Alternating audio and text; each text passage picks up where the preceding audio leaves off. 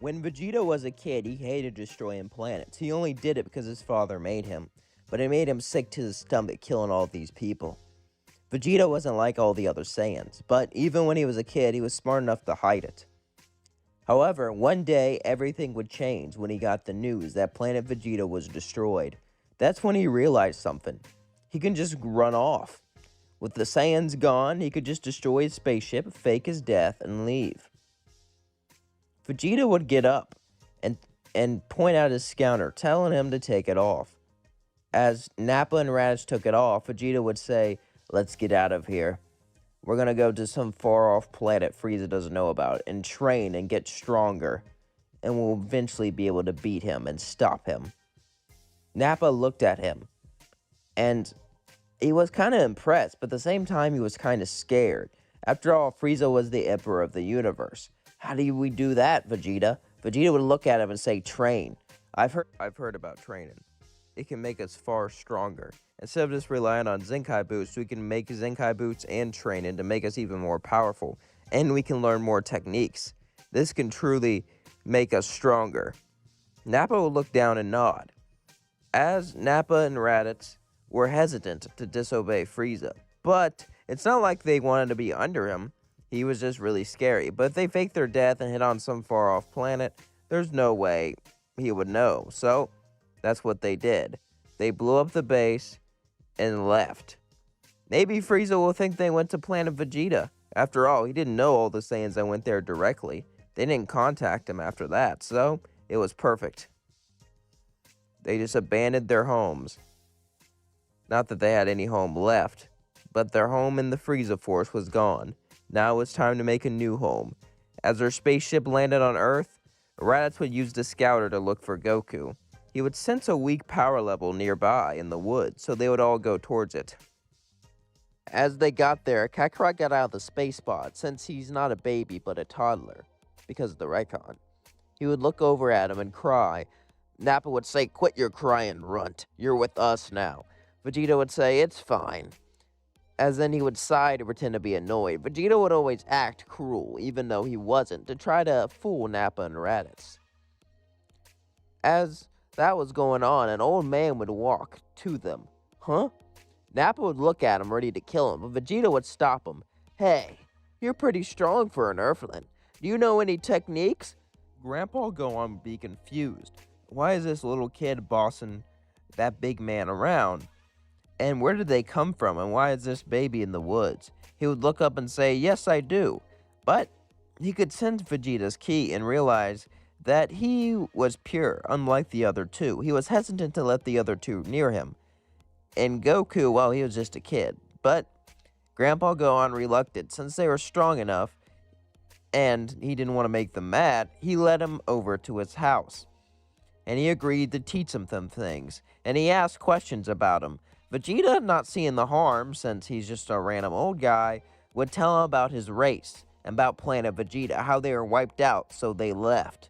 "Oh, so what is your goal?" Vegeta looked around, making sure they were alone. "I'm gonna stop Frieza and his evil ways, and save the universe."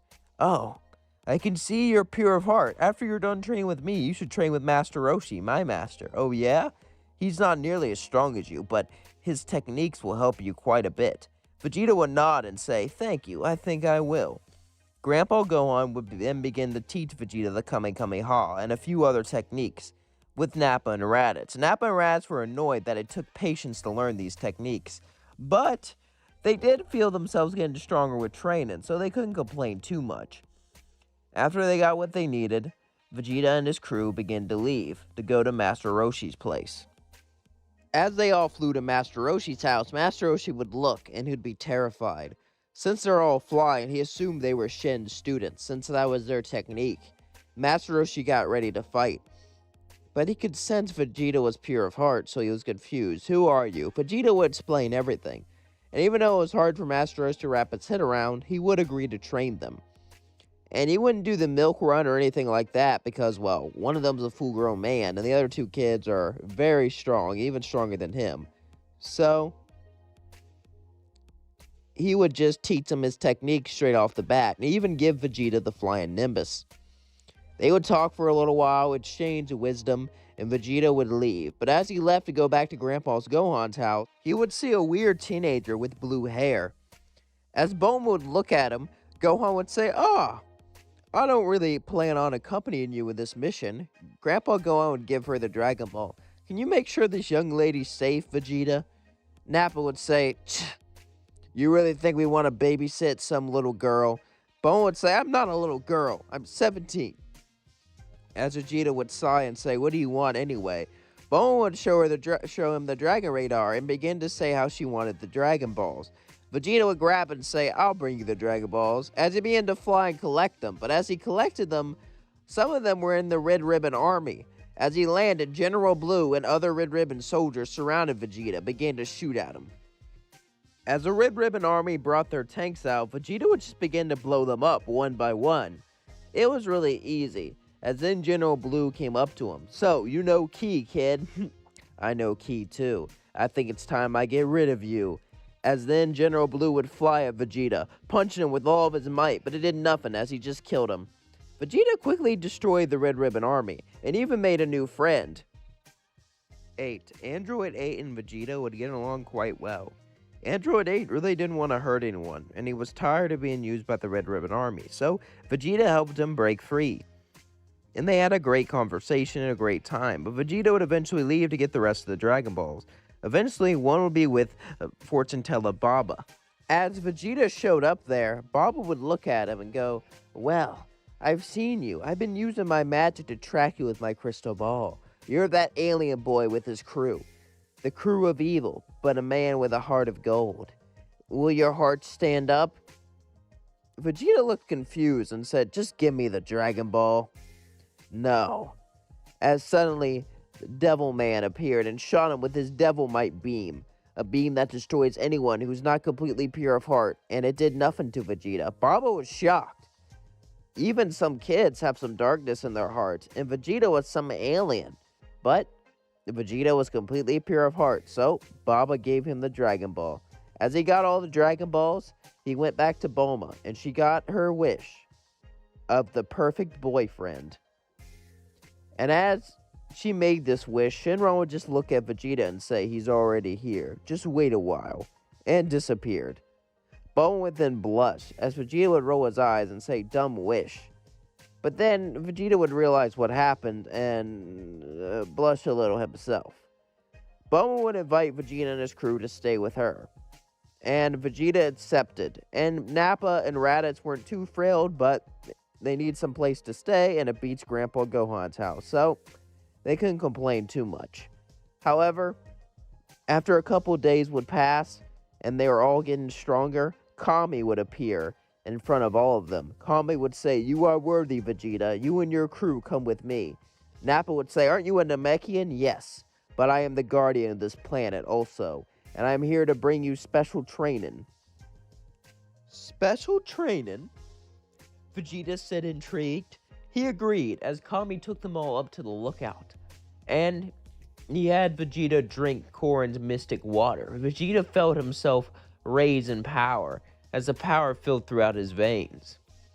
As then Nappa and Raditz drank it, even Kakarot. And Kami would train them for a few years, teach them everything he needs to know. And Nappa and Raditz would become more calm. They weren't good, I would say, but they were not nearly as evil as they once were. They become and calm down because of Kami's training. And Vegeta and Bulma would begin to grow somewhat of a relationship. They weren't dating, but they were close. And Vegeta and the rest would hide as they went to planet after planet. They would always come back to Capsule Corp, but Vegeta began to learn things from natives and other species. He began to learn new techniques and new things that made him even stronger.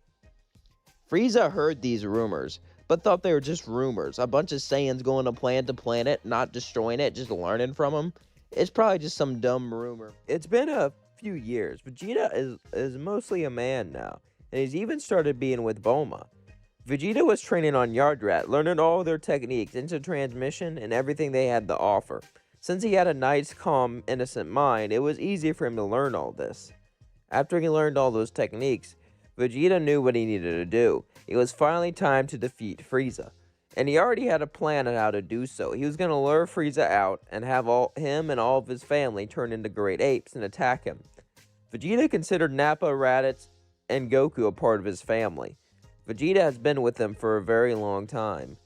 After Vegeta would learn all this, he would use anti-transmission to go back to Earth, as suddenly he would appear right in front of Bulma. Bulma would be shocked. How'd you do that? Vegeta would laugh and say, a new technique. You know, I really don't understand why you don't learn Ki. Isn't it fun to fly around? I already have a spaceship for that, Bulma would say. Vegeta would sigh, as him and Bulma would begin to talk. Bulma would tell Vegeta to be careful because she's pregnant. Vegeta would be happy, but he'd be scared also. His entire life was dedicated to destroying Frieza and bringing democracy to the universe. He wanted to make sure that Frieza was gone, and that the people of this universe were safe. He's been to many different planets, training in secret to defeat him. And he won't give up. He hugs Bulma and says, if I don't come back, take good care of our baby. You can't, please. Vegeta would hug Bulma and say, I'm sorry, but I have to try. I love you. As then, he would instant transmission to Nappa, Raditz, and Goku, who are all training. It's time. Nappa then smirks as he puts his fist to his hand. About time. Been training with all these locals, been putting up with all this. Finally, we can kill Frieza. Then we'll get our piece of the pie. Raditz would say, yeah. Nappa and Raditz wanted something out of this. But at the same time, they just wanted to destroy Frieza, get revenge. As they were training on other planets, they would learn their intel, and they would all have already known about Frieza blowing up planet Vegeta. It was about revenge for them, but Vegeta, it was about something more. It was about protecting the universe and protecting everyone. Goku didn't really care. Goku was just there because, well, his family was there. As they all did this, they all decided to come up with a plan. They would attack one of Frieza's planets, demolishing it. Of course, this would have to be a military plan. They don't want to hurt any civilians. Once they do that, Frieza will send his elite guards there, and once they don't come back, him himself will come there. So, they go off to one of Frieza's military planets. As Vegeta and the crew go there, they send a message. Vegeta would look at all the Frieza soldiers as they surrounded him. Join me now, or leave. But if you just stay here, you'll die. The Frieza soldiers began to shoot at Vegeta, but Vegeta simply dodged it and blasted them all, killing most of them. As Vegeta began to destroy them, many of them left and fled. As the planet was destroyed, eventually Frieza would have word of this. The Frieza soldiers who left didn't go back to the Frieza force. They knew if they ran away from their post, Frieza wouldn't like that. So Frieza didn't really know what happened. A massive death and desertion. It must have been an attack, but was it the Galactic Patrol? No, he had to deal with them. It couldn't be them, right? Frieza would then send Zarbon and Dodoria to investigate. As Zarbon and Dodoria both landed on the planet, they saw nothing but death and destruction. Then they heard footsteps. As Zarbon looked behind him, it was Vegeta. Zarbon would start to remember him as he started to remember a little kid with spiky hair, the Prince of the Saiyans. Zarbon would say, you were on a mission, but no one saw you come back to the planet. But you never returned, so we figured you must have died. It seems that we were wrong. Well, we'll take care of that right now. Suddenly, Vegeta would punch Dodoria, sending him flying. This shocked Zarbon and Dodoria. As they tried to sense Vegeta's power, Vegeta would scream in strength, scream in power. As their scouter began to increase more and more until they both blew up. Both of them were shocked. This was impossible. Vegeta couldn't be this strong.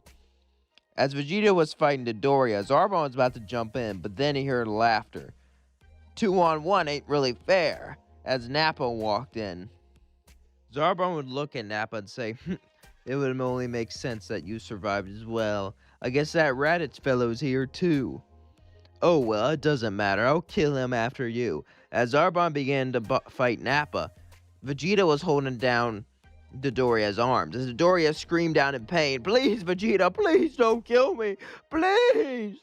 As he began to squeeze his arms more and more, Dodoria screamed. As Vegeta said, okay, as he let Dodoria go. What? But you're gonna have to turn around. Change your evil ways. Alright? Dodoria looked at him confused. He didn't think Vegeta would actually let him go. But Dodoria was happy, so he just flew away. As then, Nappa would kill Zarbon.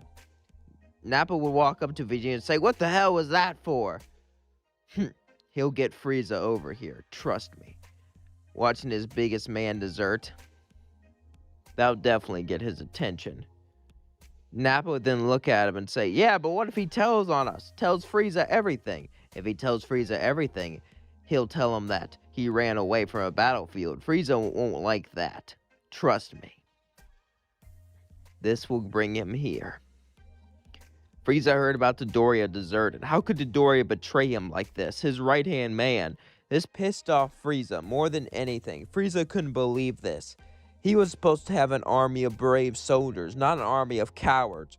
Frieza would quickly go to this planet, but as he went there, as soon as he got out of the spaceship, he heard the ground shake. As he looked, it was 5 great apes, all surrounded him and beginning to hit him. Vegeta charged the ki blast from his mouth, so did Raditz, Nappa, and Goku. All the great apes attacked Frieza. Frieza was confused because he should have wiped out all the Saiyans, but they're here. How is this possible? Frieza would then begin to scream, "How are you alive, monkeys?" Vegeta would laugh. "You see, once you blew up Planet Vegeta, me and the rest of my crew left and began to train in secret, planet after planet. We've gathered more and more information, more and more techniques, all to defeat you. And now, you will be demolished." Frieza quickly shot the ground as hard as he could, causing the entire planet to shake. As this was enough of a distraction for him to get enough distance for him to transform straight into his final form.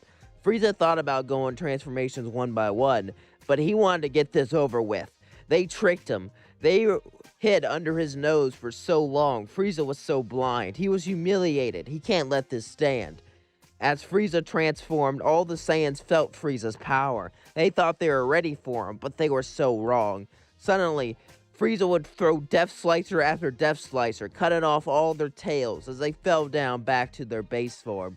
Frieza would say, "Big or small, you're still a monkey. Prepare to die, monkeys. You have gotten away for far too long. It's time I finished the job." He would fly so fast, no one would be able to see him, as suddenly he would appear behind Raditz. Raditz would try to punch him, but he would dodge it, as he would grab Raditz's hair and rip out his skull, pulling off his head, as Raditz's lifeless body hit the floor. Then he would appear behind Nappa, punched him straight through the chest, and pulling out his fist, causing him to fall down and die. Vegeta saw this. He saw his family members die, as suddenly Frieza would shoot Goku with a death beam, sending him near death.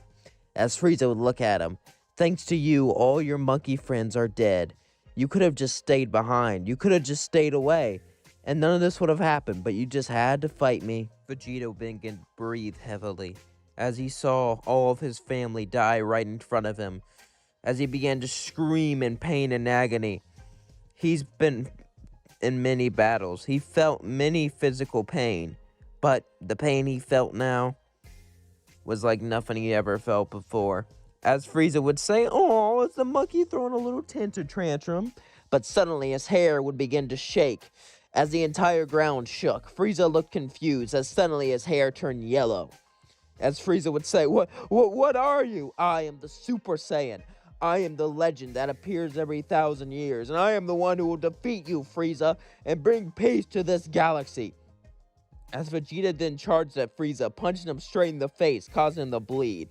Frieza and Vegeta both began the battle, but for the first time in Frieza's life, he was scared. Frieza began to get pummeled again and again and again and again. No matter what Frieza did, no matter how hard he fought, Frieza was losing. As the battle continued, Frieza got beaten up into a bloody pulp, as his bones were broken, blood pouring down his body. As then he got on his knees, "Please, please, let me live. I'm sorry. I'll change my evil ways," Vegeta said.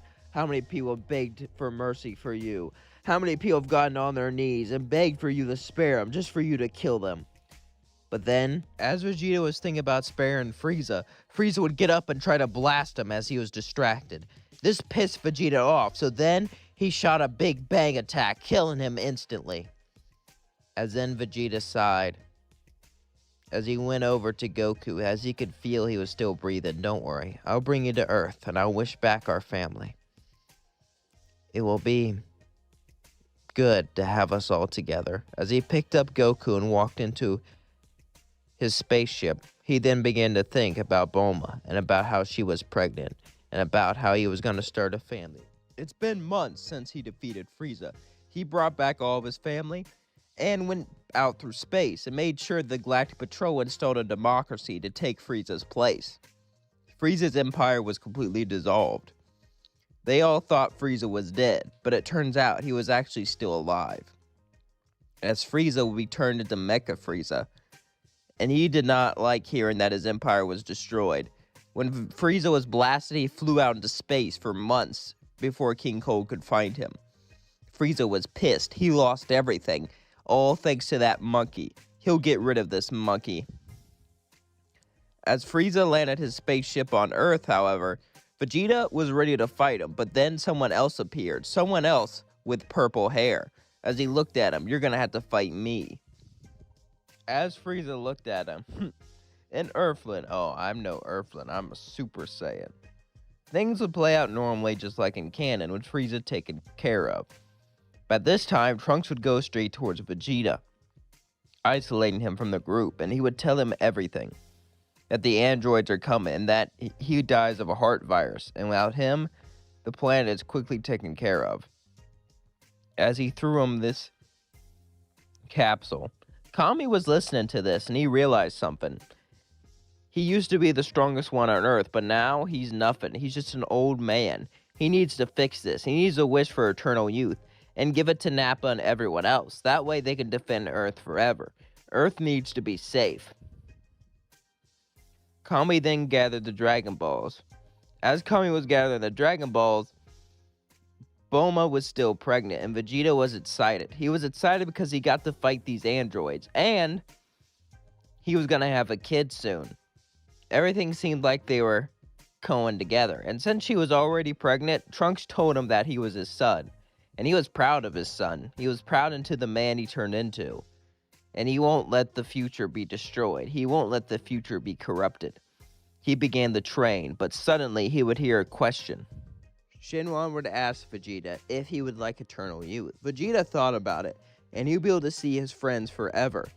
He'd be able to do things forever, but Bulma would die. He'd have to watch her die, because she wasn't included in the wish. So he would ask Shinron, could he include her in the wish, and any child he had, make them eternal young as soon as they reached a certain age. Shinron agreed. As Vegeta accepted the wish, he ran and told Bulma. Bulma began to yell at him, "Are you crazy? Now when I'm 80, I'm gonna look just like you. Everyone will think I did plastic surgery. That's all they'll talk about. Plastic surgery this, plastic surgery that." And as she began to yell, Vegeta just instant transmissioned away, not wanting to get yelled at. And as that was going on, they were all training for the androids. Nappa was old, and even though he had eternal youth, he didn't really want to see anyone, so he stayed single. Raditz was seeing Launch, but nothing too serious happened, and Goku was seeing Chi-Chi. But this is all second priority. Their main priority was to get stronger. Even Kami was getting stronger. He trained in the time chamber and began to learn techniques to try to keep up with everyone else. As the 2 years passed, they were finally ready to fight the androids. As the androids arrived, it was Dr. Gero in Android 19. As they looked at him, they began to fight. But as Vegeta was fighting Android 19, suddenly something would happen. He would fall to the floor and begin to cough up blood, as signs of the heart virus were showing. Vegeta began to collapse down. They gave him the medicine and began to fly him away. As then Goku would step up and turn Super Saiyan. As he smirked, Goku would fight Android 19. As Goku continued to fight him, Vegeta would be carried away, and Goku would demolish him and destroy him. Not as brutally as Vegeta, but he would still get at him. Dr. Gero would run away, and they would chase him back to his lab, and things would continue similarly in canon, just with different characters. As they were all pushed back, Dr. Gero was killed. 17 and 18 were on the loose. Kami saw this, and he wished he could do something, but he just couldn't. As they had to wait for Vegeta to be brought back, from his sickness, no one could challenge 17 and 18. Kami was eternally young and trained in a time chamber, but he was not strong enough like Piccolo was in our timeline. And the Super Saiyans weren't enough for the androids, so no one could even come close to challenge them. Future Trunks stayed with his dad, protecting him at all times.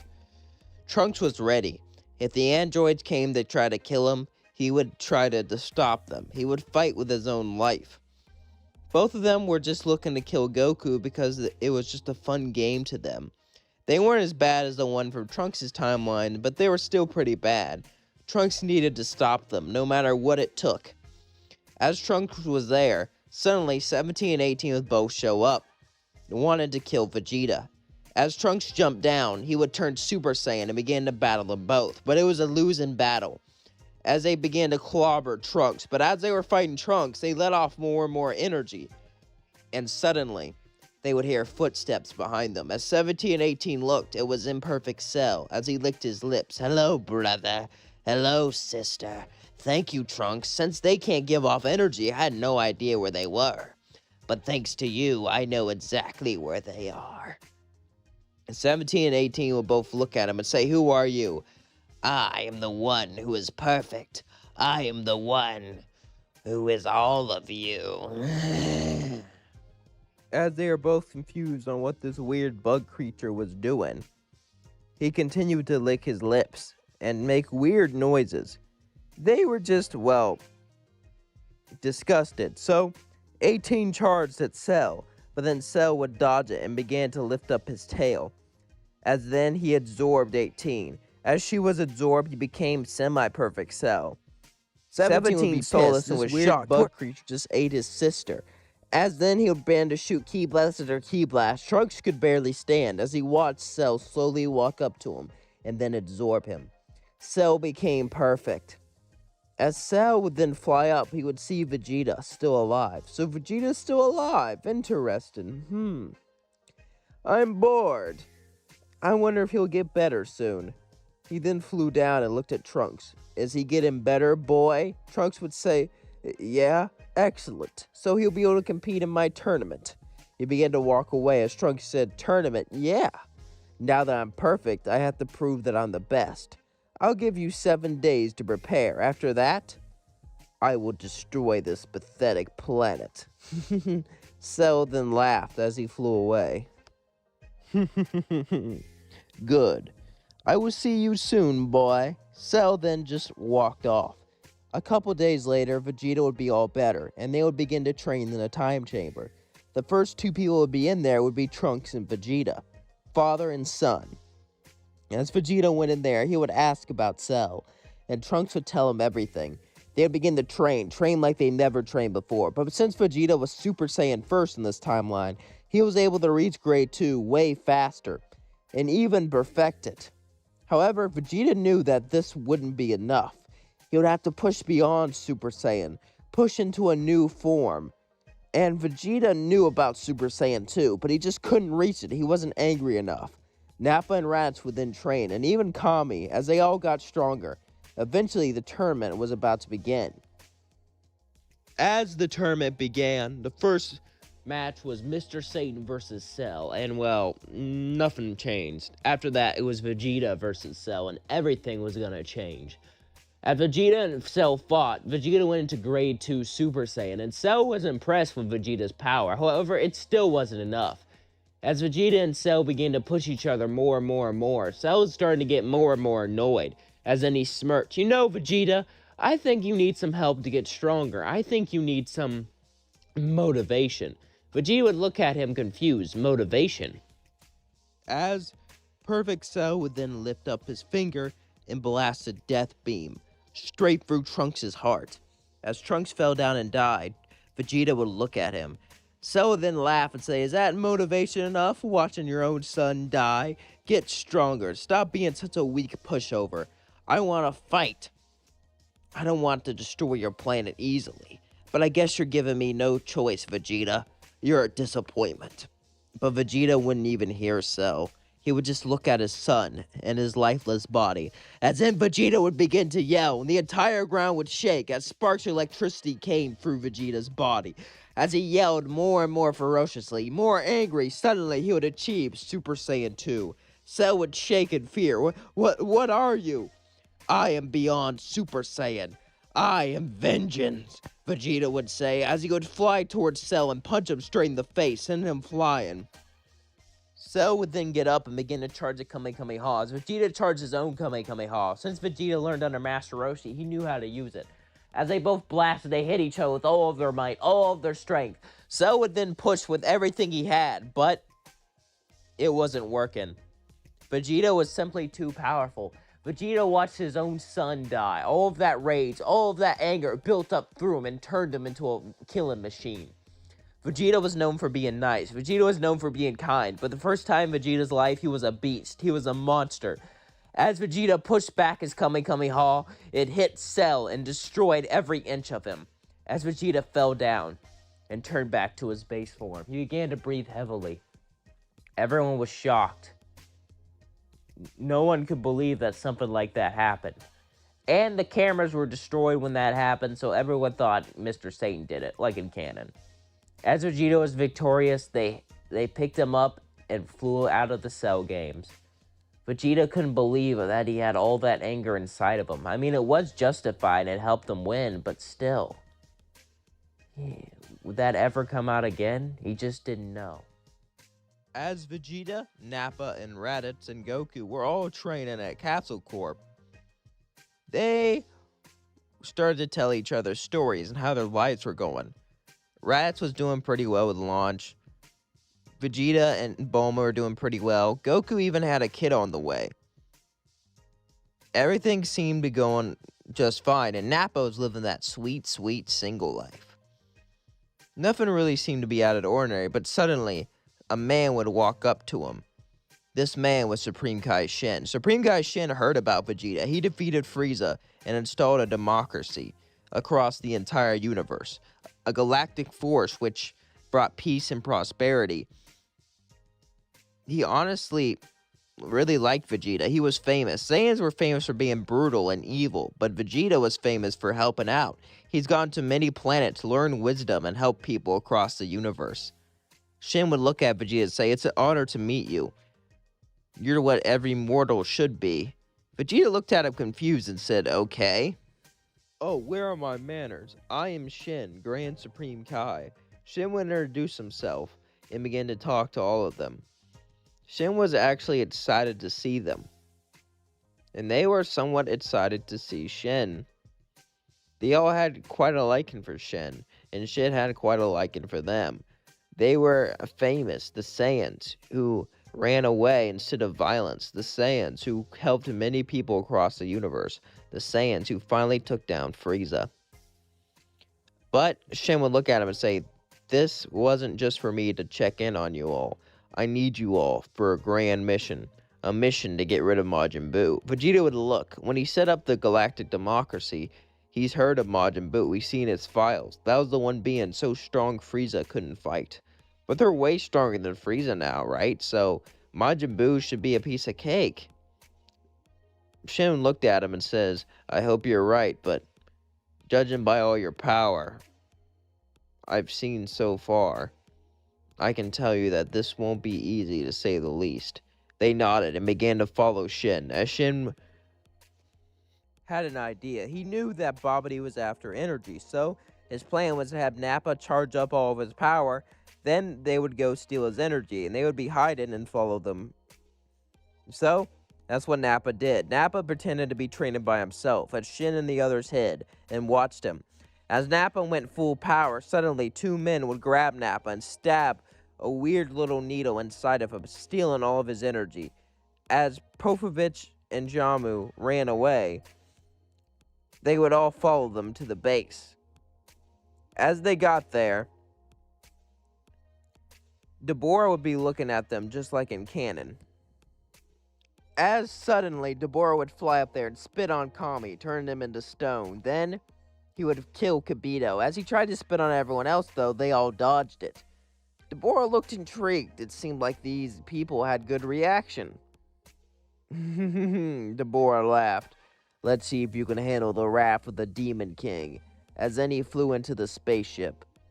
Goku would say, anyone who's a puppet to someone else, I don't fear the wrath of. As they all begin to walk towards it, Shin would say, wait, this is what they want you to do. Vegeta would say, we're gonna have to get rid of Deborah, right? To free Kami. Besides, even if he wants us to do this, I have confidence we can take care of them.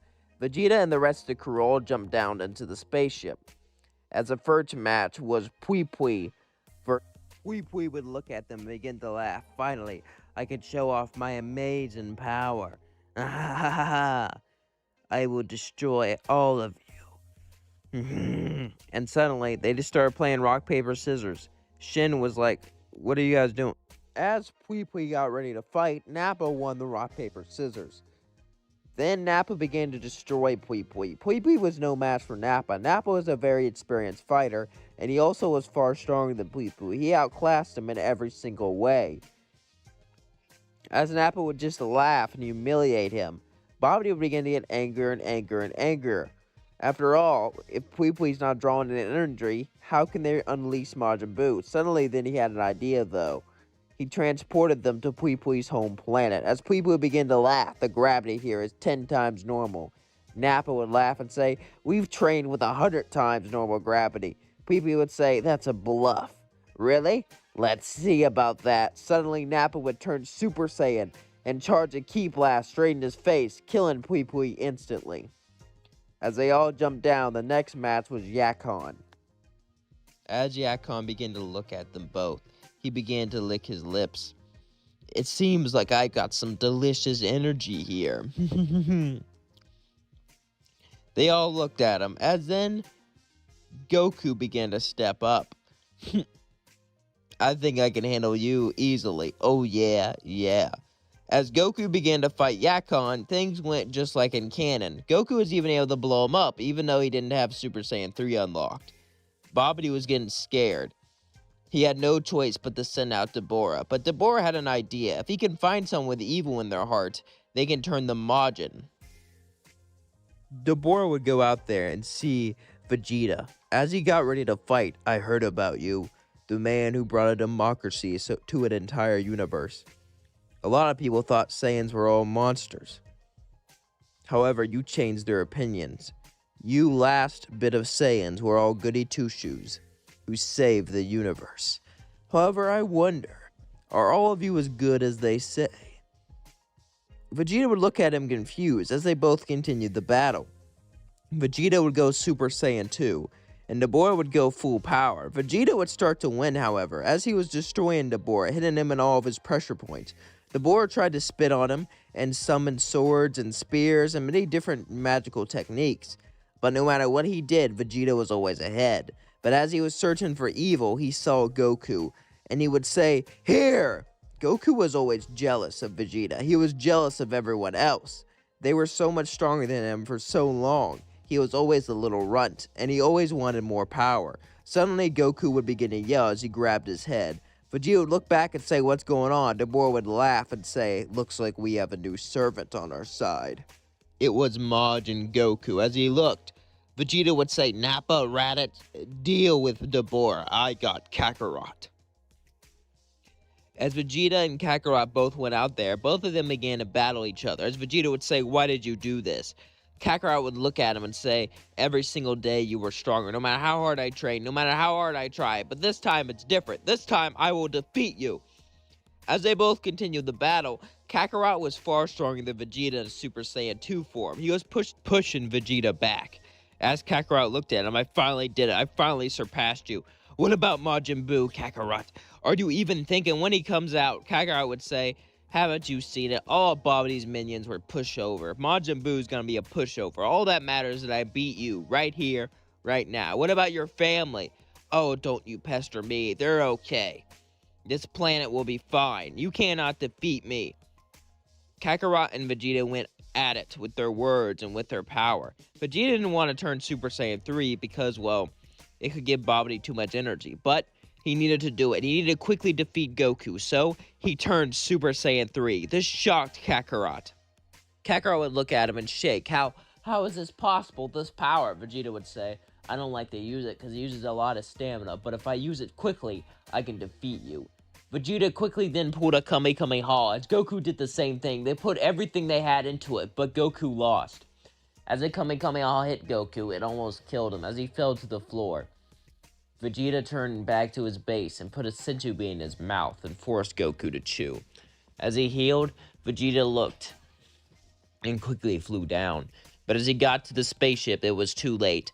Majin Buu was finally awoken. As Majin Buu looked at them all, Vegeta knew he had only one chance to do this. Vegeta turned Super Saiyan 3 and began to charge a Kamehameha with every single thing he had. As he pushed into Fat Buu, it completely destroyed him, but he came back. It wasn't enough. Vegeta collapsed on the floor. As Kami would be back, he would grab Vegeta and bring him back to the lookout. Shin and Kami would begin to flee, as they didn't really know what to do. Kami and Shin would watch, waiting things out. So would Vegeta. As they hit on the lookout, Babi would lead Buu into a killing rampage until Majin Buu got tired of him and killed him. However, eventually Mr. Satan would find Majin Buu and they would become best buddies. But everything would play out in canon until Fat Buu and Evil Buu split. Vegeta, watching this, realized this was his time, as suddenly instant transmission in front of Evil Buu, punching him, turning Super Saiyan 3, as Kami went down there too, and they all decided to help Fat Buu.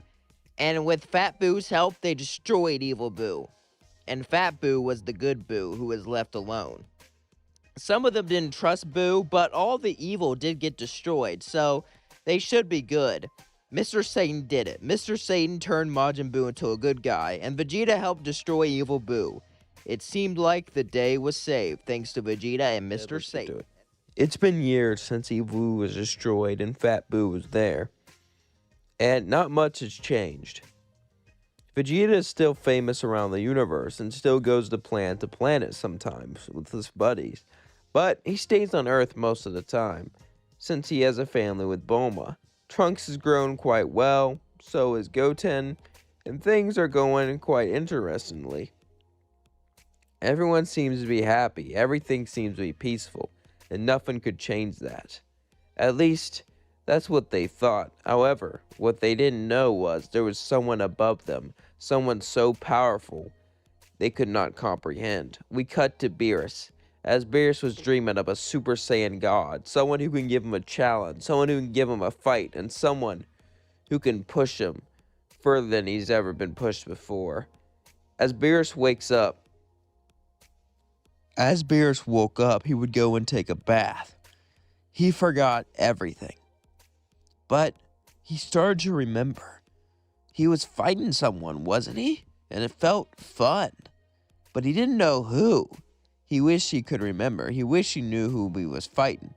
As Beerus kept trying to think about who it was, more and more and more, eventually he would get out of the bath, and Whis would be like, "The water's not that deep, my lord." As Beerus would blush, but as he got back down, he said, "It was a Super Saiyan God." "A Super Saiyan what?" "My lord, I don't know about this dream. Your last dream of being a rock star didn't really pan out that well." Beerus would look at him and say, "It's true. And I am gonna find this Saiyan. Tell me everything about the Saiyans, Whis." Whis would sigh and be like, "All right." Whis would then show Beerus everything about the Saiyans that he knew, especially about Vegeta. You see, after Planet Vegeta was destroyed, they all thought the Saiyans were dead. However, Vegeta faked his death and ran off with his crew and visited planet after planet, learned technique after technique. Then, he managed to defeat Frieza and bring a democracy to the universe. Defeat Frieza, yeah. Vegeta is one of the most famous people in the universe right now. Everyone loves him. The Galactic Patrol, every organization. Vegeta has gone to planet helping people with their problems. Vegeta is a hero. Beerus would be intrigued about this. Saiyans weren't supposed to be pure good. They were supposed to be evil monsters. And even though he wanted to wipe out all the Saiyans quite a while ago, the fact that Vegeta is still alive and he's a good guy, that changes things. Beerus was intrigued. "I think I should meet this Vegeta." Beerus would then get up and begin to go to Earth. As that was going on, we cut to Vegeta, Nappa, and Raditz. They were all fighting each other with Super Saiyan 2, pushing each other with every single thing they had. Goku decided not to get Super Saiyan 3 because of the huge stamina drain. So did Raditz, but Nappa and Vegeta decided to go for it, because it was a big burst of power and they enjoyed it. As they were all fighting each other and having a good time, suddenly Goku would look at them and say, "Oh no, we forgot something." "What?" "Bulma's birthday." Vegeta would look horrified. He can't believe he forgot this. Vegeta was always bad with dates. Vegeta would quickly enter transmission to Bulma's birthday party, as Bulma would be there and yell at him, and Vegeta would say sorry. Vegeta was a very nice man, and he was very good to Bulma, but the one thing he could not do was dates. He couldn't remember anything when it came to dates. He could remember other stuff just fine, and he was good at math. He wasn't dumb at all, but he was just bad with dates. Vegeta apologized to Bulma, and after Bulma got done yelling with him, Vegeta stood there. However, what he didn't know was this was not going to be an ordinary party, as eventually Beerus would arrive, and as he arrived, he looked at Vegeta, and Beerus and Vegeta both began to remember each other. Beerus was very old and met many people. He entirely forgot that he met Vegeta when he was a kid. As Vegeta would begin to shake and look at him, "Lord Beerus?" "Ah." Beerus would then begin to walk up to Vegeta and say, "You know, when you were a kid, I didn't expect much from you. But look at you now, bringing freedom to the universe, defeating Frieza, visiting planet after planet, helping them with all of their problems. I've heard all about this, and I'm impressed, Vegeta. I underestimated you. I thought you were just another Saiyan. It seems I was wrong. And that is something I rarely do. Now, before I meet this Super Saiyan God, let's eat." "Super Saiyan God," Vegeta would say. Beerus would begin to eat and explain why he's here. No one knew who a Super Saiyan God was. Beerus would say, "Well, that sucks. Well, after I'm done eating, I'm gonna fight you all, and you better give me a good fight. Otherwise, I might just destroy the planet." But all not. Beerus would eat for a while and enjoy himself. And eventually, he would start to like Earth. He liked Vegeta, he liked everyone here. It seems like they were a nice group of friends. Saiyans, humans, everyone was here. And well, there was really no reason to be mean. However, eventually Majin Buu would piss him off. He would take all the pudding cups for himself. Beerus would begin to yell, saying, "I do not tolerate this." As Beerus began to fight Majin Buu, the rest of the Saiyans all turned Super Saiyan and jumped Beerus, but it did nothing. Beerus would dodge Raditz's double Sunday, then knock him down to the floor. As Vegeta and Goku would both do a Kamehameha, he would go down and knock them both down. Nappa would even be pushed down. As Beerus would yell, "I'm gonna wipe out this entire planet for disrespecting me." Then Vegeta would get up again. Wait, I know how to get a Super Saiyan God. Beerus would stop and say, "I'm listening." Vegeta would say, "Bulma, get me the Dragon Balls." "What?" I said, "Now." "I have an idea." As Bulma would then give Vegeta all the Dragon Balls, Vegeta would then begin to summon Shinron.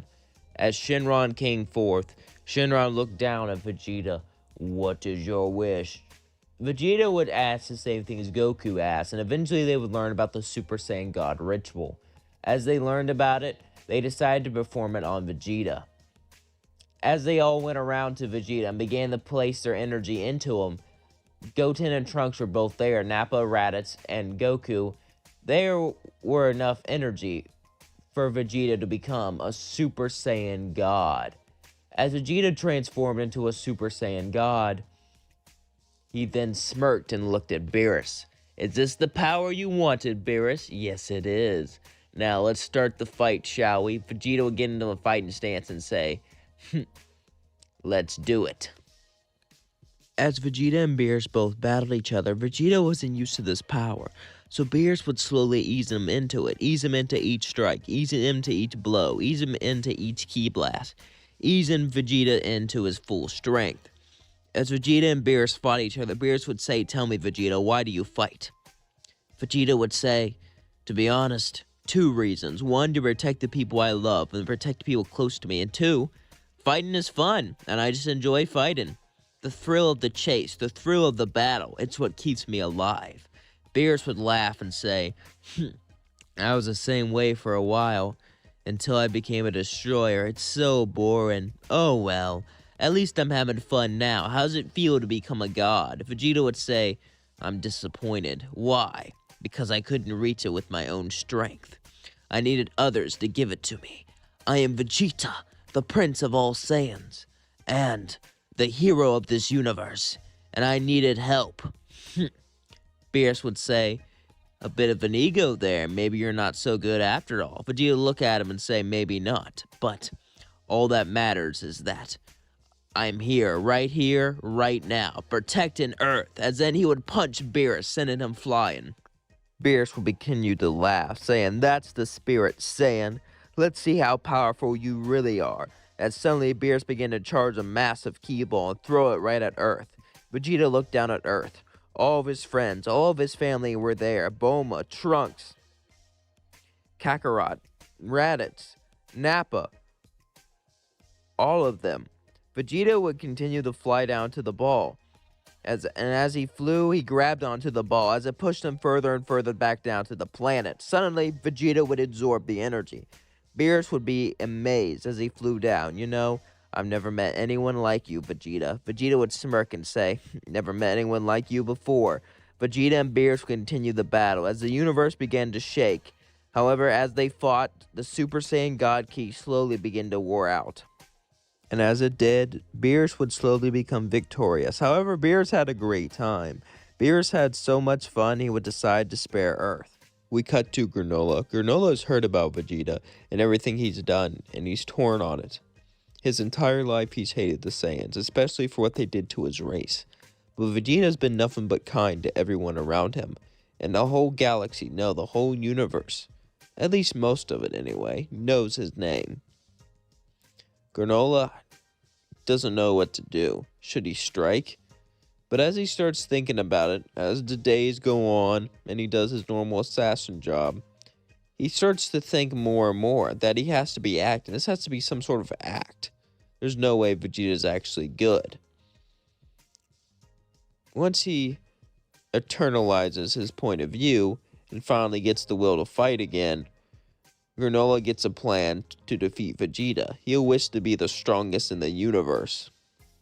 As that was going on, we cut to Vegeta. Vegeta was on Beerus' home planet, and he was training with Nappa, Raditz, and Goku. All of them unlocked Blue, and all of them become pretty strong. And as they all trained, Beerus would watch as he ate pizza. Pizza was a new delicacy to him. He never tasted anything like it. The way the cheese is on there, the way all the toppings are dipped on, it's just something he's never tasted before in his life. The delicious, delicious pizza. As Beerus finished up his pizza, Goku and Vegeta and Nappa would eventually finish training. As they all would sit down and continue to share stories of how long they've been together and all the crazy things they've done. Beerus would get up and smirk. Well, it seems you Saiyans are becoming a lot stronger. Beerus said, laughing. As you would say, yeah, maybe one day we'll be able to threaten you, saying it in a friendly manner. Beerus looked at Vegeta. If anyone else said that, he would take it as a threat. But Beerus would just laugh. Vegeta was like a harmless puppy. He wouldn't hurt anyone. Unless it was for a sparring match, of course. As the days passed, eventually they would go back to Earth. And everything seemed normal. However, what everyone learned a long time ago is, when things are peaceful, eventually that peace will get interrupted. No matter how long the peace lasts, it always gets interrupted. As Raditz was with launch, suddenly he would hear a knock on his door. He would open it and see Granola. Tell me, Saiyan, did you really think I couldn't see through your act? Do you really think that goody two-shoes act would last forever? Raditz looked at Granola, confused. You're a Cerulean, but your people are... Suddenly, Granola would punch Raditz straight in the chest, causing him to cough up blood. Don't you dare talk about my people. as he would grab him by the hair and begin to throw him around. Granola would begin to torture Raditz. As Raditz got up and turned blue, he would yell, releasing all of his energy. Vegeta, Nappa, and Goku all sensed it as they all began to fly in to help Raditz. As all of the Saiyans showed up, Granola would look at all of them. "You think I couldn't see through your lies, Vegeta?" Vegeta would say, "What are you talking about? Why are you doing this?" Granola would look and say, "A long time ago, my race was wiped out, and it was by Saiyans. Then I hear all these good things the Saiyans are. I hear that the new Saiyans are all good. Well, that's a damn lie. I know for a fact they're not all good, and I know you're all damn liars. Because you're just playing on this act, using your goody two-shoes act to live here rent-free. It's all part of your plan. Well, the plan ends now, and your entire race will end, just like mine did," Granola said. As then he began to shoot ki blast after ki blast as they bounced back, sniping all of the Saiyans. They got hit in all their pressure points, and no matter how hard they fought, no matter how outnumbered Granola was, he was winning. Vegeta got more and more beat up, but he knew he had to act desperately. Vegeta would get up and remember all the techniques he had from Earth as he would yell solar flare, blinding Granola. As him and all his friends instant transmission up to the lookout. As they instant transmission up there, Vegeta began to pant. As they said, "We all need to go into the time chamber. We can train for just a bit, just a couple hours, just a couple weeks. We can push each other more than we have before." They all would nod and go into the time chamber. Granola would begin to look for them, but they couldn't find them, no matter where he looked. And Granola didn't want to kill innocent people, so it kind of became a game of cat and mouse. The mouse has gotten into its little hole in the wall, and the cat can't do anything about it. It can't fit in that hole, and it can't get the mouse. So all it can do is wait for the mouse to come out. That's what Granola did. He flew around Earth, ate a little, enjoyed the scenery, and most importantly, waited to get his revenge. He knew they would come to him. Eventually, they were planning something. But Granola wasn't scared. He was the strongest in the universe. Whatever it was, he'll be able to defeat them. Eventually, though, after a few months in the time chamber, they've all trained like they never trained before, pushed each other like they never pushed before, broke each other's bones, used Zenkais, every trick in the book. They all came out. They were ready to fight Granola. And even though Granola was very strong, they become very strong too. They didn't know if it was enough, but they were going to have to find out. As they came out, they would fly down and release their power. As they released their power, this would lure Granola into all of them. Well, it seems you've all gotten stronger somehow. Must be some secret Saiyan technique. You've been gone for hours. Where have you all been? Vegeta smirks and says, "I would like to tell you. Maybe one day we'll be able to train there." Granola looked at him confused. "I know you're not a bad guy, Granola," Vegeta said. "And I really don't even want to fight you. But we will if we have to." Granola looked at him confused, but he continued to fight. As the rest of the Saiyans put up way better of a fight, however, Granola still had the edge. He would keep his distance and keep continuing to snipe them. But as they fought, Vegeta would look at him. "You're doing this for vengeance, but will it solve anything? Will killing me really bring them back?" Granola says, "Shut up. Bring them back or not, it doesn't matter. Someone needs to pay for what happened. Someone needs to pay for my entire family dying. Someone needs to pay from taking away my childhood, taking away my chance at life." Vegeta would sigh. He knew what he meant. Ever since Planet Vegeta blew up, he fled with the others. He never really had a childhood, just going to planet to planet to planet, traveling and traveling and traveling. It was hard on him. Vegeta would look up at Granola and say, "Will this make you happy? Then fine." Suddenly he would get on his knees. Nappa would yell, "What the hell are you doing?" Goku would say, "Vegeta, stop." Vegeta would just look at him and slowly walk up to Granola and place his fingers on his head. "If you want vengeance, kill me." Granola then smirked as he's about to kill him, but then he looked into his eyes.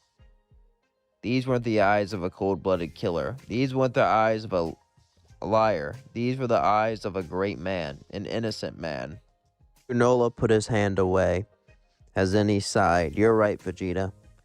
I'm not going to kill you." He then began to sit down. "You truly are a good person, and if I killed you, I'll just be like the Saiyans that wiped out my people." Vegeta and Granola would both sit down and begin to talk. It seems like everything was calmed down, but just then, the heaters would land, as Gas would scream, "Ah!" and punch them both. Granola would get up and say, "What are you doing?" The heaters would laugh, "We no longer need you anymore. Once we wiped out your family, things were pretty easy. It's funny, really. You went on this whole tirade trying to kill Saiyans when they were the ones who saved you."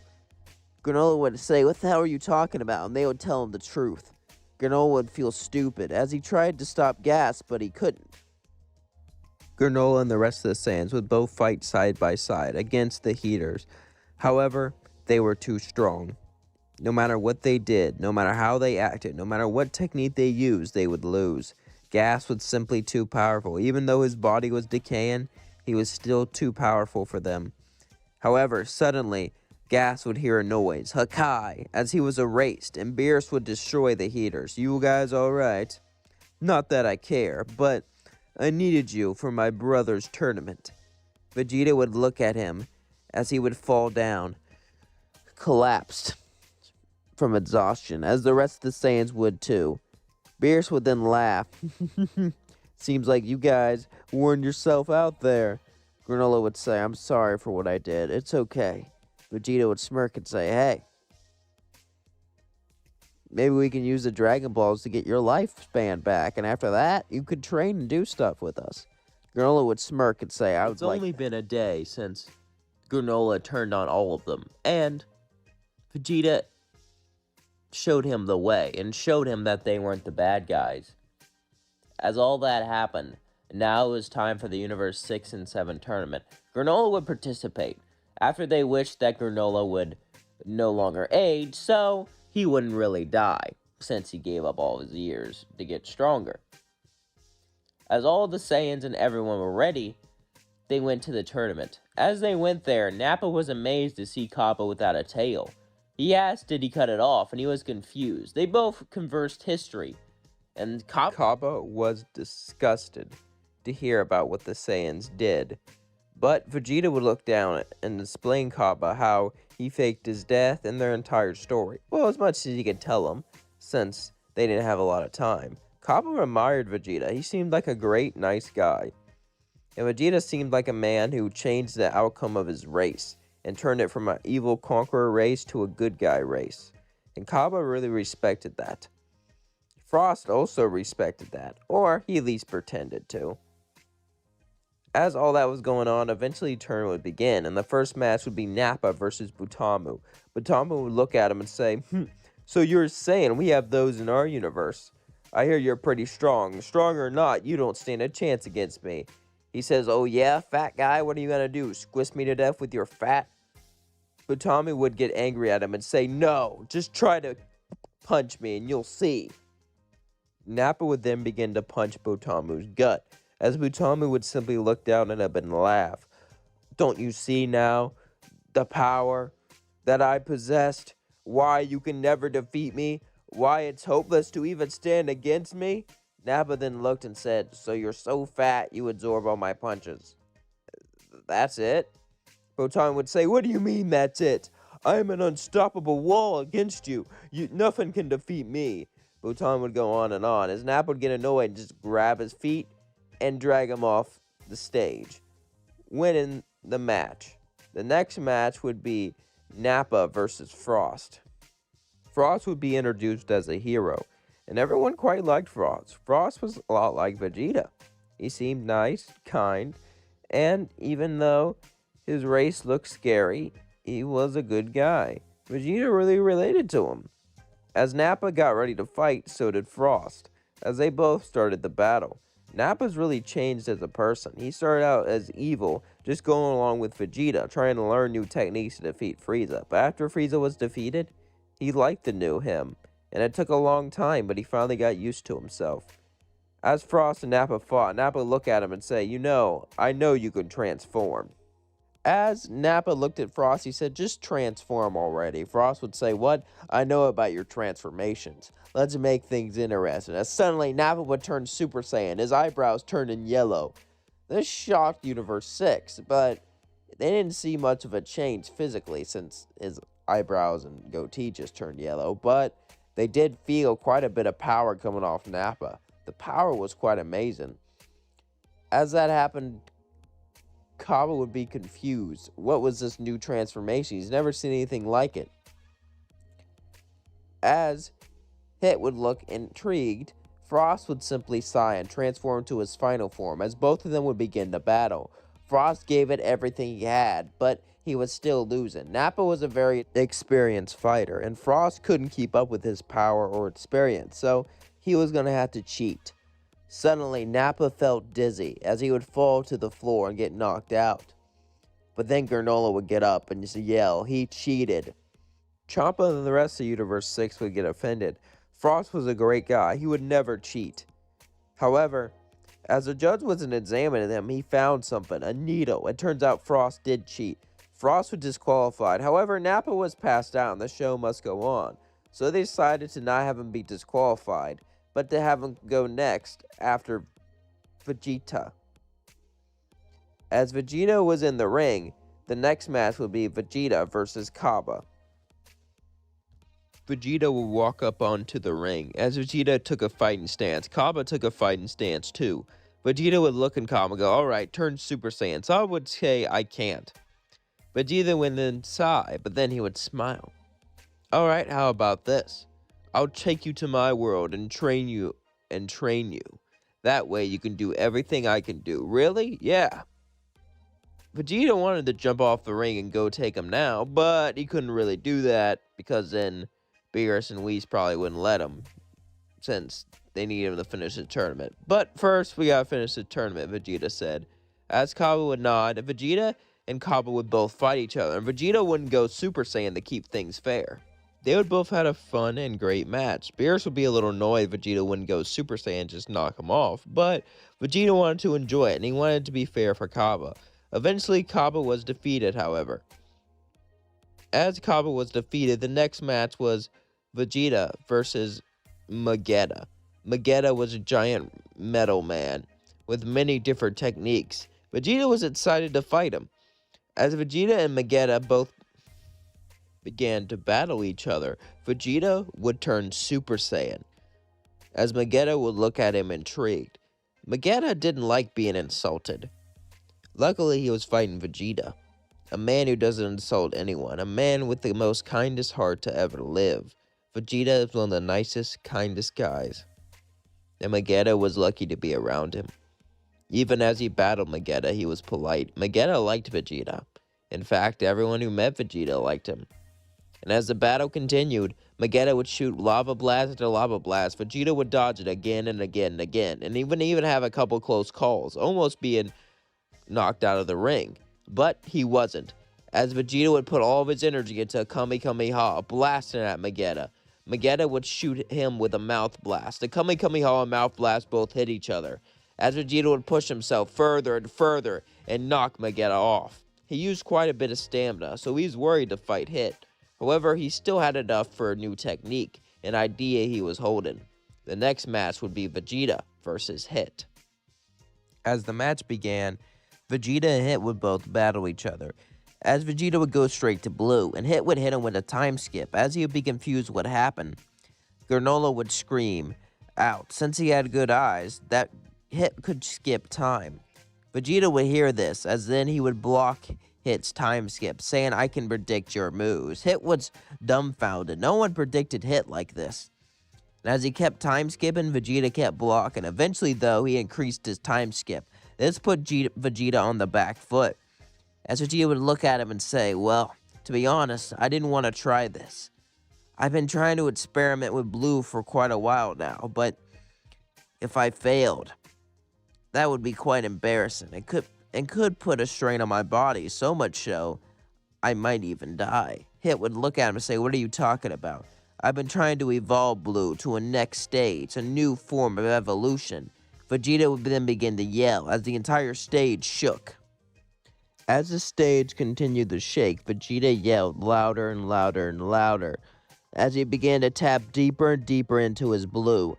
Hit looked confused, and Champa said, knock him off now, Hit! Hit thought about it. He could easily just knock him off as he's going to his final form.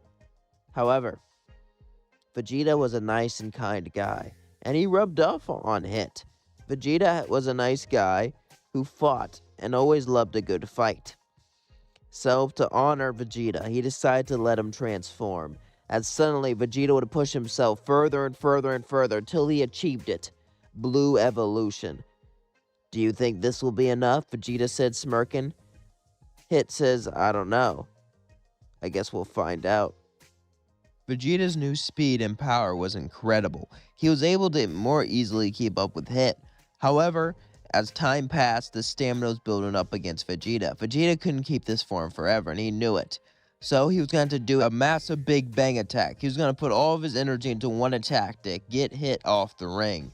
As he began to charge more and more power into his fingertips, he began to charge a massive Big Bang. Big Bang attack! As it knocked Hit off the edge, Vegeta was victorious as he fell to the floor, collapsing. Vegeta did it. He defeated Hit and won for Universe 7. However, Universe 7 and 6 weren't the only ones watching that. We cut to Goku and Zamasu. Zamasu would be intrigued. How could a Saiyan, a mortal, be so strong?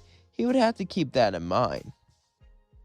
It might help him in the future with a big plan, a big project in mind. It's been quite a while after the Universe 6 and 7 tournament. Granola is trained with Vegeta and the rest of the Saiyans and became one of their friends. Granola likes life on Earth, and he gets to visit other planets with Vegeta every once in a while, helping them out with their problems. Everything seems like it's going well.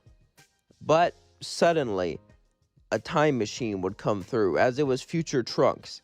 As they all surrounded him, Trunks got up and pulled out a sword.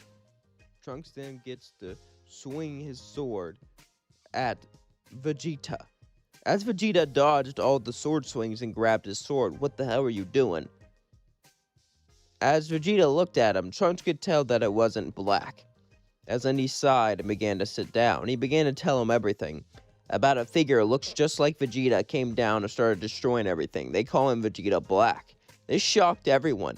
Vegeta was a nice guy. How could he do this? Was this him from another timeline? They just didn't know. But suddenly a portal would open as Vegeta Black came right through it. As Vegeta Black came right through, he said, well, it seems like you can be more than a mortal to go through time. At least I don't disgrace it with that pathetic machine of yours. As suddenly Vegeta would fly up against him and put up his fist. Let's do this. As Vegeta and Vegeta Black both seemed to go at it. And Vegeta Black was pretty strong, so strong it made him go into Super Saiyan. But Vegeta Black didn't transform. Vegeta thought he was holding back at first, but then he realized something. Vegeta Black couldn't go into any form. So Vegeta realized he had to do this now. Listen. Vegeta Black looked at him and said, what do you mean? It's over. I want you to turn around your evil ways. I want you to stop being the way you are. I want you to give people a chance. Vegeta Black looked at him and say, foolish Vegeta. I am not evil. I am the hero. You are the villains. Vegeta would say, what the hell do you mean? But before he could finish talking, suddenly Vegeta Black started to get sucked in. As he was getting sucked in, he blew up the time machine and got sucked through in time. After that, they would all talk, and Beerus realized that his energy reminded him of Zamasu. They should check that out. So Vegeta decided to go up with the two of them to see Zamasu. As that was going on, Bulma tried to fix the time machine, and Trunks got to chill around on Earth and see the past again. Cut to Vegeta, Beerus, and Whis. They would travel to Zamasu's planet. As they got there, Zamasu would be intrigued. Why were mortals with the god of destruction, and why are they on this planet? As they were all talking, Vegeta got ready to fight Zamasu.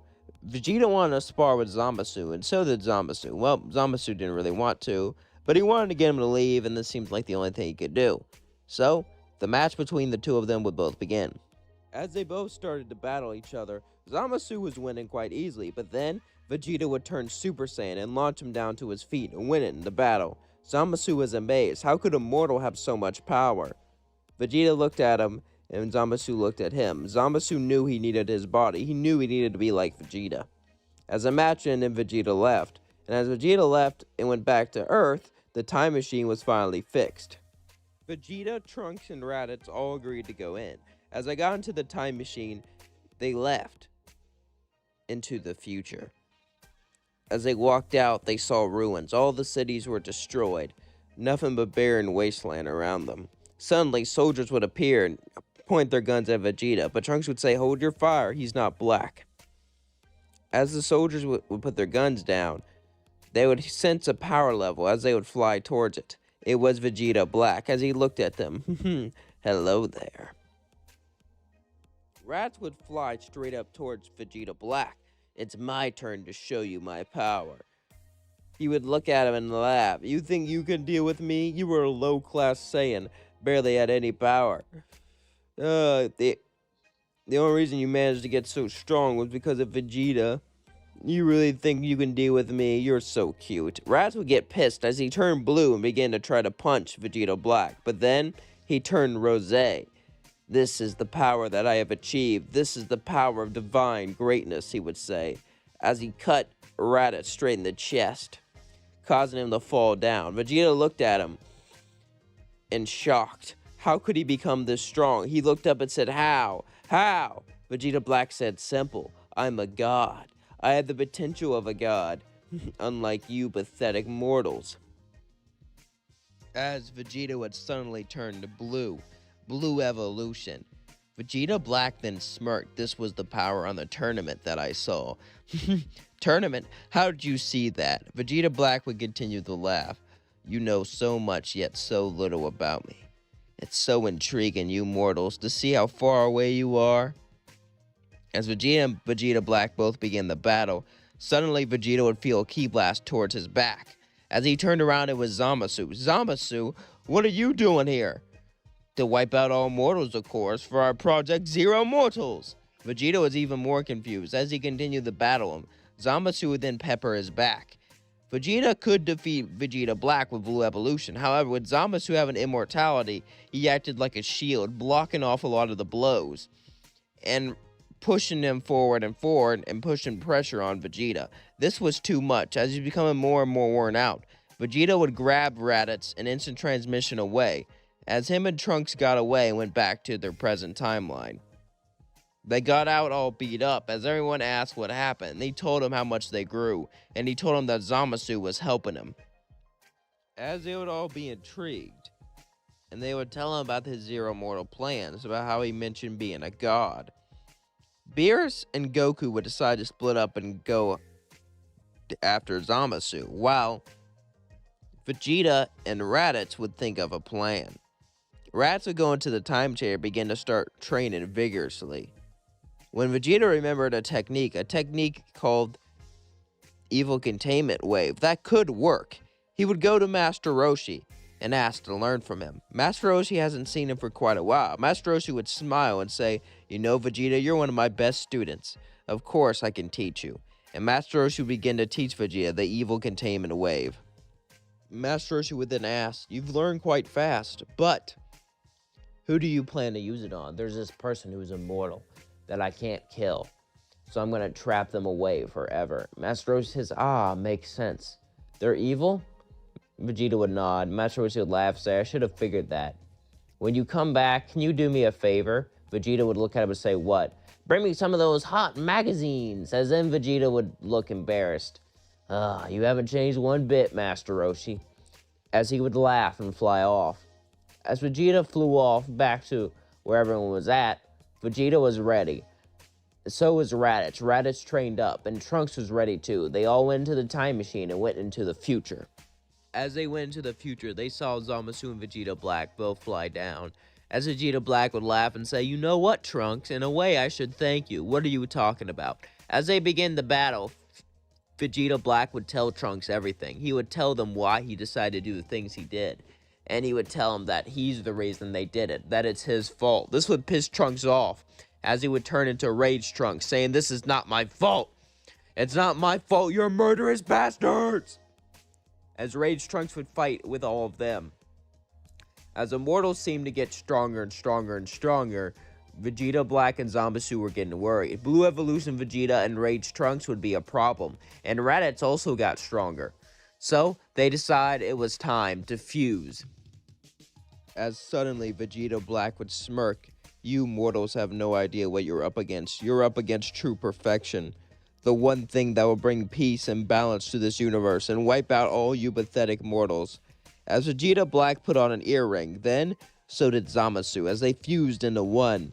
Their power was extreme, nothing can defeat them. But then Vegeta smirked. He had a way to defeat them once and for all, as he got out the Mafuba. However, Zamasu is now stronger than him, so this could potentially risk his life. However, Vegeta was ready to make that sacrifice. As Vegeta would do the evil containment wave on Zamasu, Zamasu would be trapped in there and sealed, as Vegeta would fall down. Zamasu was quite a bit stronger since he was fused, but he was Blue Evolution, so he wasn't like so strong it killed Vegeta, but it really wore him out, as he started to breathe heavily. Raditz picked him up and said, "Come on, let's go." Vegeta would laugh. What an anticlimactic ending. As they all laughed, he would bring the Mafuba with him as he went back to the present. Meanwhile, Beerus would erase Zamasu, and things would finally be at peace. Beerus would suddenly get a call. As his staff began to ring, he picked it up, and it was Zeno, and he demanded the Tournament of Power. Zeno remembered the tournament between Universe 6 and 7. He thought it was really fun. He wanted a big tournament between everyone.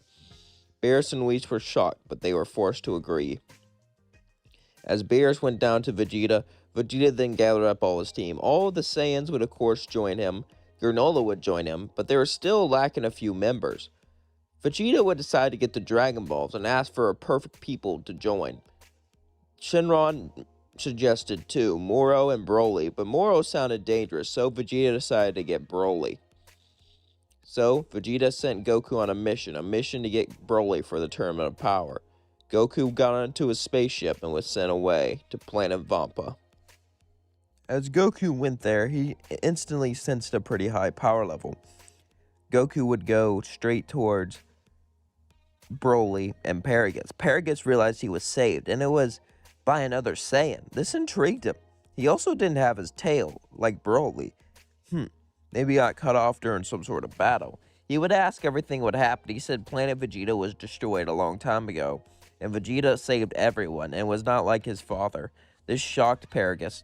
As Paragus and Broly both decided to go with Goku, because, well, it's either that or be stranded on the planet, Paragus didn't like Vegeta, but Goku kept going on and on about how great he was. Was Vegeta really a good person? He is a Saiyan. He can't be like that.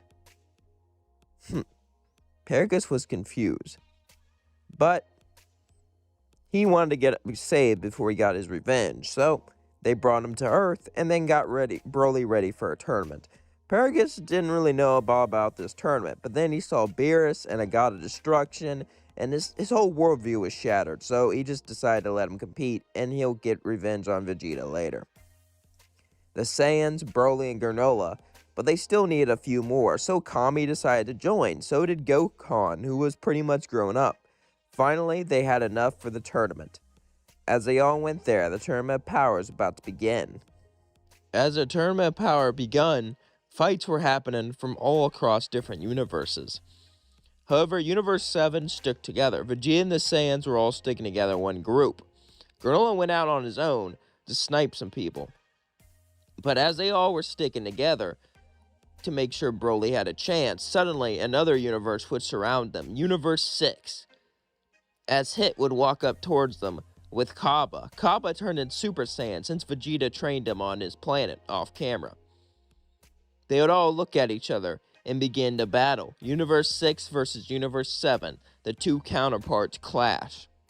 As Universe 6 and Universe 7 both began to clash, Kale and Cauliflower would both start to fight Broly. Broly would fight them both. And at first he was losing, but as he went to his Ikari form, he became more and more powerful and began to push them both further and further back. As they were getting more and more worried, Champa would say, "Use the earrings," as he threw the earrings towards them, as they fused and became Kefla. It was time for the ultimate showdown, Broly versus Kefla, Legendary Super Saiyan versus Legendary Super Saiyan, and more. Could Broly make up and defeat the fusion? Everything was going to be found out now. As Kefla and Broly both battled, at the start, Kefla was far more powerful. However, Broly kept growing and growing and growing in power. The longer he fought, the stronger he became. No matter what happened, Broly would always get stronger, so Kefla had to try to take him out. Right here, right now. As Kefla decided to charge all of her ki into one blast, Broly looked at her and began to charge right at her. As Kefla threw it right in his face, he began to push Broly back. However, he began to scream in anger, scream in power, as he started to tank it and fly right into her energy blast. Everyone was shocked. Kefla pushed out so much power. How can Broly fly straight through it? As he flew straight through it, he knocked her right off the edge. But as that happened, suddenly Hit froze Broly in a time skip. As Hit was going to knock Broly off the edge, Vegeta would fly next to him and say, "Teaming on people, are we? That's not really fair." Hit would say, "It's not about being fair, it's about surviving." Vegeta would say, "I guess you're right." As Vegeta's gonna knock Hit off, suddenly Cabba would jump in the way and turn Super Saiyan, and Frost would jump in with him. As they both charged at Vegeta, Vegeta would turn blue and begin to knock him back and distract him. As he was distracting him, Raditz would fly and punch Hit, causing Broly to fly and knock him off the edge. Universe 6 was pretty much doomed. They lost all their heavy fighters. They would retreat, but they had no chance of winning. As all that was going on, however, Jiren saw how dangerous Broly was, so he began to walk up towards him and pick a fight with him. Broly and Jiren both go all out. As Jiren knew that he had to knock off Broly right here, right now, Vegeta would try to get involved, but then Jiren would just simply hit him, causing him to go flying across the ring. He would grab on, barely able to stay on, as Jiren would knock Broly out, causing him to be defeated. That was one of their heavy hitters too. This was a big detriment to them all. Vegeta knew he had to compete with Jiren somehow, but he didn't know how. As Vegeta kept on fighting, eventually the tournament would continue, and more universes would be out. However, Toppo would want to fight Vegeta. Toppo would see Vegeta and see his honor, and he would want to test it.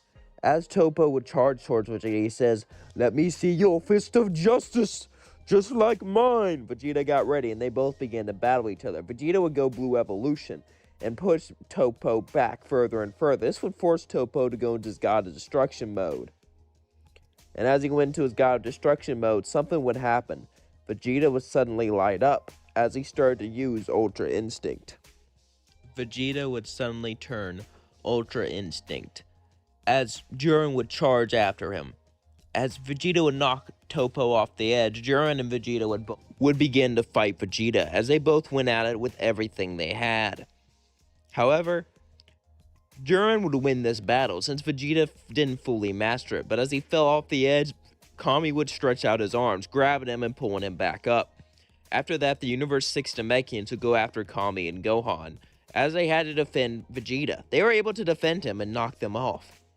As the tournament went on, slowly Vegeta got his stamina back, and round 2 of Vegeta vs. Jiren would eventually begin.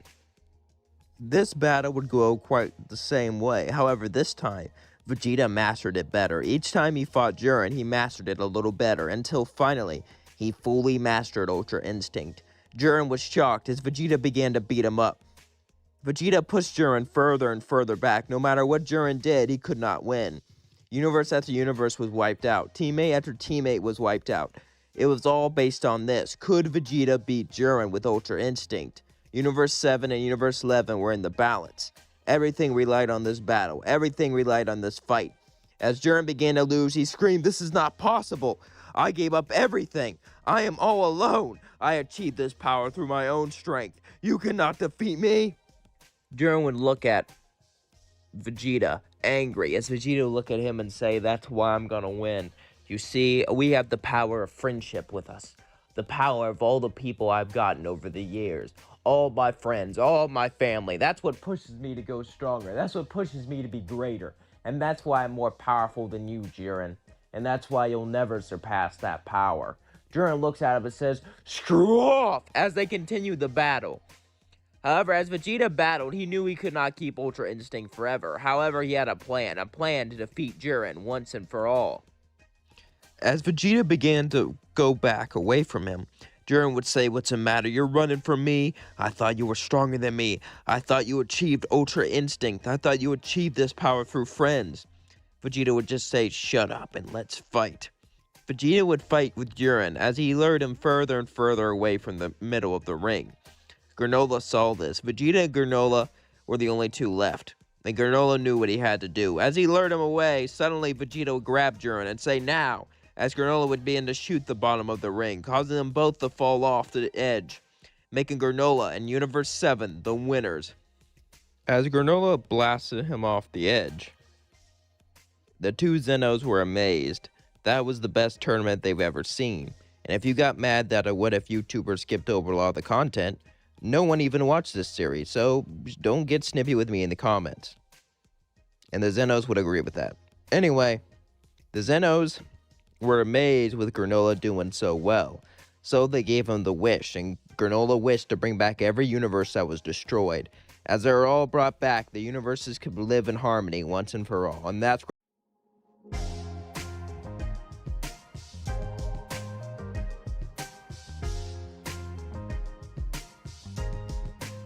Alright, you all voted on this quite a while ago, so I'm excited to make it happen.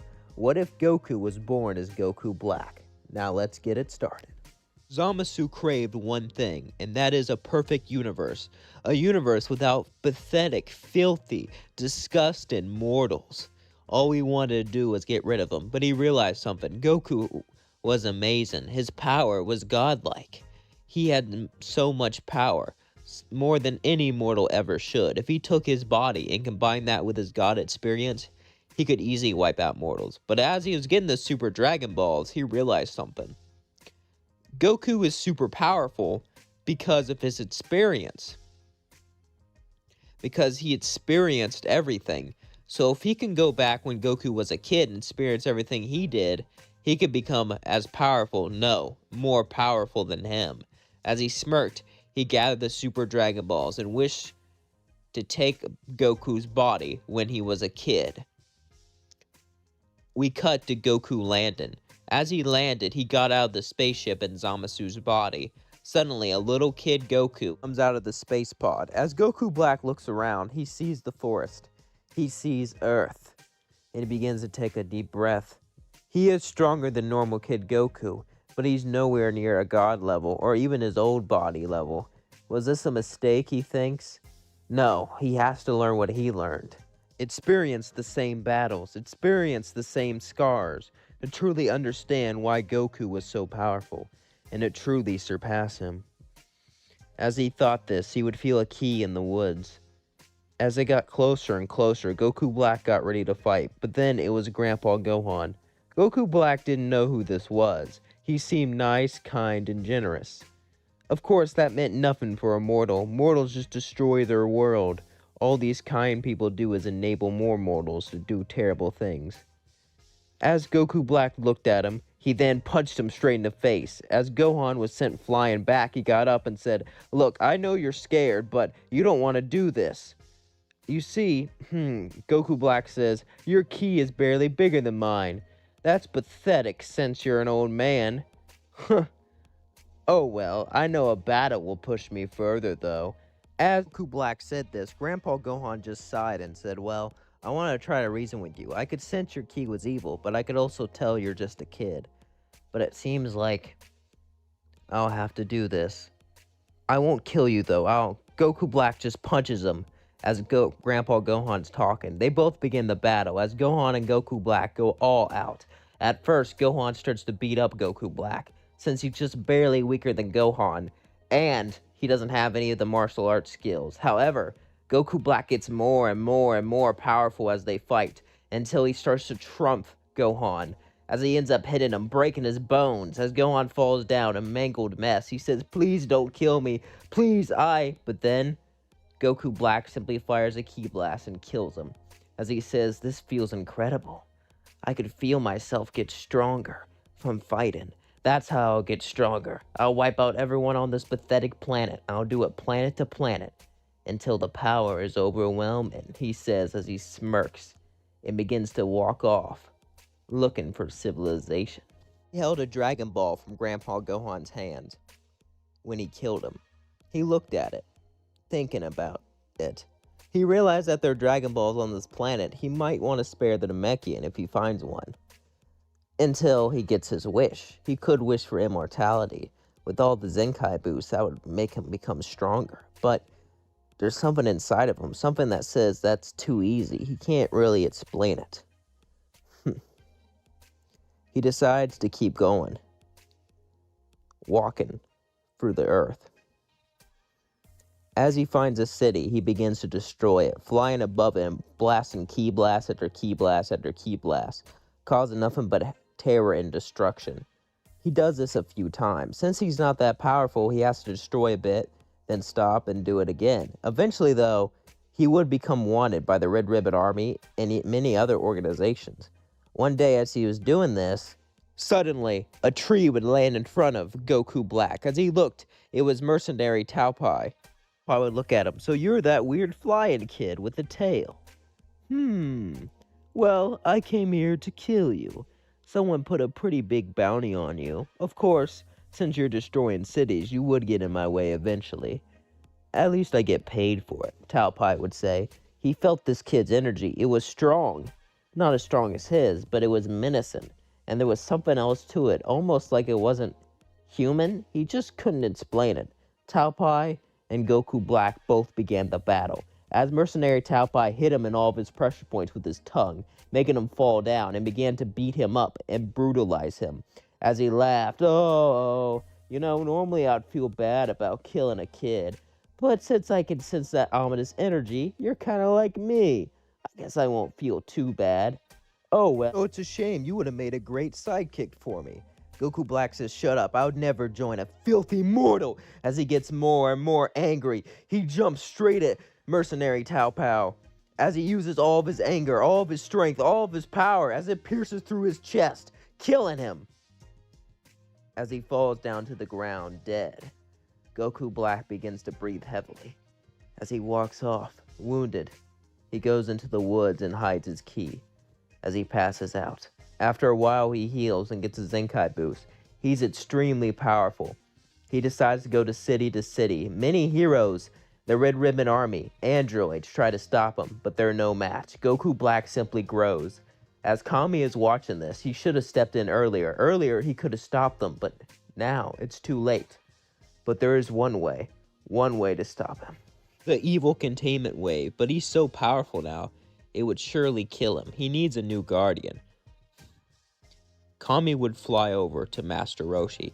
Master Roshi was getting ready to go out and fight him. But he said, hey, I need to ask you a favor. He would be training a student named Krillin. He would look up, and Master Roshi would look up confused, as he would say, yeah? I need you to... But before he can finish, suddenly, the sky turns dark black.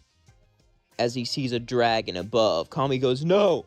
He flies quickly, so does Master Roshi. As they're both flying, Goku Black looks up and decides to make a wish. I wish once I'm aged to 20, I'll stop aging. Your wish is granted. As he granted that, Goku Black smirked and said, well, I didn't want immortality, make things too boring, but I did think if I aged up and died, I couldn't make my Zero Mortals plan.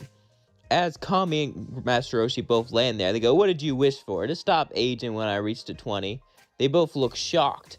But then, Kami realizes something. He left the containment bottle at Kame's house. As Goku Black flies and punches them both in the gut as gets sent and launched. As they fall to the ground, they both get up, realizing they can't win. But then, Master Shin shows up. As he looks over with Tien and Chaozu, saying, I know we have our differences, but it seems like that. We can put them aside for one moment. Master Roshi nods, as they all three charge at Goku Black, but Goku Black begins to pulverize them, destroy them. He's been tapping into his power more and more, and he's grown more than you could ever imagine. They've never felt someone as strong as him before. But as he's distracted, Kami begins to fly away. Then Goku Black appears in front of him and says, where could you be going? Not very guardian of you to fly away now, is it? Kami then scoffs. As he looks down, he sees Master Roshi below him, and Shin flying right at him, and he goes, wait, where's Master Roshi? Shin goes, he can't fly. What? He begins to laugh. What kind of pitiful mortal can't even fly? Master Roshi says, I may not be able to fly, but I can still hit you. Kamehameha! As he launches a massive Kamehameha at him, at least massive for his level.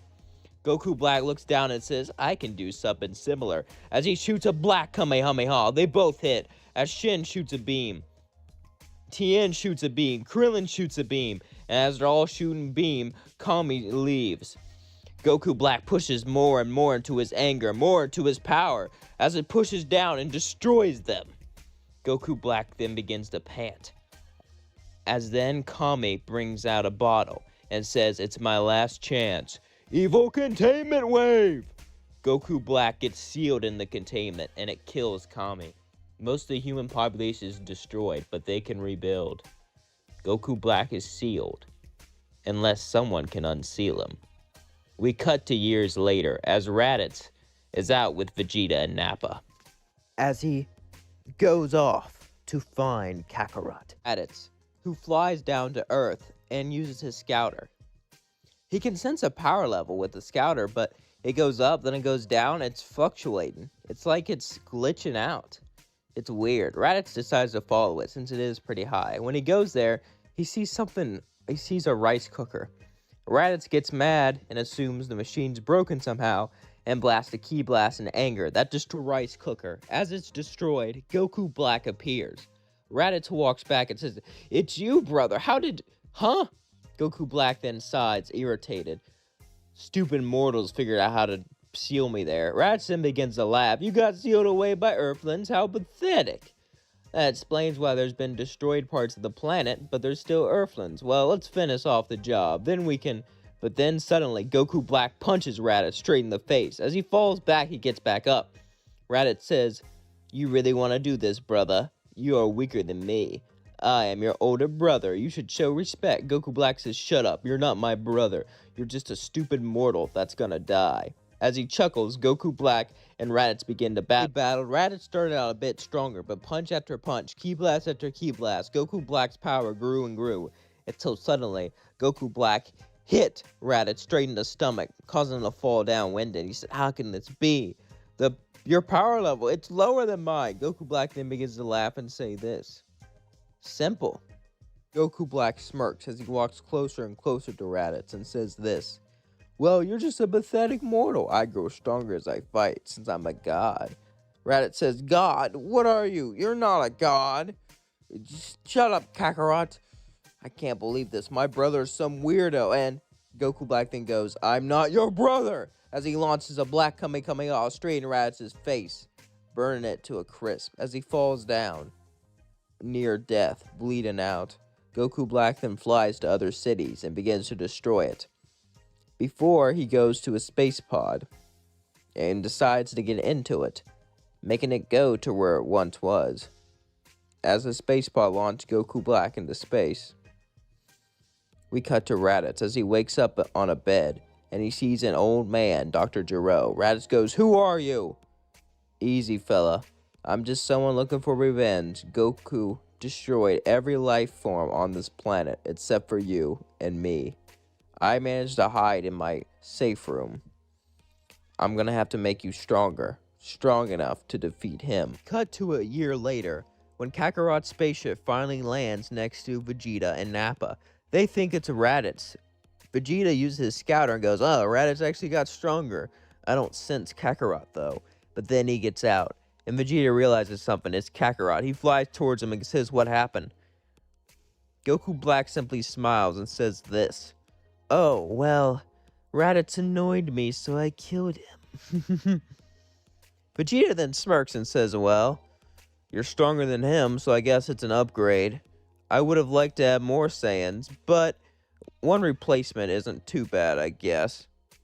But then suddenly, Goku Black punches Vegeta and Nappa. It doesn't really do much damage, but they look down at him and goes, what are you doing? Goku Black says, killing you, of course. Vegeta and Nappa then charge at Goku Black, begin to beat him up limb from limb, pulp from pulp. But as they do, he gets stronger and stronger and stronger, till eventually he punches Nappa, sending him flying to the floor, then punches Vegeta as Vegeta gets winded. Vegeta goes, "What's happening?" Goku Black says, "I have godlike potential. That's what's happening." Vegeta goes, "No, he can't be. The legendary Super Saiyan." "Well, I have something better than that." Suddenly, Nappa blasts off Goku's black tail as Vegeta froze up an artificial moon. Vegeta and Nappa both turn to great apes. Vegeta says, "We have to kill him quick before he gets stronger." As Vegeta quickly grabs Goku Black, and Nappa squeezes his right arm until it breaks, and Vegeta squeezes his legs until they break, and Vegeta and Nappa both begin to laugh as great apes, as Vegeta goes, "How are you gonna beat me with no legs and one arm? No matter how strong you get, it doesn't matter if you can't use your limbs," as he squeezes them tighter. Goku picks up one hand and goes, "Solar Flare!" as it blinds Vegeta. Vegeta lets go, blinded, as he hits the ground, nearly snapping his neck. Goku Black uses a ki blast to blast him back into the spaceship. As he hits the spaceship, causing it to fall down, almost breaking it, he hits a button, sending it back to Earth. As then, Goku Black passes out in the spaceship. Eventually, Vegeta and Nappa would both turn to their normal forms. Vegeta goes, "Where do you think he went, Nappa?" "I don't know. Maybe back to Earth. Should we go? It's risky. We need to train and get stronger. But I'm hopeful." "Why is that?" "If we get him to join us, maybe we can kill Frieza. But I'm the Prince of all Saiyans, and I need to find a way to become as strong as he is. To get some sort of great potential." Nappa goes, "Wait." Quickly takes off his scouter and points at Vegeta's scouter. As he does the same, Vegeta goes, "What is it, Nappa?" Nappa goes, "Well, it's not proven, but there are rumors on planet Namek of orbs that can grant any wish. It might be worth checking out. After all, it's the only thing we can do." Vegeta nods and says, "Alright, but we need to get stronger." Nappa goes, "How do you..." Vegeta goes, "Simple. Zenkai boost. We can steal one of the Frieza Force's spaceships. One with a healing tank. Then we can blast each other, wound each other, beat each other up, and then put ourselves in the tanks and heal as we wait to go to Namek." Nappa smirks, but then he goes, "Wait, doesn't that mean yes? Once we steal the spaceship, Frieza will want us dead. But once we get our wish, we can easily defeat him." "What wish will that be?" Vegeta goes, "Simple. To have godlike potential." Nappa then goes, "Godlike potential, yes. Lord Beerus is real, Nappa. I saw him. And this Goku fella, his potential climbs so fast. It's like it wasn't even... I just can't explain it. If I had something like that, then I could compete." Nappa nods as Vegeta and Nappa goes off and steals a Frieza Force spaceship. Once he gets into the spaceship, they begin to fly off to Namek and blast holes into each other's stomach and heal to become much more powerful. As we cut to Goku Black, as he's passed out in his spaceship, it lands on Earth and he falls out. Luckily, Dr. Gero and Raditz don't know how to sense ki, so they don't know he's there. As he falls down, his legs broken and his arm broken, he looks around, not wanting to die. He uses Kai powers to heal himself, only a little bit. He can't fully heal himself since he's not a Kai anymore, but it's enough to stop the bleeding, as all he can do is lay there and hope he doesn't die. As days pass, he slowly heals, until eventually, after hours of agonizing pain each day, after hours of laying there on the limp grass, he's able to get up and look around. He is angered that a mortal could do that to him. He is angered that But then, something weird happens. Goku Black can't sense anyone here, since Dr. Rowe is in a room that suppresses ki, and Raditz is in there too, but for some reason, he could just feel like there's someone on this planet. He brushes it off as he decides to train. He goes into the forest and begins to train himself, make himself better, to make himself stronger, and he already got a huge Zenkai boost, so that will help. But he needs to kill Vegeta. He needs to kill Nappa, but where even are they? He needs to find out where they are. He sighs and decides he'll just get stronger. Then he'll go to planet until he finds them. After deciding this, we cut to Raditz and Dr. Gero, who are using their drones around the planet. And eventually they see Goku Black. Raditz goes, "We need to take him." Dr. Gero goes, "No." As Raditz reluctantly nods, Goku Black gets into his space pod and leaves. But then Raditz gets on the table. As Dr. Gero goes up to him and says, "It's time to turn you into an android. Do you think that's going to be enough?" Dr. Gero says, "No, I know it's going to be enough. I'm going to make it so you can absorb energy, so you can take his power and use it against him. No matter how strong he gets, it won't matter if you can use his own power against him." Dr. Gero laughs as he begins to experiment on Raditz to add cybernetic parts. It takes many days, weeks, but eventually, Raditz has become an android. As Raditz smirks and says, "Yes, this power is amazing." Dr. Gero even turns himself into an android, as they are ready to kill Goku Black. As we cut to Goku Black, he lands on Yardrat to wipe out the population. This will be a first planet of many. He wants to wipe out many, many people. All these pathetic, filthy mortals will be wiped out and killed by his hand. As Goku Black landed on Yardrat, he began to slaughter the population, destroy them. But as he did it, he saw they were using instant transmission. So he decided to pick it up, and then he could use it too. This gave him an idea. Every time he wipes out a planet, they'll use techniques against him. Techniques that he can easily copy and use for himself. As he used these techniques, he began to destroy Yardrat and all of its inhabitants. As this was going on, Vegeta and Nappa finally landed on Namek, ready to get the Dragon Balls and wish for godlike potential.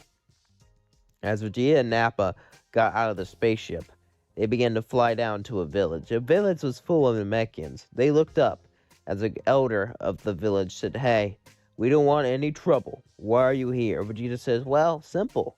I want to have all those Dragon Balls, so hand it over." The elder would say no, but Vegeta would just blast a hole in his chest, and they would begin to slaughter them all, village by village, Namekian by Namekian. As this was going on, we cut to Guru, who's been suffering great pain with all the Namekians dying.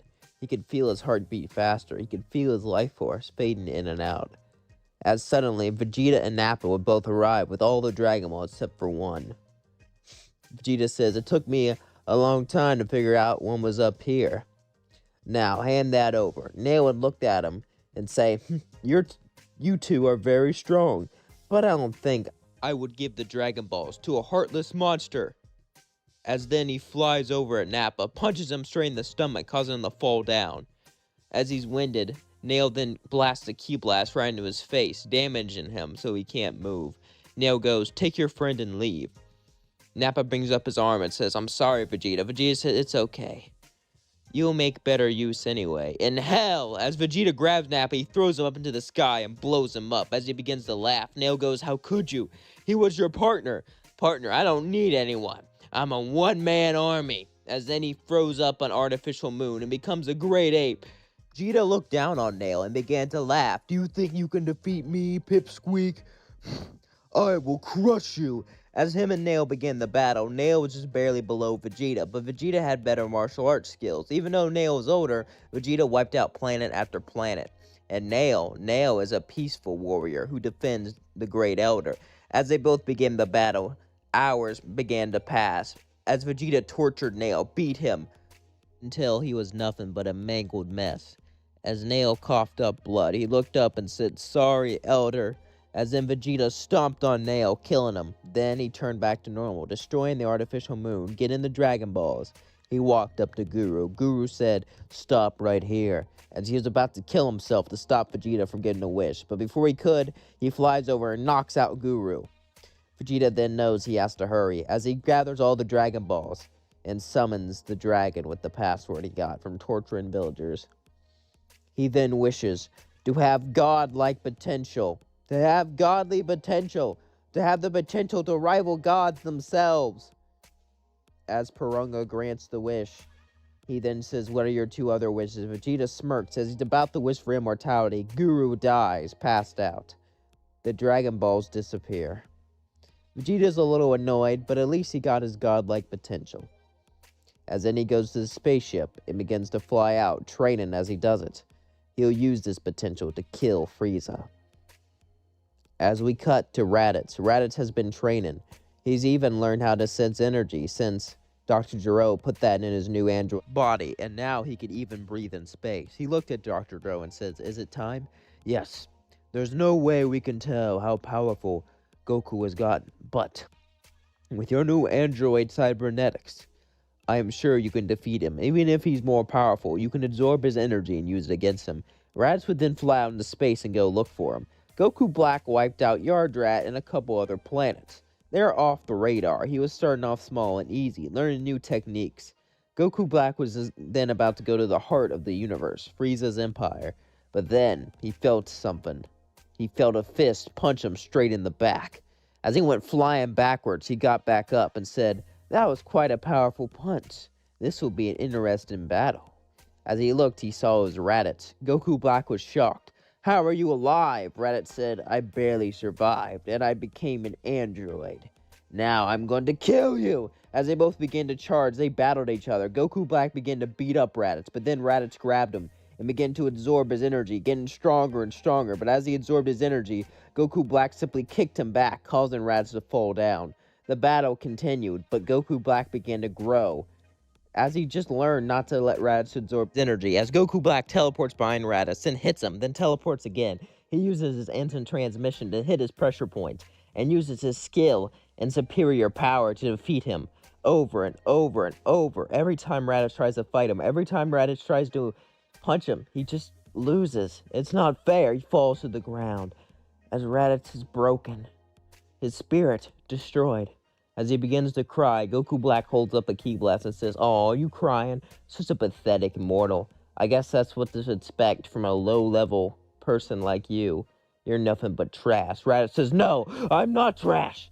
I don't care if you're my brother, or you're a god, or whatever the hell you are. No one talks to me like that. Vegeta, Nappa, everyone, my whole life has looked down upon me. Well, not anymore. It's time I get my revenge. It's time that I show you the true meaning of a Saiyan warrior." As Raditz yells, he turns into a Super Saiyan.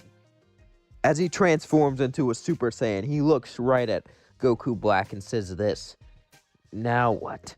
Now you think you can defeat me? I am the legendary Super Saiyan. I don't give a damn about your stupid potential. I'm miles ahead of you now." As Raditz began to beat up on Goku, making him bleed, Goku Black felt his right arm break. He felt his body bleed out. He felt like he was gonna die. As Raditz hit him with a punch, a kick, ki blast, punch after punch after punch after punch, he couldn't even catch his breath. As Goku Black felt this, he felt like he was gonna die, but he rejected this. He realized he couldn't die to a pathetic mortal. He couldn't let a mortal kill him. He is the great Goku Black.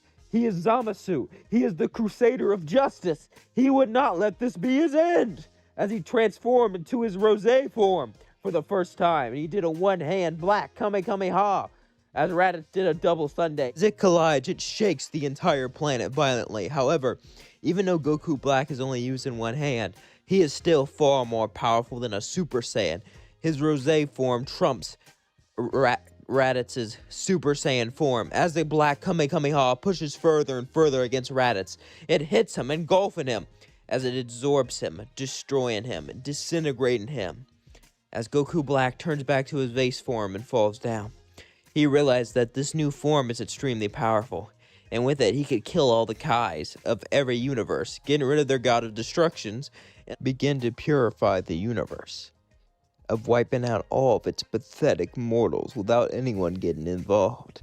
As Goku Black thinks this, he begins to laugh, happy of his plan, thinking soon mortals will not exist in the universes. As he falls down, passes out. Meanwhile, we cut to Vegeta, who lands on Frieza's capital planet.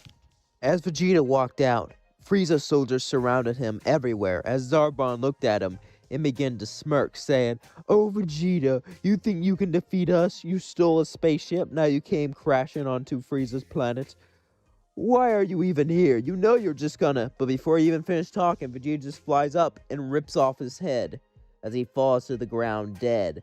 The Frieza soldiers are all shocked as Vegeta says, "Take me to Frieza or die." Midoriya gulps as he says, "Vegeta, Don't do this. We can team up, and then we can... You can't defeat him by yourself. Vegeta says, shut up. I have godly potential. As he then punches Dodoria straight through his chest, and then takes his arm out, as Dodoria falls down on the floor and bleeds to death. The Frieza soldiers gulp as they take Vegeta to Frieza. Frieza is sitting on his chair as he looks down, and Vegeta throws him the head of Zarbon Dodoria. As Frieza then goes, ugh, so you've gotten strong, haven't you, monkey? Well, then I shall transform. He goes straight into his second form. As he flies and punches Vegeta, Vegeta flies back and punches him. They are quite even, but then he goes to his third form, begins to blast him with the death beam after death beam after death beam.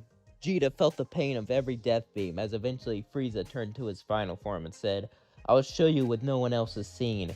My final form. Now it's your time to die, Vegeta. As he walked over, Vegeta could barely stand, but he yelled, no, I will not die. I will not give in. I will not lose. I am Vegeta, the Prince of all Saiyan, and a God. As he screamed, his hair turned red as he turned Super Saiyan God. And he charged with every bit of energy he had left and punched Frieza. He punched him so hard, his fist went straight through his stomach, and he shot a ki blast as it blew Frieza away. Out the window, he fell down.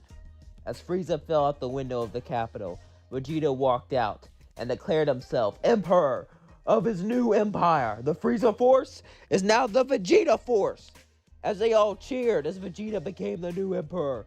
Meanwhile, Goku Black woke up and decided to kill all the Supreme Kais. Then he purified the universe once and for all. We cut to Goku Black, who used his instant transmission skills to teleport to the Supreme Kai's planet.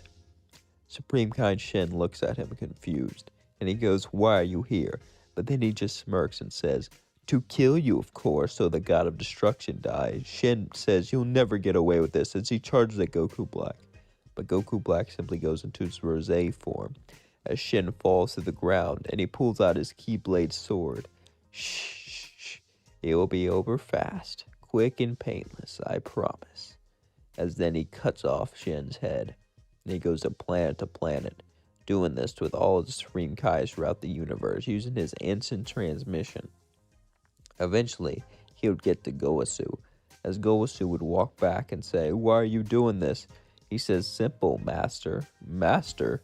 Yes, I am Zamasu.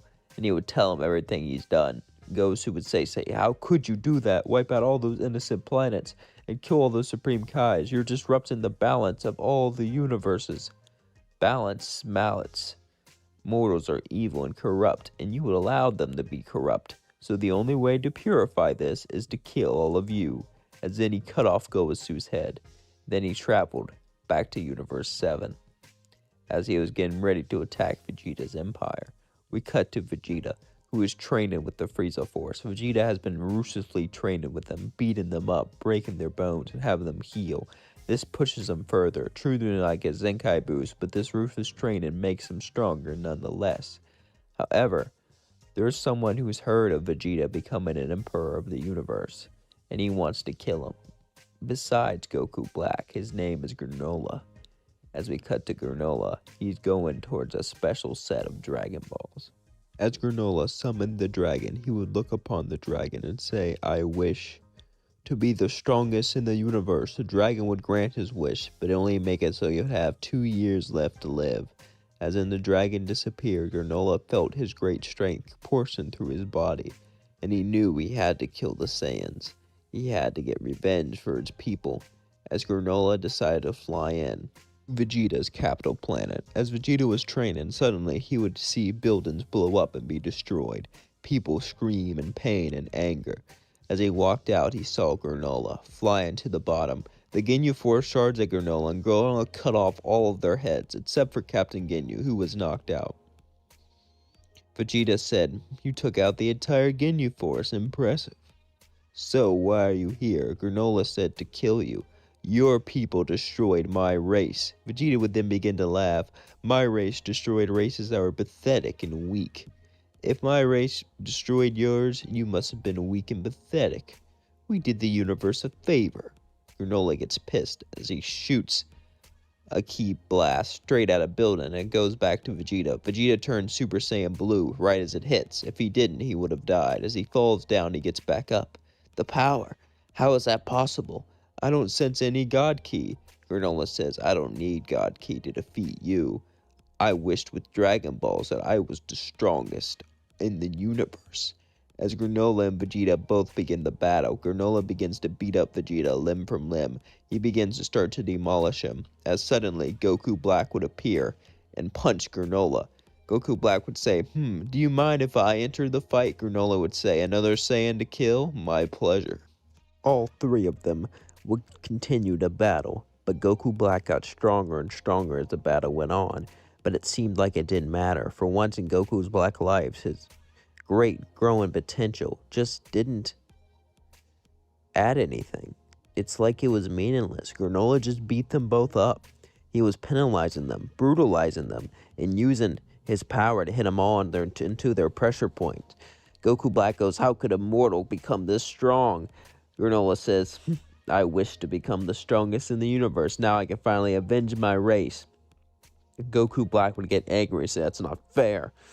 A mortal killing a mortal, it happens every day. But a mortal killing a god, this is impossible. I won't lose. Goku Black felt himself getting angrier and angrier and angrier. As Granola just smirked and said, no matter how powerful you get, you'll never be as powerful as me. But then he heard a noise as Captain Ginyu woke up. Change now.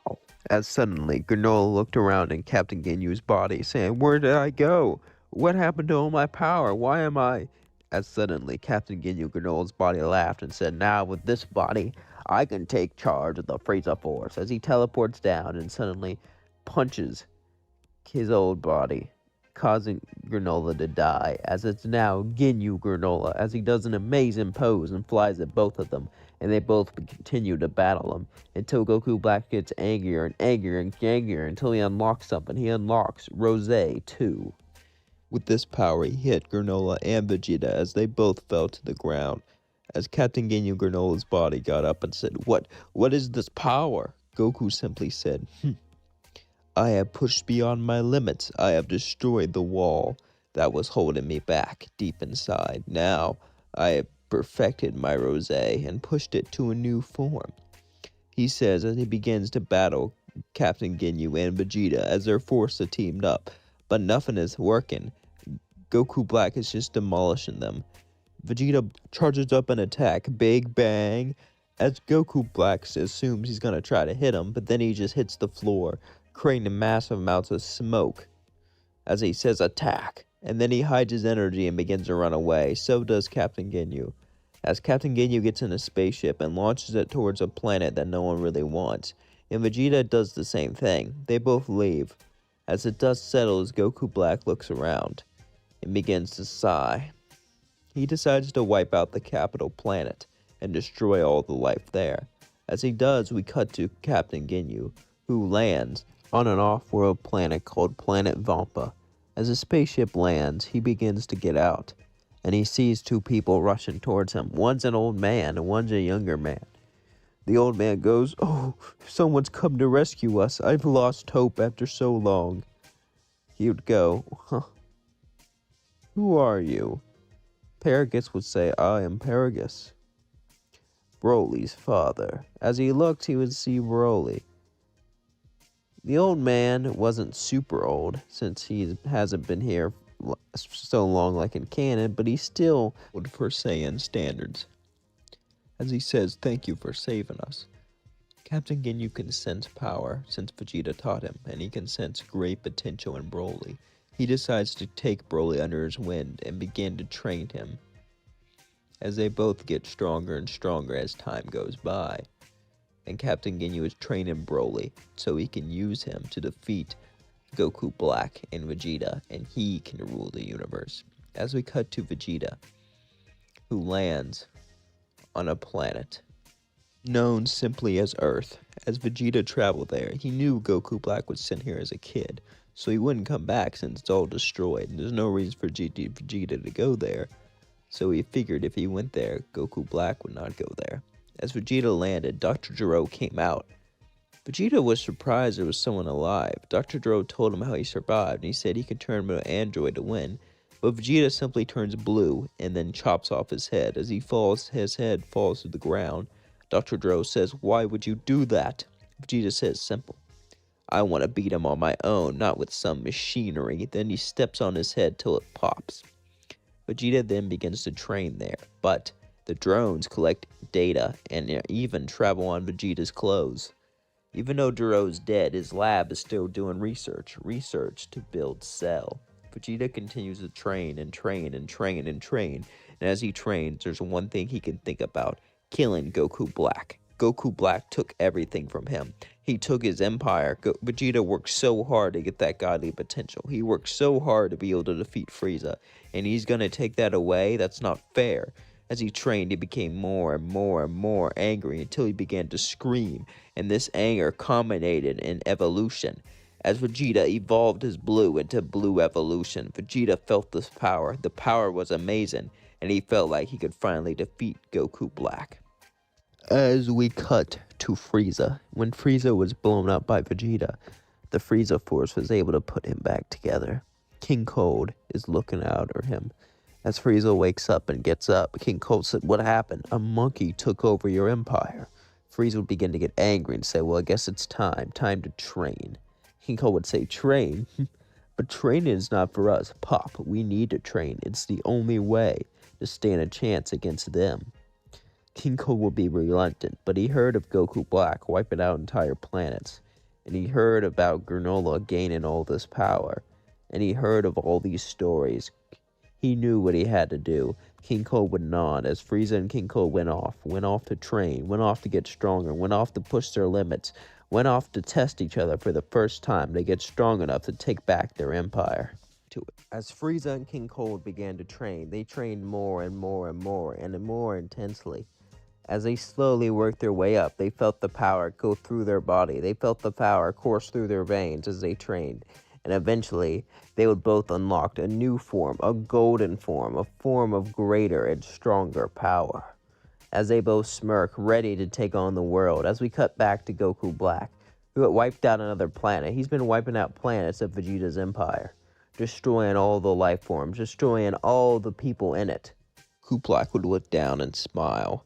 Realizing what he just did, he saved another planet from the filthy mortals. All mortals do is corrupt. All mortals do is destroy.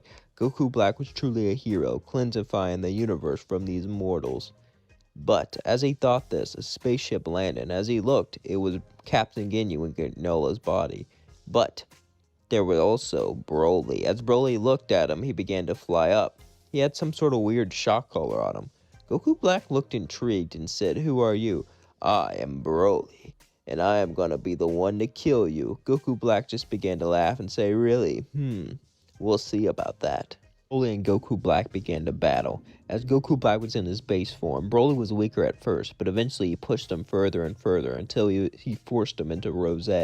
As they began to battle, Goku Black noticed something. His potential was rising like crazy, like his potential rises. He's never seen anything like this in anyone who wasn't a god. His potential, how is this so powerful? Goku Black said, How are you crawling through all these heights?" Paragus and Lab says, "Simple. He is a Super Saiyan, and once we kill you, we'll kill King Vegeta." But then, Vegeta landed. As he walked off, "Do you think nobody can kill me, Vegeta, the Prince of all Saiyans?" Paragus said, "Broly, now attack Vegeta." Vegeta and Broly began the battle as he went off of Goku Black. Goku Black was mad as he said, "No one stops a god from a good fight," as he then flew over to Paragus and cut him in half.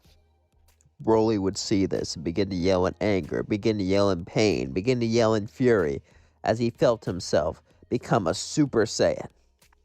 This was no Super Saiyan, though. It was no ordinary one, at least. This was a legendary Super Saiyan. As Broly flew at Vegeta and punches him, sending him flying down. Then he flew at Goku Black, yelling, "Kakarot!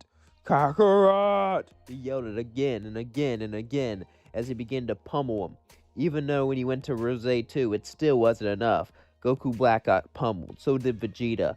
They felt themselves get beat up more than anything else in their lives. They felt the pain, they felt the fury, and Goku Black saw the light flash before his eyes. As Broly laid punch after punch after punch, Goku Black thought about everything he did. He thought about how he took Goku's body. He thought about everything that led him up to this point. And he thought about how he fought so hard, and yet it was worthless. And yet he was gonna lose. No, he can't lose. He can't give up. He will not let these mortals win. As he thought all of this, he transformed into Rose 3. He transformed into Super Saiyan 3. Rose. He looked at Broly as Broly was about to charge at him, but then Captain Ginyu goes, "Change now!" But Goku Black jumps out of the way as it hits Broly. Captain Ginyu says, "No matter, this body is still sufficient." One body snatcher to another, Goku Black would say. Captain Ginyu would say, "What?" But then he would smile and say, "I should have known. The way you acted, it's like you were getting used to your body over time." Makes sense. However, you didn't jump to another body. Either you're really attached to it or you don't have that ability. How did you get that body? Goku Black says, "I wished for it. I wished to obtain Goku's body. Goku was a powerful, strong warrior from my timeline. And I wanted to seize it so I could wipe out all mortal life. I am a god." Ginyu would say, "So I'm fighting a god. That's pretty blasphemy. But you're gonna kill me if I don't, so not like I have a choice." They would both begin to smirk as they battled. As they battled, Vegeta got up in his blue evolution state, and he was tired of being seen as weak. He was tired of getting pushed off. He trained so hard just to kill Frieza, and now he's just watching on the sidelines. It wasn't fair. It's not fair. He would feel his anger boil as Captain Ginyu and Goku Black began to battle more and more and more. The punches switched blows. Goku Black was used to his body, and Captain Ginyu slowly got used to Broly's body. As their power began to grow, as Goku Black started to charge a black Kamehameha, and Captain Ginyu would start to charge his own ki beam, but then he felt someone hit him from behind. Big Bang Attack! It put all of his anger, all of his power into this mighty blast. As it's so powerful, it hits Captain Ginyu from behind, and even engulfs Goku Black. It burns Goku Black deeply, tearing him apart. He's able to survive it, but his limbs are fractured. As Captain Ginyu is completely consumed by it, his body is completely destroyed. As then Vegeta falls down. As he looks up, Goku Black looks down upon him and says, "That was a pretty powerful blast, Prince. Well done. But you're still nothing but an appetizer compared to the main event. It was fun while it lasted, though." As Goku Black said this, he pulled out a Keyblade sword. As he moved closer and closer to Vegeta, Vegeta lay there accepting his death. But then, two figures appeared, both punching Goku Black, sending him flying. It was Frieza and King Cold. As this was going on, Vegeta climbed into a spaceship and began to fly away. Goku Black then began to laugh. "You think you can challenge me? What, just because you got a new paint job, you think you're more powerful?" Goku Black was injured, but he was still able to keep up with them in Rose 3. Even though they were both had their golden forms, even though they were both pressing on him, he was able to keep up. He was able to keep them back. But he knew this form used a lot of stamina, so he had to take them down now. As he pulled out a scythe, he said, "This fight is entertaining. I wish I could prolong it. I wish I could torture you, like you pathetic mortals deserve, but sadly I can't. Because, well, I'll just run out of stamina, so I'm going to have to kill you both now." As he was about to kill him, something happened. They fused. As Frieza and King Cold did the fusion dance, they became Freeze Cold. As Freeze Cold charged at Goku Black, punched him down, and began to beat him limb from limb. His Rose 3 kept flickering in and out. As then he grabbed his arm and broke it. Goku Black fell to the ground with his broken arm and began to cry out in pain, began to cry out in anger. As Freeze Cold laughed and said, "You're gonna die," Goku Black quickly used instant transmission to teleport back to Earth in his Rose 3 form. As then he turned back to base and fell down to the floor. He knew he would heal, and when he did, he would get a Zenkai boost. He got away, barely escaping with his life. As then we cut back to Freeze Cold. They were angry. They let Vegeta go. because they wanted to kill Goku Black, the bigger threat. Now they got no one. He escaped. As they walked away, we cut to Vegeta, who goes to a galactic-patrolled prison. His men took it over not too long ago. He heard of a man, legends of a man, who could absorb power from others and take their very souls. He was very weary about this, but he knew that it might be the only way to win. Vegeta was reluctant, but he went to his cell. As Moro looked up at him and said, "Oh, you're King Vegeta. You took over Frieza's empire. I hear he's back. Prisoners love to sing. In these walls, they love to tell each other things. Even though I can't leave, I hear what they say. I hear how they talk. You must want me for help." Vegeta nods as he releases him, but has a shock collar on him. "If you betray me, I will shock you." Moro reluctantly goes with Vegeta. As Vegeta and Moro go to some planets that aren't important, and Moro begins to eat them, devour their life forces, devour their keys, and destroy them, as he ends up getting more power. Vegeta smirks, realizing with Moro on his side, he can actually do it. With Moro on his side, he can actually win. As we cut back to Goku Black, who's finally healed, he gets up, and he's about to go off from Earth, but we don't go to him. We start to go deeper into Earth, into Dr. Gero's lab, as we see Cell being developed, almost finished. And now it has Raditz's, Vegeta's, and Goku Black DNA developing inside of it, making it bigger, making it stronger, making it more powerful. As the longer it stayed in there, the more powerful it would become, as it got more and more developed, ready to come out.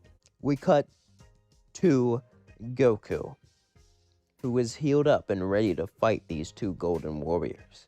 As he knows his Rosé Form 3 would be enough, but he would just ran out of stamina last time. He needs to make sure not to do that. As he flies off, though, a couple days later, a new life form is developed. His name is Cell. He would walk out and smile, and start to fly into space, smirking heavily, ready to fight Goku Black, ready to become the new destroyer of the universe and to cleanse it his own perfect way. As this was going on, King Cold and Frieza would be reconsolidating their empire, regaining their forces, when suddenly Vegeta and Moro walk in. And they would both look at him, and Frieza would begin to laugh. "Ooh, ooh, ooh, oh, the monkey came back to fight." As he turned gold, Vegeta turned to blue evolution. They began to battle each other. Frieza had a more perfected version of gold, so he was able to stand up, but Vegeta was still stronger. But with King Cold on his side, they couldn't lose, as King Cold managed to punch Vegeta, send him flying back. But then Vegeta got up and said, "Moro, do your thing." He lifted his hand to begin to absorb energy from King Cold, as then Vegeta managed to hold them both back. As Moro got more and more energy, all Vegeta had to do was distract them. Moro devoured their energy. King Cold fell down as a skeleton, as all of his energy was taken away. Frieza backed up in fear, as he said, "Please, please don't kill me." Vegeta said, "You tortured me. You enslaved me. You used my race. It's time for you to die." Big Bang attack. He murdered Frieza. As he smiled, he finally avenged his race. He finally avenged his people. And now it was finally time for him and Moro to defeat Goku Black. But right as he was walking out with Moro, he heard footsteps behind him. As he looked, it was a weird bug man looking at him. His name was Cell. It's pretty entertaining. I'll watch you fight Goku Black, but when he wins, I'll kill him. Vegeta said, "Who the hell are you? I am the perfect being." Vegeta would sigh, "I don't know who you are, but whoever you are, I need to." But before he could finish talking, he had reports. His scouter began to blow up, as people called him about Goku Black destroying another planet. Vegeta said, "Damn it, he's too far out there. I can't get to him." Cell says, "Yes, you can," as he then held Moro and Vegeta's hand and then used instant transmission. As they both teleported there, they looked around amazed and astonished. They saw nothing but death and destruction, a planet full of ruin and waste. as Goku Black began to slowly fly down and said, "Hello there. So you must be here to fight me." As he looked over, he saw Cell and said, "Who's this?" Perfect Cell simply says, "I am the perfect being, and I am the one gonna take your place. Now, fight and weaken him for me, will you, Vegeta?" Vegeta then goes, "Huh, with pleasure." Goku Black went into Rose 2. As Vegeta went into Blue Evolution, they both began the battle. Vegeta was winning until he went into Rose 3 and kicked him down.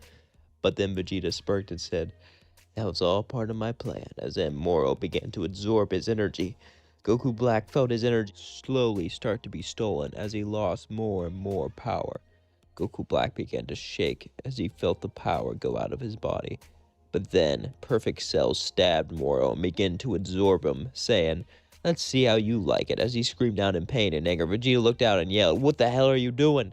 Cell said, "That's an unfair fight, Vegeta. Come on. A Prince of Saiyans like you should want a fair battle." As then Goku Black began to pummel Vegeta. Vegeta felt this anger. He felt it coursing through his veins. And he felt like he couldn't do anything. He had godly potential, so why couldn't he act like it? And suddenly, he went into blue form, Blue Evolution 3. As Goku Black and Rose 3 battled Blue Evolution 3. They both pushed each other further and further and further. Both of them could feel their stamina running out, so they decided to put it all into one ki blast. Vegeta went into a big bang as Goku Black went into a black Kamehameha. They both collided into each other, both pushing each other forward and backwards, backwards and forwards, as they screamed with all of their might, all of their strength, all of their power.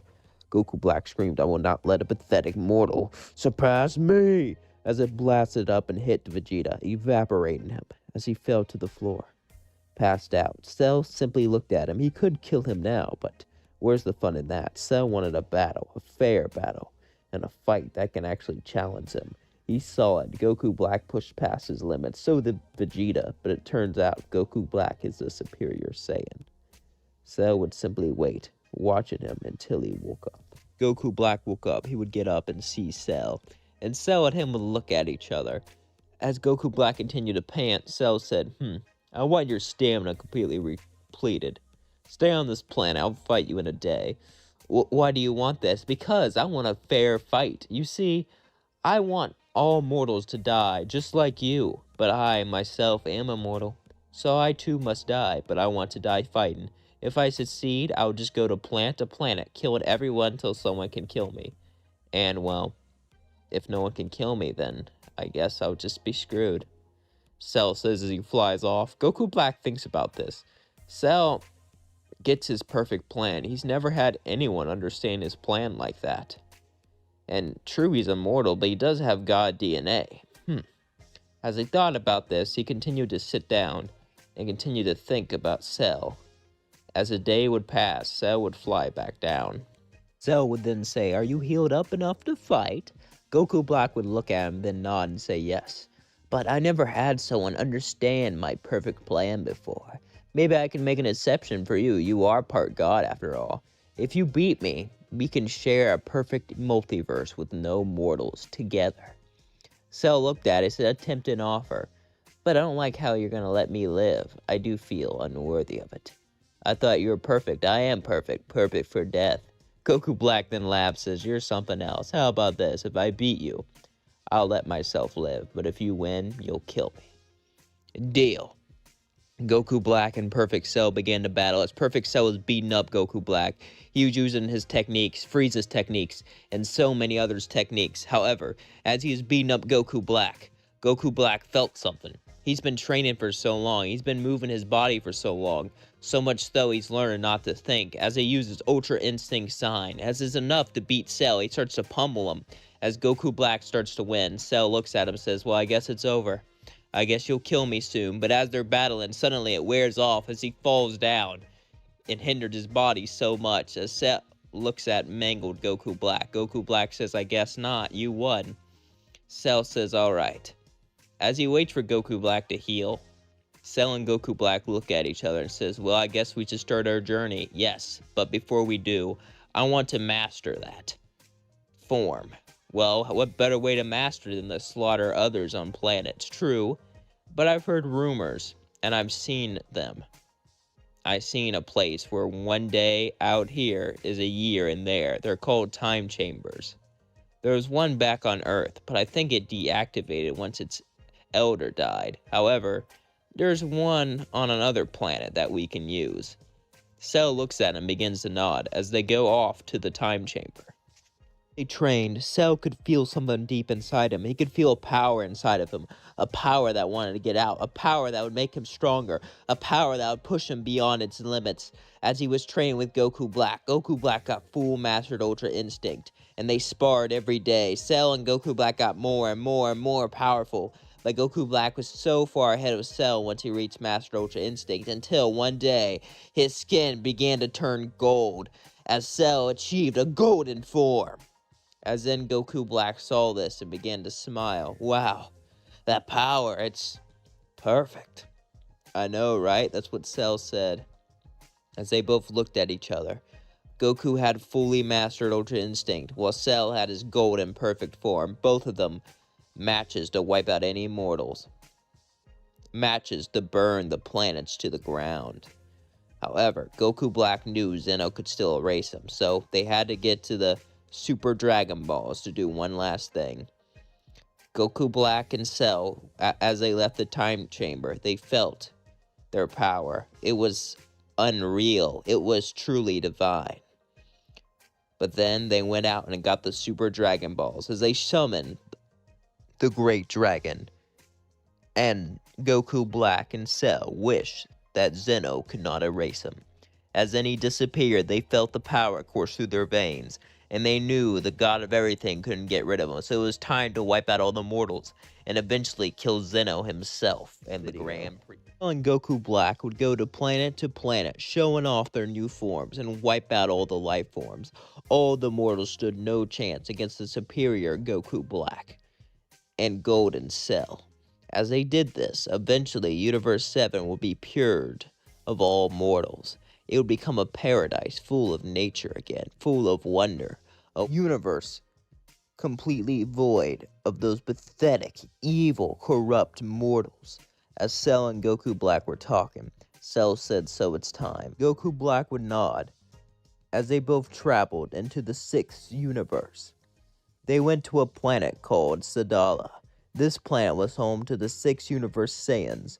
Goku Black went here because he was intrigued. He wanted to see how powerful these Saiyans were, and to see if they could push his power. As he went there, he began to destroy city after city. So did Cell. As Cabba would see this, and tears would fill his eyes. He saw his family die, his king die. As he yelled, "I will not let you destroy my people!" He turned into a Super Saiyan and flew up. But then Cell looked down upon him and just simply smirked, as Cell chopped off his head with one karate chop. Pathetic. Cabba fell down, dead. As his dead body lied, Kale looked up and began to get angry. Her anger began to bubble below the surface and began to rise more and more and more as she saw everything be destroyed around her. She began to yell as she transformed to the legendary Super Saiyan of Universe 6.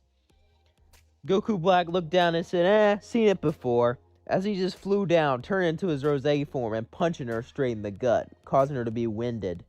She looked at her sworn sister, as they knew what they had to do. They did the fusion dance and became Kefla. Goku Black wasn't really that interested, but it could entertain him for a while, so he decided to fight her. Goku Black ended up fighting Kefla, as Kefla gave it everything she had. She gave it every single thing she had. She was fighting for her universe, for everything. She was fighting to stop this evil maniac from slaughtering the Saiyan race. She was fighting to defend planet Sadala. But then Goku Black simply went into Rosé full power. You're not even worth my full power. You are nothing but a bug meant to be squashed. Kefla would yell, "Bullshit! I am more than just a bug. I am the defender of Sadala." But then Goku Black just cut off her head with a Keyblade sword. As it fell to the ground, Goku Black began to smirk as he blasted Key Blast after Key Blast, wiping out all of the cities, until Sadala was nothing but a big empty graveyard. Goku Black and Cell begin to move off the planet. However, as they did this, pillaging planet after planet, it was not long until word spread about a weird bug man and a Saiyan going to planet, wiping out all of the people there. Frost heard about this, and well, he thought about fighting himself, but Frost realized if he was going to fight them, he needed serious power. So he went to a spirit and time chamber, one in his universe, and began to train. He trained for 10 whole years. The 10 days would pass normally for Goku Black and Cell. They'll be wiping out species after species, but then suddenly, they heard footsteps. As they turned around, it was Black Frost. Frost looked at him and said, "Oh, how pathetic. Are you ready to die? I was just happy being rich, but you guys had to mess up my whole thing I had going. Guess I'll have to kill you all." Goku Black then began to laugh and say, "Well, you could try, but I don't think you'll be able to succeed." "Oh yeah?" Frost then turned black as a shocked Cell and Goku Black, as Frost flew up and punched them both in the gut as they began to fall down. He then began to laugh. "Oh, this will be so easy. This will be like taking candy from a baby." But they both got up and began to battle. Goku Black went into Ultra Instinct, and Cell went into his golden form. They trained quite a while in the time chamber, so this wasn't super one-sided. But Frost was still ahead of them. He was still beating them. He was still pushing them back. But as they battled, Cell got stronger and stronger and stronger, and so did Goku Black. To continue the battle, their limits were pushed further and further and further as they got stronger and stronger and stronger, until Cell began to unleash all the power, have all of his potential unlocked, as he turned into perfected Cell Max. As Goku Black managed to mix Ultra Instinct with his Rosé form, become even more powerful. Then they began to beat up on Frost. Frost said, "No, I trained for years. That's impossible. That's impossible." Goku Black then smirked and said, "You know, you Frost demons are extremely powerful, but you have no battle technique. All of you are just weak and lazy on the inside. You make up for it with potential, but potential can only get you so far." As then Goku Black blows up Frost, disintegrating him. Goku Black and Cell would wipe out the rest of Universe 6, but something didn't feel right. For some reason, he heard about this warrior called Hit, but he didn't even show up. Did he die naturally, maybe? This would quander Goku Black and Cell, but they decided to brush it off as they went into the next universe. In each universe, they got stronger. In each universe, they learned new techniques and became more and more powerful. They went to universe to universe to universe, wiping them all out. However, when they went into Universe 11, all the Pride Troopers immediately appeared on the planet they went to, and Hit appeared. So did Top and Jiren. As they all went down, Hit said, "I used a hexahedron to get out of there and warn the other universes. Zeno himself will come back to erase you both." And they both began to laugh and say, "Zeno can't erase us. We're beyond the gods."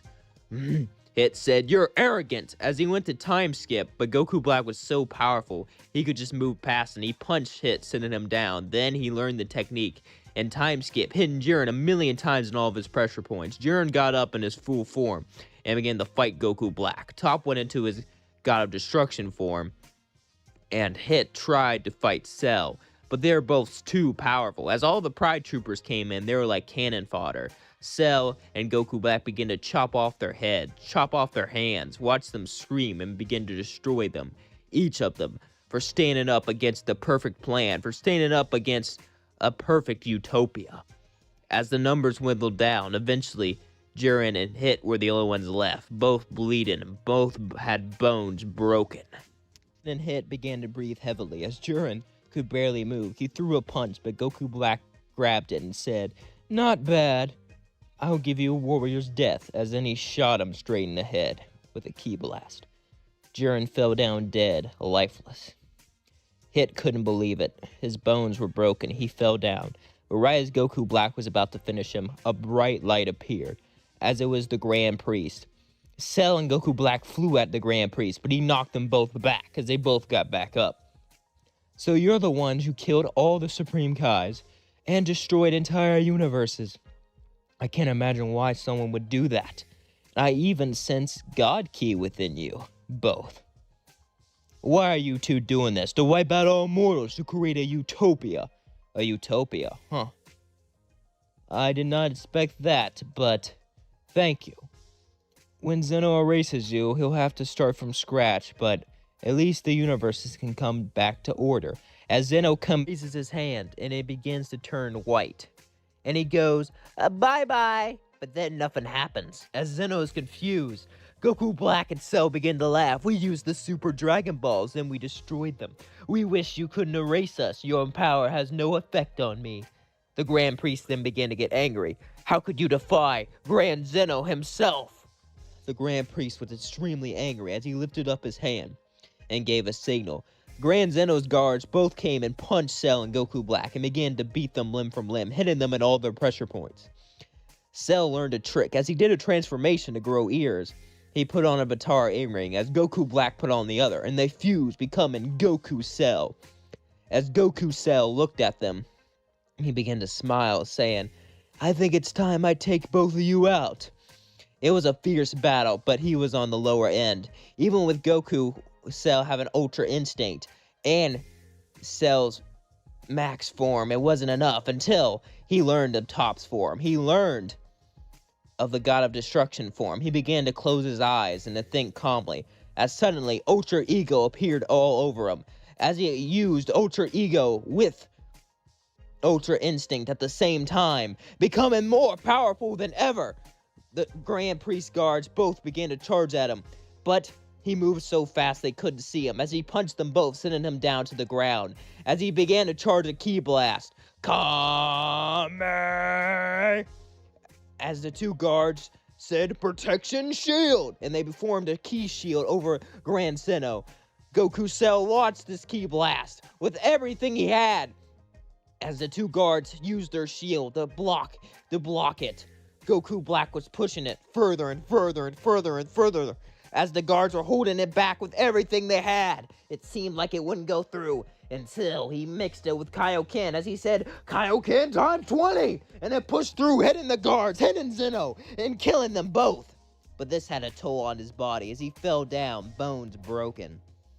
The Grand Priest walked over him with Grand Zeno being dead, and he smiled, saying, Thank you, you freed me. Now since I'm deactivated, I can live on a planet with the other angels. Thank you for freeing our kind. As he began to walk away, Goku Cell said, Where are you going? He smiled and said, To a home, to a place to call my own, and a place where I can call the shots, a place I never had before. And he begins to fly off. Goku Cell would heal himself with his healing factor, but it took time considering how big the wounds were. He would get up, and he would explore the multiverse, the perfect multiverse he created.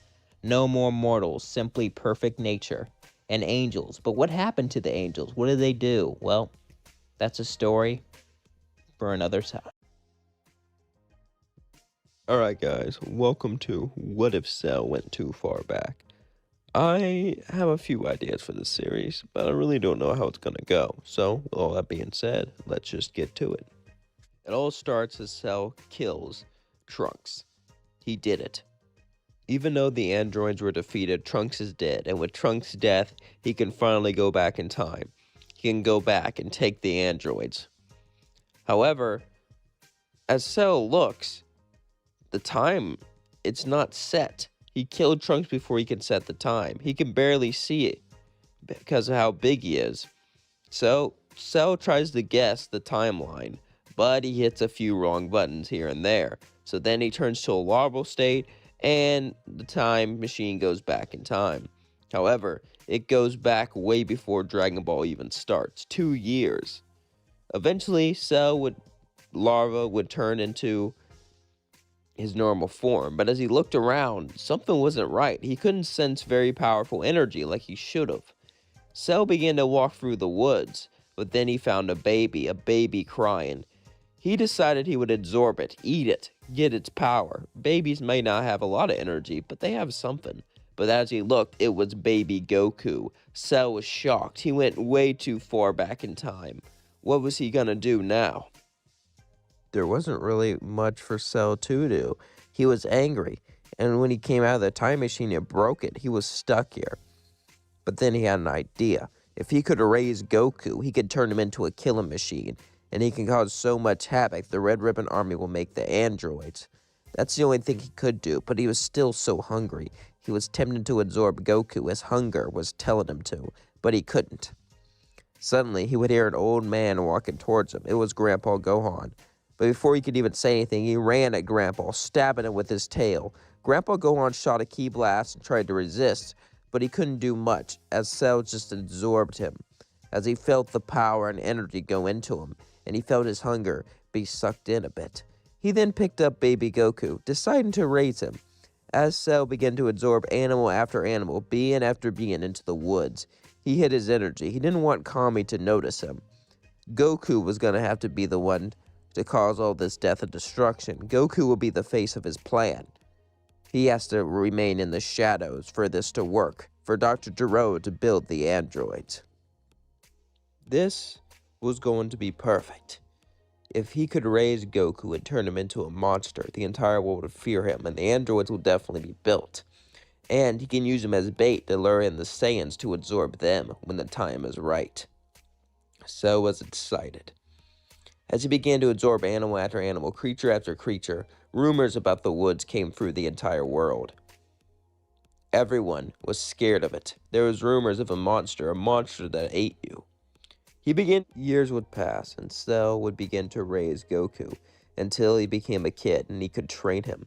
As Cell began to train, he would then break his bones so they would heal back and would get a Zenkai boost. He would put him through grueling training. And Cell would teach Goku that strength is everything. Strength is the only thing that matters. And Cell at first was just using Goku as a tool, but he's really bonded with him, even though he would never admit it. Raising Goku and training him, it's given Cell a new purpose. Cell can't really become perfect, so there's not much to do but to talk to Goku and raise him and train him. And training, even though it doesn't give Cell huge gains, it does give him gains every once in a while. And Goku gets massive gains from it. But Cell was made from Piccolo. He was made from Goku. He was made from these good people. So even though he was evil, he did have a soft spot for Goku. Training with him, being with him all this time, it did begin to grow on him, even though he would never admit it. One day, Cell would look at Goku and say, "It's time. You are ready to cause havoc, but first, I want you to bring me Master Roshi. I want to absorb him. You defeating him will be a test." Goku would nod and say, "Yes, father." As Goku began to run out of the woods, he would begin to go in search of Kame's house. Since Cell trained Goku, Goku would be able to fly. As Goku would go to the ocean and begin to fly over to Kame's house. As he landed, Master Roshi looked at him. He must be one of Shin's pupils since he's able to fly. But he's a kid and he's coming to him. Does that mean maybe he's got some sense into him and decided to leave Shin and train under him? Goku looked up at Master Roshi as Master Roshi looked down at him. "Ah, kid, you look excited. Are you ready?" But then Goku punched Master Roshi straight in the face. Master Roshi then got up and said, "What is the meaning of this? I'm here to bring you back to Father. He will kill you." Father? Master Roshi thought he was talking about Shin. Shin has really gone to the dark side. He's gone this far to train a child to kill him. Master Roshi then went into his buff form and began to fight Goku. But no matter how buff Master Roshi was, no matter what he did, he could not win. Goku trained under Imperfect Cell, and even though Imperfect Cell was not the strongest Cell to say the least, he was way stronger than anyone in OG Dragon Ball. Master Roshi would try to fight, but Goku would simply beat him back, breaking his arms. As Master Roshi fell to the floor and began to cry out in pain, "Please, please, don't." But Goku just grabbed him and began to drag him as he flew up into the sky. Master Roshi couldn't do anything. His arms were broken. He began to kick, squeal, do anything to try to move, but he couldn't. As he was dragged into a deep, dark cave, he heard footsteps. As he felt a hand grab him, in a weird voice speak. It didn't sound human. Cell would say, "Good, very good. He will do quite nicely." Suddenly, Master Roshi felt a sharp pain as Cell stabbed him and began to absorb all his insides. Master Roshi screamed in pain as he felt all of his blood, all of his guts go into Cell, and Cell get all of his energy. Cell was excited. This burst of power made him stronger. Master Roshi was a fly compared to him, but sometimes even a fly can taste good if you're hungry enough. Cell really enjoyed this. So, then he had another task for him. He told Goku to go and destroy made Red Ribbon bases, but he told him not to destroy one. He knew one of them had Dr. Gero, so he didn't want that one destroyed. The rest will be completely destroyed. Anyone who seems strong, he'll be brought to him. Goku nodded as he began to go out and destroy these Red Ribbon bases. As all that was going on, we cut to Kami. He would hear footsteps on the lookout. As he turned around, it was Imperfect Cell. Kami was shocked. "So, you're the one, the monster in the forest. You have to be. What are you doing here?" Imperfect Cell laughed and says, "Glad I gained somewhat of a reputation. I was thinking about keeping you alive for the Dragon Balls, but I can just use the Namekian ones to wish for Goku to have eternal youth, and I'll wait for him to prove his loyalty before that." Imperfect Cell was like, "Sorry, I ramble on to people. A bad habit since I only talk to Goku ever. Anyway, I guess I should just take care of this instead of telling you everything." His tail began to open wide as Kami shot a ki blast right in Cell's face, thinking it would do something, but it did nothing. As Cell laughed, "Is that the best you got? I wish you were a bit stronger, but your strength will have to do." He then began to push Kami down to the floor. As Kami tried to punch him, as Kami tried to move, he tried to do everything, but he didn't. As Kami yelled out, "Stop, stop, stop, stop! Please, please! I am the Guardian, you can't!" But Cell simply absorbed him as the power coursed through his veins. Then he looked at Mr. Popo. I always wondered how strong you were." Suddenly, Imperfect Cell's tail would begin to open up as he absorbed Mr. Popo too. We cut back to Goku, who was attacking a Red Ribbon Army base. General Blue would charge at him, but Goku would simply kick him down, destroying the tanks and knocking out General Blue. He would then drag him to Cell's cave. Cell would be back at the cave as Cell absorbed him. Goku would bring him worthy warrior after worthy warrior, weak androids, and many other. Cell would hide in his cave, however, because he knew Dr. Gero wouldn't look there. He hid from Dr. Gero, and he used Goku to feed him supplements to get stronger, to get more powerful. As Goku completely demolished the Red Ribbon Army, Cell then told Goku to stop attacking them. He knew that now that the Red Ribbon Army was mostly demolished, and Dr. Gero should still be alive, and should make the androids to stop him. Everything was going as planned, but Cell had an idea. What if Goku took over the world and forced people to go into his cave? He can create a mass food source for Cell, like a farm. He could conquer the world and turn the population into a farm. Now this would be an interesting idea. Years have passed. Goku is fully grown and he rules the world. Well, kinda. Cell doesn't really care what he does, as long as he gives him people. Cell's turned the population into cattle. As Goku gives human sacrifice to Cell, as humans go in the cave, no one returns. As all these years pass, Raditz would eventually arrive on Earth.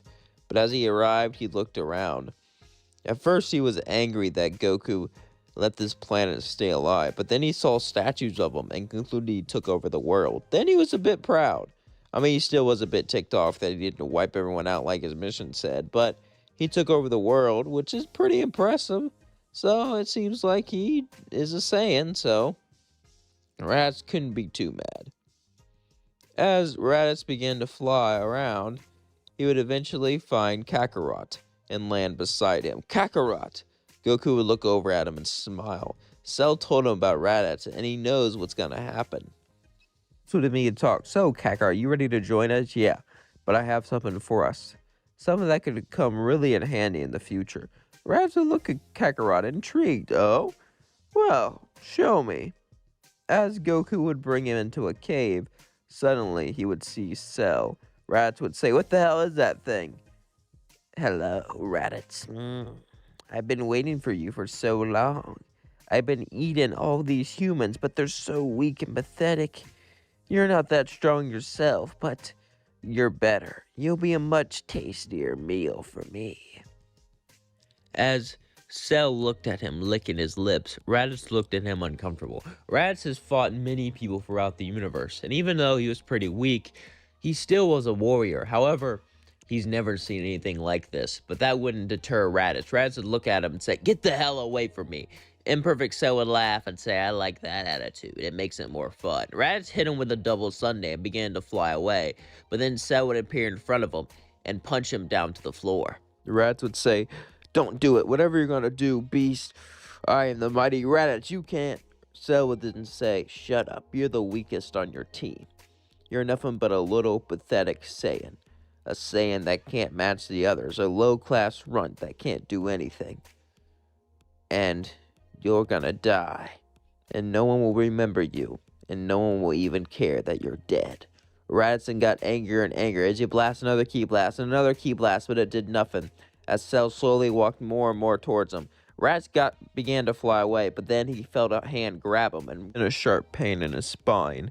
As Cell began to stab Raditz and absorb all of his energy, as Cell then fell to the floor and began to get sucked up. As he screamed in pain and agony, Cell said, "Shh, it's over. You served your purpose to feed me." As he died, Cell then smirked as he looked over at Goku and says, "Goku, I have a little opposition for you." Goku would look at Imperfect Cell and say, "What is that?" I want you to stay on this planet and rule it, and make sure Dr. Gero's still alive. As I will go away, I will absorb Frieza and his soldiers and become so much stronger. Then I'll bring a space pod back and you could take over his empire. I don't really care about it. All I want are the juicy soldiers and sacrifices." He began to lick his lips. Cell became tired of this planet. This planet had so weak people on it. The more powerful someone was, the more tasty they were, and he needed that power. He needed the taste. Goku would nod as Cell began to go to Raditz's space pod and would launch off into space. As Cell went deeper and deeper into space, eventually he would land on one of Frieza's planets. He would get out, as all the Frieza soldiers would look at him and surround him. "What race are you?" But then he would just stab one, absorbing them. The Frieza soldiers fought against Cell, but Cell has become a lot stronger. He's been training with Goku and been absorbing man after man, woman after woman, person after person. His power has been growing. Even if it didn't grow, Cell would still be more powerful than any of these soldiers. Cell began to absorb man after man. He absorbed all of them, absorbing the entire planet. As then he looked at where Frieza's capital planet was, and he got a spaceship. He also sent a space pod back to Earth so Goku can leave anytime he wants. After that, he got into a space pod and began to go towards Frieza's capital planet. We cut to Frieza.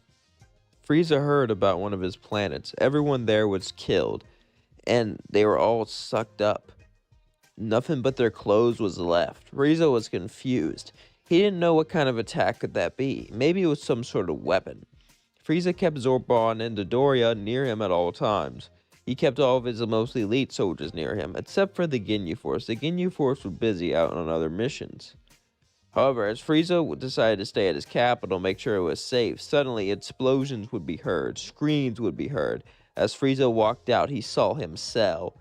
As Cell looked at Frieza, Frieza would look at him, as he would say, "Zarbon, Dodoria, take care of it." As they both charged at Cell, Cell would move so fast he couldn't even see him. As suddenly, he grabbed Zarbon and stabbed him and began to absorb him. As he screamed out in pain, anger, he slowly got sucked into nothingness. Then he did the same thing to Dodoria. Frieza would now know how that happened, and Cell would continue to walk up towards him. "You're gonna die, Frieza. I know all about you. I'm a part of you after all." What are you talking about? I'm from the future. A long time ago from now, someone would make someone out of the DNA of all the strongest fighters in the universe. That includes you. I have all the power in your final form, and I know about it. You might as well go into it. It's the only way you stand a chance. Even then, though, it's a 1% chance at most. Cell began to laugh, as Frieza looked at him annoyed and angry. Was he really from the future? He knew so much about him, and his power, it seemed amazing. He could just absorb people. He's never seen anything like it before. He thought about going to his second or third form to test him, but Frieza decided to go all out since this guy was a little disturbing, to say the least. As he went into his final form, Cell would say, so delicious. I can feel the power coming off of you. You will make a tasty snack. Frieza says, I'm the Emperor of the Universe, not a snack, as he charged and punched Imperfect Cell. But it did nothing, as Imperfect Cell looked down at him and said, Emperor or not, you're just a snack to me. Go to his final form, and he tried to blast Cell, hit Cell, but no matter what he did, it did nothing. Cell would just look at him, not even injured. Frieza would scream, this is impossible, I'm the Emperor of the Universe! He would pull out some death slicers and throw them right at Cell, but as they hit him, it did nothing. Just like the Destructo Disc did nothing, and Cannon. Frieza began to scream, damn it, damn it, damn it! Frieza then began to charge a Ki Blast. As Cell appeared behind him, are you gonna blow up the planet? I can breathe in space too. I just used a space pod, so I knew what direction it was in, because I didn't really know this universe too well. Cell then grabbed Frieza by the neck and began to choke him, as then he stabbed him with his tail. Frieza then blasted him with a death beam after death beam, beam after beam, Ki Blast after Ki Blast, punch after punch, but it did nothing, as Cell slowly absorbed Frieza. Frieza would scream in fear and agony. This is the first time he was afraid in his entire life. As Frieza felt the sharp pain, as he felt all of his organs being sucked away, he slowly died. As Cell took all of his power, it was so delicious. He's never tasted someone that powerful before. He's been used to eating flies, but Frieza wasn't like anything like that before. Frieza was like a lizard, a nice lizard, a snack like he's never experienced in his entire life. As Cell felt all the new energy coursing through his veins. Before he left, he went into the spaceship, and he didn't really know how things worked, but he needed Vegeta and Nappa to show up, so he decided just to call all elite soldiers there. And as they went to the planet, they saw Frieza's dead corpse. Cell absorbed everything, except for his head. As he picked up Frieza's head, he showed it around to everyone, saying, I am Cell. I will lead you. And I have a little helper to help me. But I need to see Nappa and Vegeta. As Nappa and Vegeta looked, they were shocked. Someone killed Frieza, and now he was the new ruler. He looked at him and said, You're Saiyans, right? I heard a lot about your race, and I admire their hard work. You all will be my right-hand man. Nappa would smirk. He was excited to be promoted. Vegeta was too, but he also didn't trust Cell. After all, he didn't know who the hell he was. And Frieza was seen to be the strongest in the entire universe. And he showed up and killed him and just took everything over. So, not like he trusted him, but it's not like he had a choice. So they agreed. As then Cell began to get out and fly into space. As he flew towards Earth, he knew where Earth was. He had a rough idea, at least. And it wouldn't take too long for him to find it, since he knew the solar system pretty well. When he was in the space pod, Cell was looking around and remembered the path he took to get here, so he just had to fly in that path, and he would go to Earth. Everything was going as planned, and not too long after this, only a few years, and the androids will finally be made, and he can finally become perfect. He can finally reach his dream. Cell have just taken over Frieza's empire. It's been a few months, and he wants Goku and Vegeta and Nappa to all have Super Saiyan, so he would call them all to his quarters. As they all walked up to him, Vegeta and Nappa were confused, thinking that they were in trouble. They also didn't know much about Kakarot. He was his right-hand man, even though he was a Saiyan. From Earth. How did he get so strong if he's from Earth? They didn't really know. Cell would look at him and say, I want all of you to train intensely. I built a gravity room with my specialists, so you will all go and train in there until you can unlock Super Saiyan. Vegeta would look at him and say, Super Saiyan's just a legend. Cell would walk up to Vegeta and then look straight in his face and say, no, it is not. Super Saiyan is more than just a legend. It's a reality, and it's the reality that you'll have, Vegeta, Prince of all Saiyans, and soon to be a Super Saiyan. Vegeta was intrigued by this promise. He didn't really know much about Cell, but Cell knew so much about him. Every time he talked to him, every time he had a conversation with him, he knew exactly what Vegeta was thinking. It was like Cell could read him like a book. It angered Vegeta, but at the same time, it made Vegeta feel close to Cell. Not as a friend, of course not, but as a superior. Vegeta, Nappa, and Goku all went into the gravity room and began to train like they never trained before. They got Zenkais after Zenkai, battle after battle. Kakarot was so far ahead of him. This pissed Vegeta off. He should be the strongest. He's the prince of all Saiyans. Nappa and Vegeta's power continued to rise. As Cell began to walk away, he thought to himself, if they can turn Super Saiyan and stay loyal, I wish for all of them to have eternal youth. With them by my side, I shall rule the universe. Cell really didn't care about ruling the universe, but he ruled it for snacks so he can use people like livestock. Once he becomes perfect, he really doesn't know what he's going to do with his empire. Maybe he'll do some fun things like tournaments and other stuff. He really doesn't know. As the months passed, nothing really changed. The Saiyans hit their head against the wall, but no matter how hard they trained, no matter how hard they fought, they wouldn't turn into a Super Saiyan. Vegeta could feel the frustration. He was told to do something impossible, told to achieve something that has been achieved for 1,000 years, if it was even real.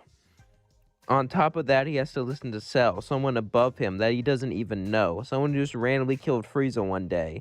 Vegeta is the prince of all Saiyans, but he has no heir to rule, no planet to take over. As a year passed, this began to build up in Vegeta until he began to scream. The entire room shook as his hair turned yellow and he achieved Super Saiyan. Vegeta smirked, saying, I did it. I am the prince of all Saiyans, Vegeta, and a Super Saiyan. But then Imperfect Cell walked in. Cell would say, I'm proud of you, Vegeta. Be honest, I expected my star pupil, Kakarot, to achieve this. Goku looked at Cell angrily, just hearing that. He wanted to be the best. And, well, having Vegeta unlock it first made him upset. This made him angry. Cell could see this. So then he pointed at Kakarot. I bet he can unlock it if you fight him. Push him with everything you have. You're allowed to injure him any way you want, just don't kill him. Vegeta would look at Cell and say, my pleasure. As Vegeta would charge in, punching Goku straight in the stomach, breaking some of his ribs. Goku would then kick him. Goku wasn't helpless. He was able to fight, for sure, but Vegeta was just far too powerful. He began to beat up on Kakarot. Nappa would watch and would try to get involved, but Cell said, no, don't get involved. Vegeta doesn't need your help. I was gonna get involved to help. Neither does Kakarot, Imperfect Cell would say. Just watch. Soon you'll unlock it after them. For you, I have a different technique in mind. What's that? Nappa said. Cell would say, well, you're an old man. You're more intent with life, and that's fine. It'll be harder for you to unlock Super Saiyan, so I'll just use something else for you. Cell then thought in his head he could just use the Namekian Dragon Balls. However, he's never been to Namek before, and even though this could be a challenge, he believes he could do it. Vegeta and Kakarot both pushing each other further and further, or at least Vegeta was pushing Kakarot. Kakarot was getting beat up. His hands were getting bloody. His body was getting destroyed. He couldn't do anything. But then he began to scream. He began to yell as he pushed through all of his anger, pushed through all of his passion, pushed through all of his strength, and eventually became a Super Saiyan. Even though Kakarot should have a higher power level, now that he's Super Saiyan, he still lost since Vegeta beat him up quite badly. But after that, Cell would then begin to head off to Namek. He looked at the coordinates to see where Namek was, then he began to fly. As he flew through space, he got closer and closer to Namek until he landed. As he landed, he began to look around, and he saw the Namekians in their villages. Cell walked up to a village and said, I'm not hungry for you, so just give me the Dragon Ball, there won't be any trouble. The Namekians were scared. They never sensed anything like Cell before. Since he was made of the DNA of so many different people, his power didn't feel like one. It felt like so many. It felt like so many others mixed into one person. The Namekians refused, so Cell began to eat them and absorb them. As he got a Dragon Ball, he went to village, getting Dragon Ball after Dragon Ball, asking them everything he knows about them. Eventually, Cell would learn about the password and would learn that Dende had it. Cell would begin to search for Dende until he eventually found them, grabbing him. Dende would cry out, scream in pain and anger, but he couldn't do anything as Cell took him and began to keep him. I will keep you alive since you have the password.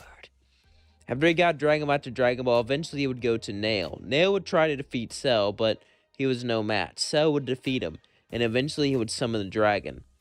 His wishes would be to make Goku, Vegeta, and Nappa have eternal youth. Nappa to achieve Super Saiyan, and for his final wish, he could wish for perfection, but where's the fun in that? He's been waiting for so long, he can already just go and take it when it happens. He decided to have an interesting wish. He wished that he could see the future, and Purunga granted his wish. As he would get visions in the future every once in a while, Cell would then head off and wait. As the years passed, finally it was time to go to Earth. Finally, Dr. Gero should have created the androids. Cell would hide his power and go on Earth. Earth has been ruled by Kakarot for quite a while now, and whenever Kakarot left, he would put Pilaf as Chancellor.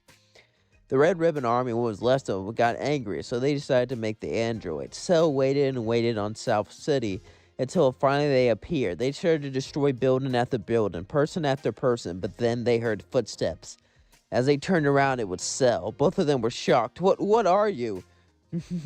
I'm the one who raised Goku, and I'm the one who's gonna kill you. Suddenly, Vegeta and Nappa both appeared down. Cell would look and say, you see them? They are stronger than you, and soon I'll be stronger than them. Stronger than anyone. I will become perfect. The perfect ruler of the universe. 17 was getting sick of Cell, so he charged and punched Cell right in the face, but it did nothing, as Cell kicked him down to the floor. Cell would look at him and say, don't be rude to your brother, as he began to lick his lips. This disgusted 17, as he got up and hit him with a massive ki blast, but it did nothing, as Cell simply walked forward. 17 would say, how? I'm supposed to be the strongest in the universe. I was built by Dr. Gero. I have to be the strongest. I need to be the strongest. Cell would say, shut up. Stop your whining. As then 18 would punch Cell, but it did nothing. As then Cell would absorb 17. As 18 fell back, she looked up. You bastard. How could you do this? Cell would say, tis, tis, tis. As he went into his semi-perfect form. You really say that to your own brother? Calling me a monster? Calling me weird? That hurts my feelings. You should be proud. You should be happy to join me. You should be happy to become perfect. Vegeta and Nappa looked confused and shocked. They felt Cell's power level rise like it's never risen before. He's absorbed people before, but never has it reached a gain like this. But Goku would smirk. He's wanted this for so long. His entire life he's been waiting for it, and soon he's gonna get it. As 18 began to fly away, Goku would fly up and punch her down. As then, Cell would look at her, as his tail began to embellish her. As he absorbed her, he felt his new power skyrocket, as he felt himself become perfect. However, then he would look and say, you can come on out, Trunks. You didn't think I would know about you coming to this timeline? Trunks would walk out and say, I went to this timeline, everything was so different. Part of me didn't even want to go back, but I had to give it a shot. What happened? Cell would say, you want to know what happened to this place? Well, I'm from a timeline where you destroyed the androids and saved the day. However, there was something wrong. I couldn't absorb them, so I killed you and went back in time. However, I went back way too far to when Goku was first born, so I raised him as my own, and I took over the universe, turning planets into farms, waiting to absorb 17 and 18. Now, finish him. Finish Trunks. Goku, Vegeta, and Nappa would all turn Super Saiyan as they charged at Trunks. Trunks was stronger, but he couldn't handle 3 Super Saiyans all at once. As they all rushed in, began to beat him up, began to surround him. Eventually, Trunks would get angrier and angrier and angrier as he put all of his power into his body, unlocking a buff form. And at first, it was working, but eventually, stamina would run out and he couldn't hit him. As Trunks would fall to the floor, Vegeta would blast a hole in his chest, killing him, not even knowing Trunks was his son. Cell would laugh at the irony, not telling him. As Cell would say, good, now, let's continue to get stronger. We cut to the Saiyans. They were all training to get stronger, training to get better, training to evolve themselves. No matter how hard they trained, they would never be as strong as Cell. Cell himself did train too. He did have some of Frieza's potential, but it wasn't nearly enough to reach gold or anything crazy just by training. However, Cell would remember something. He had the power to see the future, and every once in a while he would see visions of a pink blob, a pink guy named Boo, who would attack them all. He'd be ready to fight Boo. He would also have visions of him turning things into candy, visions of him splitting in half. All these visions gave Cell ideas of what powers Boo would have. As the months passed, eventually, one day after so long, Cell would have a vision of Supreme Kai coming to him, and soon enough, it did happen. As Cell was on his throne, talking to the Saiyans, Supreme Kai Shin walked up to him. Cell would smirk and say, "Oh, Shin, it's you." Shin would look and say, "How do you know my name?" "A long-time guy wished to see the future. I know what you're here about. You're here for Majin Buu." Shin would nod and say, "Yes. Do you know where he's going to show up?" Cell would say, "No, I have visions, but I can't control when it happens." Shin would then tell everyone where Majin Buu was going to show up, somewhere on Earth. Babi trapped him there, and Earth was the planet where Cell came from, and a planet where Goku came from, so I hope it's important to them. If not, Buu will threaten the entire universe anyway. So they all nodded and began to... As they all landed on Earth, they began to follow Shin. Shin knew where they were at. As they followed them, Cell would start to think, what can I do now? Surely Majin Buu can't be that powerful. He's just a pink blob, right? The visions say he's awoken. Cell had an idea. His plan was to give Babi enough energy so he can awaken Majin Buu. Cell hasn't really had a good fight in such a long time. As long as he doesn't get turned into candy, he could probably win. As Cell, Shin, and the others all landed, they begin to look down upon Babi and his minions. As suddenly, one of them was hiding their key as they would charge towards Goku, and Goku would turn around and blow him up. As then, Deborah would show up and try to spin on all of them after killing Kibito, but they all dodged, and Cell kicked him down to the floor as he looked. "So you're the mighty Demon King, tell me, do you demons feel fear?" Cell would say, smirking, as Deborah looked up at him and say, "Cocky bastard. I'll show you what true fear really is." As then he flew into the spaceship, so did Babi and his minions. So Cell and the rest of them went after him. Shin said, "Wait, it's obviously a trap." Cell would say, "No, duh, I don't care. Trap or not, we're gonna go right through it. Because I'm the perfect bee and nothing can stop me." As then they all jumped down. Cell then got a vision of Goku going Majin, and this excited Cell. Cell would go and start to talk to Goku privately. Goku would look at him and say, "Did I do something wrong, Dad?" "No." Cell would say, "I want you to let Babi control you, at least for a bit. I need enough energy to awaken Majin Buu." Goku would say, "Why do you want that to happen?" "So I can fight him, of course. I want to fight him at his best. I want a true fight to push me. For that, I need Majin Buu to be awoken, so I want you to go Majin and begin to fight Vegeta and Nappa when the time comes." Goku would nod and agree. Goku trusted his father. Even though it seemed like a bad idea, his father raised him, and Cell was always there for him, so he had no choice but to agree, at least in his mind.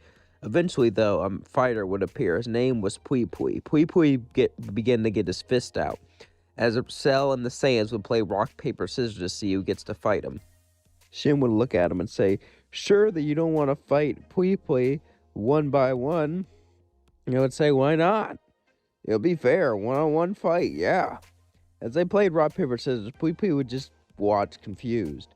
He's never been treated like this before. He's used to being treated like a warrior, not some prize that someone gets to fight. Eventually, though, Nappa won. As Nappa got ready to fight Pui Pui, Nappa turned Super Saiyan. "All right, Pui Pui, show me your true power." Pui Pui smirked and said, "You're gonna regret this," as he charged at Nappa, but Nappa just punched him straight to the floor. As he got up, Nappa just hit him again and again. And he even went out of Super Saiyan. "I thought you were hiding your power. It seems like this is really all you have. That's kind of sad and pathetic." Pui Pui would yell at Nappa, saying, "Turn back." But he couldn't. He couldn't get Nappa to turn back to his full power. Nappa wasn't taking Pui Pui seriously, and Pui Pui didn't deserve it. Eventually, though, Babi would transport him to his home planet to give Pui Pui an advantage. The gravity there was 10 times. Yeah, not really that impressive. If it was 100 times, maybe he'd have a chance, but 10? That's just nothing. Pui Pui would charge at Nappa. Nappa would just get tired of him, blowing him up. That takes care of that. Vegeta would say, "You should have done that before." Nappa said, "Well, I wanted to see if he was stronger in his home planet. I guess not." They all decided to go further down, as the next match was Yakon. Yakon looked scary. He was like a beast, a monster, and he had a special ability to absorb light. They didn't know who was going to fight him, so Vegeta, Goku, and Cell all played rock, paper, scissors. And, well, Vegeta won. Vegeta then smirked and said, "Let me show you the power of the Prince of all Saiyans," as Yakon looked down at Vegeta, ready to devour him.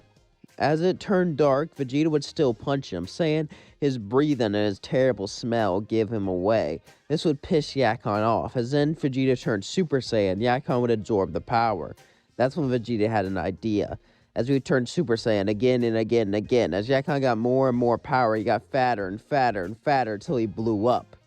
This caused Babi to shake in fear. His minions were dying one by one. The only person that could stop him is Deborah. He had to find someone who could help him, but who? As Deborah went out to fight Cell, Babi had an idea. He could mind control one of them. At first, he would try to take Vegeta since he was the prince, but Vegeta wouldn't let him. In this timeline, he stayed strong and didn't let him mind control him. Cell would see this as he was fighting Deborah and actually be proud of Vegeta. Then he would try Nappa, but that failed. Then he would try Goku, desperately, panicking, but Goku let him. Goku let him in so he could fight Vegeta and Nappa and get enough energy for Cell. As he began to scream in agony, scream in pain, an M appeared on his forehead. Then he punched Vegeta straight to the floor. As Vegeta got up and began to fight him, so did Nappa. Nappa and Vegeta fought Goku, as Goku then turned Super Saiyan 3, showing off a new form, a form he unlocked through the Majin power-up. This shocked everyone, including Cell. As Cell looked on, proud, he then looked at Deborah. "Alright, I don't really need you anymore, Deborah. I think you got enough energy for Majin Buu." "Got enough energy? What do you mean?" Cell says, "I want him to be reawakened so I can have a challenge." Deborah would then look at Cell. "You're crazy." "Maybe I am, but at least I'm not dead." Cell then began to charge a Kamehameha. As Deborah tried to spit on Cell, he would simply dodge it and shoot Deborah straight in the face, killing him instantly. As he fell to the floor, Cell could then go after Babi, but he didn't. He decided to watch. He watched as Goku fought Nappa and Vegeta and began to win, and more energy was being put in. As Babi finally got enough to awaken Majin Buu, Goku then kicked Vegeta to the floor, as then he fell down, passing out and using too much stamina. Cell would say, "Seems like he has a stamina drain, too bad." Nappa would say, "He betrayed us." "No, I told him to do that." Shin would say, "Why the hell would you do that?" "Because I wanted Majin Buu to be awakened. I wanted someone to challenge me. I wanted a good fight." Cell would then laugh. As suddenly, Babi would come out with Majin Buu, as Cell would get ready to fight. He's been waiting for this forever. A fighter who can challenge him, a fighter who can push him, and a fighter that can bring him to his limits. The Saiyans were shocked on what Majin Buu looked like, but Cell wasn't. Cell began to fight Majin Buu. Even though Majin Buu wasn't the smartest, he had a great fighting technique, and he could learn any abilities by seeing it once. He also had many different unique abilities. Cell was having a good time. But Babi kept yelling at Buu to finish him and do that and do this. Eventually, Cell got tired of that and said, "Hey, Buu, why do you let that guy boss you around? Because he could seal Buu away." Cell then grabbed Babi by the throat, saying, "Here, you can't talk, so he can't seal you away." Buu says, "You a genius," as Buu then killed Babi. As then Cell and Buu began to battle. Cell was extremely powerful since he's been training ever since he's been perfect. But Majin Buu was also very powerful, and Majin Buu was actually giving Cell a good workout. Majin Buu wasn't a threat to Cell, but he enjoyed fighting him, and they both actually had fun. Cell then had an idea. "Hey, Buu, you're having fun, right?" "Yes, Buu, have fun." "Then why don't you join me? We can have fun, we can fight together, and you can help me out, and we can play fun games." Buu thought about it, he agreed. He agreed to join Cell. It looks like Cell had a new friend, and everything was going just well. We cut to Beerus. It's been years since Buu arrived, and Cell's been training with Buu, getting much stronger. Beerus would be having a dream about a golden warrior and a Super Saiyan god. These two people began to challenge Beerus, pushing him further and further. This dream eludes him. Eventually he would wake up, but he'd forget what it was. He would sit in his nice bath, thinking. As he continued to think, He couldn't remember what it was. He would try more and more and more until he stood up from the bath, yelling, "It's a golden warrior and a Super Saiyan God!" Whis would look at him confused and say, "My lord, the water's not that deep." He would look down and get flustered as he would get back in the water. That's who I want. I want a Super Saiyan God and a golden warrior. Those are the people I meant to fight. Whis would say, Frieza wiped out most of the Saiyans, and a golden warrior isn't that a tad, I don't know, outrageous? Beerus would say, I know what I saw. Tell me what happened over these years. Well, alright. Let's see. Quite a bit has happened. Frieza was killed by... Wait, what? Frieza was killed? By who? Well, they call him Cell. He looks like he's a bio-android of some sort, made from DNA of multiple people. As Beerus looked at him, he looked so familiar. He had to be the Golden Warrior. He says, are there any Saiyans left? Yes. Cell is in charge of the Empire and the Saiyans under him. Interesting. I think I should pay this Cell a visit. We cut to Cell and Majin Buu. Cell and Majin Buu would be training, pushing each other. As Buu would look around, Buu could somewhat sense God Ki. And Cell's been training with Buu so much, he learned how to do it too. They both felt a weird energy far, far away. Cell would say, what was that? Buu says, Buu don't know. As then he sat down. But Buu want to eat. Cell would then laugh and say, all right, Buu. Cell would then bring Buu to a feast as he began to eat. But Cell was curious what this power was. It was so far away he probably didn't have to worry about it, but it felt weird. It didn't sense like any other ki he felt before. As Cell and Buu were both there, he tried to get his mind off of things. After all, he could go out and investigate, but Cell had everything. He had friends. He had a chance to fight every time he wanted. He had Buu. He had pretty much anything he could ever want. And if he learned how to absorb people again, he would have plenty of food. Plenty of nutrients to feed his empire. He has been thinking about trying to absorb things, but his tail is so small now, he doesn't even know if it's possible. However, the energy he felt would slowly get closer and closer and closer. Cell would then get worried, as he would demand Vegeta, Nappa, and Goku all get their guard up. They would say, what's happening? I sense an energy like I've never felt before. It's getting closer. They would all stand up and shake nervously, as suddenly Beerus would walk through the door. Vegeta would then begin to shake as he looked at Beerus. But Beerus would walk and say, very impressive, I heard about you, Cell. Cell would get a fighting stance nervously as he shook. This energy, it's nothing like he ever felt before. Beerus would say, relax, I'm not here to destroy you, I just want a good fight. Well, I heard you took out Frieza. Did you kill his father as well? Cell would say, we looked for his father, but we couldn't find him. He was known for being a coward. No one's seen him in such a long time. He's either dead or he's hiding on some rock.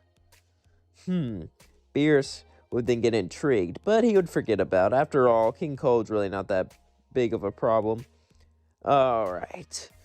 I know about your secret form, Cell. You might as well transform. Cell looked shocked. The only person he's ever shown is Buu. And even with that form, he knew he couldn't beat Beerus. Cell would say, what are you talking about? Beerus would then give him a serious look and say, show us right now, or I will erase you. Cell then sighed. He was holding back this power in case some of the Saiyans became a threat, or Majin Buu. But he didn't want them to know about it. He didn't want to know he was holding back. And he also thought it was kind of boring. When he didn't use that power, he could have a good time. But this guy was different. This guy was above anything he thought he knew before. And he was going to have to show his true power to even be able to compete with Beerus. As Cell sighed, he began to yell and charge up. As he charged up all of his power, as he charged up all of his strength, his skin turned gold. Cell would say, behold my golden form. I was hiding this for someone special, fitting that it's you. Beerus would say, I'm special, huh? Oh, I'm flattered. Now, before we fight, let's get something to eat. Get out of that form. Cell then looked confused as he turned back to his base form. Are you sure? Yes, I'm famished. Once I'm done, we'll fight. Now make me a meal, Beerus would say. Cell would order his men to make Beerus some food, as Beerus and the Saiyans began to eat. Beerus would then begin to eat and enjoy the food quite a bit. As him and everyone else began to eat, Beerus was having the time of his life. This is some of the best food he ever had. Cell remembered Earth food and he mixed it in with other food. He wasn't in charge of the cooking since he really didn't eat or didn't need to. So Goku and Vegeta really were the ones who were in charge of making sure food was prepared right. After enjoying the meal, Beerus got up and was ready to fight. So was Cell. Cell would turn gold as Beerus would look at him. Not bad. Now let's get this going. Cell and Beerus would begin to battle as they flew up into space. Beerus would look at Cell and say, "You know what, Cell? I never really had someone like you, a bio-android. Most places they're banned to make. So you're like a rare commodity." Cell would say, "Commodity? Is that all I am to you? That hurts me. I'm more than a tool." Beerus would laugh and say, "I guess you are. After all, you were able to defeat Frieza, and that means something." Cell and Beerus would begin to push each other. At least Cell was pushing Beerus as much as he could, but obviously he couldn't do that much since Beerus was very powerful compared to him. But he still had a good fight. As they battled, they talked. "What's that key you have?" Beerus would say, "What do you mean? It doesn't feel like anything else." Beerus would say, "Oh, Buu has some God Key. It seems like you picked up on that. God Key is divine energy. But you don't even have that, and you have this power. It's amazing." "Tell me, Cell, do you want to be a destroyer?" Cell would say, "I don't know. I just want to fight and have a good time." Beerus would say, "Me too." As Beerus then began to charge a massive key ball. "Here, I have an idea. Let's see how strong you are." As he threw it straight at Cell's capital planet. Cell looked down and actually started to get worried. Goku was there. If he messed up, Goku, the person he raised, will die. Cell flew down to the bottom and began to charge up a Kamehameha. As he blasted into the key ball with all of his might, with all of his strength, he began to push more and more. As Beerus added a bit more of his power and pushed down. "I can see the panic in your eyes. You care about someone down there, Cell. I didn't know you were the type to care after all the terrible things you've done." "That's surprising." Cell then put more and more of his energy into the Kamehameha. "It seems like you do have a heart." Beerus then began to push it further and further down. As it got closer and closer to Cell, Cell couldn't let Goku die. As he screamed in agony, as he screamed in pain, as he screamed in anger, he pushed the ball back with his Kamehameha, barely. Beerus then laughed and said, "Well, that must have used a lot of your power." But then Cell punched him and said, "Not enough to stop fighting." Beerus says, "I like the way you think, Cell." As they both continued the battle, but Cell was running out of stamina, as eventually Beerus would win. Beerus would then say, "Well done, Cell. You gave me a good fight. Now, Whis, I want you to take the Saiyans into a time chamber on another planet. I need you to train them to become a Super Saiyan God." Whis would nod. As Whis would bring the rest of the Saiyans out to train them with God Ki. As that was going on, we cut to King Cold. King Cold's been in hiding ever since his son died. He knew how powerful Cell was, and he knew he couldn't challenge him. So he's been training for so long to become more powerful. And he's even found a new ally. As he looks around, he's on planet Vampa. And his new ally is Broly. Paragus would look at him and say, "Do you promise we can get our revenge?" "Yes, I will get revenge for my son, and you will get revenge on Vegeta." Paragus and King Cole would both laugh, as suddenly Paragus would begin to shake as King Cole would turn into his golden form. "This is the type of power that I required, and this is the type of power that will destroy Cell once and for all." We cut to King Cold. He had spies in the area. He was spying on them all. And he heard that all the Saiyans left. Little did he know that the Saiyans left to go train on Beerus' planet. They would leave every once in a while, but Cell was all by himself. It was finally time to destroy him. He landed his spaceship and he flew right towards the castle. As Cell looked and saw King Cold, he said, "Ah, is it the father of Frieza here for revenge? And who's this?" He pointed at Broly. He would say, "That's not important. Broly's the one who would deal with the Saiyans. I'll deal with you," he said, smirking. As suddenly King Cold turned gold. King Cold would look right at Cell, saying, "This is a form you can never reach. This is the form that is peak of my race. I've been training for so long to reach it. Now that I have it, I will defeat you and become king of the universe. It was a mistake to let my son take over. I was scared of Beerus. I was scared of everyone, but now I'm not scared of anyone with this form." Cell would look at him and pretend to shake in his boots. Please, please forgive me. I'm sorry for killing your son. We could team up. King Cold started to consider this, but then Cell turned gold and punched him as he was distracted. King Cold then looked down as he saw Gold Cell. What is this? That's impossible. Cell would then say, I'm made up of the DNA of the strongest fighters in the universe. That includes you and your son. Besides, everything you can do, I can do better. I guess you're wondering, why didn't your spies tell you about it? I figured you had spies in this empire. That's why I only showed my golden form off to people around me who I could trust. And I whipped it out when I absolutely had to. I was hiding my forms, biding my time, waiting for the perfect time for you to show up so I could kill you. King Cold and Cell would both begin the battle, but Cell's had the golden form longer. King Cold had a lot of potential, but it was nothing like his son. King Cold then felt himself getting beat up. As he started to panic, he said, Broly, get involved. Broly would then charge at Cell. As this was going on, we cut to Goku and Vegeta. Goku and Vegeta and Nappa were all training. As they all decided to sit down after a hard time of training, and we showed them what was going on with Cell. Every once in a while, they would check in on him to make sure nothing bad was happening, and they saw King Cold was there. King Cold and Broly. They were interested in this other Saiyan. They was also interested in King Cold's new golden form. It looked like Cell's golden form. They decided they would all go back. As Goku, Nappa, and Vegeta all hitched a ride with Whis, Cell was still fighting Broly and King Cold. King Cold was a pushover, but Broly kept getting stronger and stronger and stronger. Cell realized he had to take him out right here, right now. But then King Cold grabbed Cell with all of his might as Broly hit Cell, and then King Cold began to laugh. With Broly on my side, I can't lose. Broly's my ace in the hole. But then suddenly Broly punched him as King Cold yelled at Broly, but it did nothing. Broly was out of control. Broly was attacking everything in sight. As then Cell began to laugh, King Cold would look at us and says, why are you laughing? I have achieved the same form you have, and Broly's even more powerful than you. I should be the one laughing. Cell then looks and says, you can't even control him. Matter of fact, I think the best way for you to die is to watch your own warrior kill you. A bit ironic. Cell then put 2 fingers on his head. King Cold says, what are you doing? Just a little trick I learned from Yardrat, as he instant transmission away. As he did this, Cell was gone, and the only person there was King Cold, so Broly began to beat him up.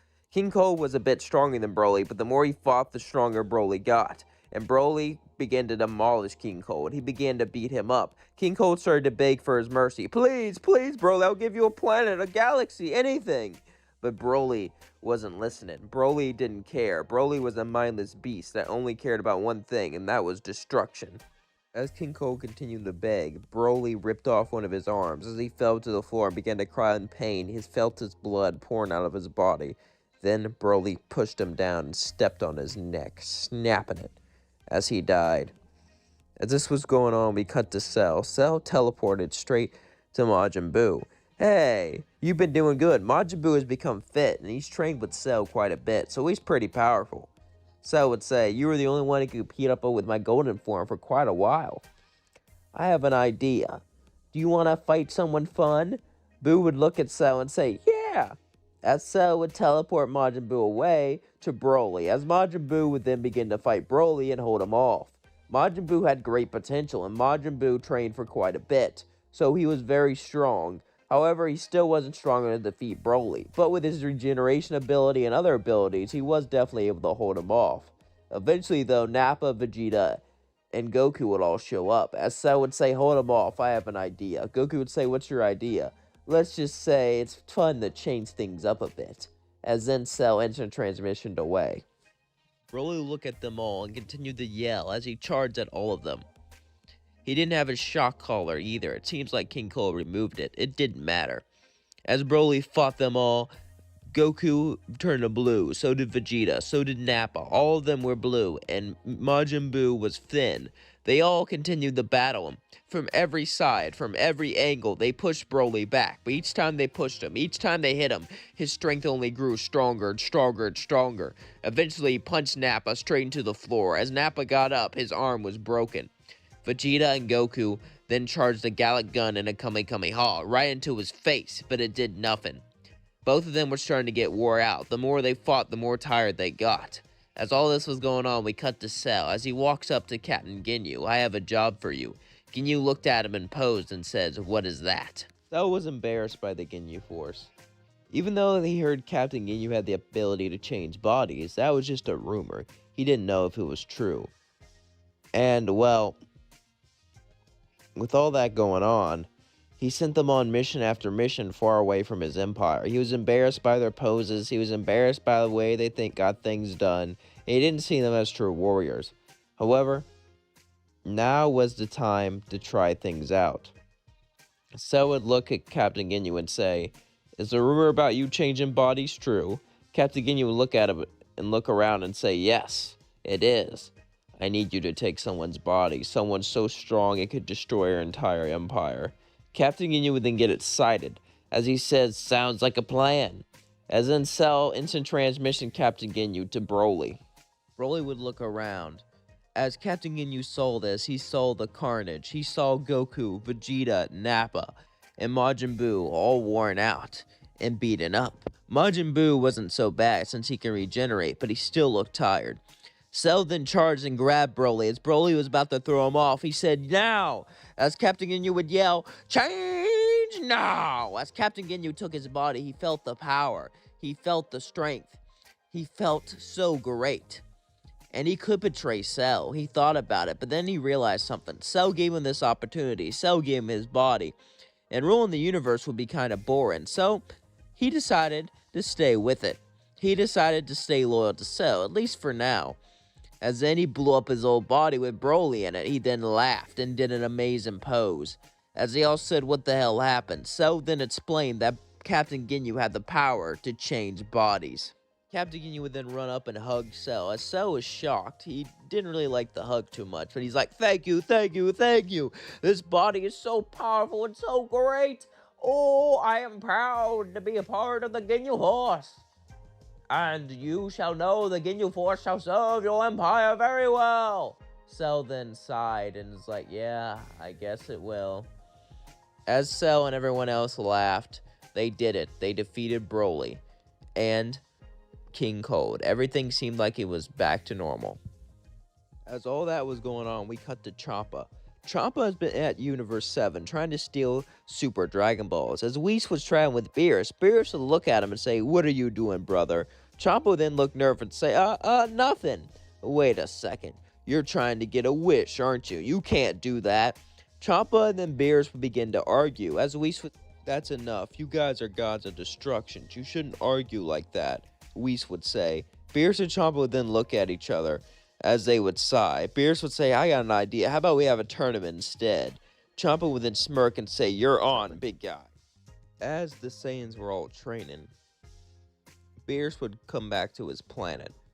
Cell really didn't train on Beerus' planet much. He trained here and there, but he preferred to train with Buu, and he preferred to look after his empire. At first, he didn't really like ruling an empire, but he's gotten used to it, and the title Emperor kind of excites him. It's probably the Frieza in him.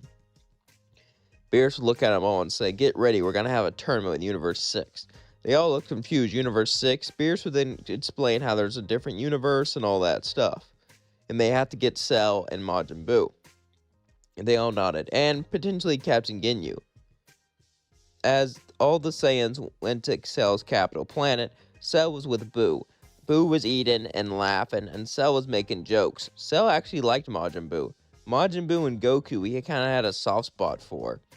He practically raised Goku, and Majin Buu, he was his best friend.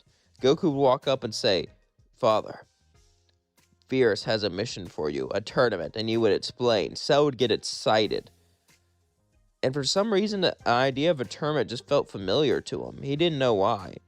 As he was excited, he agreed to join the tournament, as all the fighters began to get ready and eventually went over to the tournament. As they all arrived there, they would begin to look around as they saw Cabba. Cabba was just a little Saiyan. A Saiyan just like them. He didn't have a tail. This intrigued everyone. As he walked up, Nappa would say, "What happened to your tail, little runt?" He would say, "Tail?" Confused. Nappa would then say, "Whoa, your people don't have a tail. Interesting." Cabba would then tell him about his race and everything that happened. Vegeta and Nappa were shocked. Goku didn't really know anything about Sadal or anything like that, but Vegeta and Nappa told him about their story, about how Vegeta ruled and how they conquered another planet. Cabba was horrified. Saiyans don't conquer other planets. Vegeta said, "Don't worry, we don't do that much anymore, unless Cell needs us to," Vegeta said, smirking. Cabba then looked off, a bit worried, as he walked away. Eventually, the tournament would start, and the first match would be Botamu versus Cell. As Botamu looked at Cell, Botamu would say, "Interesting, I've never seen anything like you before. What are you?" Cell would say, "I'm a bio-android, made of the DNA of the strongest fighters of the universe. I am perfect. No one can defeat me." Botamu would say, "Such a big ego, but you haven't fought anyone like me before." As Cell hit him, it bounced back. And when Cell blast a ki blast into his belly, it just bounced back. Botamu would say, "This is the secret to my power. Ki absorption. My body's so fat it absorbs anything. You can never defeat me." Botamu laughed as Cell looked at him and says, "Are you serious? That's it? That's your entire gimmick?" Botamu would say, "What are you talking about? That's kind of lame. I met people like you before." Botamu would say, "Hey, shut up. I'm not lame." Cell would then just kick him below his feet and knock him out that way. As Cell won, the next match was Cell versus Frost. As the battle began, Cell would look at Frost and say, "You could transform. I know about your transformation." Frost would go into his third form, which would annoy Cell. Cell wanted to fight him at his best. Cell then turned gold, which shocked Universe 6, and he would say, "I want you to fight me at your best, not this weak, lazy excuse for a form," as he hit Frost to the tournament floor. Frost then got up and transformed to his final form, as they both continued to battle each other. But Cell was outclassing Frost in every way possible. His power was amazing. He would eventually go back to his base form, not wanting to waste energy. This pissed Frost off, though.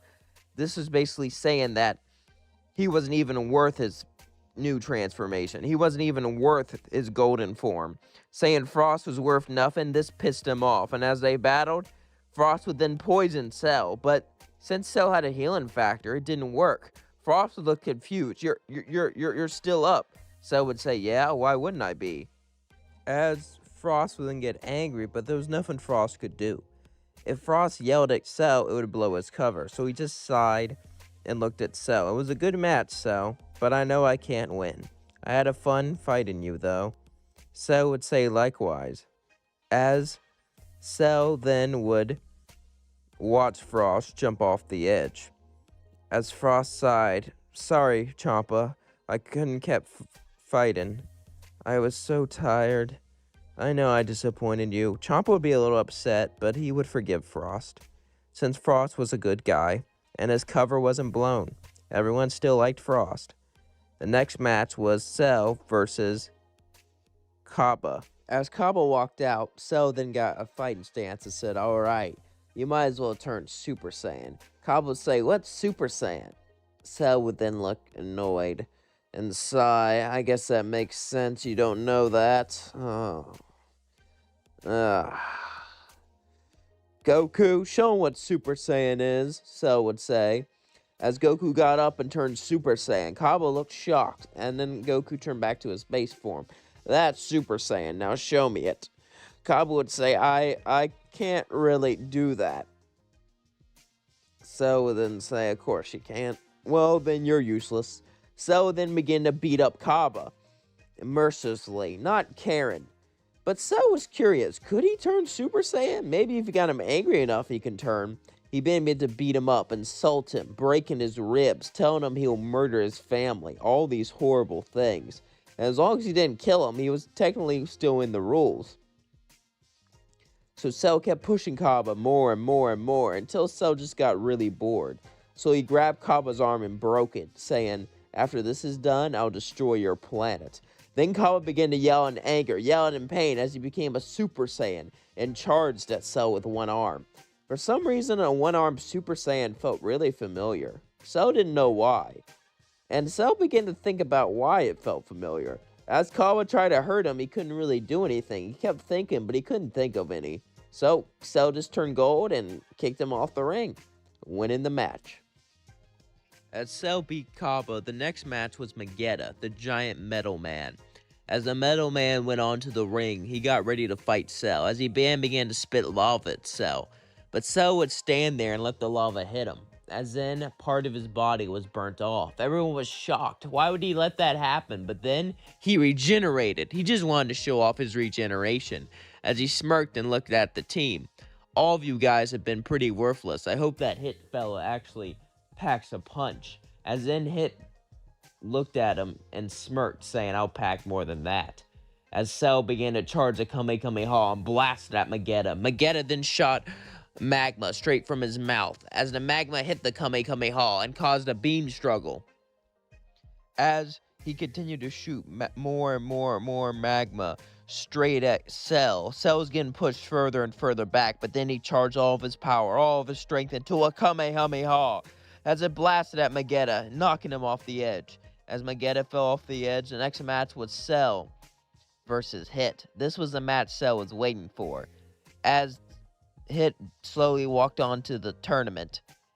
As Hit did a time skip, Hit and Cell. He would do this again and again and again until Cell would block it. Hit would look confused. How did you do that? Cell would smirk and say, "Simple, I predicted your moves," as he would turn gold.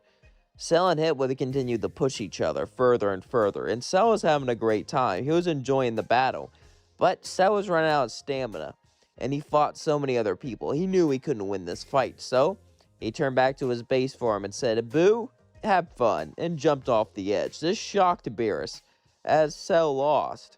The next match was Buu versus Hit.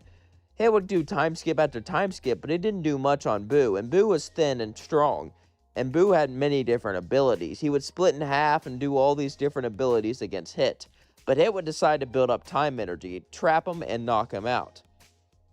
Hit was getting more and more winded, though, as the next match was Hit versus Nappa. Nappa would look at it and say, "All right, you ready for this old timer to show you what it's for?" Hit would say, "You look young to me." "Thank you, but I'm actually aging into my 90s. I just wish for eternal youth, so I really don't look like it." Nappa would laugh. Hit would say, "That's nothing for a man who's 1,000 years old." Nappa would say, "Wow, 1,000 years old, you look great for your age." Hit would then smirk and say, "My kind lives for a long time." As then they would both battle. As they battled, Hit got more and more tired. Hit battled Cell, Majin Buu, and now Nappa. Hit could defeat them all one-on-one, but not all at the same time. Hit got more and more exhausted until he fell off the ring. As Nappa won, Universe 7 won, and Beerus got the Dragon Balls. But Zeno still watched, and the Tournament of Power would eventually still be. Beerus and Whis would be relaxing when suddenly Whis got a phone call. It was from Zeno himself, and Zeno said, "I want a big fun tournament with everyone in it." This shocked them. After that, Zeno quickly left, hanging up. Like a child, he only asks for what he wants and leaves. Beerus and Whis then begin to get nervous. Zeno is known for wiping out universes. You don't think he'll wipe everything out if we lose, will he? No, he couldn't. Anyway, it seemed that they were going to have to get a team ready. Beerus and Whis quickly flew to Cell's capital planet. As Cell was training, Beerus would walk up to him. Cell would then agree. As Beerus told him everything, Cell would then begin to gather his team. He gathered Captain Ginyu in Broly's body, Goku, Vegeta, Nappa, and the Ginyu Force all came under Cell's team. Cell was ready, and Broly and the Ginyu Force began to train the Time Chamber for quite a while until the tournament began, as all they could do was sit there and wait. Majin Buu also joined the team, and Majin Buu was quite excited. Buu was ready to fight some new people, and Cell was excited to see Buu in action. After all, Buu has many different abilities. Eventually the time would pass, and the Tournament of Power was about to start. As they all arrived, they would look around and see all the other fighters. But one caught Cell's eye above everyone else, Jiren. Jiren looked serious. He was meditating, and he had this different aura around him, different from everyone else. Jiren was totally a different type of fighter. And as the ring was being set up, eventually the match began to start. As it started, Universe 9 decided to take a gamble. They heard about Universe 7, so they went all after Cell and Goku. Goku and Cell were back to back, fighting Universe 9. The trio of danger charged at them. They tried to poison them, blind them, but no matter what they did, it wouldn't work. Cell and Goku had great teamwork, and they fought side by side for a long time. With their teamwork, they were able to slowly knock one by one off the edge. Eventually, they completely knocked out the Ninth Universe. As the Supreme Kai yelled, "How is this possible? 2 people destroyed my entire universe!" As then Zeno began to erase him, he felt his body slowly disappear as he screamed in agony and pain. As that was going on, we cut to Captain Ginyu. Captain Ginyu will be chilling with the Ginyu Force, as suddenly the Pride Troopers would surround them. The Ginyu Force would charge at the Pride Troopers, using their own poses and own techniques against them. As Topo looked at Captain Ginyu then did a pose. "You think you could beat me, Topo?" Topo would say, "I don't think, I know." As they started the class, Topo would be winning at first, but Captain Ginyu knew how to tap into Broly's anger. When he was in the time chamber, he trained in that body for quite a while. He knows how it works. Not like when he took Goku's body in another timeline. Captain Ginyu was able to push back. Topo would say, "Your poses are great, and the way you act is phenomenal. However, I can tell you're not fighting for justice. Why is that?" "Justice?" Captain Ginyu would say, laughing. "The poses are amazing, and I fight for my crew. But I don't really care much about justice. I care about having a good time. And really, isn't that what life's all about?" So you fight just for yourself, just to have a good time. That is selfishness." "Maybe, but I'm a selfish guy. I'm happy about it," Captain Ginyu says as he continued to battle him. Meanwhile, Nappa and Vegeta would start to fight Kale and Caulifla. As the battle began, Nappa and Vegeta were easily winning, pushing them further and further back. And Caulifla did tap into a rage mode, but it was nothing that they couldn't handle. Champa was getting more and more worried. Eventually would yell, put on the earrings," as they both stood up and began to put on the earrings. As they fused, they become Kefla. As Kefla formed, Nappa and Vegeta both walked back. She looked so powerful. What could they do? Kefla then began to beat them both up. As Beerus would begin to take off Supreme Kai's earrings, but Vegeta didn't want to do that. Vegeta didn't want to rely on anyone else's strength. Kefla then began to talk down to him, began to talk about how great she was. This pissed Vegeta off. He was the Prince of all Saiyans. "Enough," Vegeta would say. "I am the Prince of all Saiyans, and you dare talk to me like that? You two are just arrogant little brats, talking to royalty. I'm not gonna fuse with Nappa. I can take care of you by myself." He began to yell in anger, yell in strength, yell in pain, yell with everything he had, as suddenly he turned Blue Evolution. "I have something you don't, something that pushes me, something that makes me stronger, my pride.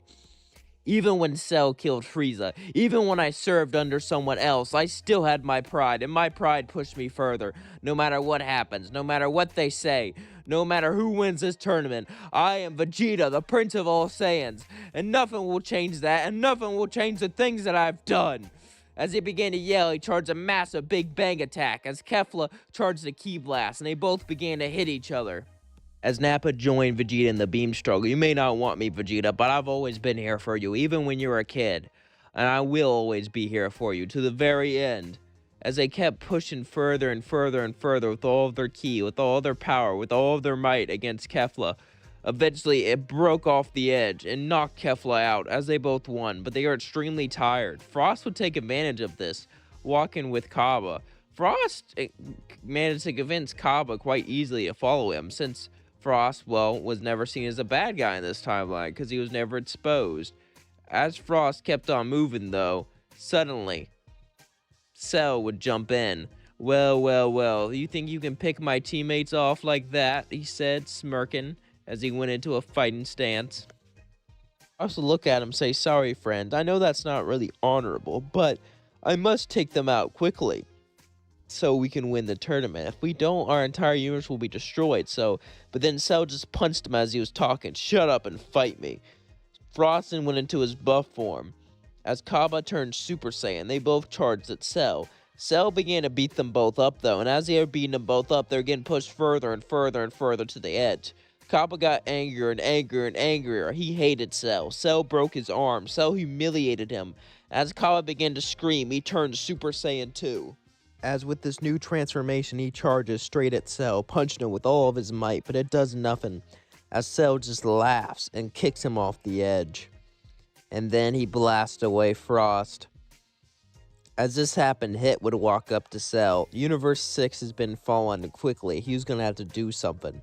Meanwhile, Jiren watched Universe 7 battle Universe 11. As the Ginyu Force were knocking off the Pride Troopers, Jiren would show up and kick off Berta. Ildo would freeze time and be able to save Jace as they ran away. Jiren would say, pathetic. I can't believe you lost so many people to them, and you couldn't even wipe out that Captain Ginyu.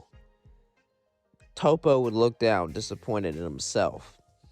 As the match continued, Hit versus Cell, the rematch, finally was about to begin. As Cell began to fight Hit, Hit would lock him into a time prison, just like he locked up Jiren. It seemed like it was over, but Cell would push deep into his power, and he would awaken a great power, a power that he's been holding deep inside of himself, a power that he's been trying to awaken for a long time. Cell Max. As he reached maximum power, he then got out of the time prison and hit off the edge. As that was going on, the universe of love was fighting Majin Buu. Majin Buu would use his techniques to get away from them, cutting himself in half and splitting apart, using his techniques to fight against the love universe. But as all this was going on, Jiren would see this, and he would be interested in one person, Cell. As Jiren charged at Cell, Cell would dodge and kick him. As Cell and Jiren then began the battle, the entire universe is laid on the fate. If Jiren won, Universe 11 would win. If Cell won, Universe 7 would win. Both gave it their all, but eventually Cell would knock Jiren off the edge, winning the battle. After that, Universe 11 was quickly wiped out. There was battle after battle, but overall, Universe 7 won. And Cell was the VP, and after he won, he wished for all the universes to come back, so he could fight him again one day. However, this was a test. Cell didn't wish them back because he liked them, or because of noble purposes. He just wanted people to fight. However, because of this wish, he saved everyone. We cut to Granola. Granola heard about Cell employing Saiyans, using them to take over the entire universe. He used to use planets for livestock. Truly an awful guy. But he had no way to defeat him. Until one day, he had an idea, a plan. Granola heard about this prisoner, a prisoner so powerful he was locked away. If him and the Heaters could break him out, they could cause chaos. And with all that chaos being caused, Cell would be weakened enough for them to take him down. And Granola also has another ace up his sleeves, the Dragon Balls. Granola would go to the Heaters and explain the plan. They would agree. As all this was going on, we cut to the Galactic Prison. As the guards have been slaughtered, a hole is blown into the wall. As they walk up to Moro. As Moro looked down at both of them, he began to smirk. Well.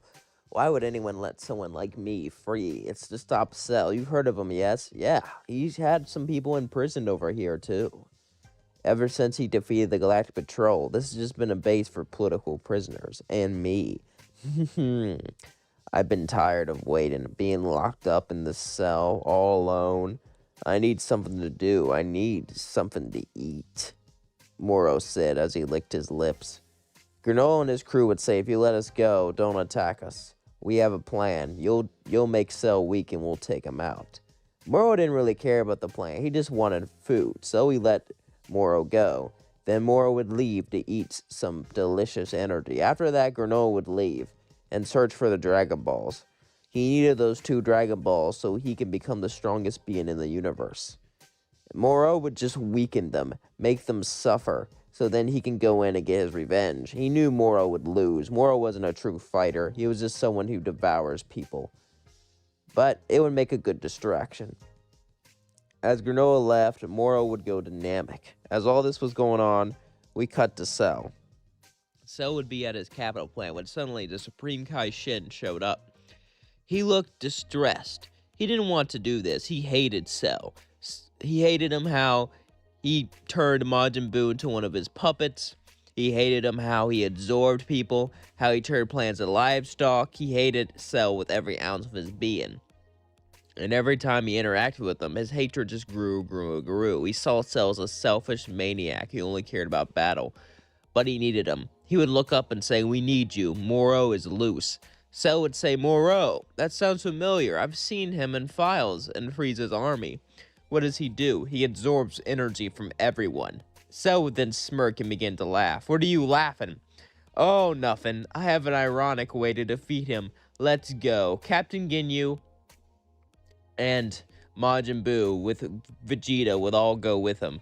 He left Goku and Nappa behind in case someone would attack his capital planet. He needed to make sure that it was secure. Cell heard that the attack was happening on Namek, so him and his crew went to Namek. Meanwhile, we cut to Moro. Moro would be absorbing energy from a Namekian village. As all the Namekians slowly began to shrivel up and die, Cell would land there looking at Namek, remembering it when he went there before. He smiled. The Namekian inside of him was excited to see his homeland. He was also excited to fight this Moro. He wondered what type of powers he had. Was it just energy absorption, or did he have something more? Cell then had an idea, as he would fly into space and hide his energy, as he told Majin Buu and Vegeta to fight. As Majin Buu and Vegeta went, Moro would look at him. "Oh, more energy to steal." They would then begin to battle each other. As Vegeta battled Moro, Vegeta would push further and further into his new power. He was trying to unlock Ultra Ego, but he didn't have it yet.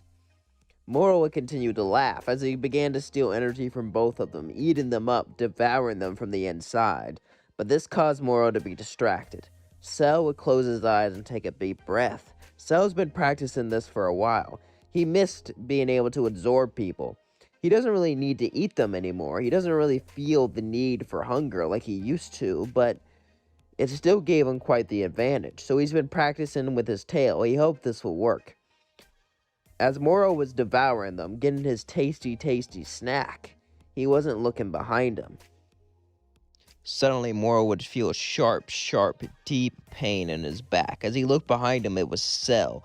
As Cell began to suck in his life force. As Cell began to absorb him, he gained all of his power. Moro would scream and yell, "What is happening?" "This is what it feels like to have your life force stolen, Moro." "Figured I'd give you a taste of your own medicine. Now, I'm not some goody two-shoes. And I'd probably do the same thing if I were you. I just want you to know that I'm perfect. And nothing you can do could ever defeat me. You're nothing but a relic of an ancient time that's gonna be forgotten and lost." Moro would scream in pain and agony as he was slowly absorbed, as Cell got all of his power. As that was going on, we cut to Goku. Goku and Nappa would be in the throne room, and suddenly, Granola would bust down the door, as he would smirk. Well, 2 Saiyans. This will be perfect for my revenge." Goku would say, "Who the hell are you? I'm someone your race wiped out long time ago, and I'm here for one reason only, revenge." As suddenly he would power up. Goku would turn blue and charge at Granola, but Granola would simply kick him down. As Granola began to beat up Nappa and Goku began to get pushed further and further. He would remember his training as he would close his eyes and begin to slowly dodge Granola's attack. As Granola fought him, slowly Goku mastered it. Slowly Goku would go into Ultra Instinct. Goku's been trying to move and fight without thinking for a very long time, and finally he's been able to do it. His Ultra Instinct would push Granola back for a short while, and Goku would even seem like he's winning in times, but eventually his Ultra Instinct would kick out, causing him to fall back down. Granola would smirk and say, "I was holding back too. I wanted to make you feel like you were winning so I can kill you. But that didn't even work, considering your Ultra Instinct just ran out anyway." Suddenly, Cell and the others would arrive. As Cell would see Granola about to kill Goku, something would snap inside of him. As Cell would yell angrily and charge, punching Granola. "Do not take away my son," Cell said, as Granola got up and began to shoot Key blast after key blast as Cell dodged it all. Son, you're no Saiyan. That's ridiculous. You're just a monster playing make-believe. Granola would then get to beat them all up. Granola was too strong. He wished to be the strongest in the universe. However, Cell remembered something. He remembered he was made of Goku's DNA. And remembered the Kaioken. He's never tried it before, but it seemed like it was his only chance. As Cell yelled Kaioken, suddenly he turned, using the Kaioken in his Cell Max form. He then was able to beat Granola, charging it up as he ripped off one of Granola's arms. Granola fell to the floor and screamed in agony and pain. Cell then stood on his neck, snapping it, as he felt like he was the winner. However, what he didn't know was, soon after Granola made his wish, someone else made a wish too, as suddenly the heaters would come in, and gas would transform as his body began to decay. Cell would look at him, scared. As Cell and the rest of the Z-Fighters all charged in, Gas began to beat them all up. Cell went to Kaioken times 20, but even then, Gas was still stronger than him. Cell was pushing himself further and further and further to beat Gas, but no matter what it did, it seemed like it was useless. Gas would rip off one of his arms as Cell would heal it. Then, Gas would begin to laugh. All of you will die, die, die. I hate you all. Ugh. Vegeta then began to tap into his anger, tap into his strength, as suddenly his hair would turn purple as he unlocked Ultra Ego. Ultra Ego Vegeta would then charge a Gala Gun, as Cell would charge a Kamehameha right at Gas. As this would hit Gas, the rest of the team would all charge Ki Blast right at him. Gas would scream, Gas can't die! Gas is strongest! As Gas would fight against them all, his brain started to deteriorate more and more and more. He could barely even talk. As he fought against the Ki Blast, as he fought against the energy, his body began to decay, as eventually it was destroyed. All of the Ki embellished Gas, his entire body was destroyed, and they won. Eventually, as years passed, Cell would become a god of destruction, and the Saiyans would help him moderate the universe. Cell's rule was cruel but fair, and the Universe 7 mortal level was raised, and everything was at peace. And that's going to leave things off. Guys, before we get into this, I made a movie, What If I Was Reincarnated as Vegeta, and it did awful. Worst video in terms of views. I loved it. One of the best videos I ever made, I think, but everyone hated it for some dumb reason. I think I messed up with the thumbnail or something. I don't know. But please, I'll leave a link in the comments. Please go watch that video. It means the world to me. Please, please, please. Because I need the movies for the watch time. If I ever want to get monetized, please help me out, guys. And stop. Just, please. That was a great movie, and it did terribly. It just was destroyed, and it deserves to do better. Anyway, with all that being said, let's get to the series. What if a Cell Jr. survived?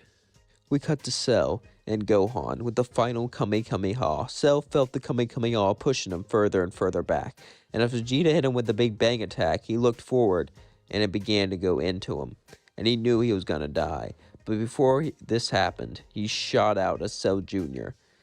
This Cell Jr. was different. It was female, and it was meant to grow. The other Cell Juniors were just made to fight. They were just made to be destroyed. But this one, Cell put a lot of effort into, used a lot of energy to make.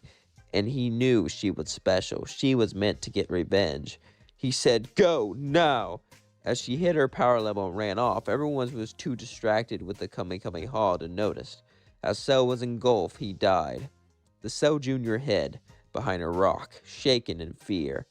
And she watched as everyone slowly flew away. After they all left, she got out of the rock and didn't really know what to do.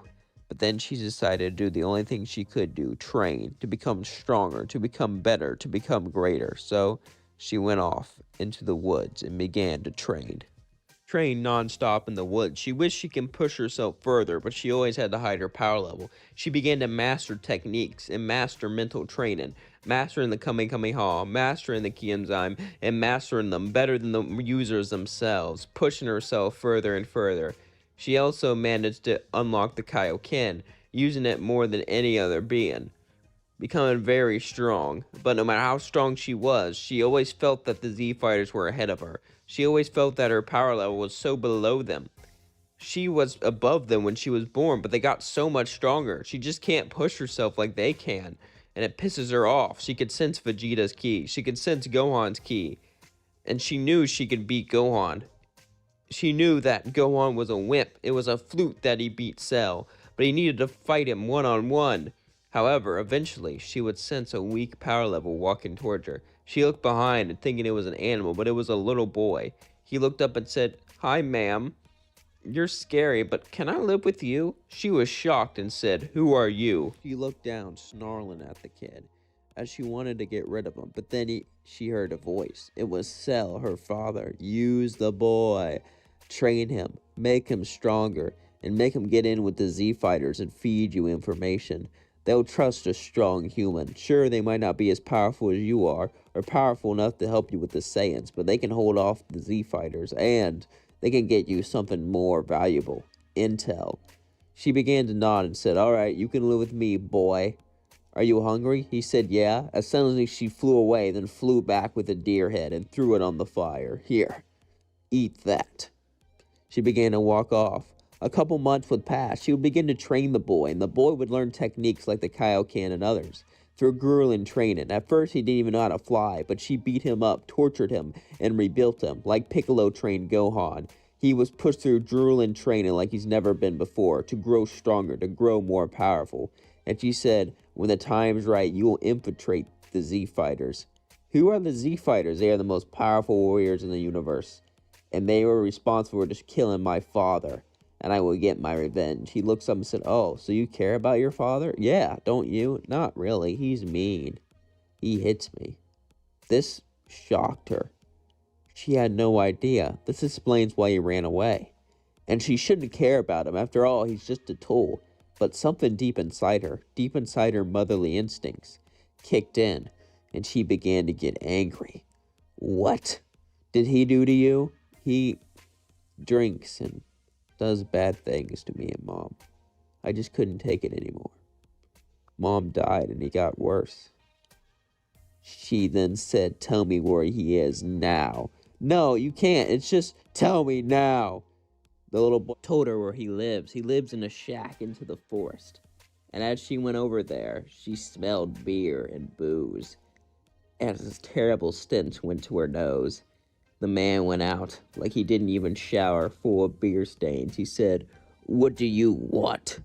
She looked at him and said, "Did you ever hit your son?" He looks up and says, "Are you Child Protective Services? Are they sending weirdos after me now?" He burps. "Listen, I live out in the woods, so I can do whatever I want. That's not how the law works, and even if it did, you still shouldn't do it." She punched him to the ground as he got up and said, "What are you doing?" No one lays a hands on an innocent child. But then she realized something. While she was training with him, she wasn't too nice. She hurt him too. She looks down, sad, as she just lifts up her hand and says, "I won't be like you anymore," and blows him up with a ki blast. She goes back and says, "I'm sorry for the way I trained you." "Nah, it's fine. I'm used to it." No. She hugged him. She hugged him tight and said, "You are loved." She was shocked what she did. She shouldn't care about anyone. She's the daughter of Cell. The only thing she should care about is revenge, but she just helped that child. The child hugs her back, and they cry together, happily together. And he looks up and says, "What's your name?" "Name? I don't really have a name." I got one for you. Cabba." She looked down, shocked. "Really? That's the name?" "Yeah, I feel it whenever I'm with you." She smiled as she did and said, "Well, I think we'll train for another month. After that, I need you to go to Master Roshi. Don't worry, I'll visit you anytime I can, and we'll be able to meet up in the woods. But I need you to get in good with them, and just go up and say you need training." He used to do it a long time, I think. "If Dr. Jiro's data is reliable," she says. As they end up talking and training, he would say, "How do you know so much?" "I get the memories from my father. My father got the memories from the machine that gave it to him." "Oh, all right.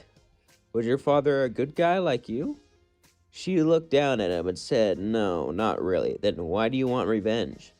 It was just to kill him, but now I think I just want to beat him in a fight, and I'll decide what I do after that," she said. The boy was a little scared, but he knew she wouldn't kill him, even if she wouldn't even admit it. So he nodded.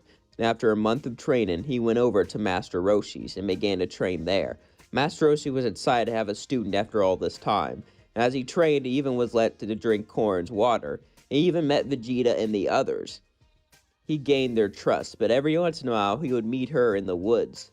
But Cabba got bored. She needed to do something. She needed to push herself. She needed to do something interesting. And as she was bored, she didn't know what to do. Years would pass, and she would train with the boy. Every time she trained, she felt herself get stronger. She felt herself get happier, and she felt like this was the best part of her day. And no matter what she did, nothing would change that. It was so exciting, so exhilarating. However, it wasn't good enough. She needed to fight Gohan. She needed the whole world to see. However, she would get her chance. One day, it's been years, her student would be a preteen at this point, and would even see her as a mom. He walked up to her and would tell her that a tournament was about to begin, and Goku would even show up, and Gohan would be there. She smirked and said, "This is my time. This is my time to enter. You should enter too." They both nodded and began to walk through the tournament. As all the Z-Fighters began to sign up, suddenly she would walk in, and everyone would say she was familiar to Cell. And she would walk in with her son, and he would get signed up for the juniors division. As she went up there, she punched the scale and caused it to break, just like Vegeta did. "I am the daughter of Cell, and I'm here to get revenge on the man who defeated her," she yelled, as everyone said, "She's here to fight Mr. Satan." And she just looked annoyed. Of course, that's what they think. Why wouldn't they think that? But the Z-Fighters knew they really were here to fight. And she walked up to Gohan and said, "I'll be excited to meet you in the ring." Goku looked down and said, "So you're that little boy who trains hard and is strong for a human. What are you doing with her? You know she's bad." He goes, "He's not bad. She's my mom. She took care of me when my dad abused me." They were all shocked, and Goku and Vegeta could sense her energy. It wasn't pure evil like Cell was. Sure, it had some malice intent and some evil in there, but most of all, it was mostly pure and good. It seemed like all she wanted to do was fight Gohan. Goku smirked and says, "Well, looks like you're not too much like your father after all. Shut up. And you, I'll be happy to fight you." Gohan looked at her and was a bit nervous, but he said, "Oh yeah? Usually I don't like to fight girls, but I guess I could fight you," he said, laughing. And she began to walk back. As the news would turn on and everyone would be talking about this, Cell's daughter's in the tournament, and Cell's daughter is ready to fight. As the tournament was about to begin, everyone drew their matches. And Cell Jr. walked up to the announcer and said, "Make it so I'm with Gohan." He was shocked and said, "That's not how it works." "Well, you're gonna make it work," as she looked at him. And he got scared, so he rigged it a bit, and made it so her first match was against Gohan. But before that began, the junior battle was about to begin. And for the little kid, I'm going to name the little kid Jinx, because Jinx is a cool name. Anyway, let's get back to the story.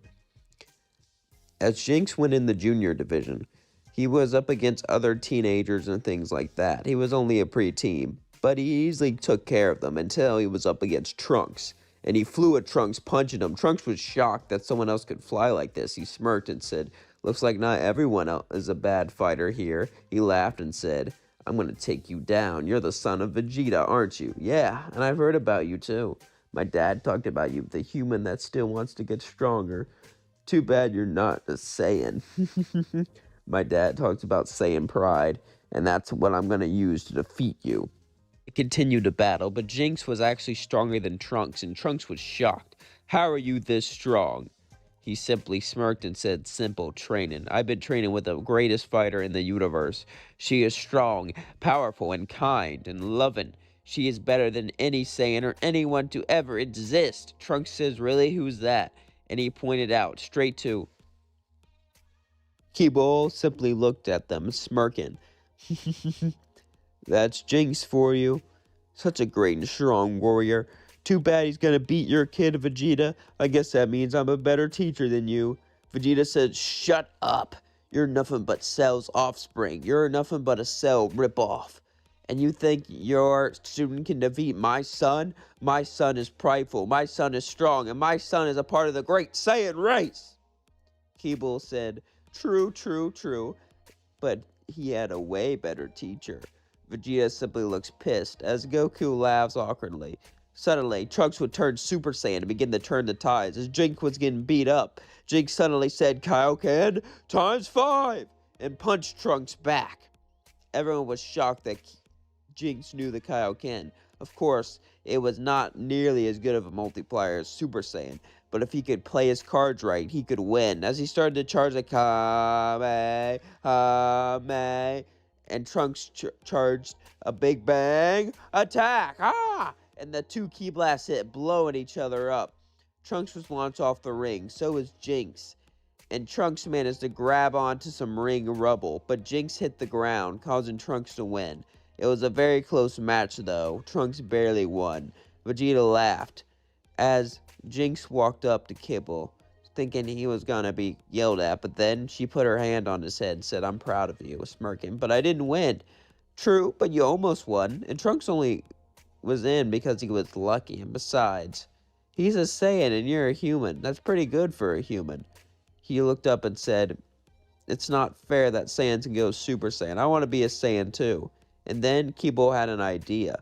I promise I'll make you a Saiyan one day. Then Gotenks and Trunks fought, and it was pretty much the same. And as the tournaments continued, we cut to Gohan's versus Kibble battle. Bull simply looked at Gohan, smirking as she was ready to get revenge for her father, but honestly, she didn't feel like killing him. At least she didn't think she did. All these times training with Jinx really changed her as a person. Gohan could sense the confliction inside of her, but he simply smirked and said, let's get this going, as they both began the battle. Kibble was far stronger than Gohan, however, and she easily began to beat him up. Gohan was no match for her whatsoever. However, she eventually forced him to turn Super Saiyan. As he turned, the whole ring lighted up, and she smirked, saying, go Super Saiyan 2. This ain't enough for me. Gohan said, alright, fine, but I could tell there's another form deep inside of you. Have you awoken it yet? She goes, yeah, a bit. I got my super perfect form. This is gonna be exciting. Gohan smirked as he was about to turn Super Saiyan 2, but just then 2 men jumped up and began to steal his energy. Kibble was mad, so she punched them both off. As they fell down, they ran in fear and flew away. She said, what the hell was that for? You got in the way of my fight. Ugh! And she flew off after them. Gohan could barely stand as Shin managed to heal him. And then they all managed to fly out after them. As Shin said, wait, Kibble, this is serious. She would say, shut up, no one interrupts my fight, as she would fly faster and faster and faster, catching up to one of them and blowing them up. As the little energy thing fell down, she began to look at the other one and say, get out of here now. He flew away, but then he was blown up by Babi's magic. As suddenly Deborah would pick it up, and they would all land looking at him. Well, we were gonna come to us, but it seems like I'm gonna have to thin the numbers a bit early. Suddenly, she spit on Kibble's arm. As it started to turn to stone, Kibble ripped it off and re-healed it. As Piccolo was turned to stone, and Kibito was blown to bits, and he flew back into the spaceship. As suddenly, Kibble regrew her arm. As Shin looked shocked, you can do that? Shut up. I don't care if you're a Supreme Kai or not.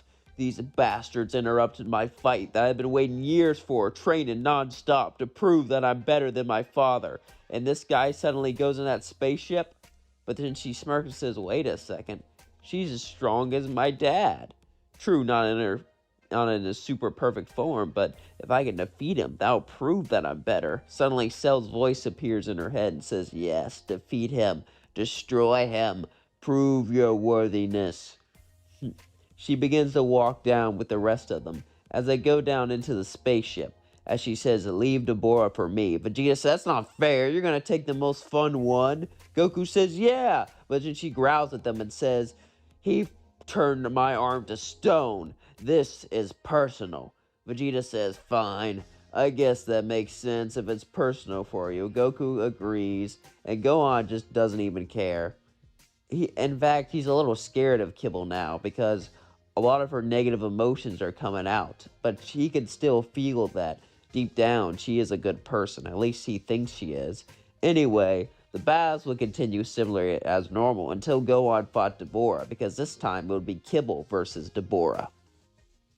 Kibble and Deborah began to battle, as Kibble was stronger than Deborah, but not by very much.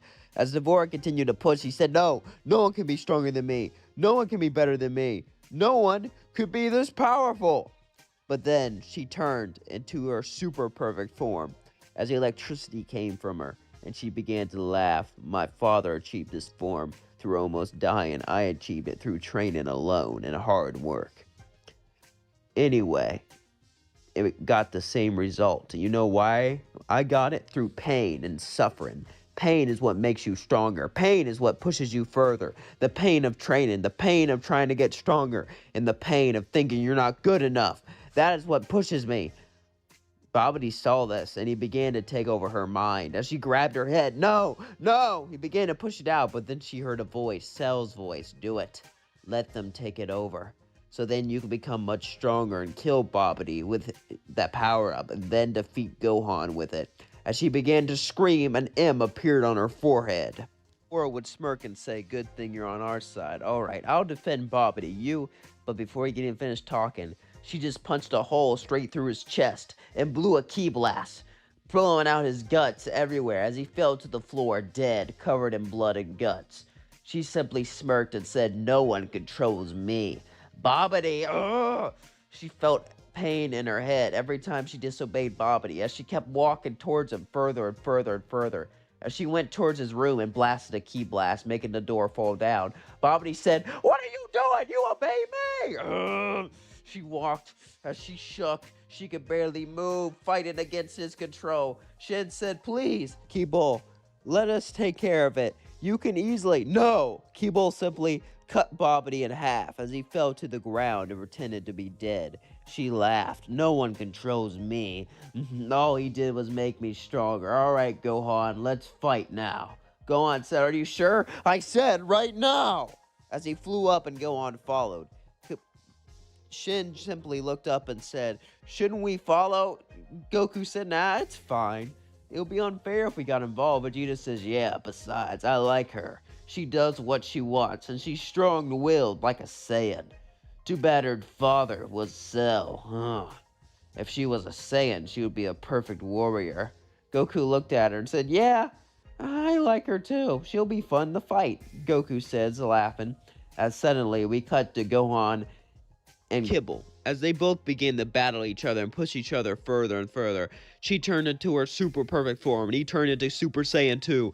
As they pushed each other with everything they got, but Kibble began to win. Since Kibble's been training non-stop, Kibble had one dream, to defeat Gohan, and Gohan's been slacking off. With all of her anger, with all of her power, and the Majin powers released deep inside her, she's able to defeat Gohan, pushing him down to the ground, and pushing him forward.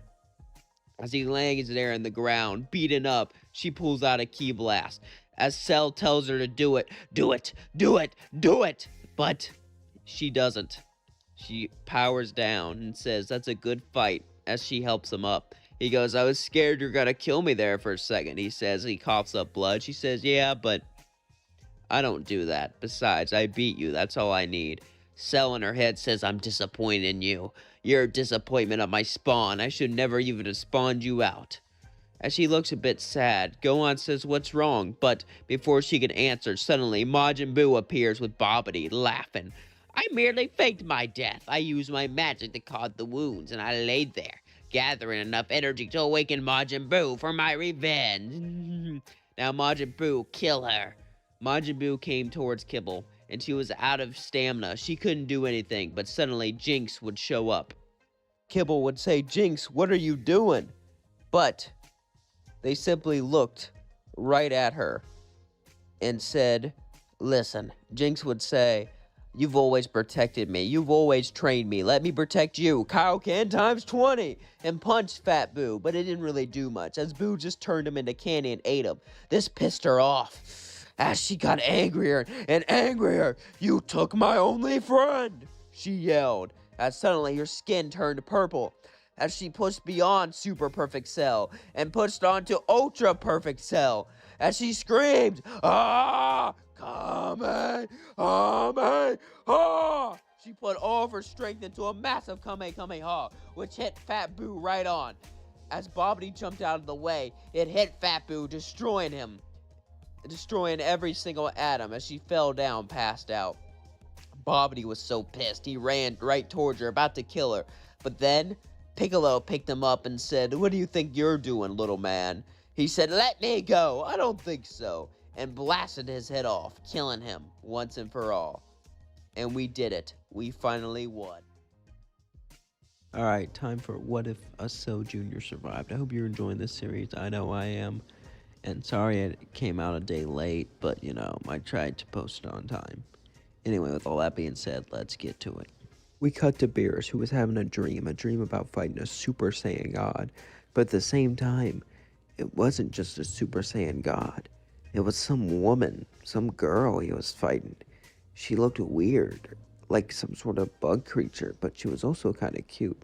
However, Beerus would wake up and look around.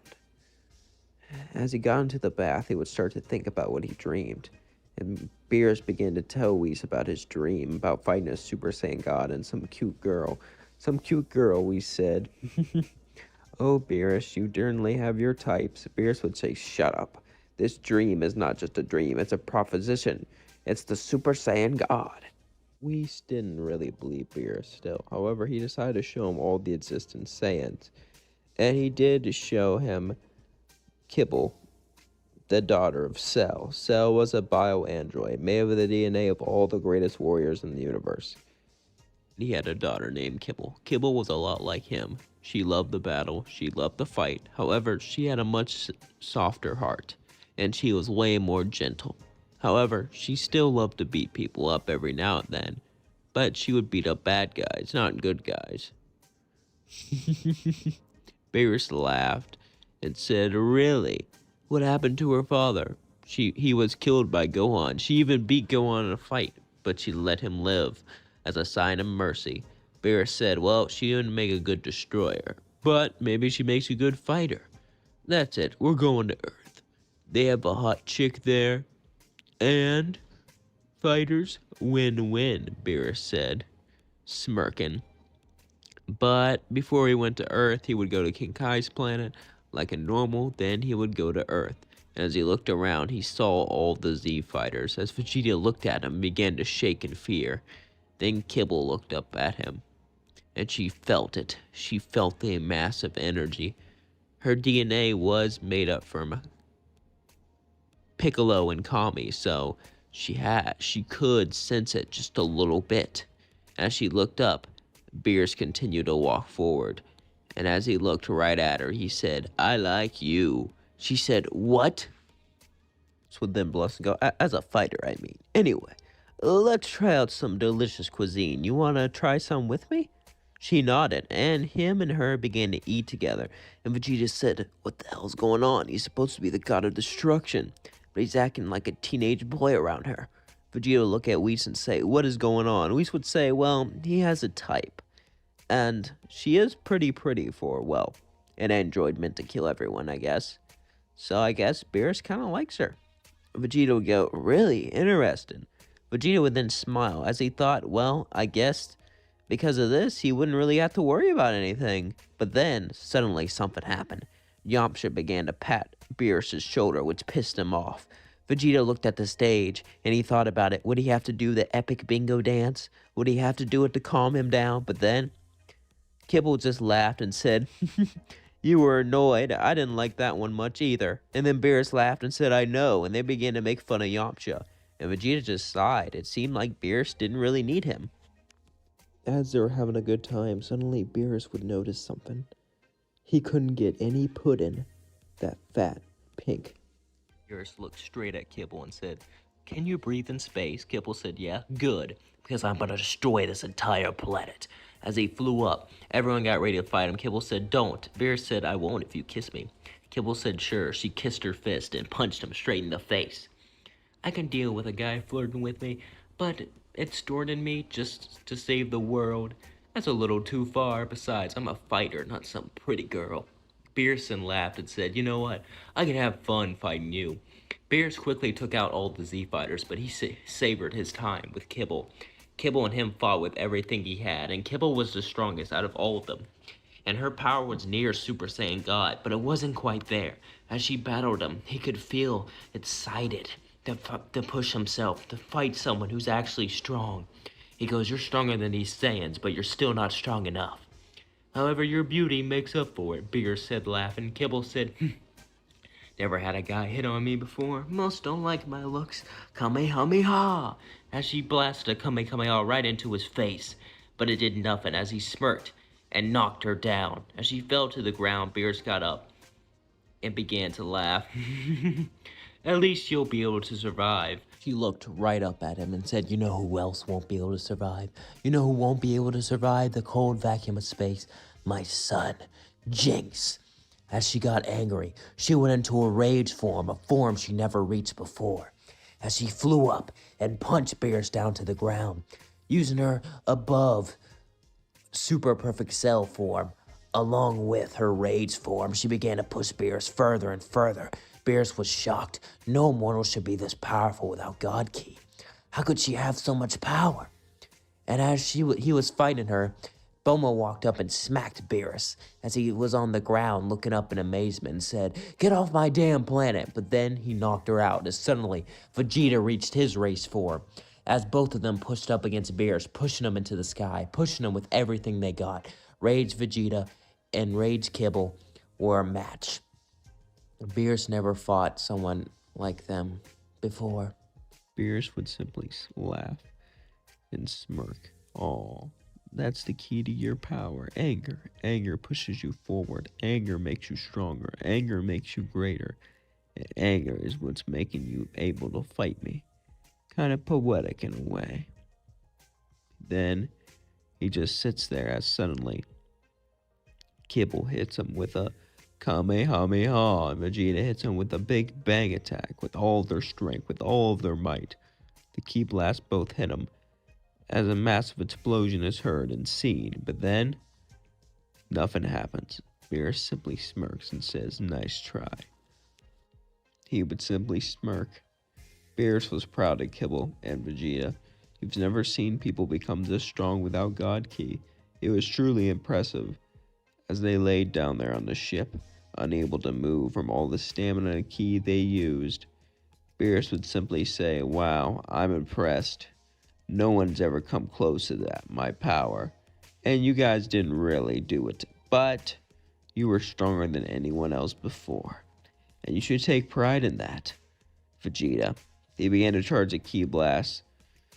"Well, I guess Kibble did kiss me, but with her fist, that doesn't really count. Kibble, just wish that brat back with the Namekian Dragon Balls." "Don't worry, you'll be fine. You can breathe in space," Beerus says, as he was going to blow up the planet, but Kibble said, "Please don't." Beerus looked at her and looked into their eyes, and he stopped and said, "I guess I won't do it." Whis laughed and said, "What happened to that tough guy act? Can it, Whis?" But as Beerus and Whis were talking, Goku would appear and say, "Beerus, I got an idea." Beerus would look at him and say, "Oh yeah, what's that?" "We can use the Dragon Balls to get a Super Saiyan God." Luckily for Goku, since Bulma already had the Dragon Balls, they could just easily make a wish. And they wished to know about the Super Saiyan God, and Shinron explained the ritual, then left. As they were all holding hands, Beerus said, "Can Kibble be the one to get the God Ki?" Everyone was shocked since she wasn't really a true 100% Saiyan, but she was in the ritual. And everyone just looked at each other, and Beerus said, "Well, can she?" And they all agreed. As they all went through, suddenly all of them turned Super Saiyan as all of their powers were going into Kibble, and her entire skin turns red as it's filled with God Ki. Beerus then smirks and says, "Finally, a true fight." Kibble would then fly at Beerus as Beerus flew at her, and they both went into the sky. Each punch made the entire world shake as they went out into space and began to battle. Meanwhile, Goku, Vegeta, and the other Saiyans felt like they couldn't move. The ritual gave up so much power. All they could do was watch. As Beerus and Kibble began to battle each other, Beerus would say, "You're pretty and strong now. Aren't I a lucky guy? I get to get beat up by a girl." Kibble says, "You're a weird one, aren't you?" Beerus says, "Yeah, try being alone for millions of years. I'll do that for you." He laughs as they begin to battle each other, pushing each other further and further. And as they battle, they begin to talk. Kibble would say, "Is that why you're angry? Because you're lonely? You've been alone for so long, so you lash out? I get it. I've been alone before, but then Beerus would grab her shoulder and say, "Don't you dare try to understand me," as he pushed her down to earth. But then she got back up and flew and punching Beerus right in the balls, and they began to push each other. As Beerus was mad, he charged a massive key ball and threw it at her. As she grabbed the key ball and began to absorb it, then she blasted one of her own right into Beerus's face, knocking him back. As then he came back and punched her, and she began to punch him. Shockwaves came out through the entire universe. Kibble gave him a good fight, a great fight, but it wasn't enough. Beerus would win, but as he went down to the planet, he decided not to destroy it, and smiled, said, "May we meet again, Kibble, and the rest of you," and then left with Whis. As Whis said, "Wow, I've never seen you had a crush like that before." Beerus said, "Shut up," as he blushed before the Golden Frieza arc. So, Kibble didn't really know about Frieza coming back, but she was still excited to train. Beerus gave her a deal. "All right, I'll train you. At least Whis will, and make you become much more stronger, unlocking further upon your God Key, just like they let the Saiyans, on one condition. You give me a date." This pissed Kibble off a bit. She was a fighter, not some romance girl, but she agreed. And Beerus and Kibble will begin to date on his planet. And Whis would give her far lighter training, because Beerus made her have lighter training. Kibble really didn't like this. She didn't want to be treated, like she was better than everyone else, but, Beerus insisted, and what can you do? And she began to push herself further and further, going beyond God Key, becoming a super perfect God Key. Basically, her version of Super Saiyan Blue.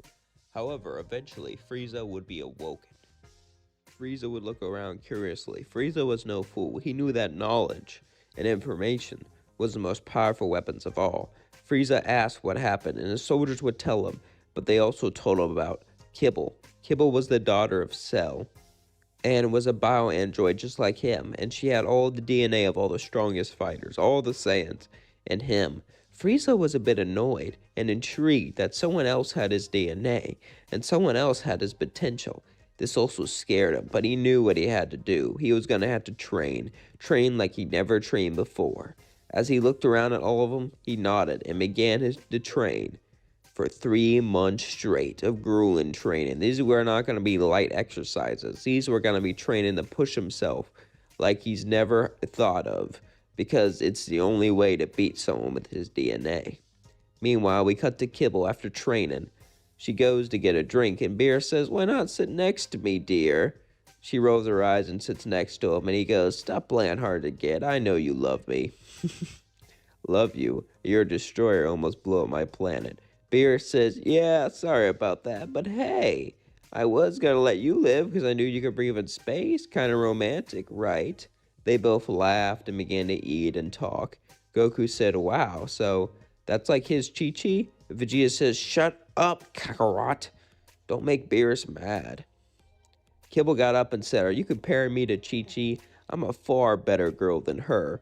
Look at me, and I can fight better than any boy." Beerus laughs and says, "Whatever you say, honey." However, suddenly they would feel an energy spike, only for a split second as Frieza was training.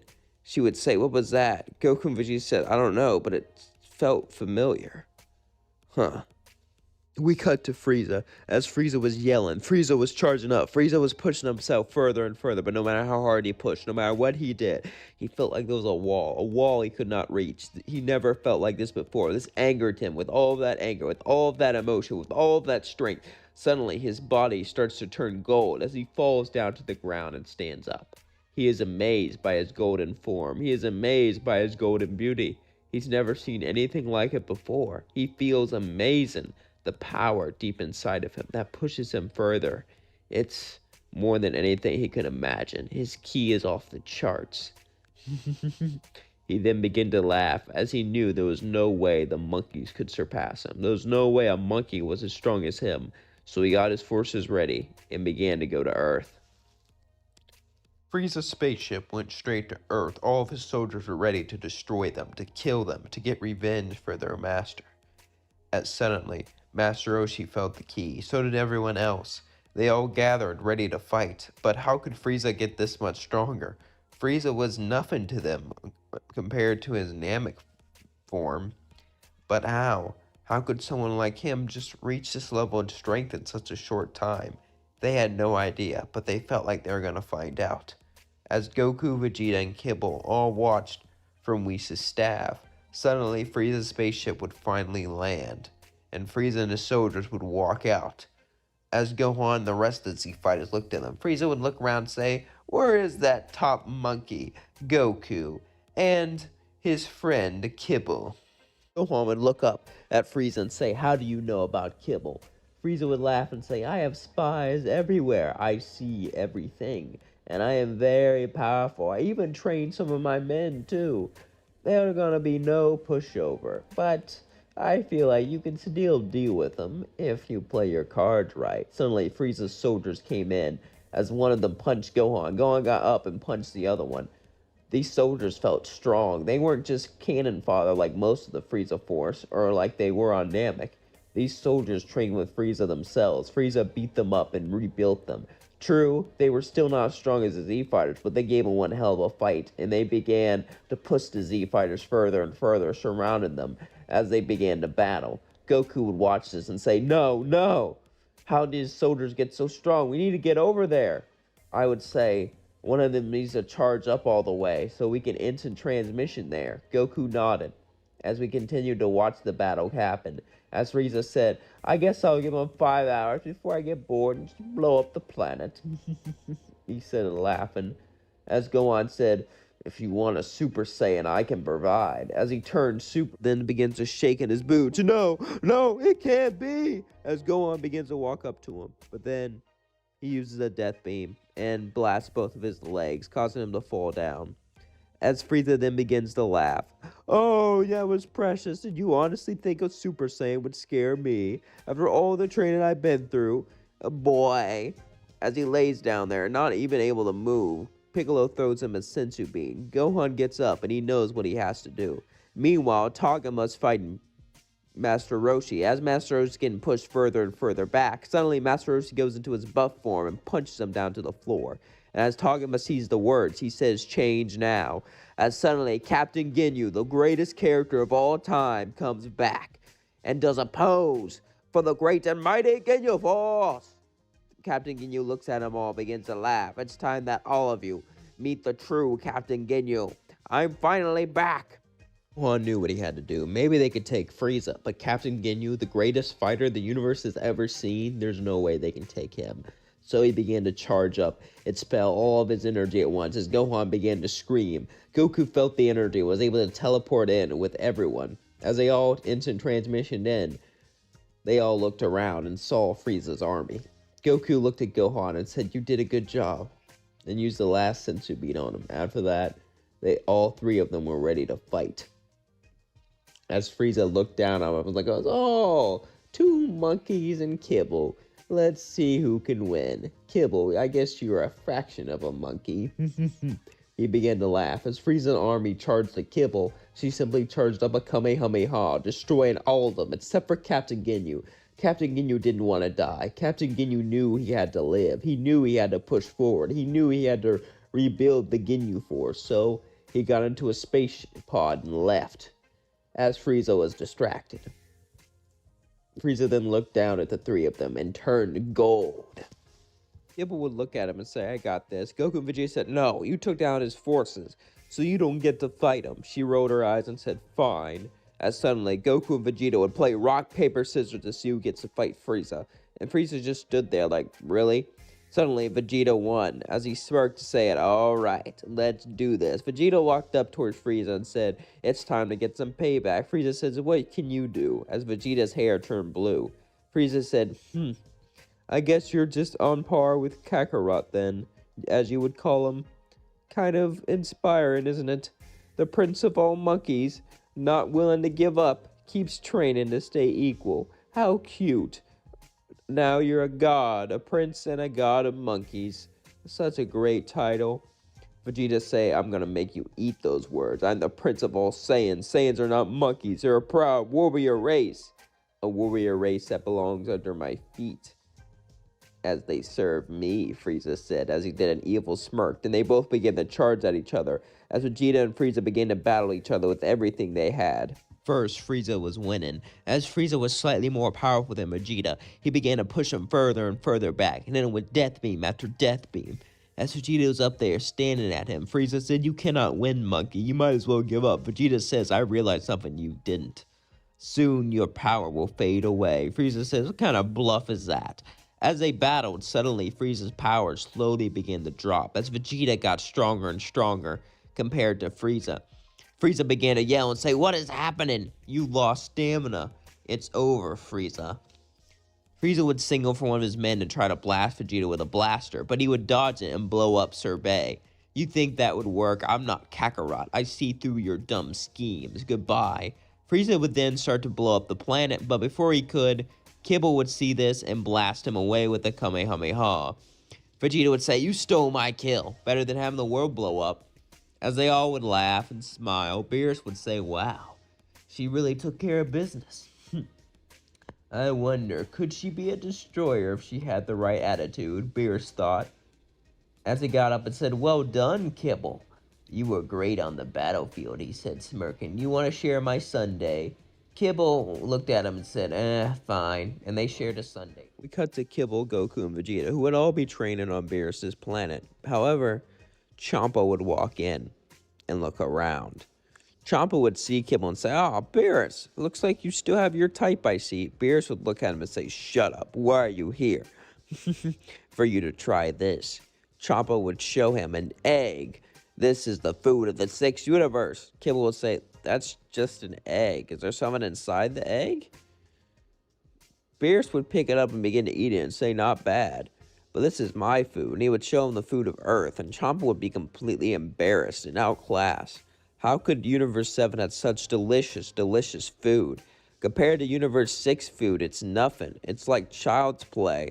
Universe 7's food was like the food of a 5-star restaurant, and Universe 6 was like the food of a terrible fast food restaurant. They put Universe 6 to shame. Champa would be angry and say, "How did you get that good food?" Beerus would laugh and say, "Earth." So then they had an idea, a tournament. The winner gets Earth. As Champa left, Kibble would say, "Are you sure that's a good idea, betting one of your planets on a tournament?" Beerus would say, "It's fine. I know I'm going to win because I got you. Anyway, gather up a team." They would all nod as they left to gather up the team. Universe 17 would be the same as in canon, but instead of Majin Buu, they would have Jinx. And instead of Monaka, they would have Kibble. As they all walked up there, Jinx would look at him and smirk, saying, "I have a surprise for you all." "Really?" "I used the Dragon Balls." This was before they got to the tournament. As he turned Super Saiyan, "I wish to become a Saiyan." Goku said, "All right, now we can fight you at your best." Vegeta was mad, though. "You coward! A Saiyan is a great privilege, a great honor. You're supposed to be born with it, not just wish for it." Kibble would laugh and say, "I'm proud of you." And as they all got their disagreements and arguments out of the way, Beerus would just look at him and say, "So that's Kibble's adopted son. Interesting." He would just stare him down as Jinx looked up and said, "Beerus?" He shaked a bit scared, and then he grabbed his head and said, "It's okay, I'll treat your mother just fine." Kibble said, "Hey!" and started to blush, as Beerus began to laugh, and they all did, as then they went off to the Universe 6 and 7 tournament. As they all arrived at the tournament, they would look over and see Hit and many other fighters. However, the one that caught their eye most was Cabba and Frost. Cabba would walk up to him and talk to Vegeta and Goku, as Kibble would look at Frost and began to eye him down, and Frost began to look at him, as Frost smirked a bit. Kibble felt like he didn't seem right. Frost was weird. Of course, he did look like Frieza, so maybe she was just overlooking things. Eventually, however, the tournament would begin, and the first match was Botamu versus Kibble. Kibble would go first since Beerus liked her the most, and she had the DNA of everyone. Then it would be Goku, Vegeta, Jinx, and Piccolo. As Kibble jumped down, she looked up at Butamu. Butamu simply laughed and said, "Are you ready to fight a true warrior? Don't think I'll go easy on you just because you're a woman. They'll think I'll go easy on you because you're fat." Butamu said, "Why, you?" And as the battle began, she punched him and began to shoot ki blasts as his fat body absorbed him. Butamu laughed and said, "I might be fat, but it's worth it. Look at this. My fat's so powerful, it could expel any ki blast. Ki blast, huh? She then grabbed his leg and began to pull him. What are you doing?" Botamu began to get dragged out of the edge of the ring. Butamu began to freak out. He shot ki blast after ki blast from his mouth. He began to struggle, but no matter what he did, it didn't help, as Kibble just threw him off the ring, being declared the winner. The next match was Kibble versus Frost. First form Frost began to eye Kibble up and down. "So, you're a bio-android. That's rare. They're usually illegal from being made. So how are you, my friend?" She says, "My father created me. Asexual reproduction. Pretty neat, huh? He was an evil bio-android, but I found my own path. Good for you, breaking away from your father," Frost said, trying to be nice, but Kibble can feel something dark underneath him. She just couldn't explain it. As the battle began, she began to win and say, "Transform. What are you talking about? We have Frieza. He's just like you. Your race at all." "Oh, really? All right, then." He transformed to his second form. And then Kibble started to beat him up and force him to his final form. But even then, it still wasn't enough. Kibble even started to charge, going super perfect Kibble. But, that was a bit overkill. Frost got angrier and angrier and angrier, as eventually he decided to get rid of her, as suddenly she began to shake and she fell off the edge. She just fell for no reason, as Frost cheated. Jocko saw this and he got up and began to watch. The next match was Goku versus Frost, and as Kibble walked back up, Jinx tugged her, and Beerus said, "What the hell is wrong with you? You're supposed to be a good fighter too, not just be pretty. Hey, he cheated. That's the only way I could have lost." Beerus says, "There's no way he cheated. You're being a sore loser." Jocko said, "I don't know about that. That was pretty suspicious." Whis would say, "Yeah, we don't have proof, but she wouldn't just go out like that." Beerus began to think, as Goku and Frost began to fight. Goku would turn Super Saiyan. As Final Form Frost fought Goku, everyone was watching. Cabba was amazed. He had no idea that the Saiyans could reach this power, that they could reach this level. However, Frost was backed into a corner, so he cheated, and Jocko would point it out, getting Frost disqualified, and getting Kibble back in when Goku is defeated. And Goku was excited. After that, it was him versus Cabba. And well, he asked him to bring out Super Saiyan, but he didn't really know how to use it. Goku knew the key was anger, but he didn't know how to get him angry. He had no idea. But suddenly, Vegeta would call out to him, "Kakarot, you know what to do. Do what I would do." Goku would say, "Are you sure?" As he nodded, then Goku began to pick up Cabba and beat him up limb from limb, and began to say he's gonna kill him, his entire family. This would push him to become Super Saiyan. As Goku said, "Oh, thank God it worked. I hated doing that." Cabba looked up and said, "Oh, I get it. You did that so I would transform. Wow, that's smart." And then they both began the battle, as Goku easily defeated Cabba. The next match was Goku versus Vegeta. As Vegeta went down, chugga, chugga, chugga, Goku looked up and he saw this giant robot, but he knew what to do. As they began to battle, he turned Super Saiyan, but then Vegeta shot lava blast after lava blast at Goku. So hot, it burnt the ring each time it touched it. He dodged it again and again and again. As Vegeta then pushed down his mighty fist, Goku blocked it, but it destroyed the ring, causing him to fall down. Everyone thought he was out. However, his foot landed on some rubble, causing him to still be in. After that, Goku knew he had to put him out, so he turned to blue and went for a Kamehameha, putting all of his energy into it. hit him Vegeta, launching him out of the ring, causing Goku to be victorious. After that, he turned back to his base form, and the next match was Goku versus Hit. As Hit went down to the stadium, he looked right at Goku and said, "Are you ready?" Goku said, "Of course I am." "You know, Goku, you look very strong. You look like a great warrior." And a young man with martial arts ahead of him. "Thank you, but I'm a grandpa. That's pretty young for a man who's 1,000 years old." Goku would say, "What? Really? You're 1,000 years old?" Then they would both begin the battle. As Hit would have the advantage because of his time skips, Goku would be able to read his movements and block it. But by this point, it would be coming too late. Goku used so much stamina. Even if he used the Kaioken with Blue, the battle would already be over since he fought so many other people. But he had to try. He used Blue Kaioken and charged a Hit, and Hit used his time skip. Goku would last for a while, but it wasn't enough. Goku would be defeated, and the next match would be Kibble versus Hit. As Kibble was sent down to the ring, she knew there was only one way for her to win. She used the Kaioken with her God Ki and began to battle Hit, but Hit increased his time skip. As she increased her power and started to predict his time skips and began to hit him, both of them were super evenly matched, pushing each other further and further and further, more than they ever thought could. Hit was amazed. Goku and Kibble seemed like true warriors. However, Kibble began to get angrier and angrier and angrier. She didn't know why, but the cell voice inside of him said, "Kill him, kill him, kill him. No, I will not." Ugh. Eventually, hit her straight in the chest, causing her to spit up Cell. Everyone was shocked as Cell got up, covered in saliva. "You see, I split a part of my nucleus, and as it regrew, I put it inside of you, right as I spawned you out, and I regrew inside of your body. I've been waiting to escape, but you were so powerful I just couldn't get out. I just needed you to be weakened a bit, and every time I made you angry, your inner body was weakened and your strength was pushed out to the outside. So now I have escaped, and Cell is back," he said as he entered transmission away. Kibble was shocked, so was Universe 7, but Universe 6 had no idea what was going on. They didn't know who Cell was. Hit just looked there and said, "Can we get back to fighting?" She said, "Yeah." Beerus said, "What was that?" Goku says, "That was her father. It seemed like he's back, and he used her to respawn." Interesting, Beerus says. "This seems like a lot of family drama."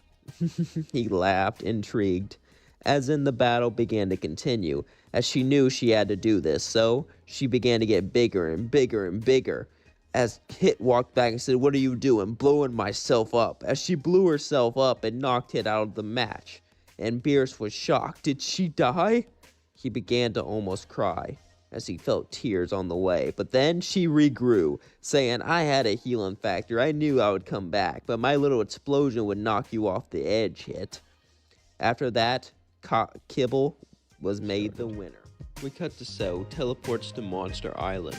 There is where all the other Cell Juniors are, except for Kibble, of course. Cell looks down, annoyed that they didn't grow up, but they're all excited to see him. They thought he was dead, so they all hug him. Then he realizes something. The reason Kibble grew up was because he had himself inside of him, that he was in there, and with his DNA, and with his body regrowing, it had her grow to new heights. But since they weren't grown up, they weren't really gonna be any use to him, so he stabbed one with his tail, absorbing him. Perfect Cell really couldn't absorb people, but he managed to train and learn himself to do so, because he needed to do this if he was going to become much stronger. The other Cell Juniors were horrified. Why would their father do this? Why would their father come back after all these years just to absorb them? And as Cell did it, since Cell Juniors were made up a part of his DNA, it was similar to how Piccolo fused with Kami. He could feel his power multiply instead of being added onto. This was amazing. He absorbed another and another. As they screamed in pain and agony, Cell just absorbed all of them as he became Ultimate Cell. 17 saw this, and his power was now below Ultimate Cell. However, Ultimate Cell still wasn't strong enough to take on Goku, Vegeta, and everyone. So, as 17 walked up, he said, "Why would you do this, Cell? I know you're a bad guy, but they were your kids." Cell looked over and said, they didn't grow well. They're a disappointment. There's only one kid who even grew up, and she disappointed me too by becoming friends with all of you." Really, all of you are disappointments. As he said, teleporting away to a planet with no oxygen so he could train. We cut back to Kibble. Kibble would be training with Jinx, having him unlock his Super Saiyan forms recently, having him be pushed and get stronger. But she knew what she had to do. She said, you could become a lot stronger if you train with Beerus. So, why haven't you sent me to his planet? Is he mean? No. She looks away embarrassed. He, ever since we started dating, he started to view you as his son, and he's kind of being weird about it. Weird, huh? What does that mean? You'll see. She nods. As Beerus arrives and goes, how is my kid? Giving him a gift.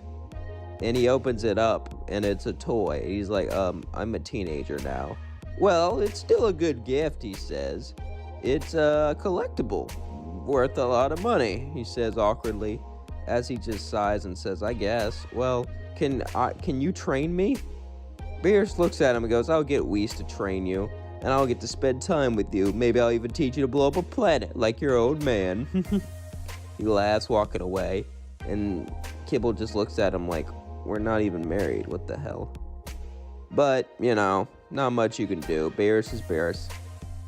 Anyway, as all this was going on, a time machine came through with future Trunks. As he got up, he saw Goku and Vegeta, and he began to sigh with relief. But then, as Jinx went off the train on Beerus' world, Kibble would show up and say, oh, it's you. I think I've heard about you.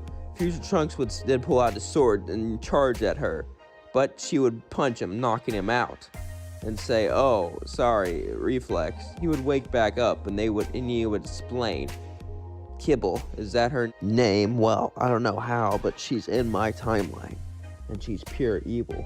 Everyone would be shocked. That's impossible. After all, Cell was killed in the future timeline. There's no way he survived long enough to birth out Kibble. Maybe he did right before he died, like in this timeline? I mean, it's unlikely, but I guess it's possible. However, suddenly a portal would open up, as suddenly, future Kibble would go through it. As present Kibble went up, and she smirked, looking at her. Well. It seems we finally get to meet. She says, what's the deal with this? Why are you doing this? She says, to make a perfect utopia, of course. Then they both begin to battle. And as they battled, present Kibble was far stronger. However, future Kibble was getting stronger with each punch, with each blow that pushed her through, and made her push further with her godly potential. However, she would get sucked back through the time portal. Everyone was confused on how they went through, and no one really had any answers, so it was time they called Whis so they can get Beerus and Whis' opinion on it. Bone would call Whis, as Whis was training Jinx, but light training compared to Goku and Vegeta, since, you know, Beerus wants him to have special treatment. As suddenly, he got a call. He would answer it, and Bone would explain everything. They began to go over there, since time travel was a very big offense, and someone, you know, looking like her, doing all this shocked Beerus. Who could this be? Could it be her from the future? Beerus was intrigued, but he was also excited because if it was her from the future, he could have 2 girlfriends. Eventually, though, they would arrive on Earth, and as they arrived, they would ask for the situation, and then they would nod. However, they couldn't sense his energy, so Beerus and Whis didn't sense his energy, so they didn't know it was similar to Zamasu. Therefore, they would never visit that universe. At least, not right now. As Beerus and Whis were intrigued about this, we knew we had to get back there, so as Bulma started to fix the time machine, Piccolo had an idea. He was going to have his attention awakened by the Dragon Ball so he could help, and he was going to train Gohan more. Maybe he could push him further. Meanwhile, the time machine was fixed, and Kibble, Vegeta, and Goku all went into the time machine ready to fight this Kibble from the future. As they all went through, the Kibble was looking down upon them as all 3 of them flew up. Kibble laughed. Are you ready for a rematch? but future Kibble said yes. As she turned rosé, her form was vibrant, her body pink and luscious. The beauty was outstanding. As it blinded them, Vegeta said, "What the hell is that?" "It is my rosé form. Are you ready to fight?" Kibble turned into her god form and began to battle her, but future Kibble was too strong. But Goku and Vegeta both got involved, all three of them charging, as future Trunks stayed to the ground. But suddenly, they felt a ki blast. As Vegeta was hit from the back, he looked and he saw Zamasu. "Who the hell are you?" "I am Zamasu, the Supreme Kai, and the man with the plan for the Project Zero Mortals." Zero Mortals, they were all confused. However, the confusion was gonna have to wait because they were getting beat up. Kibble Rosé was far stronger than Goku Black ever was, but that didn't really happen, so they didn't know, but they were getting pushed back pretty hard. And there was nothing they could do. She was just too strong, too powerful. As Goku, Vegeta, and Kibble all looked like they're gonna die, Trunks looked at this and got angry. He realized it was all his fault. He got back to the time. He messed up the timeline again and again and again. This pushed him to his rage form, as he threw him into the time machine and began to battle to distract them, as they all went back in time. As they went back in time, Piccolo greeted them and asked what happened. They would explain everything. And Beerus and Whis would decide to go check on Zamasu, while Piccolo had an idea. Piccolo would then turn orange, as everyone was shocked. "This power, with it you could win," Kibble said. "Yeah, but I need to make sure, in case they get stronger, because they can grow during battle," you said. "Gohan has more potential than any of us. I'll train them in the time chamber. You wait here." Piccolo brought Gohan and began to train him for the time chamber and push himself beyond what he thought was possible. He trained for months and months on end until finally he unlocked his beast form. As Orange Piccolo and Beast Gohan went out, they were ready to go back into the time machine. Kibble said good luck. Piccolo said, "I don't need luck." As they went back, Kibble Black, or Kibble Rosé, was standing there as they both went out, and she began to laugh. "Is that it? Wow. Piccolo and Gohan, that is who you're gonna send?" That's just an embarrassment. But then Piccolo turned orange and Gohan turned beast, and she walked back scared. Kibble Rosé knew what she had to do. I had no idea you guys had this much power, or I would have taken one of your bodies. However, it still won't matter. I will still surpass you. She used a technique to grow ears, as her and Zamasu fused into one. Perfect Zamasu. As they began to laugh at Gohan and Piccolo, at them, because they're nothing compared to their perfect beauty. Even if they are stronger, they are mortal. But Gohan and Piccolo had an idea, as they blasted a mighty ki blast in their face.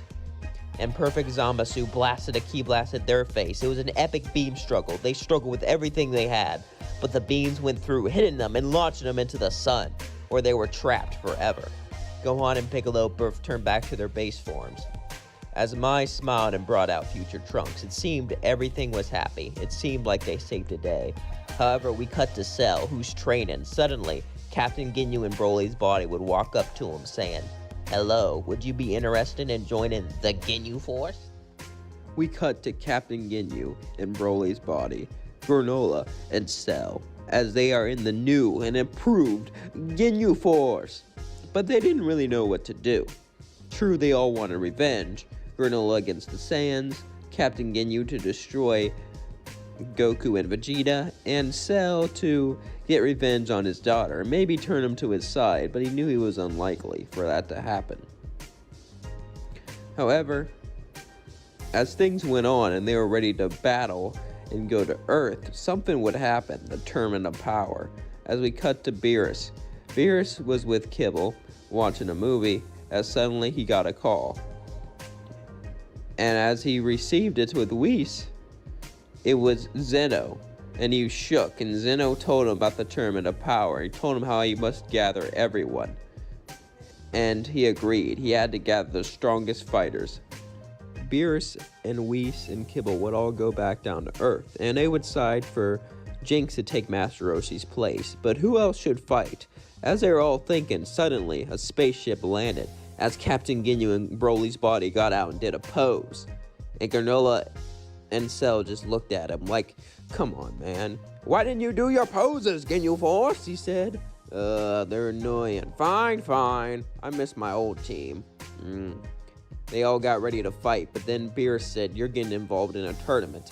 Cell said, I don't think, but then Beerus lifted up his hand and revealed God of Destruction energy, and they all sensed it. They all sensed that Beerus could kill them within an instant. Their bodies began to shake as he looked at them seriously. If you don't join, I will erase you from existence. No afterlife. And they all nodded. As Beerus said, well, that was easy. We got new members.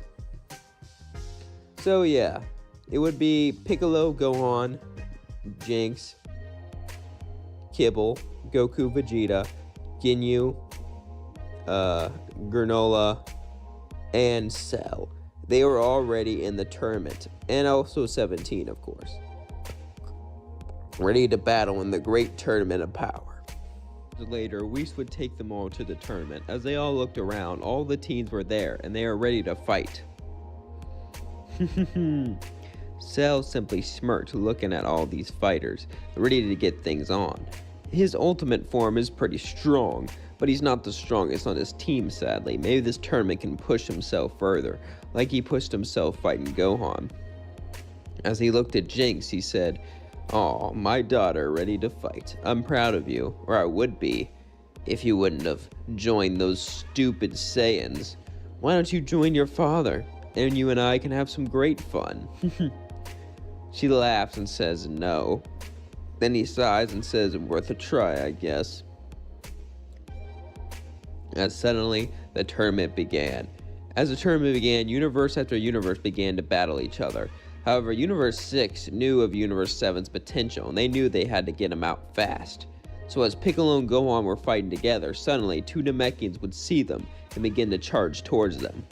The two Namekians began to push back Gohan and Piccolo. They seemed so strong, so powerful, but then they both started to laugh. Why are you... As the Namekians looked confused, why were they laughing? Piccolo and Gohan shouldn't be stronger than them. They fused with every Namekian on their planet, but then Piccolo turned orange and Gohan turned beast, as they both shocked and walked back. How could you reach this power? Piccolo says simple. There's a way above getting stronger. You mentioned fusion. That works well, I'm not gonna lie, but you gotta push yourself, you gotta train, and you gotta reach new limits. You can't just rely on others for your strength. You have to dig deep and rely on your own strength along with others. You only relied on others. It seems like you're weak now. Special beam cannon! As he launched a special beam cannon with Gohan, the two Namekians were launched off the edge, easily defeated. Champa was so annoyed that this happened. Meanwhile, Universe 9 was taking their luck fighting Kibble and Cell. As they were fighting, suddenly the trio of danger jumped in, pushing Cell and Kibble back. As the Supreme Kai laughed, this is the power of the 9th universe. They began to push further and further as they began to battle them.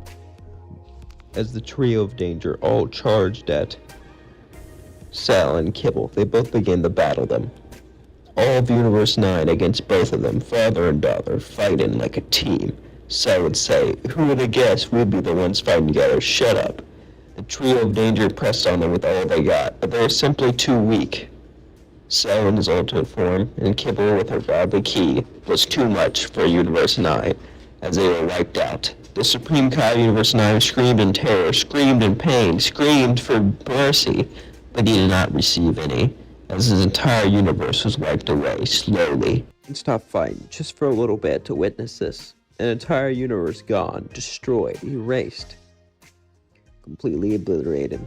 It was all gone. However, Piccolo and Gohan would then have to fight Universe 10. As this was going on, Kibble and Cell would suddenly see two people walk up to them.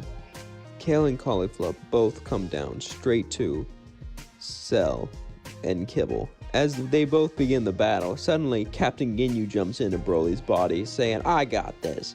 As Captain Ginyu battles them both, suddenly Jiren would see this and begin to come in. As Jiren was coming in, Gohan and Piccolo were busy. Kale and Cauliflower both battled Captain Ginyu in Broly's body. Captain Ginyu was stronger because he's been training his body, getting used to it, but he still wasn't able to unlock its full power like Broly would. Meanwhile, Jiren fought Cell and Kibble. Jiren saw how strong Universe 7 was. He saw how powerful it was, so he knew he had to push them back, right here, right now. So he began to push them back forward and forward, more and more and more.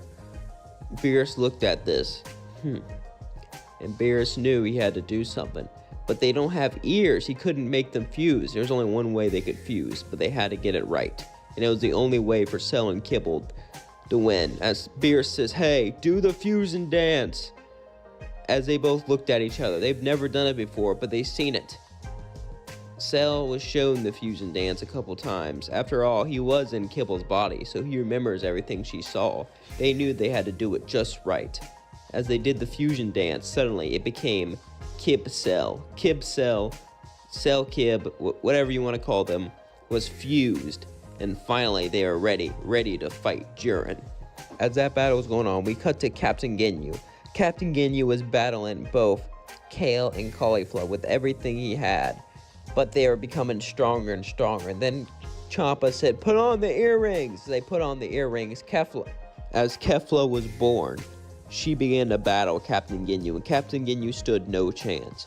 Broly's body could probably take her, but he didn't fully unlock it yet. He only had 30 to 40% of Broly's power. With only that amount of power, he was no match for Kefla. But then he had an idea. As Kefla began to beat up Captain Ginyu, she said, it's over. We're the ultimate fighters in the universe. No one can defeat us. But then, suddenly, Captain Ginyu punched a hole in his chest. And Kefla was confused, and everyone in the whole tournament was confused. But then he said, change now, as he took her body and began to do a pose. I am the great Captain Ginyu, and I have the power to steal bodies. Universe 6, Champa said, that's not allowed, you can't take bodies.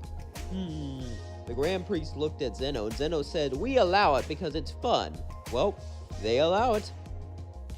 Champa was so pissed off. This can't be possible. How could they do this? How could someone steal someone's body?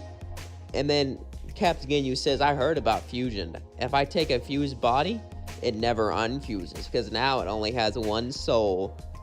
Kefla then looked at Captain Ginyu and Broly's body. They began to fall down, their chests bleeding, as Kefla picked him up and threw him off the edge, causing him to be the winner. As Captain Ginyu laughed, in a girl's body. He remembered back when he took Bulma's body, but this time he's not gonna lose it. This time he was ready to stay in this body.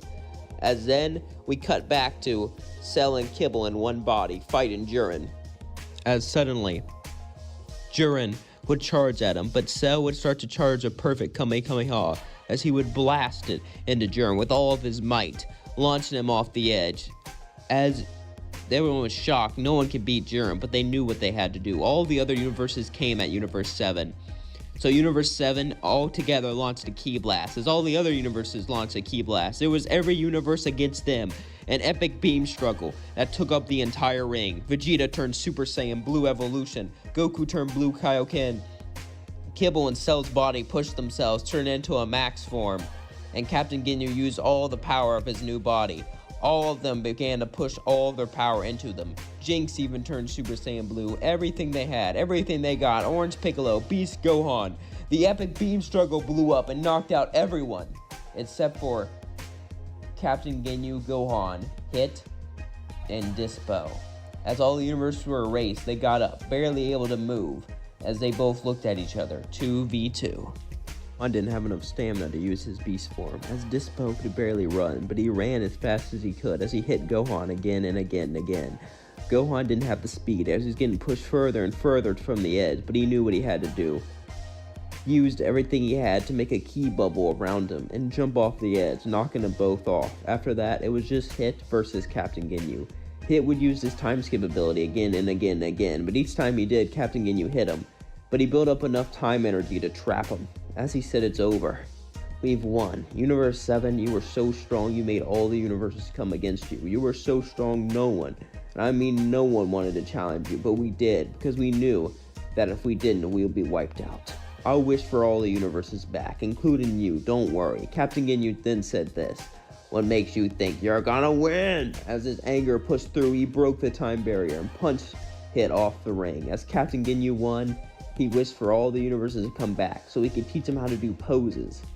And everyone was shocked on why he wished that. And Zeno was like, "You sure? You're very sure?" He goes, yeah, nervous. And he brings them all back. And it was a test, and they passed. And that's where I leave things off. Trunks was going into the time machine for the first time. His mom just made it. He was excited to go back in time to fix things, to stop the androids, but first, he needed to save Goku's life. As he looked at his mom, he began to talk to her, and she began to reminisce about old times. How she met Vegeta, how he was going to destroy the planet, but now he teamed up with him to stop Frieza, and all these stories. Trunks said, I wish I could have been there for them. Unknowingly, he would have been. As Trunks went back in time, something was wrong. The time machine began to malfunction, as then Trunks was sent to the Saiyan saga. As Nappa was planting Cyberman seeds, suddenly a time machine appeared in front of them. The Z-Fighters were on their guard as they thought it was another Saiyan, but there was only supposed to be 2 of them. As Trunks jumped out, Vegeta would say, "Who the hell are you?" Trunks would look shocked. He saw Nappa, he heard stories about him, but he's not supposed to be alive at this time. Wait a second, he looked around. But, where's Goku? Krillin would say, "Are you here to stop him?" Our Goku has been brought back to life, and he'll be here any second, just you see. And when he is, he'll make you pay. Trunks would look and say, "No, I don't want to fight him. I just want to tell him some news. Think of me as like a messenger." Nappa would say, "Messenger, huh? Interesting. Let's see how strong this messenger is."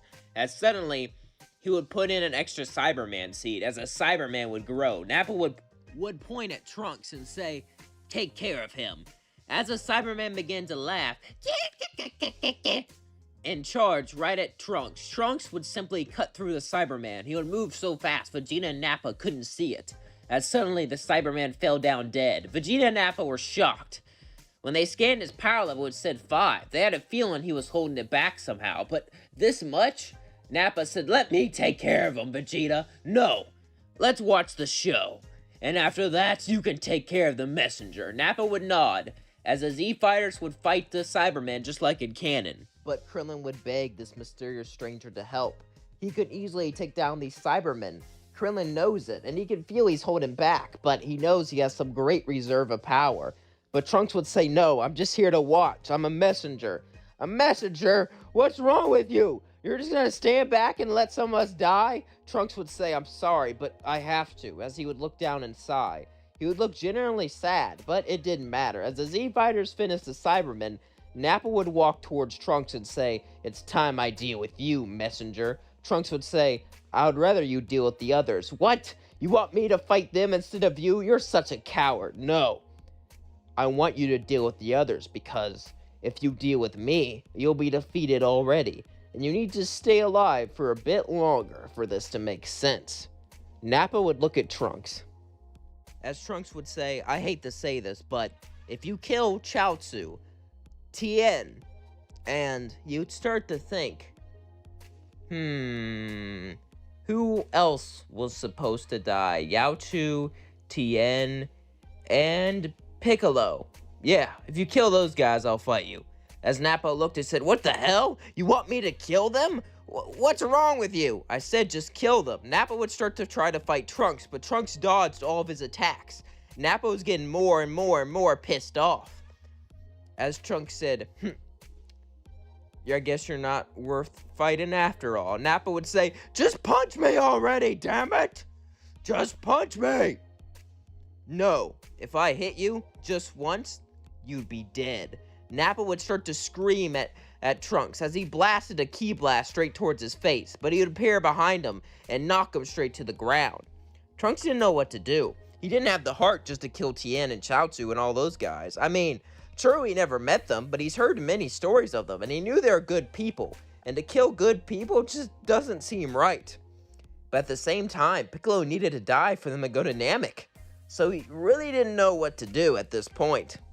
Vegeta would look at him and say, "You're weird as hell. You're stronger than Nappa, an elite warrior, and it doesn't look like you're part of the Frieza force. And it seems like, whatever you are, or whoever you are, you know who Kakarot is. and you know all of their names. Tell me, do you know who I am? Trunks would smirk and say, you're Vegeta, Prince of all Saiyans, and a great proud warrior. Vegeta would say, that's correct. Alright, Nappa, I'll take him. Nappa said, but Vegeta, I said I'll take him.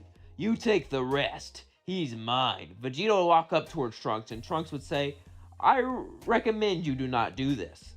After all, it can only end in your defeat. However, I cannot defeat you because if I defeat you, Vegeta would say, shut your ass up and fight me. Ah! As Vegeta would charge at Trunks. He was a proud Saiyan warrior, and he was going to show whoever this was that he was the Prince of all Saiyans and the strongest among Frieza's army. In his grade 8 form, he was unstoppable. And all he needs is this form right here, his base form, and he can easily take out Trunks. He doesn't know who he is or why he's here, but he's gonna stop him right here, right now. However, Trunks would simply dodge everything super easily and not really care about what Vegeta's doing. As Trunks would just say, listen, Vegeta said, damn it, damn it, damn it! You think you can defeat me, the Prince of all Saiyans? Trunks then had an idea. The idea was to give up. Well, not totally. He would just run into his time machine, go away, and go back in the future in a later date. The date he was actually supposed to be here, because this was annoying. So Trunks started to run towards his time machine, but as he ran towards it, Nappa saw this and blasted a key blast right towards it. Trunks flew towards it and easily deflected it, but Vegeta blew it up from behind. Trunks could have easily deflected it, but he wasn't paying attention. So the time machine was destroyed. As Trunks looked around, he was stuck in the past. He would fall to the floor and say, no! As he looked, Nappa killed everyone he was supposed to kill though, and suddenly Goku would appear. As Trunks got up and said thank you, Vegeta ran towards him and said, hey, what are you? Then Trunks threw him a senzu bean. Here, you need your stamina, Vegeta, for this to be a fair fight. Vegeta would say, what? What is this thing? Just eat it, it'll heal you. Vegeta was not trusting at first, but eventually he ate it and he got all his stamina back. As Trunks walks towards Nappa, Goku would simply ignore him.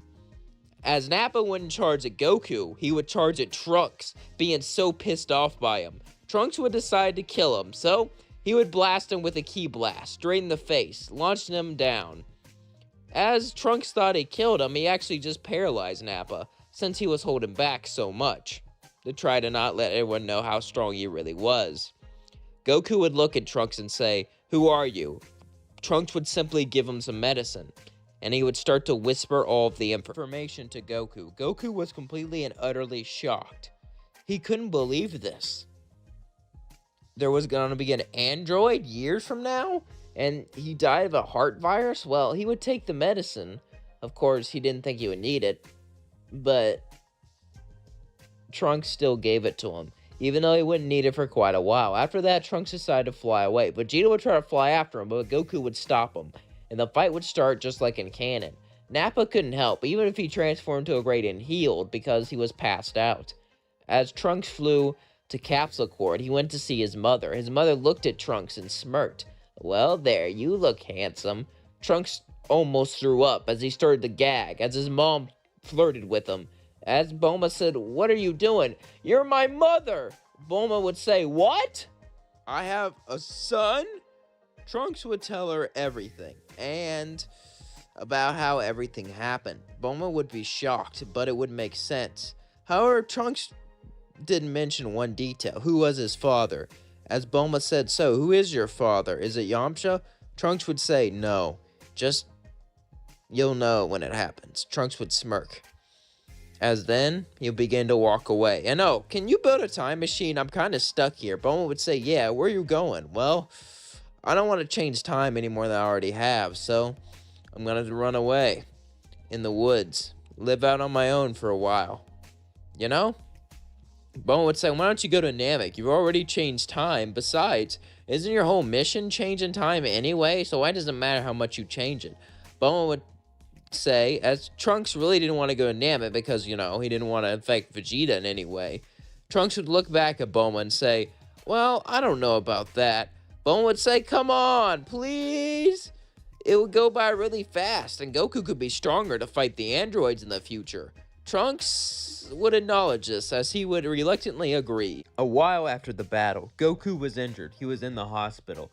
Trunks thought about waiting for him and going on the spaceship with him. However, he could train Gohan. After all, Gohan was his teacher in the future, and he knew he had a lot of potential. He didn't know if he could teach him how to turn Super Saiyan at such a young age, but he knew he could definitely make him stronger, and if he's stronger now, he'll be better off when the androids come. Besides, even if Goku doesn't turn a Super Saiyan Namek, he can still turn him into one later. However, at the hospital, though, Goku would say, "What do we do about Nappa?" Trunks was shocked. He forgot about Nappa. He thought he killed them when he blasted them, but it turns out it wasn't hard enough. Trunks was walking over to him to finish the job, but Goku said, "Wait, don't. I know it's wrong that he's here, but doing this, it's not right." Trunks would look at Goku and sigh and say, "Fine." Nappa would look at him and say, "I am an elite warrior. You think I'll train with you? You think I'll help you?" Goku would say, "If Frieza gets the Dragon Ball, he's immortal. And if he's immortal, you're dead. Because he's going to try to wipe out all the Saiyans once Vegeta rebels." Nappa looked shocked, but he nodded his head and reluctantly decided to agree. As Trunks went off with Krillin and Gohan, when Goku and Nappa healed, they would go off and train together. It seemed like the timeline was changing a lot. As Krillin, Gohan, and Trunks all were going to Namek, Krillin said, "So who are you anyway?" He looked at him and said, "I don't want you to blow your mouth. I trust Goku, though." He would sigh as he looked. "Well, let's get to training." Krillin says, "Hold on, you want to train?" "Yep, and I'm more interested in Gohan. He has some crazy potential." Trunks would smile, remembering his old master, remembering how he turned Super Saiyan after he died. He wished he was a Super Saiyan too. Then maybe, just maybe, they could have done something. But that was all in the past. Trunks would then start to train Krillin and Gohan. As he trained them, Trunks would be hard on Gohan so he can get Zenkais. He wasn't brutal, not like breaking his limbs, but he would be a little hard on him.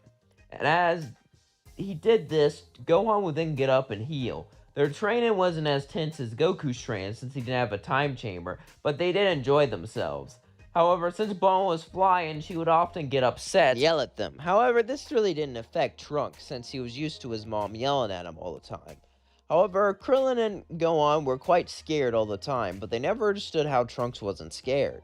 I mean, sure, he was extremely powerful, but Bulma was just a woman not to be messed with. She had a strong will, strong attitude, and was often loud. However, this didn't affect Trunks. Trunks kept on training and keeping everyone strong, until eventually the spaceship would land on planet Namek. As Trunks got out with Gohan and Krillin, he didn't know what to expect. He's heard stories, but he doesn't know how the full story unfolds. His plan is just to sit by Krillin and simply let things happen. As Trunks was looking around, suddenly two Frieza soldiers would fly right at them. As they looked right at Gohan and Krillin, they both wanted to destroy him. As they started to fly straight towards him, suddenly Trunks would chop up with a sword, killing them, similarly how he did with the Frieza soldiers in our timeline. As they fell down to the floor, lifeless, Krillin would look at him and say, "So, what are we doing now?" Trunks would say, "Am I the leader?" "Yeah, well, I guess we'll just..." He tried to remember they met some Namekian named Dende, if he thinks. So, Trunks then decided to help them out. As Trunks would just watch and wait out, hiding, Krillin and Gohan say, "How strong are you? Think they could take on Frieza?" Trunks would look at him and say, "Probably not." He would lie. Gohan would get mad. He's trained with Trunks, and even though it was for a very brief second, he could feel all of his power. Trunks was one of the strongest people he's ever met, and he didn't even know about his Super Saiyan form. But Gohan still wanted answers. He wanted to know why he was holding back, why he didn't just jump in and help. And was he good or was he bad? He could feel that he was good, but he didn't act like it. This was driving Gohan insane. However, once he saw Dende was in danger, he would jump down and save him, just like in canon. As they all started to fly away, Dodoria started to follow them. However, Trunks would turn around and say, "I got this." Krillin and Gohan would say, "Are you sure?" Trunks would look back and simply smirk. Yeah, leave this to me. Gohan and Krillin would both fly away, as then Dodoria would look at Trunks and begin to laugh. Some nobody tried to take me on. Oh, please. You really think you have the balls to defeat me, the mighty Dodoria? But before he even finished talking, Trunks would already be behind him, as Dodoria's head just fell off, as he fell into the ocean no more. Dodoria slaughtered that easily. As Trunks said, alright, you can come out, Krillin and Gohan both came out, as they looked at him and said, why did you do that? What did you mean? Gohan would say, I told Krillin, I know you're stronger than Frieza. You could take him on right here, right now, but instead you take on one of his goons? Why? Trunks looked and said, I need Goku to be strong enough. He'll make sense later, trust me. If I defeat him, I'll hinder its growth. Krillin and Gohan would say, who is Goku to you? Trunks was about to tell him, but then he realized something. His father was on this planet. If he can get his potential unlocked too, maybe they can all become stronger. True, it's not like they would want to, considering who he is right now, but we're out of options. Well, not really, but Trunks wanted to be extra prepared, so he wanted to get Vegeta's potential unlocked, so he started to look for him. Trunks had an idea. He didn't know if it would work, though. He thought about using this with a Frieza soldier, but that was too risky.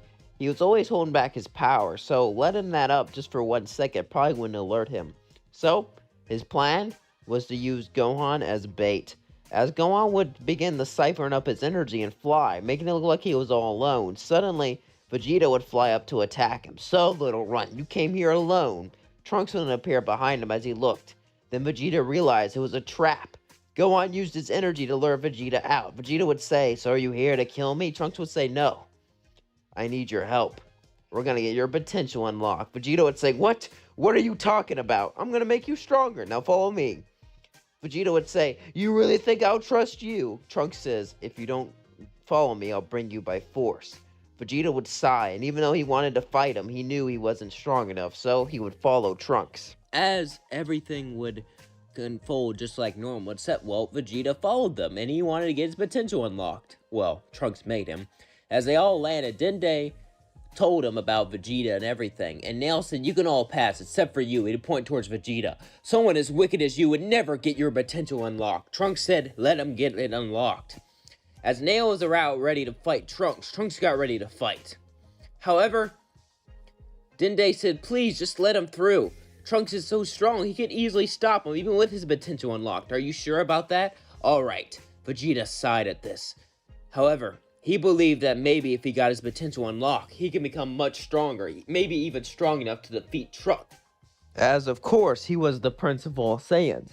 He should have more potential than all of them. Once it gets unlocked, he can easily defeat every single one of them. If he was just training his whole life, he'd be way stronger than all of these guys, he thought.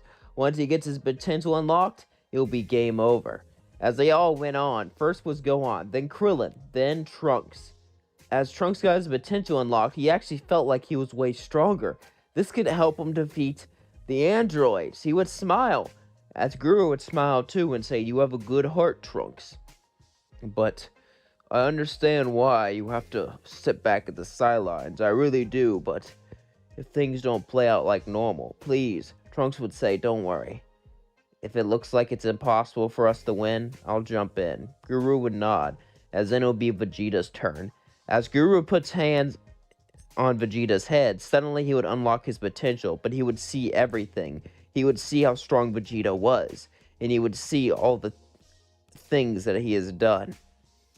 Guru would be saddened by this, but he would still unlock his potential, as Vegeta would be stronger than when Zarbon beat him up and he healed, but not by much. As they all started to fly down, Vegeta felt way stronger. However, Trunks would say, you know what? We need to wait for Goku and the rest. But wait. Trunks would then remember Vegeta killed Zarbon. How is he gonna make this happen? He thought about just attacking them directly, but that was too risky. He had to make sure that the others would wait for Goku and Nappa to show up. As Frieza would summon the Ginyu Force for new scouters, they would have 2 Dragon Balls, and that's all they really needed. They would hide from the Frieza Force, and they would be able to find him. Until eventually, Nappa and Goku would show up on their little spaceship. As then, suddenly, the Frieza Force would fly straight towards them. scanning their power, as Frieza himself was there. He demanded that the Ginyu Force attack them. As Goku would take care of the Ginyu Force, Captain Ginyu was going to take Goku's body, but then Trunks would show up and cut off his head. As suddenly the battle began, Trunks would fly back and wait. He wanted to watch this play out. The Frieza Force was easily taken care of, as then it was just Frieza versus all of them. Frieza got up and walked towards them, and looked at all of them. So, it seems you have all gotten a lot stronger. I'm gonna have to take this seriously. As Frieza was about to change form, suddenly Trunks walked up to him and said, "Go to your final form, not this third, fourth, or second one. Just go all out. If not, you'll die." Frieza would look at Trunks, being confused how he knows about this form. That arrogant bastard. Fine.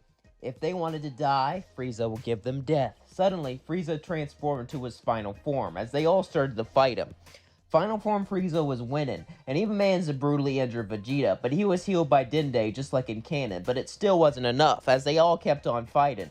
Frieza would start to take them out, as suddenly, Vegeta was about to die when Nappa jumped in front of the way, taking the laser and falling to the ground, dying. As Krillin tried to throw a destructive disc at Frieza would blow him up. Suddenly, Goku and Vegeta would start to yell as the planet shook, and they both turned into Super Saiyans. Vegeta would launch a Gallic gun, Goku would Kamehameha as they hit Frieza, destroying him. This shocked Trunks, he couldn't believe it. 2 legendary Super Saiyans, as then he smirked. With 3 Super Saiyans, the androids will be a piece of cake. However, Goku wouldn't go to Yardrat in this timeline, so he'd never learn instant transmission. Besides that, everyone is quite stronger in this timeline, especially Vegeta. Vegeta and Kakarot both trained with each other. Kakarot was of course stronger since he was stronger before he became Super Saiyan, but Vegeta was quickly closing the gap. As they trained voraciously, they became stronger and even somewhat close. As the spaceship landed, Trunks would tell him all about the androids, but he'd leave out the fact that, he's the son of Vegeta. Only Goku knows that. And Piccolo, since Piccolo is, cool. And it'd be wished back. So, Trunks would walk off, but then he would realize something. Piccolo never fused with Nail.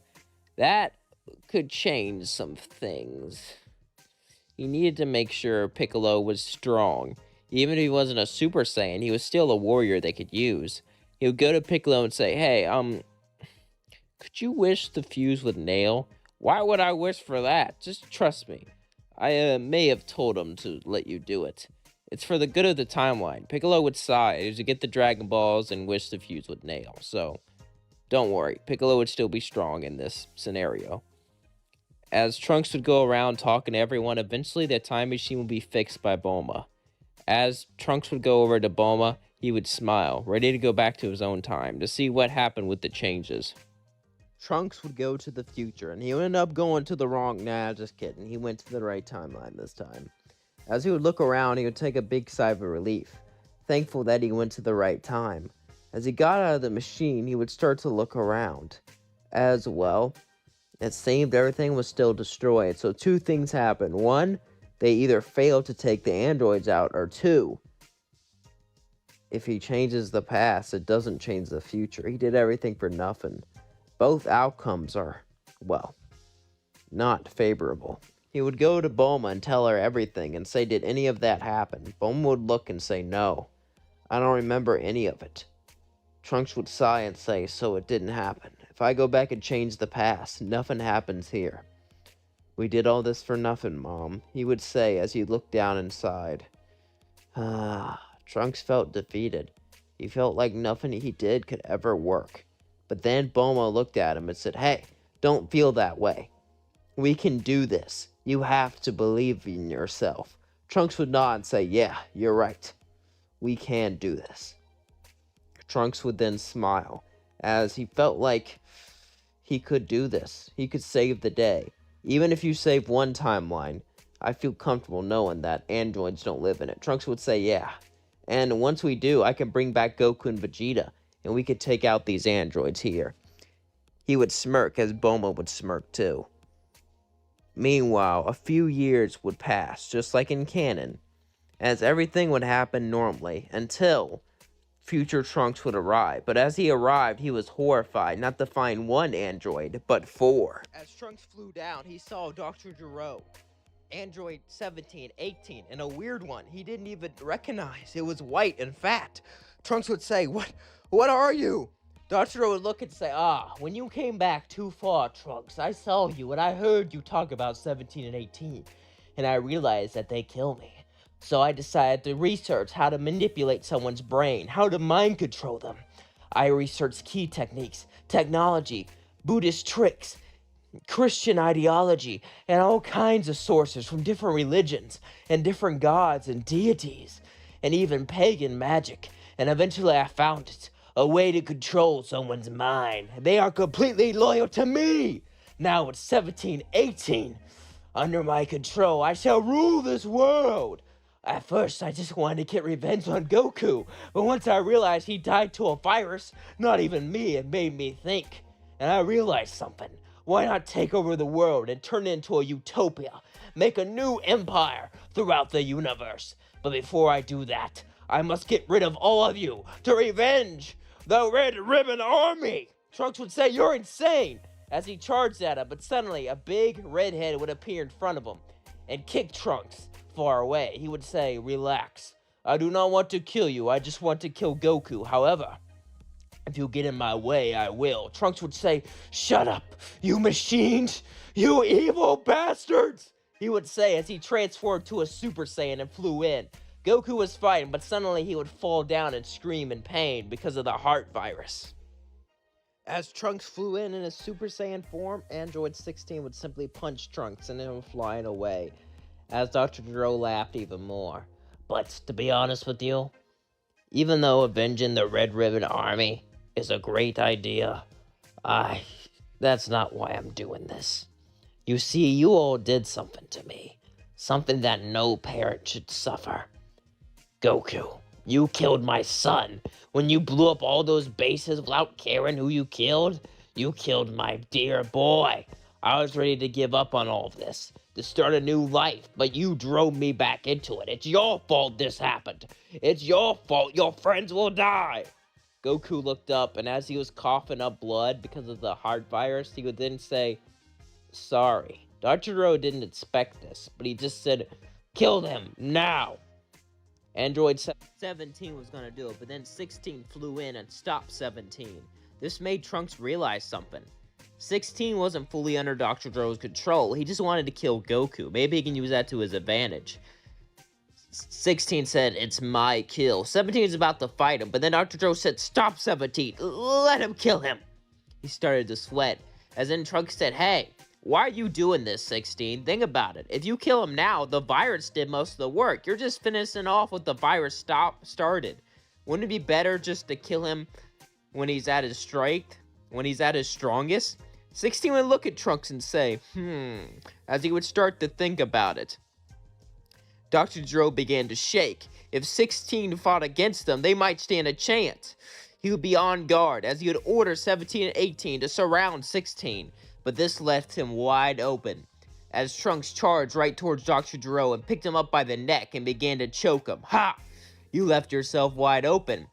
As Android Trunks would start to choke Dr. Gero. "It's over, Gero." As Android 19 would charge in, suddenly Vegeta would fly and kick him out of the way, but suddenly 17 and 18 and 16 didn't even care Dr. Gero was getting choked. Trunks was confused. He thought 17 and 18 were mindless puppets now, but shouldn't they care if their masters? Suddenly Dr. Gero would grab Trunks' neck and start to take his energy. As he started to choke himself, Dr. Gero laughed. "I wanted you to come in after me, Trunks. I wanted to be able to defend myself without wasting one of the androids to protect me. I'll admit it, I'm the weakest among them. I focused on them so much, it was hard to give me any power. However, once I have all of your power, I'll have enough to defend myself. And since they're loyal, that's all that matters. I'll be honest, I was scared of my own creations after I heard what happened to me in your timeline. I put the pieces together and realized I must have died. However, it doesn't matter. 'Cause you're gonna die, Trunks. All you did was ensure my victory by going back in time." As he started to suck away Trunks' energy, Vegeta would charge at him, but and 18 would go after him. 18 would kick him, breaking his arm. But Vegeta didn't care. He had to save his son. He used the Ki Blast to launch him forward and headbutt Dr. Gero, launched him out of the way. That Dr. Gero said, damn it, Vegeta! You'll pay for this! Trunks was ready to fight, but Vegeta said, get out of here. What? I said, get out of here, boy! I can handle it! I am the Prince of all Saiyans, trust me! Vegeta would fly in, but even with his ego, he knew he couldn't handle it. He was trying to save his son. Suddenly, Kami would fly down. As Dr. Gero would look, you old bastard, what do you want? You're old and useless. Even I could defeat you just by blinking. Kami would look at Piccolo and say it's time. Piccolo and Kami would then fuse as the earth shook. But then Dr. Gero smirked.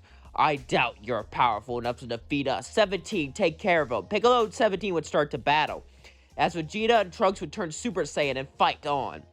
Vegeta kept demanding that Trunks leave, as Goku coughed up blood and laid on the floor dying. Piccolo, Vegeta, and Trunks were our only hope. However, Vegeta couldn't fight on forever. 18 was against him.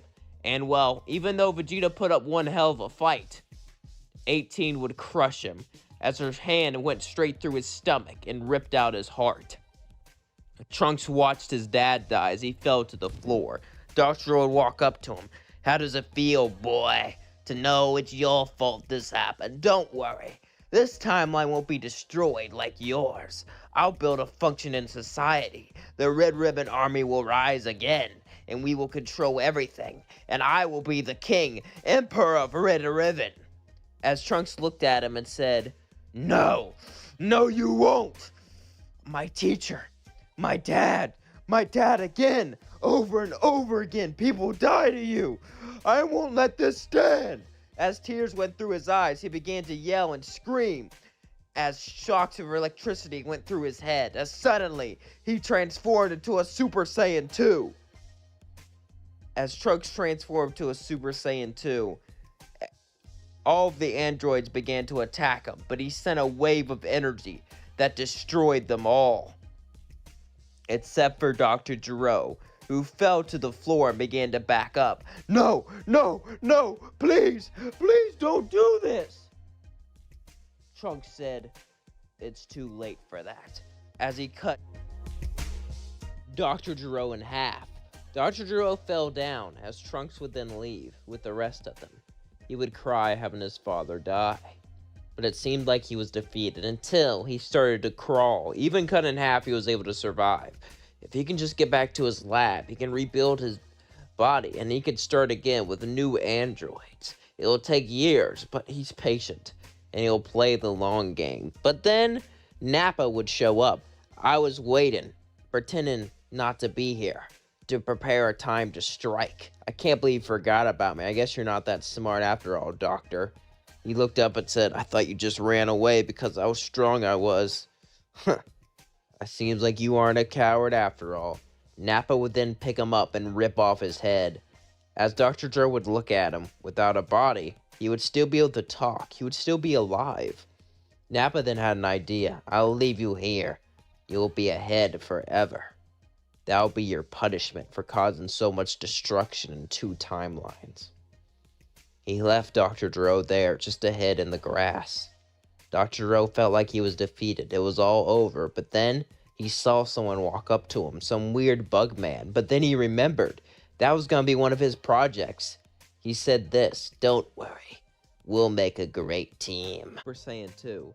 He realized something. He wanted to live in this timeline, a timeline that wasn't destroyed, a timeline that wasn't ruined. However, he had to go back and take care of something before he could.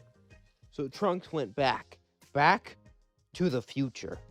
As Trunks went back to the future, he would then look around in his time, as he would take a deep breath and then smile. Soon he'll be able to do it. He was going to be able to avenge Gohan. He finally was strong enough. He finally had the strength to get rid of him. He finally had the strength to destroy the androids. As he began to walk around that destroyed city that he knew so long ago, he would see everything. And he would remember looking at this city back in the past. But it looked so destroyed. It looked so ruined. It was different. He remembered going back in the past. He saw cities that weren't destroyed, cities that weren't in ruin. It gave him hope. It gave him some sense of peace. As Trunks smiled, suddenly 17 and 18 would land behind him. Ah, Trunks, you weren't hiding your power level. Our scanners could sense it. Trunks would simply turn around and say, "It's over. I will Destroy you once and for all." 17 and 18 both charged at Trunks, laughing at him, but then he simply turned yellow as he turned into a Super Saiyan. They weren't surprised, but suddenly something happened. Shocks of electricity went through his hair and throughout his body as he was a Super Saiyan 2. As 17 and 18 said, What are you doing?" Trunks said, "Finishing you off. I have reached a level beyond Super Saiyan, and it's thanks to my dad, to Gohan, to Goku, and to all the friends you've killed." 17 would look right at Trunks and yell at him. "You really think this new hairdo, this new style can defeat us? Besides, all you got is electricity going through your hair. That's not even that scary, man. You think a little trick like that will scare me?" But then Trunks would move so fast he couldn't even see him, as half of 17's body fell to the floor. He coughed out oil and blood as Trunks blew him up. 18 would shake in fear and anger and say, Why would you do this?" "What do you mean, why?" "I killed your brother because you killed my mentor and killed everyone dear to me." 18 would say, "I'm sorry. Listen, I know I messed up," but Trunks would simply walk towards her. "Shut up. You have not a single good bone in your entire body. If you have bones left, that But is." who am I kidding? Your bones are probably metal. You have no humanity left, no empathy, no sympathy. All you are is a machine made to kill. As future Trunks would simply blow her into smithereens, destroying her right here, right now. As he simply smirked, then he would go back to the time machine. But not before going to see his mom and telling her everything. She was so happy. She would be overjoyed. And even though Trunks wanted to go back to the present timeline and not stay in the future, Bulma understood because she loved Trunks. And she wanted what was best for him. And obviously staying in this timeline wasn't too great. So she said, "Can you visit me every once in a while?" Trunks would say, "Of course, Mom." As Trunks would then go back to the past. As Trunks smiled, he would walk around, happy with everything that happened, and happy to spend his time there. However, there was a small, tiny problem. And the problem was, when he went to Capsule Corp, he saw someone that looked just like him, but a kid, the time machine. It sent him too far into the future. The time machine was always buggy, going into the past. And now it messed up the date again. As little Trunks looked up and said, future Trunks would simply get down to the ground and say, "I'm you, from the future. I haven't been here in a while. Well, for you guys anyway. For me, it was just a few days. Seems like that machine's super buggy. Oh well. At least I know you're all doing well," Trunks would say as he got up. Kid Trunks would say, "Where are you going?" "To see Dad, of course." Vegeta was training with Nappa, as Nappa was getting old. His goatee turned gray, and it seemed like he wasn't long for this world. But he still had a few good years left in him. As Vegeta said, "You know, Nappa, there's this thing called a World Martial Arts Tournament. We should go there sometime. Test out our strength." Nappa would say, "I like that." Trunks would then say, "I also like that." Nappa would then turn around, shocked. Trunks, what are you doing here?" Trunks would then laugh and say, "Simple. I'm here to fight in a tournament. And, I kind of wanted to stay here, but my time machine messed up again." They would both laugh. That time machine never works," Vegeta would say, and skulk. Nappa would just say, "I'm glad it doesn't work. Otherwise, I'd be dead." Vegeta would then look at him and kind of feel bad that he killed him in another timeline, but he didn't do that here, so it doesn't really matter. He would agree. As then they would fly over to Goku's place. As Goku was hanging out with Goten, Trunks, Nappa, and Vegeta would all lay down and tell him about the tournament. Goku was excited as he agreed. Everyone agreed and got ready to fight. They were excited to fight. Trunks looked and said, "I guess Piccolo's the strongest now, huh?" Goku would say, that was a long time ago, and we've all gotten a lot stronger. We've unlocked that 2 form that you use. Really? You can use Super Saiyan 2 also? Goku would nod and say, yeah. Trunks would say, that's great. Trunks was excited to fight. You'd probably even lose if they used Super Saiyan, since they have more practice with 2, since, he literally just spent a couple days in the future before coming back here. As they're all getting ready to go, though, we cut to Cell, Imperfect Cell. He's been absorbing people like a serial killer, not going out and destroying entire cities. That would be too noticeable. He's been helping Dr. Gero make a serum from everyone's DNA. This serum will make him perfect. But as he was making it, though, Dr. Gero's cameras caught something. Some alien going to this planet. Imperfect Cell was waiting for a long time to become, well, perfect. But now that there's aliens, that could be someone for him to fight. True, he wanted to show his perfection off on the others and defeat them. However, these aliens could make a worthy test subject for his new powers. Dr. Gero's body was rebuilt. Cell helped him rebuild it by stealing junkyard parts and things like that. As he ingested the serum, suddenly Cell would turn into his perfect form as he walked around. He looked at Dr. Gero and said, I thought about destroying you, but nah, I'm gonna leave you here. And I'll get revenge for you, don't worry. But don't try to take over the world or stop me, because I just want to have a good time. Dr. Gero would say, yeah, I've learned my lesson. Cell didn't know if he was serious or not, but he didn't care. If he made anything, he could easily destroy it. After all, he was Perfect Cell. Cell would get out and begin to fly and look across the world. He would, hide his power level so he could see things without being caught.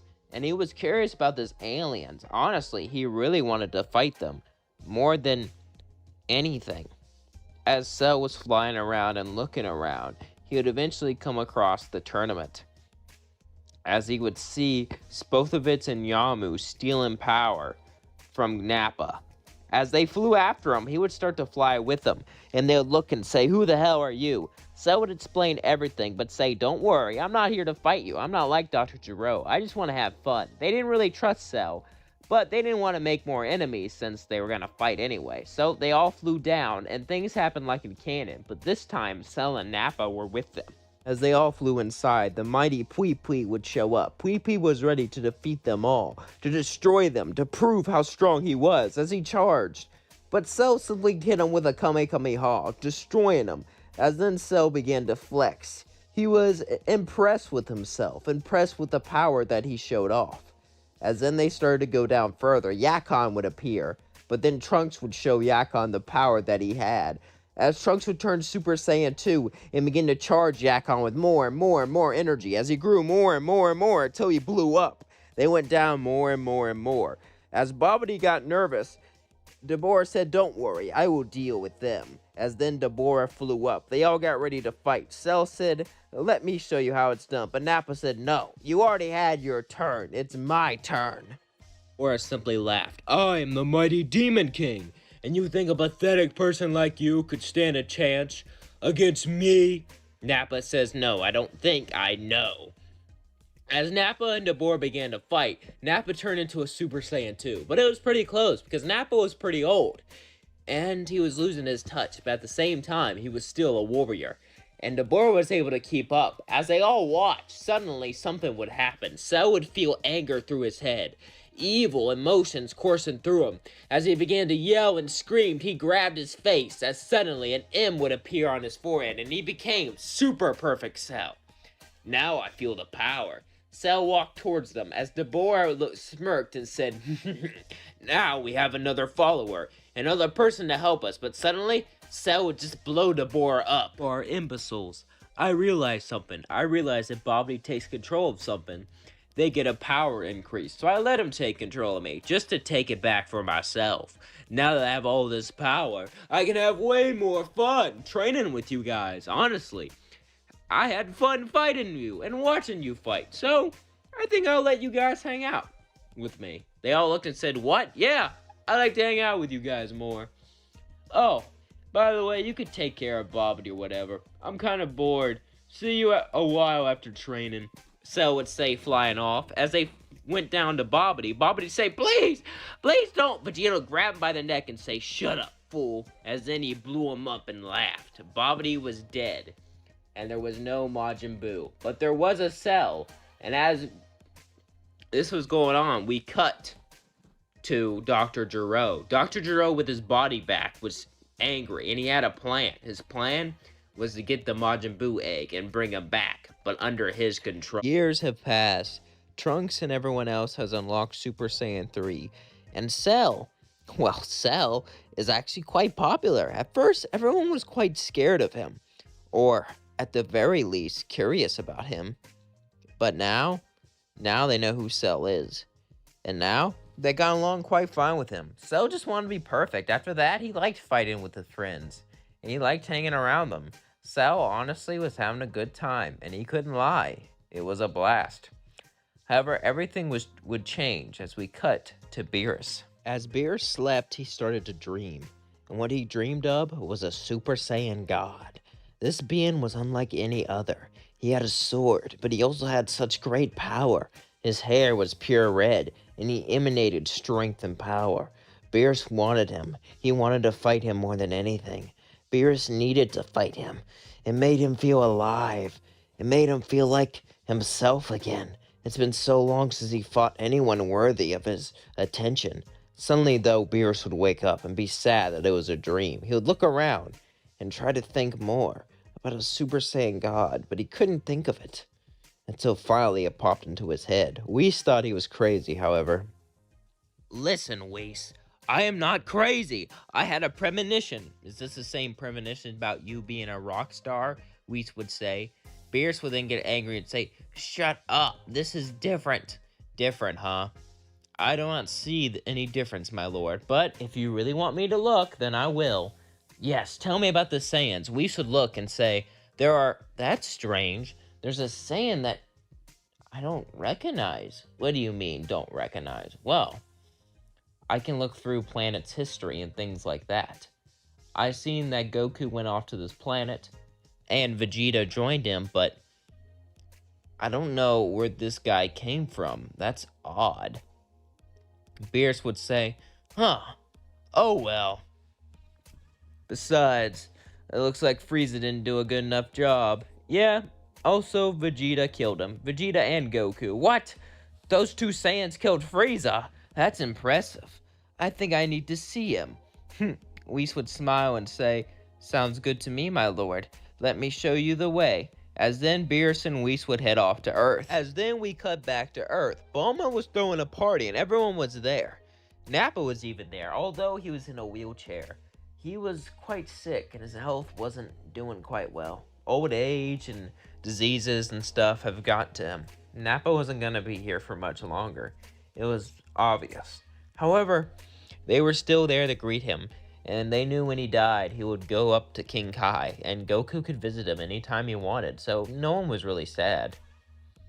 However, as all this was going on, suddenly, King Kai would talk to Trunks. Trunks, I gotta tell you something. Beerus is coming. Beerus, who's that? He's a god of destruction.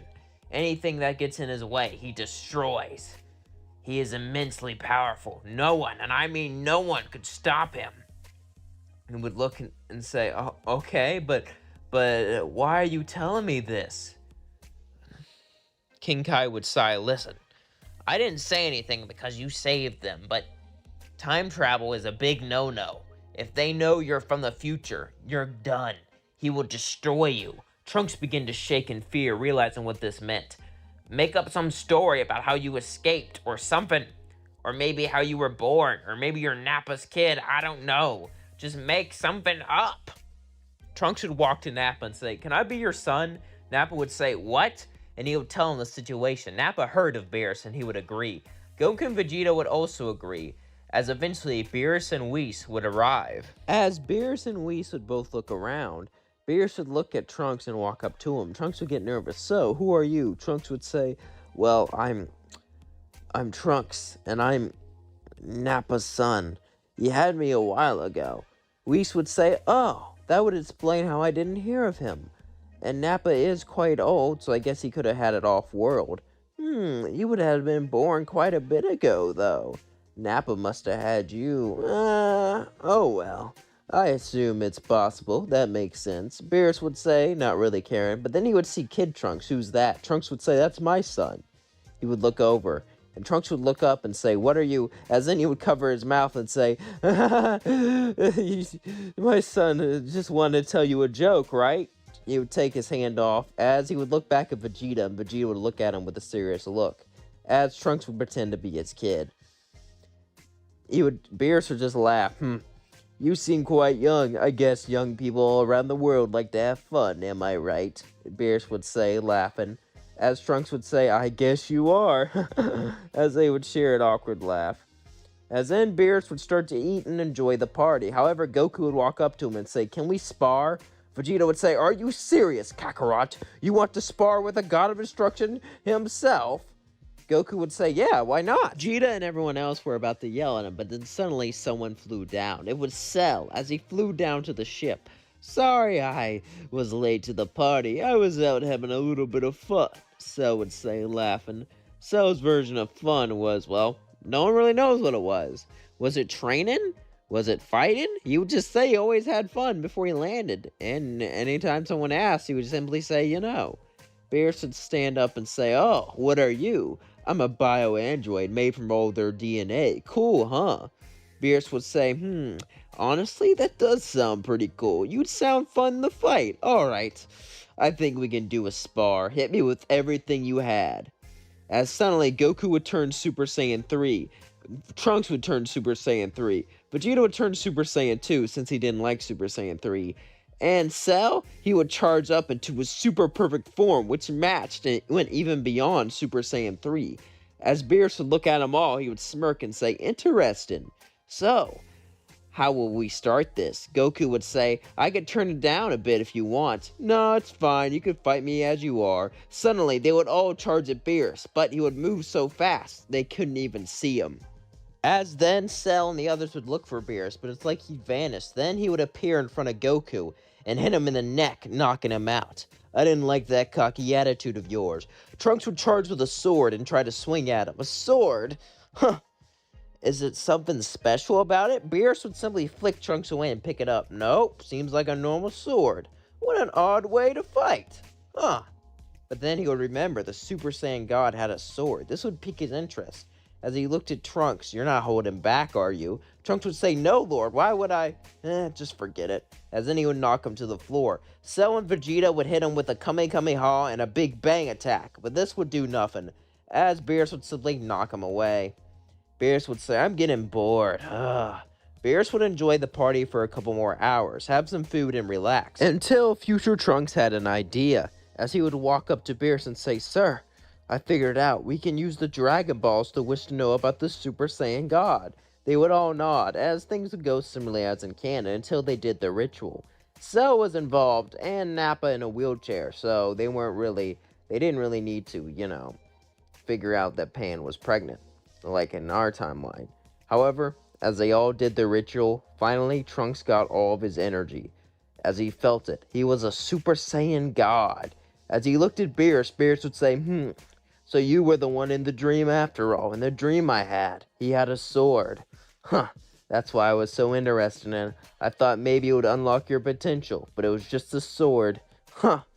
Trunks would pick up the sword and say, oh, this is not just an ordinary sword. It's the sword that will cave in your skull. Beerus would say, I like you, Trunks, but keep threatening me like that, and this won't be a friendly bout. As suddenly they flew up into the sky and began to battle each other. Trunks would then push himself and fight Beerus with everything he had. However, Beerus wasn't really giving it his all, obviously. He was just letting him ease into his power, and as Trunks got stronger and stronger, Beerus slowly put more and more of his power into it, as they began to talk as they fought, since this is Dragon Ball, that does happen a lot. Trunks would look at Beerus and say, so, is this the fight you wanted? Beerus would say, yeah. You're quite interesting. You have a look like you've seen everything be destroyed in front of you, but you've had a happy life. Beerus would start to think about it, as Trunks began to shake in fear. Did he figure it out? No, it's impossible. Beerus would look directly at him. Nappa must have left you. It makes sense. He must have had you when he was young, and just kind of left. I mean, he looks old now, but I could tell you've been through a lot. He must have abandoned you, didn't he? Trunks would say, yeah, that sucks. My father abandoned me. Not a lot of people know that. Keep that between us, though, otherwise I'll erase you. I'm not kidding. Trunks would say, alright. Now let's continue this fight. The fight would continue, and Beerus and Trunks would have an amazing time. Just like in the movie, except imagine Goku with a sword and more serious. That's more like what's going on here. As then, Trunks was, well, defeated by Beerus, but Beerus promised to spare the Earth, and then he left, as they all sighed in relief. Dr. Gero seemed like a distant memory. As Dr. Gero came and tried to take over the world, he was mostly forgotten about. Nappa left him as a head.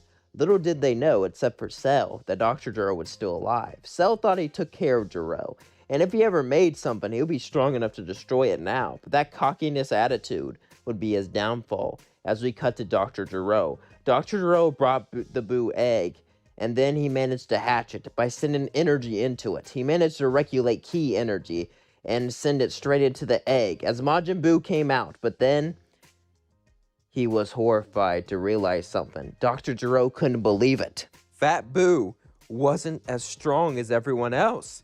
It seems like Super Saiyan 3 blows him out of the water. Dr. Gero spent all this time, all these years, gathering this artificial energy for nothing.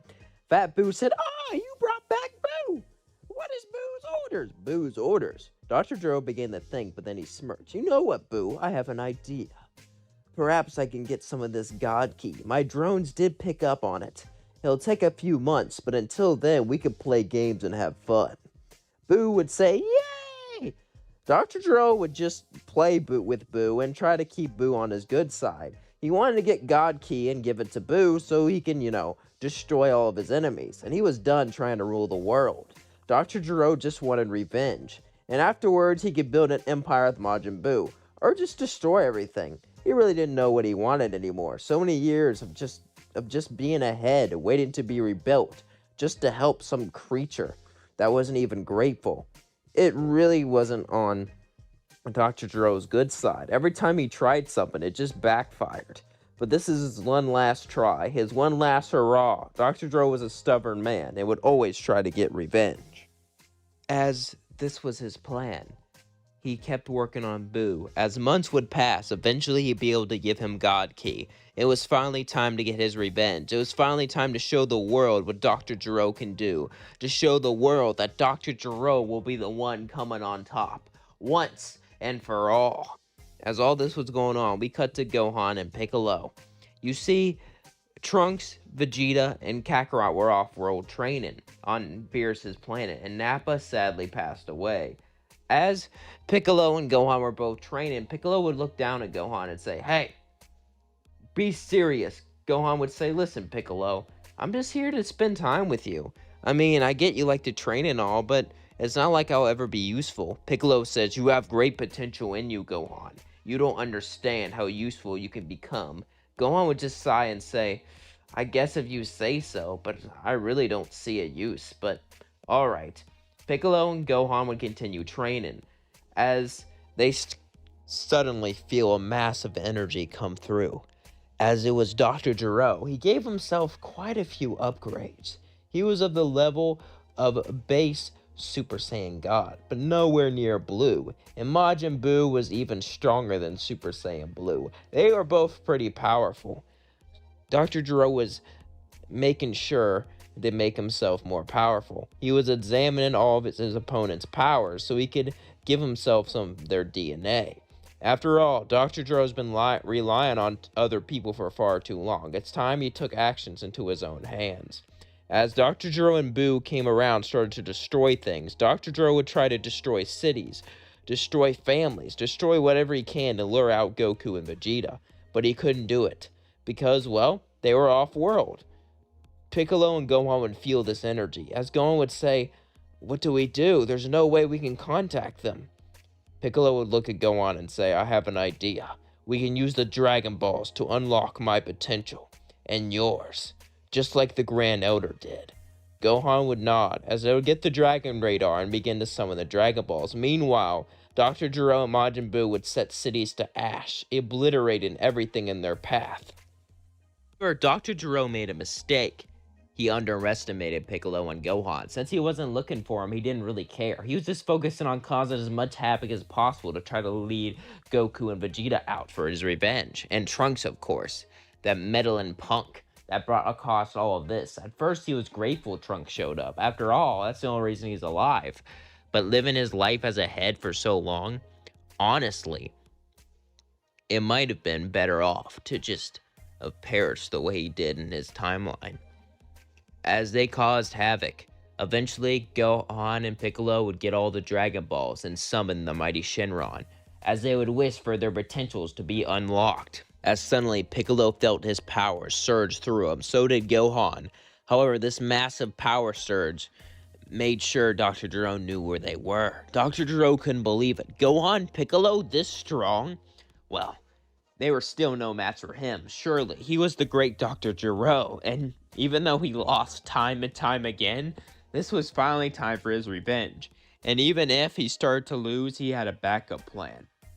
As Dr. Gero and Majin Buu both flew down, Piccolo and Gohan both got ready to fight. Piccolo was yellow, and Gohan had red eyes. His eyes weren't purely white yet. They were both trying to get to that new next form, Beast and Orange. However, they're a little while away. So, Dr. Gero would fight Piccolo, and Gohan would fight Majin Buu. As Gohan fought Buu, he would start to enjoy himself a bit. For a second, because he saw something in Buu. He saw childlike innocence. Buu didn't want to do this. He was just playing like it was a game. Gohan would try to talk Buu out of it, but Dr. Gero would say, "If you don't do as I say, I won't give you that special candy, the kind that tastes better than the stuff you turn stuff into." Majin Buu said, "Candy's better than talk." As he kept on fighting Gohan, Gohan would get mad as Majin Buu started to get the upper hand. Meanwhile, Piccolo was actually beating Dr. Gero. Dr. Gero didn't like this. He was getting pushed further and further back. He looked up and said, "It's time I do my last trick." As the battle continued, Dr. Gero was furious. It seemed like nothing he did ever worked. He could have just wished to become strong with the Dragon Balls. He did all this stuff for nothing. No matter how hard he worked on his science, somehow Ki always destroyed it, even if he used Ki in it. Even his bio-android didn't work. He was off training with them. It seemed like Dr. Gero had to get rid of them once and for all. Dr. Gero had a plan. You see, he managed to have his testosterone level rise, making his Ki rise. He can put this into overdrive, turning him into a beast of a man, rising his power, not by double, not by triple, not by quadruple, but hundreds of times. However, this has a downside. He'll only live for 5 days. This will use up all of his body's energy in that amount of time. As suddenly Dr. Gero began to yell, his arms began to get buff, as all of his muscles began to grow, as he used all of his new power to hit Piccolo, sending him flying against the ground. As he flew against the ground, his arm came clean off. He got up and regrew it. As he began to scream, he felt himself tapping into his new power, as suddenly Piccolo would turn orange. This would definitely make things more even, but even with it, Dr. Gero had a slight power edge. It wasn't much, but slight. Dr. Gero couldn't believe this. Every single time he tried something, it always failed. However, this time, Dr. Gero had to succeed. Even with this orange power-up, even with these weird abilities, Dr. Gero will wipe them out. He will destroy everything that stood in his way. And everything who ever wronged him, he will get rid of all of it. Because he only has 5 days to do so. As Majin Buu was about to kill Gohan, suddenly he would get up and begin to scream, as he felt so powerless, as he felt so weak. Suddenly his hair would turn white as he went beast. And then he hit Majin Buu with a Kamehameha, destroying him. As Beast Gohan and Orange Piccolo walked up on Dr. Gero, he walked away scared. But then he began to yell, "Screw you all! I will destroy it! I will destroy everything!" As Dr. Gero started to charge a Ki Blast, he was going to push it straight into the planet, destroying it, wiping everything off the face of the earth. Goku, Vegeta, Trunks, they'll lose everything they cared about. True, they won't be dead, but they might as well have died. And besides, he'll take them out with him. As he was about to hit the ground, suddenly Gohan would fly so fast he couldn't even see him. as then he would rip off Dr. Gero's head, as Dr. Gero would scream Words at the top of his lungs, or I should say, non-existent lungs, as suddenly Gohan would simply throw his head down to the ground and step on it, crushing it. Piccolo would say, "Do you see why you need to train now?" as he turned back to his base form. Gohan would also turn back to his base form and say, "Yeah, you're right," as if they would both lay down from exhaustion.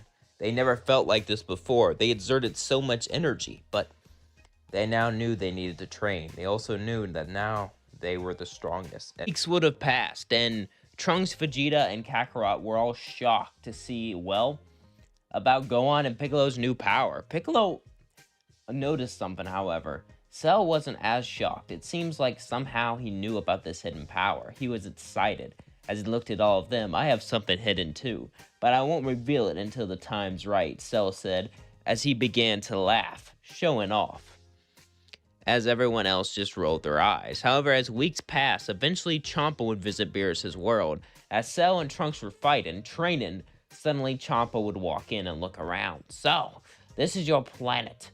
It's quite different from the last time I've been here." Of course, It was a million years ago.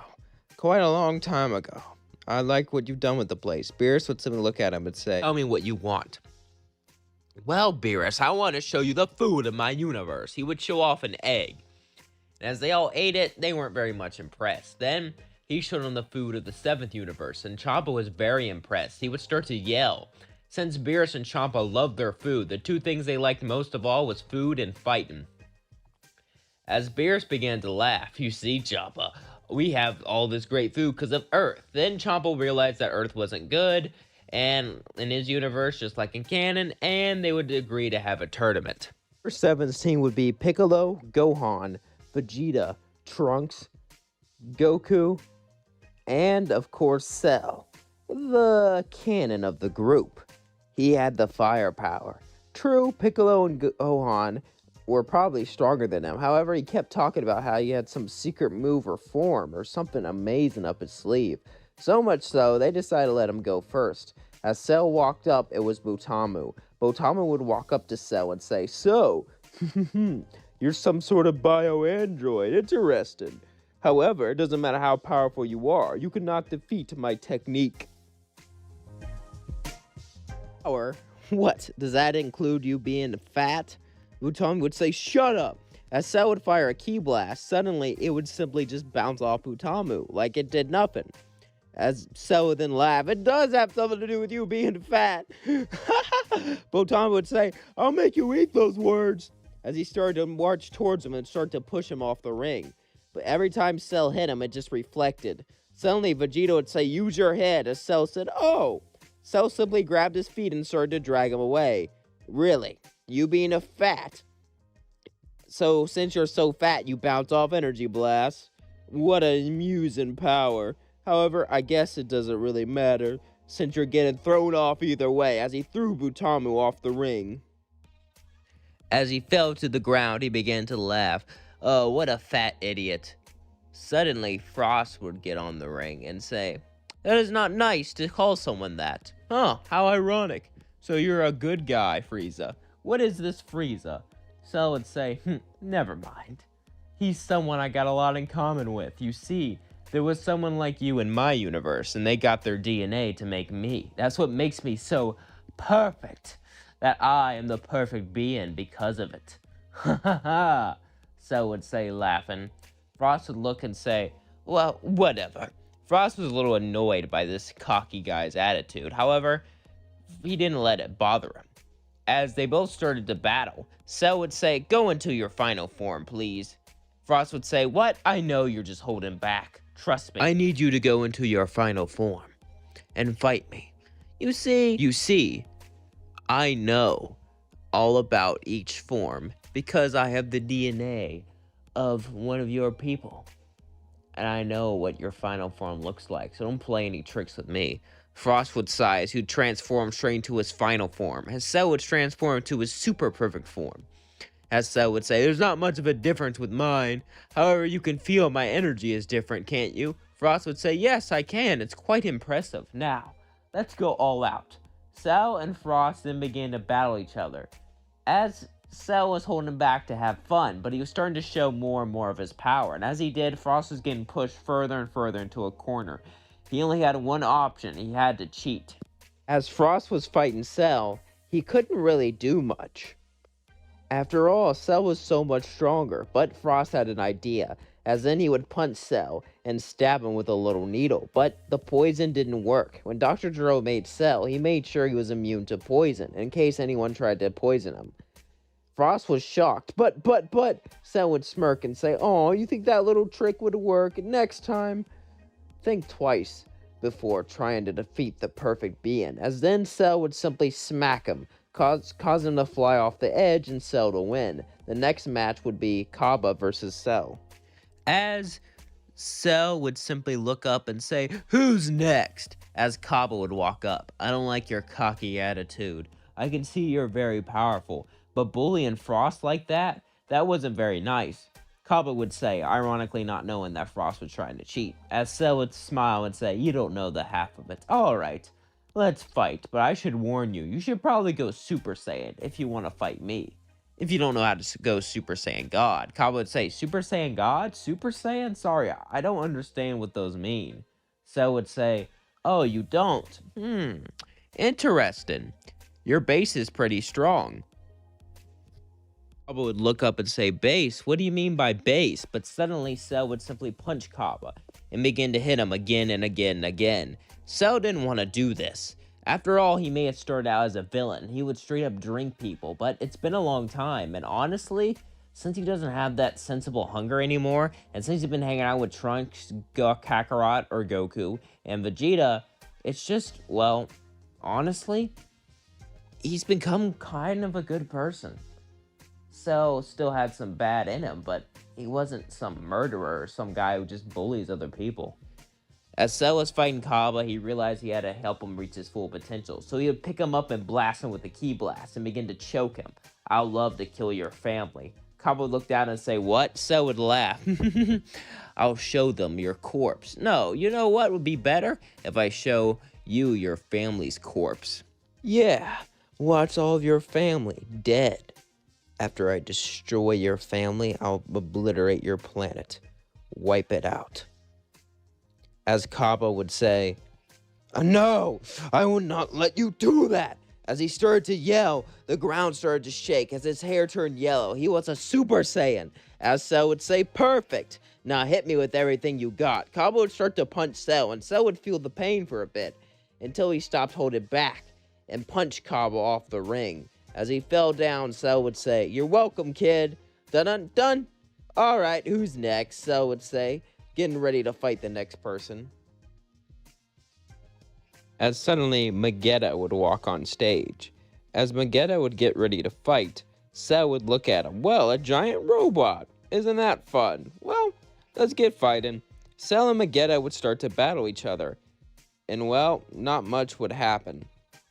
As Cell and Vegeta continued to fight, it was kind of easy for Cell. Cell was easily able to defeat Vegeta. However, suddenly something would happen. Vegeta would start to shoot up fireballs from his mouth. As Cell started to dodge all of them, Cell would look and say, "Wow, you really are a bucket of bolts." Vegeta would sit down and start to cry. "Chugga, chugga, chugga, chugga." Cell would say, "What's going on?" Chomp would say, "No, don't insult him. That's not fair. That's not fair, not fair, not fair." Beerus would say, "Nothing's in the rules against insulting." I guess he's just sensitive. Cell would then push him off the ring. As the next match would be Cell versus Hit. As Hit walked onto the stage, Cell would look at him and smirk. Well, well, well. So it's you, Hit. I've heard quite about you from Universe 6. Apparently you're some assassin, huh? Show me your power. Suddenly Hit would do a time skip. Yep, as he punched Cell, sending him flying off the edge. As he grabbed onto the edge, almost hitting it, then dragged himself back up. As then Cell would say, "I didn't want to do this. I wanted to use this as a form to fight Beerus." Beerus would say, "A form to fight me? Whis, do you know what he's talking about?" Whis would nod his head, "No." As suddenly, Cell would turn gold. Show. It's time. to show everyone my true power, the power of my golden perfection. As everyone was impressed. Keep in mind that Super Perfect Cell could keep up with Blue, so Golden Cell, was quite stronger than Golden Frieza. Let's just say that. As Hit would say, this is impressive. However, if you go all out, I'll go all Hit out did a too. time skip again and again and again and again and again and again and again and again. Cell would simply look at him and say, "What are you doing?" As suddenly he would get frozen with time energy. Hit would say, "It took all my power, so I'm probably gonna lose to one of your other guys, but at least you didn't get me, cocky bastard." As then he would blast him off the ring. Everyone would be shocked. Cell did that perfect golden form and it failed. At least that's what they thought. As Hit would say, "Why didn't you call it, referee?" Because Cell's not off the ring. He held onto the ring barely, not falling off, as then he crawled back up and hit with a Kamehameha, knocking him off the ring, causing him to be victorious. As Cell would look up and say, "Before I take the win, I have to say this. Thank you, Trunks. It's thanks to you I got this power, and it's thanks to you that I'm a good person. I respect you, Trunks. You're my best friend." Trunks would look down and say, "Thanks, you're my best friend too." It's been quite a while since the Universe 6 and 7 tournament, and since Trunks decided to say in the future the Goku Black arc would happen. Because of this, the Tournament of Power would be right on the horizon, as Goku would still go to Zeno and begin to talk about the tournament. However, he had an idea this time of a very special someone to recruit. He asked Whis to take him to King Kai's planet. Whis asked why, and he said, "Trust me." We started to take him there. As he went there, it was Nappa. Nappa would look at a halo on his head. "Ah, Goku, my old buddy, what is it?" We need your help for a tournament. And we'll get you God Key." Nappa smirked and said, "All right, time to show you whippersnackers how we did it back in the day," Nappa would say, laughing. As Goku would take Nappa back to Earth, he would put him in the time chamber, and they would train for a few hours. This would be a few months, as he would teach them how to go Super Saiyan God and Super Saiyan Blue. Meanwhile, Trunks would be training with Gohan and Piccolo to try to get stronger, as they were all trying to get ready for the tournament. As Nappa got ready, he unlocked Super Saiyan God and Super Saiyan Blue. Also, Vegeta unlocked Super Saiyan Evolution. He was quite strong. Everyone was quite strong in this timeline. Trunks was super excited to check things out and to see how things play out. As Trunks looked around excited, he was ready for the tournament to finally begin.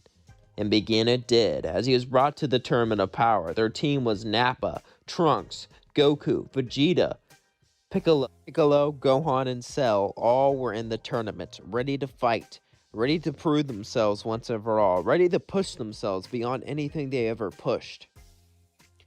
As the tournament began, things were really easy. However, Universe 6 had something up their sleeves. You see, Champa realized what Cell was, a bio-android, and he decided to make his own bio-android. He found one of those time chambers and put a machine in it, and gathered DNA from all his fighters, creating a Cell Max. But this Cell Max actually could talk and stuff. As the tournament began, they all started to fight each other, and everything seemed kind of normal, until eventually Trunks would realize that Jiren was quite strong. As Universe 11 seemed quite interested, Trunks decided he would get involved. So, Trunks would start to charge towards Jiren, seeing him as an interested opponent. But then Dispo would jump in his way. What are you doing? I am a warrior of justice. No one can get to Jiren unless you're strong enough to fight through me. As Trunks and Dispo started to fight, Dispo actually started to come off pretty strong. However, Trunks started to get stronger and stronger as they fought. Dispo was quite fast, but Trunks was able to keep up with it. As then he started to turn into his blue form, smiling at himself. You know, I think Jiren can push me more than I ever been pushed before, and that can make me quite strong. Aren't you intrigued, Jiren? Jiren would get up and say, "If it'll stop your annoying badgering, then I'll fight you." As Jiren walks to Trunks, Trunks and Jiren began the battle. As that was going on, we cut to Frost. Frost was walking around. As Cell was fighting off some opponents, suddenly Frost and Cell Max would walk behind him. As Frost looked at Cell, Cell said, "You ready to get your butt whooped?" But then he saw Cell Max. "Who are you?" Cell Max said, "You inspired us to make our own bio-android. Think of me as you. but better, but stronger. The new and approved version 2.0. You're nothing but old news. Cell would look at him and turn gold. Really? You really think I'm old news now? But suddenly, Cell Max would spark up with electricity as he would do a time skip, hitting Cell, almost causing him to fly off the edge as he'd use his tail to pull him back on the arena. At the last second, as Cell Max looked at him, began to smirk. So, Cell, the man I was mired, the man I was built after. This is you? I'm surprised, honestly. I can't believe how pathetic you are. I thought you were some great and powerful martial artist, but you just rely on raw power. You don't have any real skill. Cell said, you just simply got me on guard. You're wrong about me. Cell Max said, I hope I am. As they started to fight, Cell Max had the advantage. As that was going on, we cut to Nappa and Piccolo. Nappa and Piccolo were being pursued by Universe 9. Universe 9 wanted to push them off the edge. Universe 9 wanted to defeat them. Universe 9 heard that Universe 6 and 7 were the strongest, so they wanted to wipe them out, push them off the edge, and try to weaken them as soon as possible. This was their plan. However, Nappa wasn't going to let this happen. Nappa's been training for months, unlocking new forms just to prove how good he was, just to fight just like in the old days. But these days, he's not slaughtering planets. These days, he's fighting to protect this universe, the one he cares to love. It seemed like Universe 9 was going to be wiped out. It was all up to the Trio of Danger. The Trio of Danger all pressed on Nappa. Suddenly, Piccolo would jump in. Piccolo and Nappa versus 3. Piccolo would laugh and say it's a little unfair. The trio would laugh and say, oh, don't worry. You don't be too embarrassed when you get knocked off. No, it's unfair for you guys. I think it's time I show you a trick. As suddenly Piccolo would turn giant and simply stomp on them, launching them off the edge. True, turning big didn't increase his power. However, he decided to make his power increase as he was holding back, to trick everyone to think turning big makes him stronger, to try to intimidate his enemies. It was a good tactic and made people stay away. As in Piccolo and Nappa continued to walk forward, suddenly something would happen. As Gohan was walking, suddenly Kale and Cauliflower would look at him. So, you think you're strong enough to take on me? As suddenly they would fuse and become Kefla. As in we cut to Trunks. Jiren was about to knock him off the edge. As Trunks began to dodge more and more of his punches, Trunks unlocked Ultra Instinct Psy, and the battle started to heat up. Jiren was starting to enjoy their fight, and so was Trunks. Trunks was able to keep up, however, he was still not way stronger than Jiren. Jiren was still enjoying it, however, and was cocky. Even though Universe 7 had team members stronger than him, Trunks only went after him because he wanted to push himself and become stronger for his team. But suddenly something would happen. As everyone was fighting, they would all suddenly stop. As a huge thud would be heard, the entire arena would shake as a Majin Buu got up, but he looked like Goku. The Grand Priest would say, he'll be fighting for himself. He's from an alternate timeline someone created. Trunks looked. He didn't understand. How is this possible? Suddenly, he would fly in, blocking Jiren and Trunks' attacks as he began to laugh. You see, I'm from a timeline where Zamasu would get up and look as he was shocked. He was with the Supreme Kai since he was in training, took Goku's body. His plan was to wipe out all mortals in the universe. However, I absorbed him, and our personalities merged into one. I am neither Majin Buu or Goku Black. I am Buu Black. Once I destroyed all mortals there, I got bored. My Majin personality started to take over more, and I started to regret what I've done. A universe truly empty. How could this be perfect? But the Grand Priest from that universe found me. Instead of destroying me, he had an idea. He let me go to this universe and compete in this tournament. Now I will show you my true power, and when I win, I wish for all mortals here to be erased too. Because there's still gods to have fun with. All the gods and everyone else were shocked. To have all mortals die, they can't let this happen. Except for Zamasu. Zamasu was impressed at what happened. True, he was kind of sad he got absorbed, but hey, whatever this thing is, it's not immortal, so he won't be wiped out because he has a god in him. As they all continued to fight, Majin Buu fought Jiren and Trunks and began to manhandle both of them. as he easily knocked Jiren off the edge, as he grabbed Trunks, about to throw him off, but suddenly Trunks unlocked full Ultra Instinct.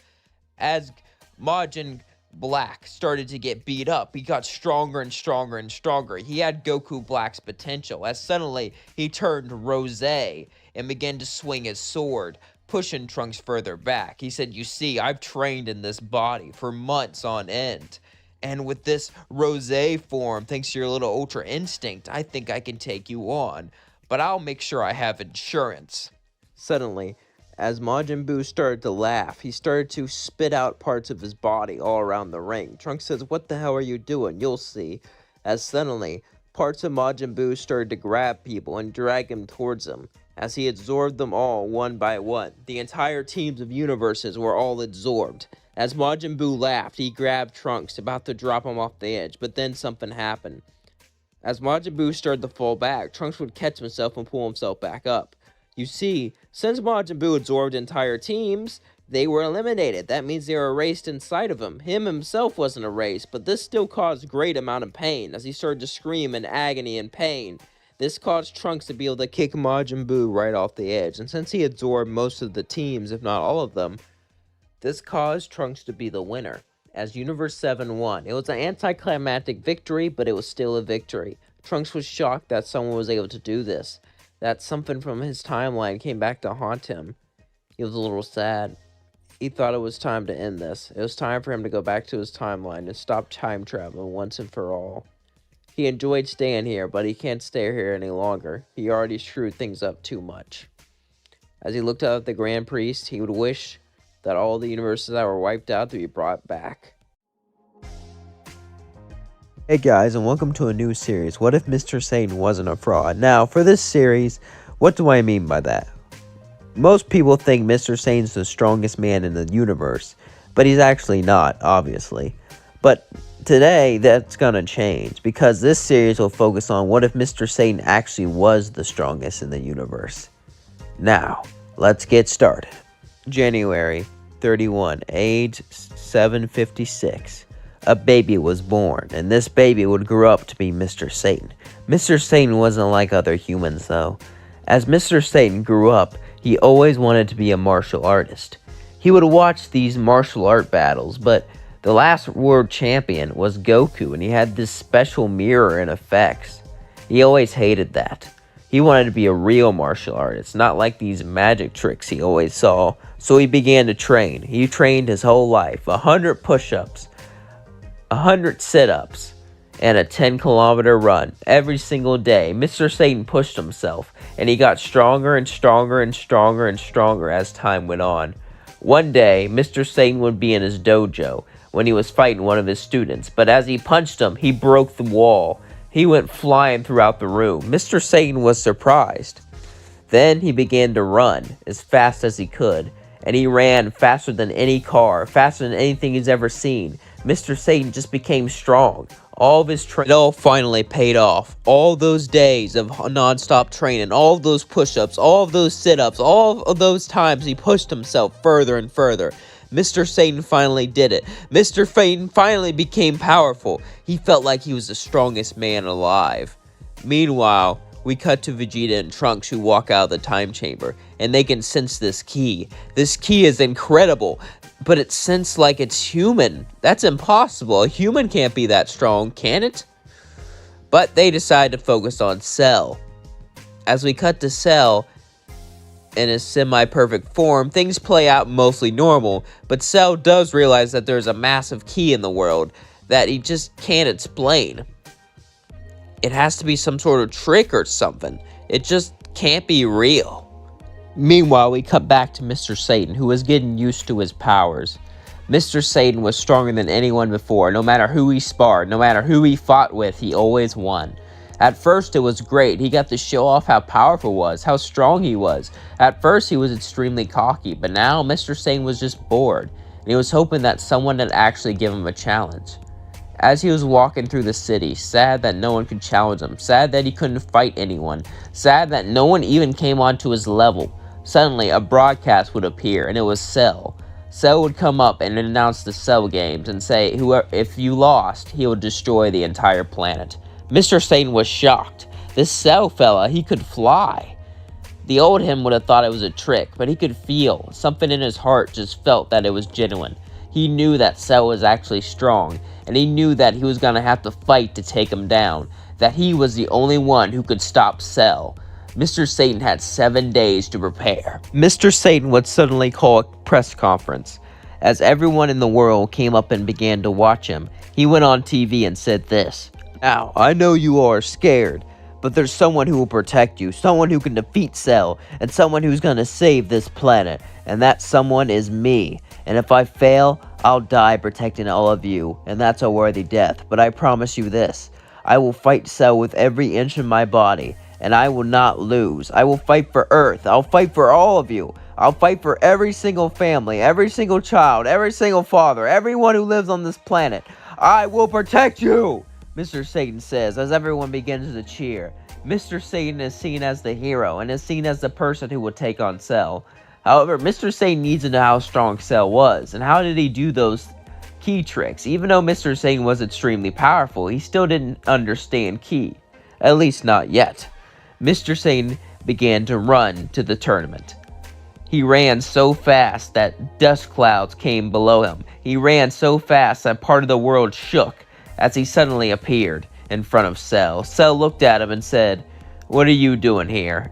He said, "I want to get a good look at you before the tournament. You look strong. Tell me how you did those blasts with your hand." "My blast?" Cell said. "Yeah. You're telling me you're this strong, but you don't understand key. What's key?" Cell would be a bit annoyed, and he thought about explaining to him so he can give him a good fight, but also deep down he was kind of scared because Mr. Satan had a key he never felt before. So he decided to say this. "Listen, I'm not going to tell you anything. However, if you defeat me, there will be people who will explain it to you. People similar to me who can do the same tricks. But they're, let's just say, you would say good." So would say smirking. "Mr. Satan, is that so? Fine then." Mr. Satan then ran off. He ran so fast, the entire world shook, and Cell saw this as he took a gulp. Cell was excited to fight Mr. Satan, but at the same time he was scared. How could a human be this strong? This just can't be real, can it? Cell would brush that aside and wait, and 7 days would eventually pass as Mr. Satan was prepared to fight Cell. As the day finally arrived, Mr. Satan would walk onto the ring when suddenly other people would come down and begin to fly. As they all flew down, Mr. Satan was shocked. They could fly just like the others. Goku and the rest looked at Mr. Satan. They could feel a deep ki within him, but they didn't know how strong he was.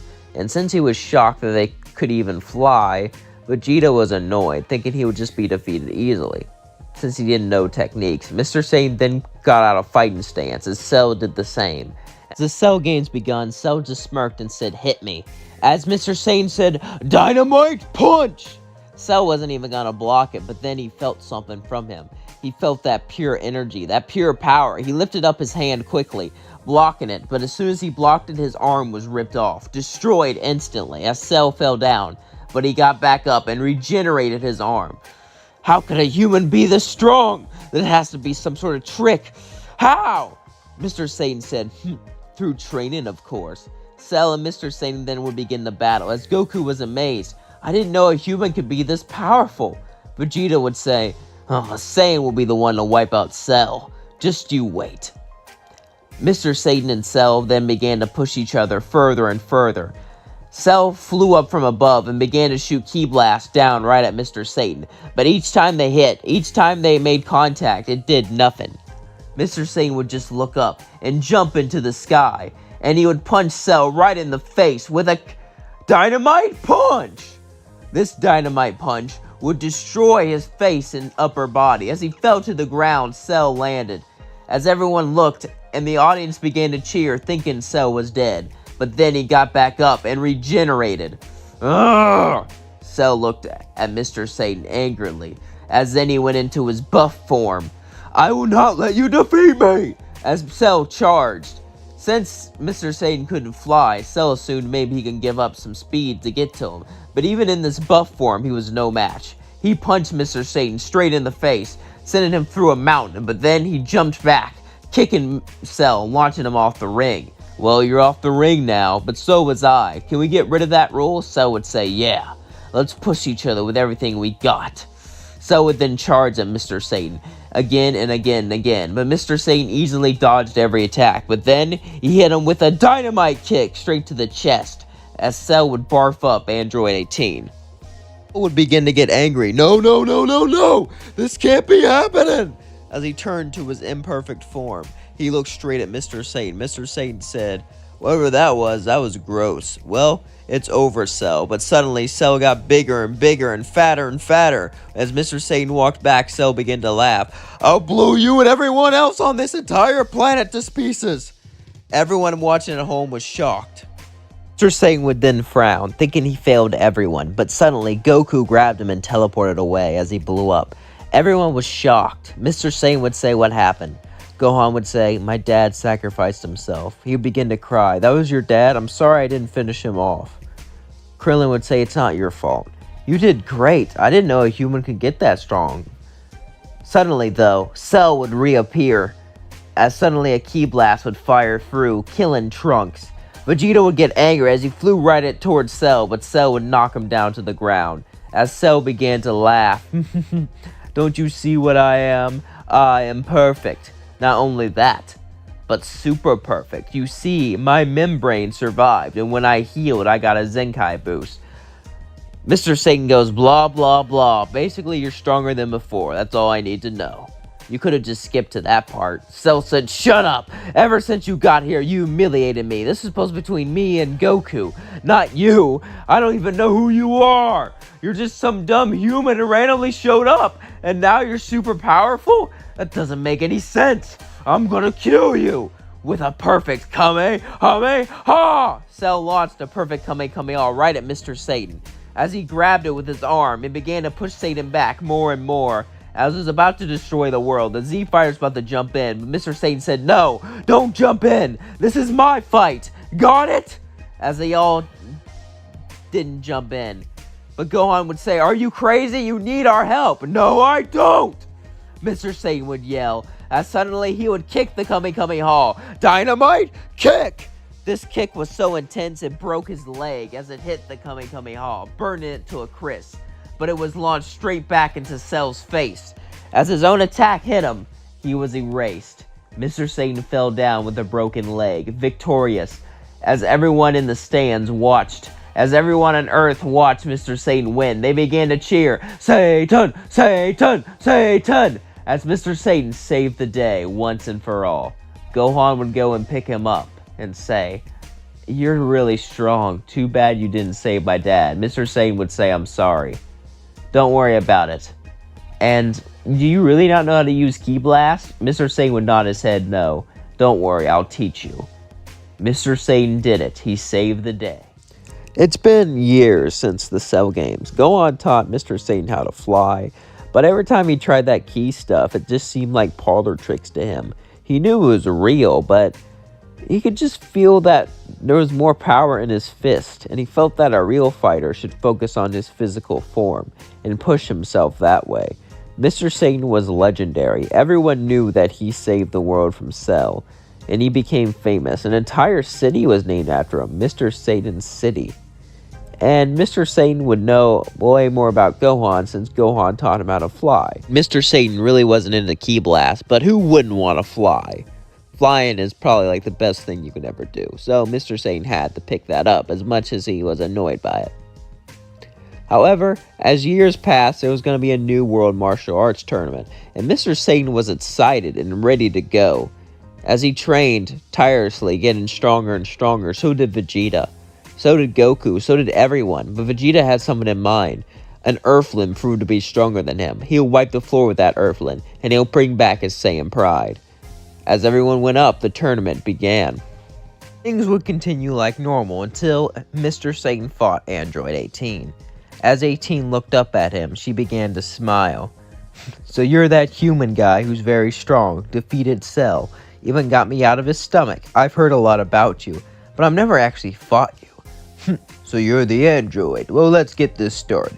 Android 18 would charge at Mr. Satan, but Mr. Satan would move so fast she couldn't even see him. And suddenly she appeared on the floor as she was kicked off the ring. Dynamite kick! As she fell down, Mr. Satan said, "Are you okay, lady?" She just got up and scoffed. "How could you be so strong? 100 push-ups, 100 sit-ups, and I drink plenty of juice." He laughed, but then suddenly Mr. Satan would fall to the ground. As he fell down to the ground, he was paralyzed. Babi began to laugh. You see, Babi put drugs in Mr. Satan's drink. He put drugs in his juice, so he would get paralyzed after the battle, so then he could steal his energy. Mr. Satan was far too powerful for them to just take it all by themselves. But with this happening, they can finally do it. Everyone watched on confused, as suddenly men grabbed Mr. Satan and shoved a needle in him. And he yelled, "They drugged me! They drugged me!" And everyone was shocked. As they then began to run away, Shin and Cabba appeared and healed Mr. Satan. As they all flew, they began to explain everything. Mr. Satan was angry. "I can't believe those little buggers drugged me. No honor in that. I'll show them what for." As they all flew down, suddenly Deborah came up as he spit on Krillin. He tried to spit on Mr. Satan along with Piccolo, but Mr. Satan easily dodged it and hit him with a dynamite punch, sending him down to the floor. Deborah tried to run away, but he grabbed him and pulled him back. "You guys go on. I'll fight this one," Mr. Satan said. Deborah said, "That'll be the last thing you do." As the rest of the Z Fighters went in, Mr. Satan fought Deborah, and Deborah began to push him with all he had. But it wasn't enough. As Deborah fought Mr. Satan was simply too fast, too strong, too powerful. He began to beat up Deborah and ask, "Why did you take my energy? What are you doing?" Deborah fell down to the floor, bones broken. Deborah simply just looked up at Mr. Satan. How are you this strong?" Mr. Satan began to laugh. "Is that all the power you got? Then taking you freaks out will be easy. Let me guess, you took some of my energy so you can absorb it yourself somehow and get stronger. Makes sense. But that's still not all of it. Even with that, I should be able to beat you." But then Deborah laughed and said, "No, we're not using it for ourselves. We're using the energy to awaken something even more powerful than you are." Mr. Satan said, "Really? What is that?" He said, intrigued. Deborah said, "Majin Buu." He laughed before he passed out from blood loss. Mr. Satan was about to walk in, but then suddenly Vegeta appeared with an M on his forehead and punched Mr. Satan. "You humiliated the Saiyan race for too long, Satan! You're even more annoying than Kakarot!" Mr. Satan looked up and said, "Great, now I gotta deal with this." Vegeta flew down. Goku said, "Stop this! Stay out of the way! This is between me and him. I could deal with a low-class Saiyan getting in my way and becoming stronger, but to a human, you're not even a part of the Saiyan race!" Vegeta said, angry, as he got ready to fight Mr. Satan. Mr. Satan would say, "What is this about?" Vegeta would say, "My entire life, I was the prince of all Saiyans, but then I was overcome by a lower-class warrior, and now a human, someone like you, who didn't even know how Ki existed when he was stronger than me. That doesn't even make any sense. You shouldn't be alive. Someone like you shouldn't even exist. And I'm gonna fix it," Vegeta said, charging at Mr. Satan and punching him straight in the face. But it did nothing. Mr. Satan looked at him and said, "Listen, I don't want to fight you, Vegeta. I know you're going through a lot, and you're jealous of me, and I'm pretty great, so it makes sense, but..." Vegeta says, "Shut up! Big Bang Attack!" He hit Mr. Satan with a Big Bang Attack, but it did nothing. Vegeta kept beating up on Mr. Satan, but he wouldn't fight him back. Mr. Satan said, "I'm not going to fight you, Vegeta. I'm not going to give you what you want. You're like a kid throwing a tantrum. You have a family, a wife, a child. You can fly. You can blow stuff up with your hands. Do you know how lucky you are? And what, you're throwing a tizzy fit all because I'm stronger than you?" Vegeta says, "It's not just about you being stronger than me. It's about my pride. I am a prideful warrior, and someone like you comes out of nowhere and surpasses me? Take me seriously!" Mr. Satan simply took a deep sigh as he looked at Vegeta. "You really want to do this?" Vegeta says, "Yes. I want you to hit me with everything you got. I want us to battle with everything. I let Babi control me so I can get stronger, so I can become more powerful, so I can..." Mr. Satan just goes, "Blah, blah, blah. Just fight me already and stop talking. Never understood why you guys always talk before you fight. Vegeta looks at him, pissed off. I talk about my pride. I talk about my honor. And you dare say that to me? He began to charge a big bang attack. As he was charging it more and more and more, Mr. Satan simply looked up at him and said, you can shoot this attack any day now, you know. Vegeta said, shut up! As Vegeta launched a massive big bang attack. Satan would suddenly use a dynamite kick and kick the big bang right into Vegeta's face, causing him to fall down, not even able to move. As Mr. Satan walks over him, he says, you know what, Vegeta, I'm tired of you. I was trying to play it cool, but I can't do it anymore. You're nothing but a chump compared to the champ. And that's all you'll ever be. And you know why, Vegeta? It's not because you're weaker than me. It's because of your attitude. You're stuck up. And you're throwing a fit, a tantrum, like a damn toddler. Wake up, Vegeta. You need to learn to be a man and not do this. You think your pride is what keeps you together? You have a family. That's more important than your pride. And if you can't understand that, then you're nothing but trash. Vegeta looks up at him and says, damn you, as he passes out. Mr. Satan starts to walk towards the spaceship, but then suddenly he feels a huge key spike as Majin Buu comes out with Babi. Majin Buu looks at him and goes, you look delicious as candy, as he shoots a candy beam, but Mr. Satan just dodges it and says, so this is Majin Buu, a fat pink guy, huh? You think that can compare to the champ? He said, as he began to charge at Majin Buu. As Majin Buu charged at him, the candy beam couldn't hit Mr. Satan, no matter how many times Majin Buu fired. He fired it again and again and again and again and again and again and again and again and again and again and again. But no matter how many times he fired it, it just never really hit him because he was just dodging it. Buu got so mad he charged at Mr. Satan and punched him square in the face, but it did nothing. As Mr. Satan did, dynamite punch, knocking off his head, but then it regrew. Mr. Satan suddenly stopped and said, Buu, do you want to do this? I can feel that you're not really evil. Majin Buu looked at him and goes, what do you mean? Babi said, kill him now, stop this. And then Majin Buu tried to kill Mr. Satan. Mr. Satan said, why do you listen to Babi? Because Babi tells me to. You know, you don't have to listen to him, right? Babi would say, don't listen to him, kill him now. But then Majin Buu would look at Babi and then just punch him, killing him, and said, wow, I guess you're right. Now I can turn everyone into candy. Mr. Satan said, you can do that, or you can come with me and have fun. You know? Majin Buu looked at him and said, you are fun to fight with. Okay, Majin Buu said as he went off with Mr. Satan. As Mr. Satan saved the day, he also made a new friend. Cut to Beerus, who would be having dreams. Not dreams of a Super Saiyan God. No. Dreams of something stronger. Dreams of something greater. Dreams of Mr. Satan. But Mr. Satan had yellow hair. He saw this weird human, a human he did not recognize, a human with yellow hair who would battle him and push him further and further. He watched in amazement. A human couldn't be this strong. A human shouldn't be this strong. But here he was. And his name was Mr. But before he could say his name, Beerus would wake up and look around. As he got into the bath and would just relax there, thinking hard. As Whis came up to him, he said, what is it, Lord Beerus? It seems like you have your mind on something. Beerus would say, I do. A superhuman. That's all I can describe it. There was this human in my dream. Yes, I remember now. The human with yawned hair. He will be my challenger. He'll be my rival. Whis then begins to laugh hysterically. A human?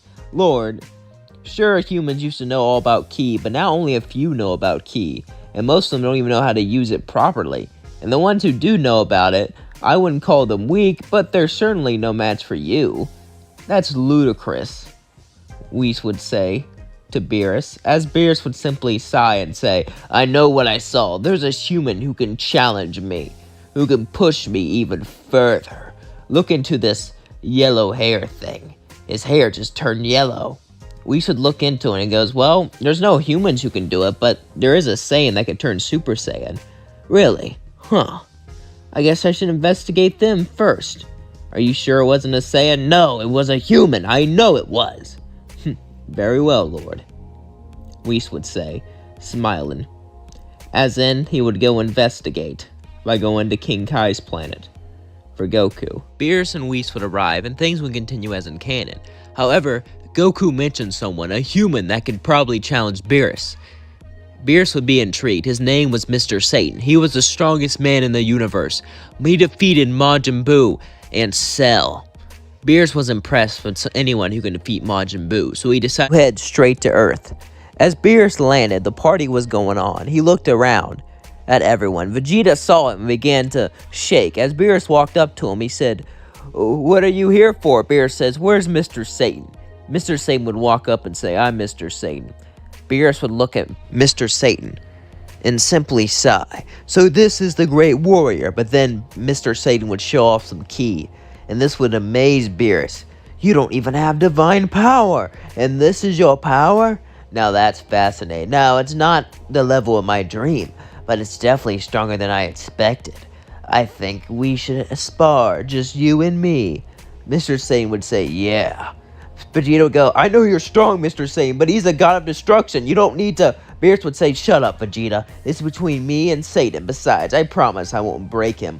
Suddenly, Mr. Satan would hit him with a dynamite punch as Beerus flew off the ship. Then he flew up and punched Mr. Satan into the sky. As they both began the battle, Mr. Satan said, "Usually I don't like to fly, but for chumps like you, I'll put on the showmanship." Beerus laughed, saying, "You really think you can defeat me? Then let's see." Beerus and Mr. Satan went at it with everything they had, but Mr. Satan was winning. Mr. Satan said, "Looks like not even God can beat me. Oh well, I wish I got a challenge." But then Beerus began to smirk, and he said, "I have another form. A form that increases my power quite a bit. And it's called my Lord Beerus form." He turns into his Beerus form. "You know why it's called this?" Mr. Satan would say, "No, obviously not. Now can you tell me?" Beerus would say, "You're no fun. It's called my Beerus form because when I was in this form, I killed a man named Beerus. I made it just to kill him." Mr. Satan goes, "That's kind of dark."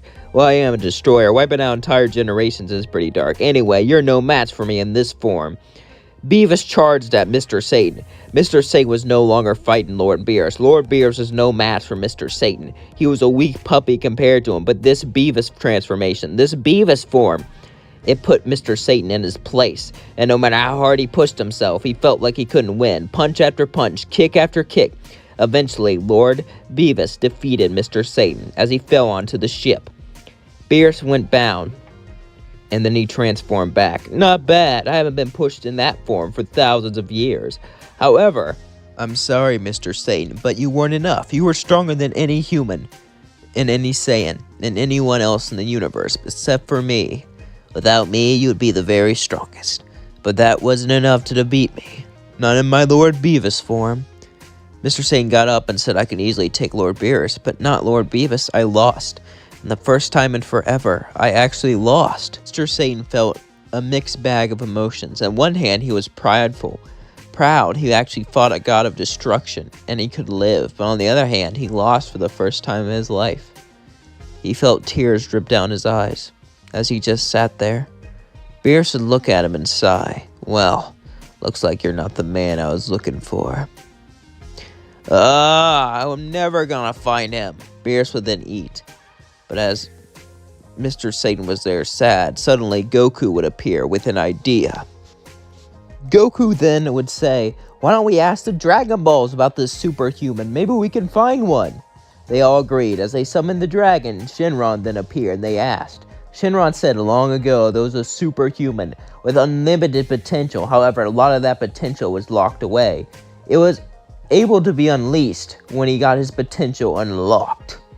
And his hair turned yellow, and he used his powers for good. Eventually, the superhuman would die, and humanity would forget about him and forget how to use ki, until much later when a few others would learn it again. They were all intrigued.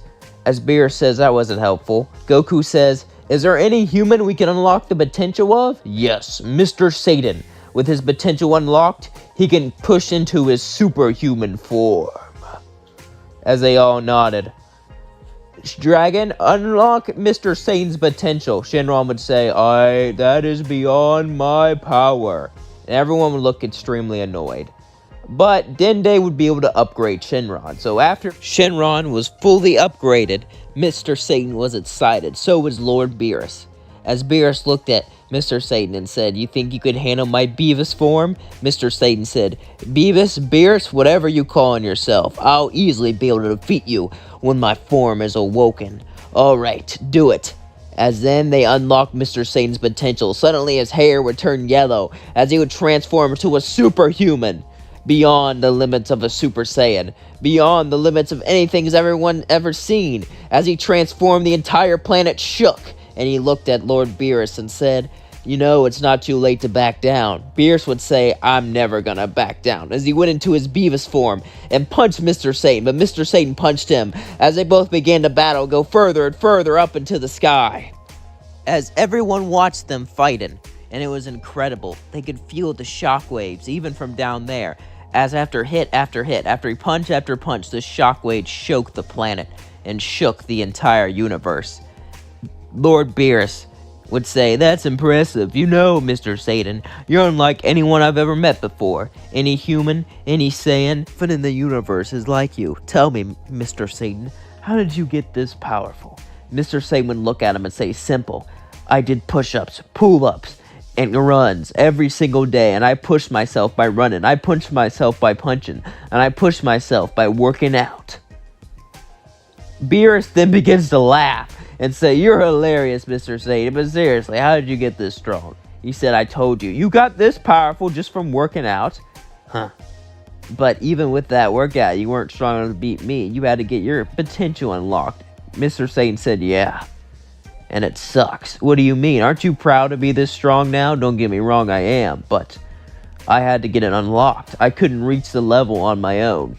Sounds like you're very prideful." "Yes, I am, because I am the world champ, and after this, I'll be the champion of the entire universe. Dynamite kick!" He kicked Lord Beerus straight in the face as he was sent flying, but then he got up in his Beavis form and bit Mr. Satan in the arm as he then began to bleed. As they both were battling each other, suddenly, Lord Beerus started to summon a massive Hakai and say, "Oh yeah?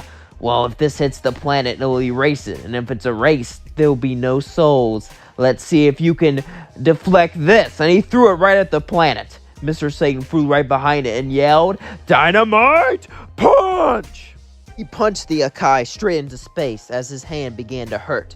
"You think that's real power? Let me show you real power. All those ki is nice, but those ki blasts and those Akais are just fancy tricks. Real power comes from your fist and from your feet. Ah!" But right as he's about to punch Lord Beavis, and Lord Beavis is about to punch him, suddenly Whis would appear and say, "That's enough.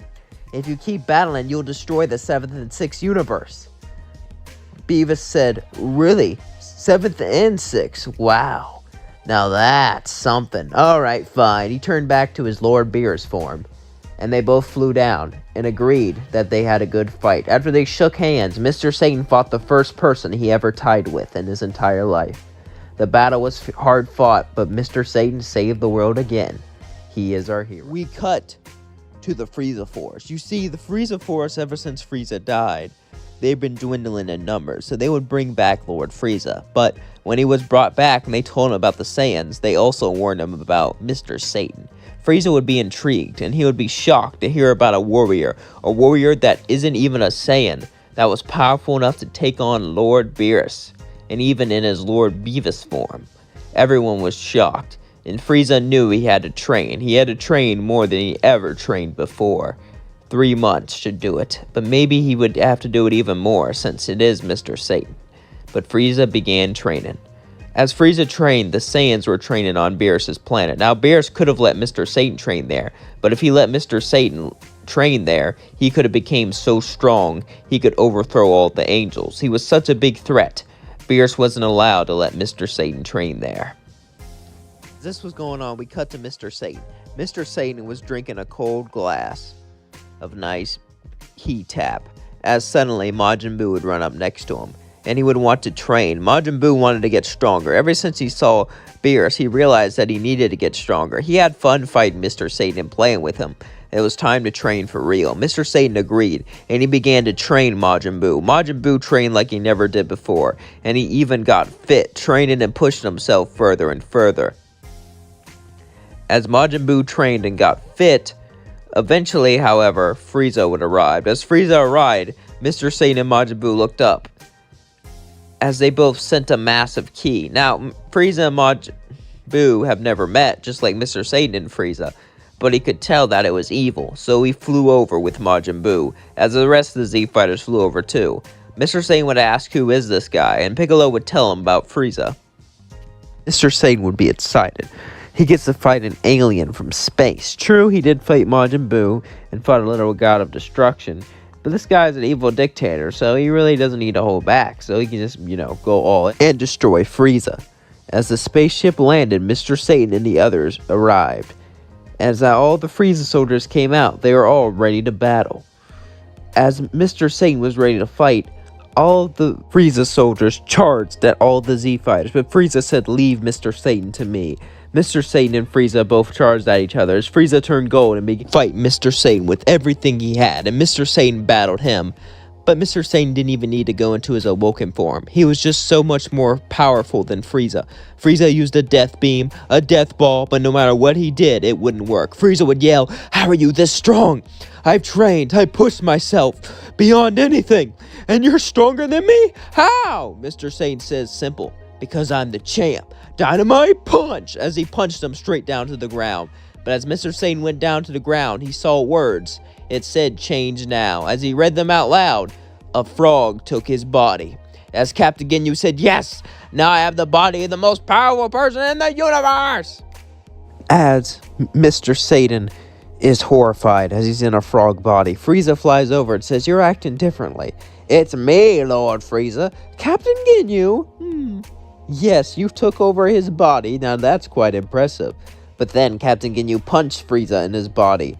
As his Frieza was sent flying, he got back up and said, "What the hell is that for?" Captain Ginyu just laughs and says, "I'm done taking orders from you, Frieza. Now it's going to be the Ginyu Force, and the Ginyu will rule the universe." That's right. It's no longer the Frieza saga. It's the Ginyu saga. As Captain Ginyu flew over and began to beat up Frieza, even with a fraction of Mr. Satan's power, he was still stronger than Frieza. He was easily overpowering him. But all of this power being unleashed was enough for Vegeta and Goku to sense it and teleport in with instant transmission. As Vegeta and Goku teleport there, they both look and see Captain Ginyu in Mr. Satan's body as he does a pose.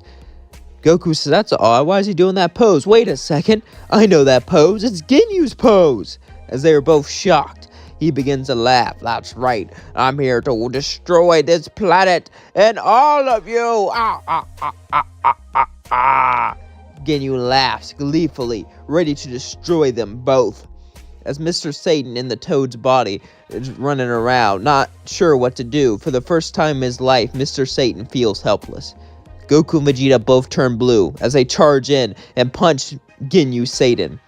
Golden Frieza looks at him and says, "What are you monkeys doing?" Goku says, "As much as we hate it, we're gonna have to work with you, Frieza." Vegeta says, "Don't worry, after this is over, I'll kill you." And make up for this teamwork. As all three of them charged at Ginyu Satan, Golden Frieza did an Emperor's Death Beam as he shot every death beam that he could straight at Captain Ginyu. As then Vegeta did a Big Bang attack, Goku did a Kamehameha as all the energy beams hit Captain Ginyu straight in the face. But it did nothing. He just continued to laugh gleefully, and he was easily able to learn to fight all of them easily. And he easily learned Mr. Satan's techniques because all they are is kicks and punches. Sure, he uses the mighty dynamite kick and the might punch, but he was able to learn it.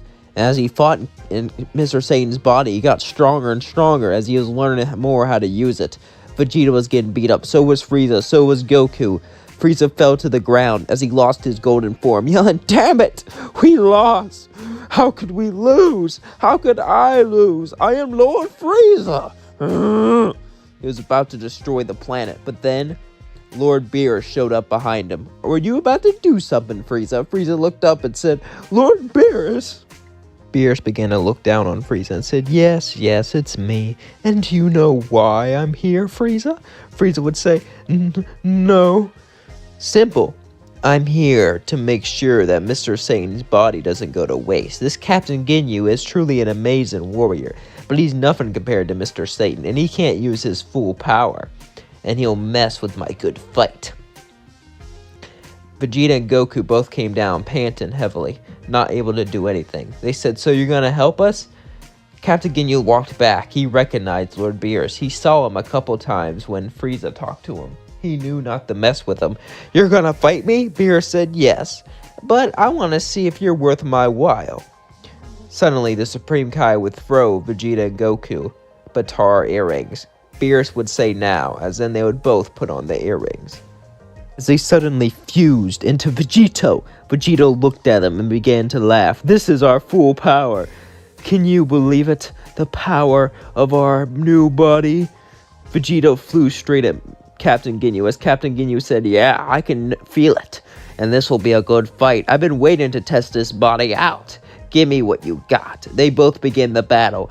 But Captain Ginyu was still too strong. He was able to tap into further Mr. Satan's power. He was able to tap into 20%. That may not be much, but with that, he was easily stronger than Vegito until Vegito turned Super Saiyan Blue.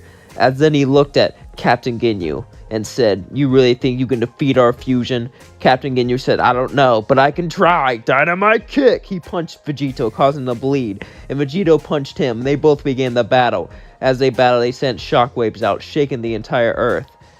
Beerus looked down and saw the toad and said, Whis, can you hold the toad? Yes, sir. Whis began to hold and take care of the toad as he looked up.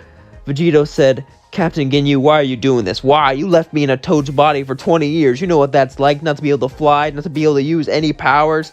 I thought my entire life was over, but now I'm in the strongest body in the universe. I will get my revenge, and I'll rebuild the Ginyu Force and rule the entire universe as Captain Ginyu! Vegito said, really? You're still gonna do those poses? As he did a cool pose, but then he said, yeah, the poses are awesome. Well, I guess I can't help it then. Let's fight. He nodded as they both charged at each other. As then they both charged at each other one last time. As Vegito Blue summoned a key sword and began to swing it with all of his might, Captain Ginyu grabbed it and broke it. But as he broke it, his hand shook and began to bleed as it was sliced up. Captain Ginyu said, what? How can you even damage me at this point? I'm so powerful. Vegito Blue laughs, says, I'll admit you are powerful, but you're nothing compared to Mr. Satan when he's actually in that body. When he's in that body, he can compete with Lord Beerus, even when he's at his best. But you couldn't even make him transform. He could transform? Enough of this. If I can't win, I'll just destroy you all, including me. Dynamite kick! As then he was going to kick into the planet. And Frieza began to laugh, watching from the sidelines. Yes, yes! But then Vegito Blue stopped him. And they both began the battle again and again, wearing each other out. As they were wearing out, Frieza started to walk towards the planet, and he thought about blowing it up. Beerus said, if you blow it up, I'll erase you. This planet is pretty fun, Frieza. Frieza looked annoyed. He said, fine, Beerus, but I'll be back, and one day you'll have fun on it when it's in my empire, Frieza says as he flies off into space. Beerus looks up annoyed. Cocky bastard. Then he looks back. As Vegito Blue then gets to beat up more and more, pummeled, but so does Captain Ginyu. Both of them are equal, until they fight each other to a standstill. Both of them fall to the ground, exhausted. Beerus says, wow, you were able to keep up with Mr. Satan at 20% of his power. True, you couldn't beat him, only stalemate him. And you had to fuse and go blue, but that's still pretty impressive, he said, smiling, as he began to walk towards both of them. Suddenly, though, Captain Ginyu and Mr. Satan would switch bodies, as Bulma used the Dragon Balls as they were all fighting. Mr. Satan got up and picked up the toad. As the toad looked scared, Mr. Satan said, we'll wish for you to get your old body before this one. But you better not cause any more trouble, okay? The toad nodded. As then, their next wish was for Captain Ginyu to get his old body back. As he looked at all of them, he said, well, I guess I should be going. Goku says, where are you going to go now? I don't know, but Somewhere new, I hope. Mr. Satan says, take care. Don't steal anyone's bodies. Captain Ginyu says, I'll try not to, as he laughs and goes on. We cut to Champa as Champa walks onto Beerus' world. Beerus looks at us and says, what do you want? What do I want? All the gods heard about it. You were fighting some human. You could have destroyed my and your universe. That's how powerful he was. I want to truly witness this power, and I think I have someone even stronger. Beerus says, no one's stronger than Mr. Satan, except for me. Champa begins to laugh. That's where you're wrong, Lord Beerus, because I got someone even more powerful. We should have a tournament, and the winner gets the Super Dragon Balls.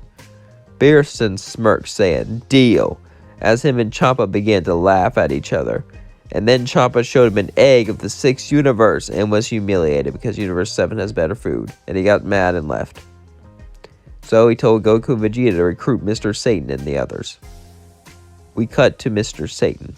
He was training just like normal. However, Goku and Vegeta would both fly down to him and explain the rules of a tournament. Mr. Satan would be intrigued. He remembered Whis mentioning something about another universe when they were both fighting that could destroy both universes, but he didn't think the news would be relevant this quickly. Mr. Satan nodded and agreed to join the tournament with Majin Buu. As Goku and Vegeta both went off with Mr. Satan, they also picked Piccolo, and they went off to the tournament. As they all went off to the Universe 6 and 7 tournament, they all realized something. There was Saiyans in the 6th universe. Vegeta and Goku began to talk to Cabba, but Mr. Satan kept looking at Frost. He reminded him of Frieza. And, well, something about him just didn't sit right. It felt off. He just didn't really know what to say. However, Mr. Satan would quickly snap out of it once he realized that the tournament was about to begin. Mr. Satan was first, and he fought against Botamu. As Botamu began to laugh, looking at him, this is who I'm against? Mr. Satan walked up, and he said, begin. Botamu pointed at his belly and said, hit me. Mr. Satan said, oh, so you absorb ki.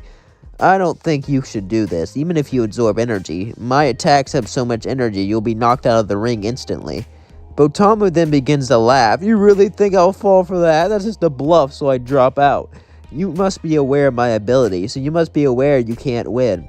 It's such a tragic event that all your potential has to go to waste. But then, Mr. Satan just punched him and knocked him out of the ring instantly. He said, I told you, chump. The champ never lies or never bluffs. Everyone looks there. Universe 6 is a bit shocked, but hits like, not that powerful. But Universe 7, is just expecting it. The next match is Mr. Satan versus Frost. As the battle began, Mr. Satan said, you want to donate that money to charity, right? Frost said, yeah. Well, I'm rich myself. Since I'm going to beat you, I'll donate some money to charity. He goes, that's so nice, my friend. But Mr. Satan was sensing something. He still had his guard up around him, so he decided to get him out as soon as possible. So he punched him as he flew right off the ring, but Frost was able to grab onto it with his tail and drag himself back up before he was eliminated. Then, Frost transformed straight into his final form, saying, I know you're strong, Mr. Satan, but I'm stronger. Mr. Satan said, we'll see about that, chump. As Frost punched him with all of his might, Mr. Satan easily blocked it and began to laugh. Is that all you got? Frost said no. As then he punched him again, and Mr. Satan began to kick him, as he almost fell off the ring again, barely clinging on, but suddenly Mr. Satan walked up to him and began to pass out. As he woke up, he was on the stands. Frost poisoned him. Everyone looked onwards, and Universe 7 was shocked that they beat Mr. Satan. The next match Was Piccolo versus Frost. As they were fighting, eventually Mr. Satan would wake up and look around. As Beerus said, I can't believe you lost. You let your guard down. No, I didn't. He cheated. He cheated, he would scream. The only way the champ would lose if someone cheated. Frost looked at him and said, now, no need to play spoiled sport. I fought fair and square. It's not true, he said, angry. Most people were thinking Mr. Satan was losing his mind, but Vegeta believed him. Look, Mr. Satan wouldn't lie. If he cheated, he cheated. Beerus said, I think you're going crazy. As they were all watching, but eventually Piccolo would pass out too, and Mr. Satan would say, I saw him use a needle.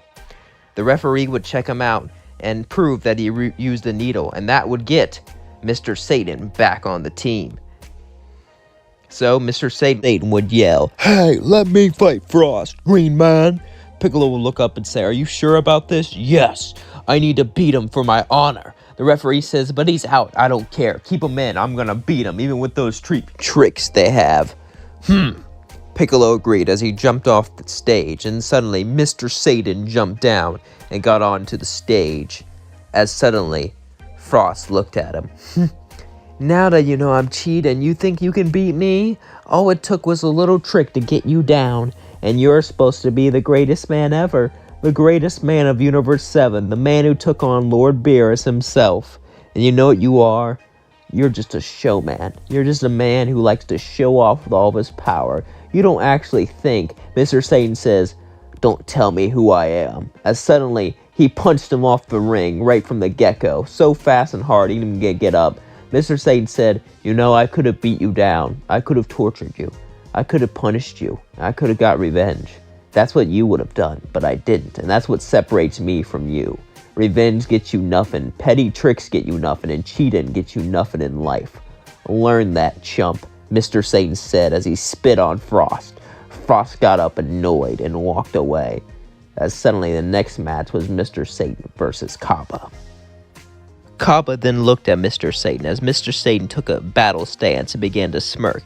Well, it's you, Cabba. Well, turn Super Saiyan." "Super what now?" Cabba said, really confused.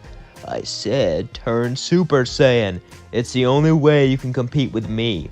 Cabba said, "I'm sorry, but I don't know what Super Saiyan is." Mr. Satan looked at Cabba, extremely annoyed as he sighed. "Listen, boy, if you don't know what it is, then..." Mr. Satan thought that he could teach him. He could brutalize him, torture him, to make him angry enough to become a Super Saiyan, but he couldn't do it. He looked at Vegeta and said, "Vegeta, can you train him after this?" Vegeta looked down and said, "Yeah, I can train him." "Alright, good.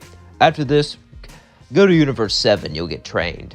Cabba says, "Thank you. Now let's start." Cabba then charged at Mr. Satan and began to punch him. But no matter what he did, Mr. Satan didn't move a budge, and then he blasted Ki Blast at him. Mr. Satan yawned and said, "I never understood why people do Ki Blasts. They're so artificial."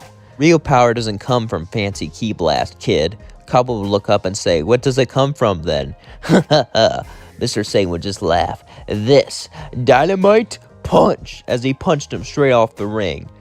Cabba was defeated, but he was excited to train under Vegeta. The next match was Mr. Satan versus Vegeta. Chugga, chugga, chugga, chugga, Mr. Satan heard. As he looked, it was a giant robot, a metal man, who jumped down and was ready to fight. Mr. Satan goes, "All right, metal against metal. Let's see if your metal can stand up to these guns," Mr. Satan said as he showed off his muscles. Vegeta looked down at him. He was a bit scared. After all, Mr. Satan was the guy who fought Lord Beerus and easily defeated everyone else in the tournament. Vegeta fought bravely and began to spit lava blast after lava blast. But Mr. Satan didn't even dodge it. He just stood there as it hit him right in the face and did nothing. He began to laugh. "Thank you. I was getting a bit cold. You warmed me up." Champa would see this and begin to yell, "How is this possible? How is someone so strong? He took lava to the face and just laughed?" "Ah!" Champa yelled as Beerus laughed. "Oh, is my little brother upset?" "Shut up!" Champa would look down and say, "Hey, you better take him down, Vegeta. Take him down now." Vegeta nodded as he began to swing at Mr. Satan, punching him, shooting him with lava, with everything he had. "Chugga, chugga, chugga," he screamed, but it did nothing. As Mr. Satan looked up and said, "Your metal is no match for the power of pure muscle," as Mr. Satan kicked Vegeta, sending him off the ring. After he was kicked off the ring, suddenly, it was time for him to fight Hit. Hit looked at him, excited. He usually doesn't get excited when he fights since he's so powerful, but seeing how powerful this man was, it motivated him to push himself further. As he walked up to him, he simply smirked. "Are you ready?" Mr. Satan nodded. As suddenly he did a time skip, hitting him with all his pressure points, but Mr. Satan didn't even budge. Hit looked shocked. "How is that possible? I hit you in every pressure point." Mr. Satan said, "Doesn't matter where you hit me. If you're still too weak, you can't even push me. An ant can't push a mountain." This angered Hit, as Hit pushed his time skip even further, but it did nothing. He time skipped again and again and again and again, but no matter what he did, he didn't even move a muscle. He merely laughed and said, "If you want to see true power, this is real power." And he turned superhuman. as suddenly Hit shook in fear, as the power was so much it knocked him right off the ring. And Mr. Satan was the victor. He took on every opponent and easily beat them, because he was the champ. Suddenly, future Trunks would come. Everyone was shocked to see him again. As Mr. Satan was off, Goku walked up to him and asked, "What is he doing here?" And Trunks explained something. He explained that his timeline had an evil Mr. Satan. They call him Mr. Satan Black. Goku and Vegeta got Mr. Satan and had Trunks explain it to him too. Mr. Satan was shocked. Who is this Mr. Satan Black? Did he truly turn evil in the future? But then something happened. A portal opened up. As Mr. Satan Black walked out and began to look around. As he saw Mr. Satan walked up to him. He could feel the energy was different, but he just didn't know how. It felt so similar to him, but it also had its own unique energy source away from it. Mr. Satan then went straight to him and said, "What are you doing, chump?" So this is the famous Mr. Satan. "Good, I get to meet you. This battle will fill me with information," he said, as Mr. Satan Black punched Mr. Satan. Mr. Satan punched him. Mr. Satan Black could only use 10% of Mr. Satan's power, but as they fought, his power was beginning to grow exponentially, and then suddenly the portal sucked him back through. Everyone watched and was amazed, as Beerus looked at Whis and said, "That energy, it's similar to Zamasu, isn't it?" We said, "Yes, my lord, it is. We should investigate that." So they decided to split up. Goku and Vegeta would investigate Zamasu's energy, while Mr. Satan would go back and fight Mr. Satan Black. Mr. Satan would look at Trunks and say, "Don't worry, I'll put this creep in his place. Nothing can beat the original," he said, smirking. Trunks nodded and said, "I hope you're right." Mr. Satan and Trunks would go into the time machine, and as they went out, Mr. Satan Black flew back down. "Ah, seems like you're back. It's been quite a while since our last match. It's only been a few hours," Mr. Satan would say, "and a few hours is all I needed to evolve." "Show me that awakened form," Mr. Satan Black would say. Mr. Satan would look at him and say, "What are you talking about? You're not strong enough to fight my awakened form, my superhuman form." "Oh yeah, I think I am," he would say as he would turn rosé. Mr. Satan would say, "Alright." He would then go to his superhuman form, and they both would begin to battle. As the battle started, both of them began to fight and push each other further and further. As they pushed each other, the entire universe shook, sending shockwaves, just like when he fought Lord Beerus or Beavis, if you're Mr. Satan. Mr. Satan Black said, "You're so powerful. Look at this power. Look at the power that we possess. It's such a shame it's in a mortal body. You pathetic, disgusting mortal." Mr. Satan said, "You said I'm powerful, and then I'm pathetic and disgusting. What's going on?" Mr. Satan Black would begin to laugh and say, "I think it's time I tell you my plan. Since you're the reason I took this body, I'll give you the reason." As Mr. Satan Black would tell him about his Project Zero Mortal, so he took his body and killed his family, and then went to this universe to wipe out everything, to create a paradise, a utopia. Mr. Satan yelled, "How could you do that? What kind of a sick bastard wants to live in a universe with no one else but themselves?" "Oh, it will be beautiful. Nature will take back without you pathetic mortals." Meanwhile, we cut to Goku and Vegeta, who go to investigate Zamasu. As we cut to Zamasu, he would be watching GodTube, and he would see this Mr. Satan fella, and he was amazing. He defeated Hit and everyone else in the entire tournament like it was nothing, easily pushing them out of the ring like they were just trash. Zamasu was fully amazed. How could this be possible? How could someone like this be so strong? He was just a mortal. How could a mortal attain such a level? He would ask Goku, "How did he get so strong?" "We don't know. He did push-ups, pull-ups, and many other things like that." That's it? Just simple training? But that's unnatural. Not even gods could reach that level. Zamasu said, shaking, "Yeah, he's on par with Beerus himself." Zamasu would then get angry, thinking that no mortal should be this strong. and that this is an abomination. But suddenly, as he felt this way, Vegeta, Goku, and Beerus would appear on their planet. Zamasu would become a bit annoyed that Goku and Vegeta just showed up on his planet. But Goku and Vegeta both really wanted to fight him, so they played rock, paper, scissors for it. Zamasu was annoyed. Why would such mortals play rock, paper, scissors just to fight a god? A god! Someone so above them. And yet they played frivolous games to decide who fights him? Vegeta won, as he gloated, and he turned Super Saiyan, charging at Zamasu, and he just beat him up. Zamasu was humiliated, defeated by a mortal. He needed to wipe out these mortals. This must not stand. After that, Beerus and Goku began to talk, but Zamasu didn't care. There was only one thing that was in his mind: rage. Pure rage. All he could think about was finding a way to kill Goku, kill Vegeta, and most of all, kill Mr. Satan. The man that could rival a god that was just a mortal. This angered him beyond bounds. As Goku talked to Goku and Vegeta, eventually they left, but Zamasu got more and more angry, and he finally decided it was time to continue out his Zero Mortal plan.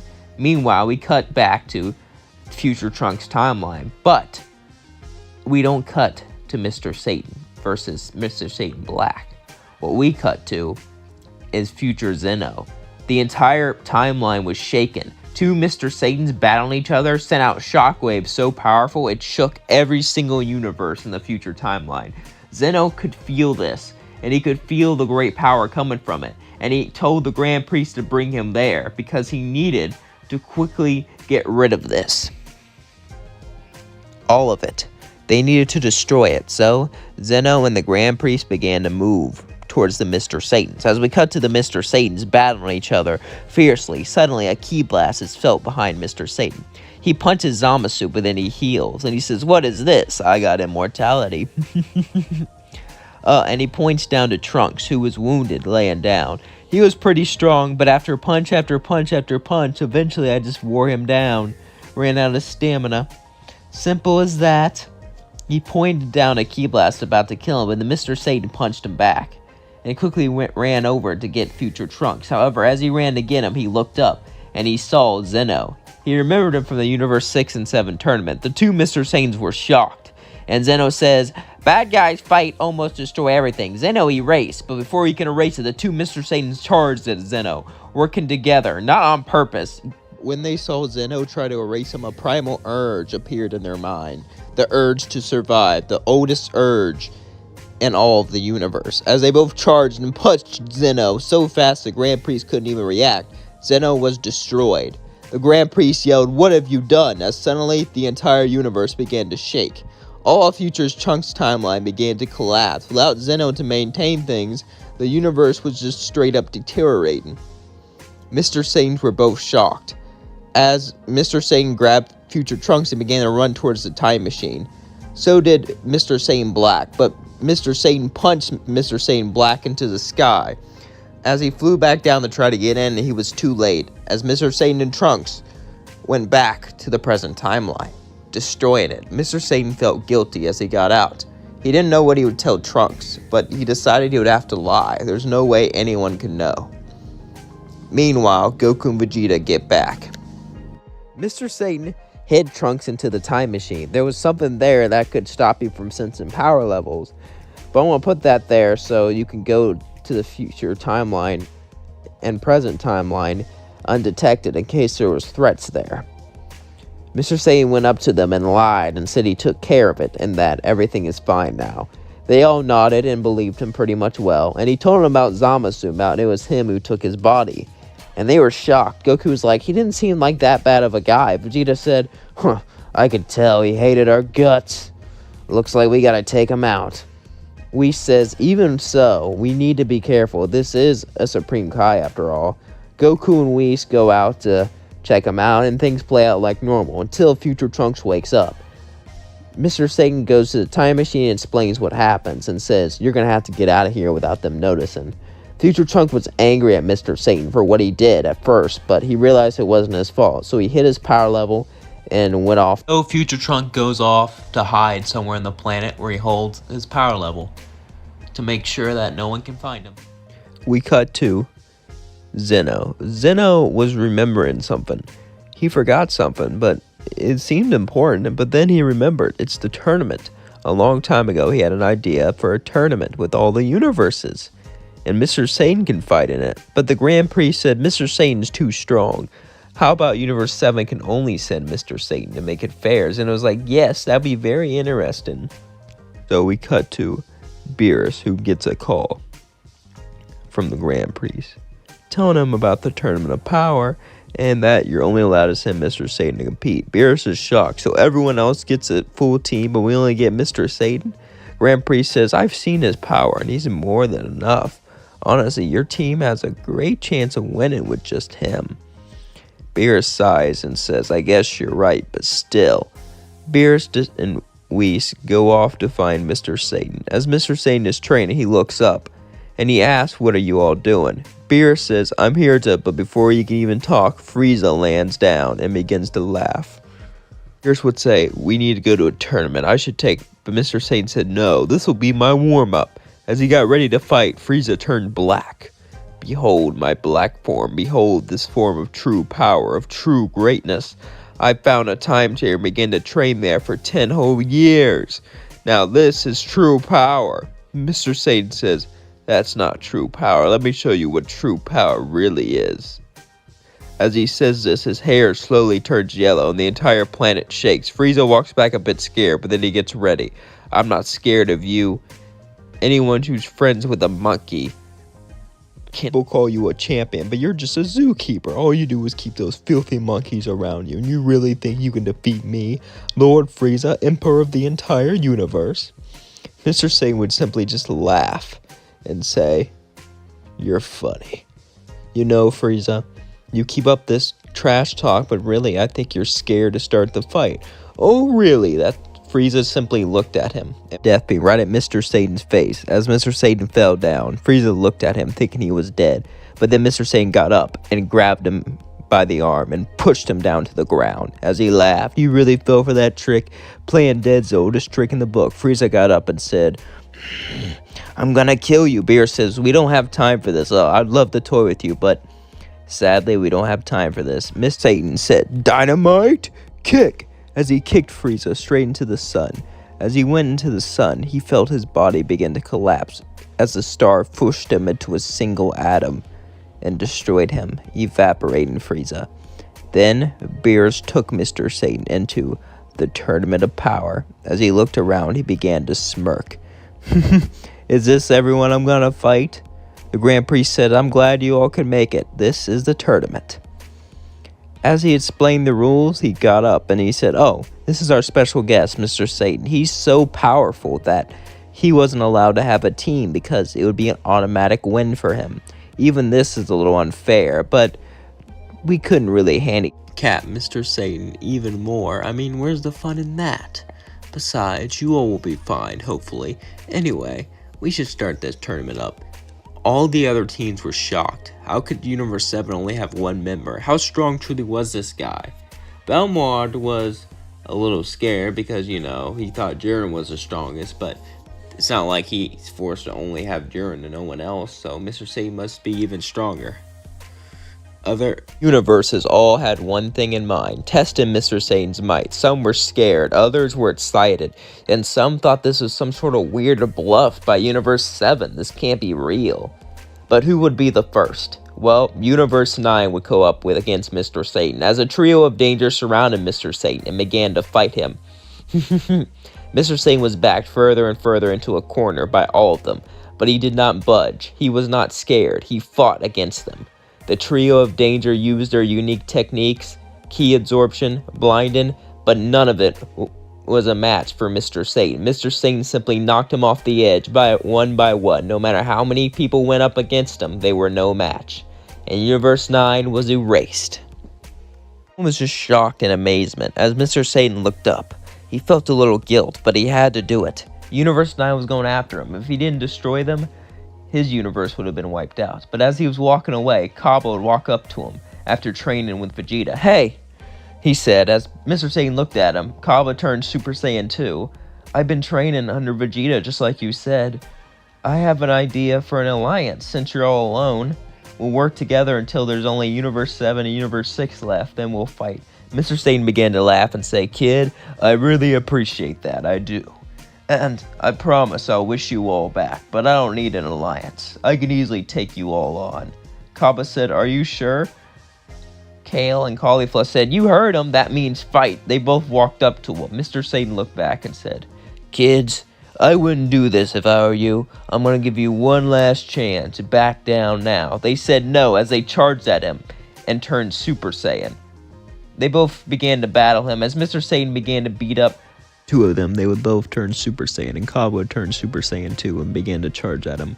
As all three of them began to push him, it wasn't enough. Mr. Satan was simply too strong. No one could ever challenge a champ. But Champa had an idea. Maybe they couldn't challenge them all three, but what if two of them were combined? He yelled out to put on the earrings. As Kefla was born, Kefla began to look at Mr. Satan as she began to taunt him, and they both began to battle. Kefla flew ki blast after ki blast, and as they fought, she got stronger and stronger as she tapped into her power. However, Mr. Satan smirked and said, "You pushed me to 5%. Not a lot of people can do that." She said, 5%, you're bluffing. There's no way it's that low. Mr. Satan said, "You should be proud," as he hit the ring so hard that it destroyed the floor she was standing on, and she fell off of it. Then, he simply kicked Cabba out. Meanwhile, Hit was fighting Jiren, and Mr. Satan went over to watch to gauge his opponents. As he was watching, Topo would walk up to him and begin to smirk. Well, Mr. Satan, you are the strongest in your universe. You even fought against a god. However, let's see how well you do against justice," he said, as he posed and began to battle him. Mr. Satan smirked as he battled Top, but he was easily pushing him back. Topo felt this as each punch put against his pride, and each punch made him question justice. As he was almost knocked out of the ring, one of his teammates were able to use an electric net to pull him back up. Mr. Satan simply smirked and said, "Get stronger, alright? I'll enjoy fighting you," and began to walk off. Topo looked at this, and he realized what he had to do. He realized what he had to give up to truly become powerful. As Mr. Satan was walking away, suddenly two Namekians would appear. "It's time we get revenge for the 6th universe." Namekians battled Mr. Satan as they screamed, "You may not be the strongest, but we'll fight you, and we'll push against you." Mr. Satan said, "Why are you doing this? All of our Namekian kind were fused into us. We represent everything, every bit of our species, every bit of our race is inside of us, and we represent the power that they hold and the power that will defeat you." As Mr. Satan said, "Listen, that's one hell of a speech, and if you were a hero, I would applaud you, but you're not. I'm gonna wish you all back, so don't worry." As all he did was him tapping into 10% of his power. As he tapped into the power, that 10% sent shockwaves, sending the two Namekians off the edge. As we cut further into the tournament, people challenged Mr. Satan, team after team, universe after universe, they all defeated, until it was time for the final battle.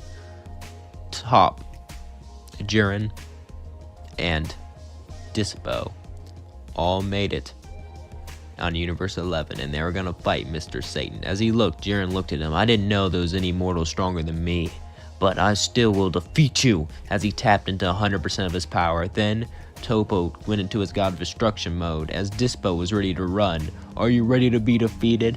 Mr. Satan simply smirked and said, "Be defeated? The only way this is gonna go with you three going off the ring." Topo would pull out his hand and say, "Usually I'd hold back, but since you're so strong, I know this won't erase you." And he shot a massive Hakai. As this went toward Mr. Satan easily deflected it, but it distracted him as Dispo ran and grabbed him, and he said, "Now." Topo charged with Jiren, gonna punch him off the edge, but the last second he broke free and jumped away, making them punch Dispo off. Then Mr. Satan turned superhuman as he punched Topo off the ring and looked at Jiren. "Just you and me, big guy, the toughest guys." Jiren looked at him and said, "How'd you get this strong?" "I did this all on my own." Jiren said, "Me too. We're not so different, are we? Our strength is what pushes us.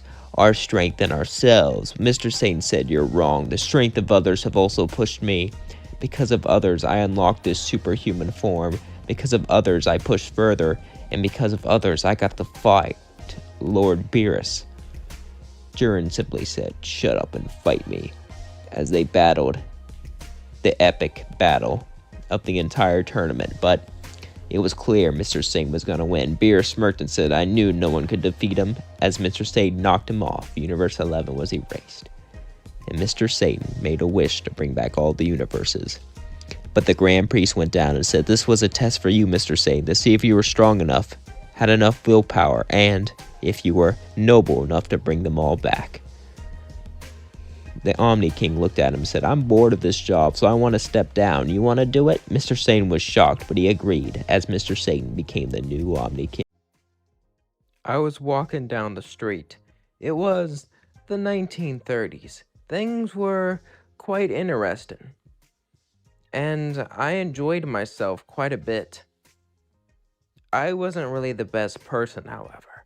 I got into some shady things here and there with the Mafia, since it was Prohibition times. And, well, things were going pretty well. I was an Italian mobster. I was a Japanese mobster.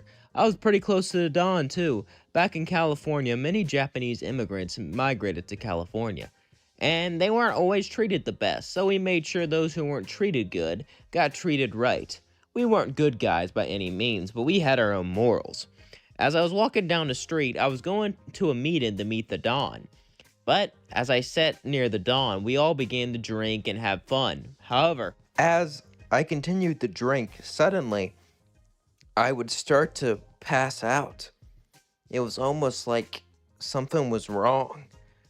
I had been selling some bootlegging off, behind the boss's back, but there's no way he could have found out about that, right? As suddenly I would wake up in a different place.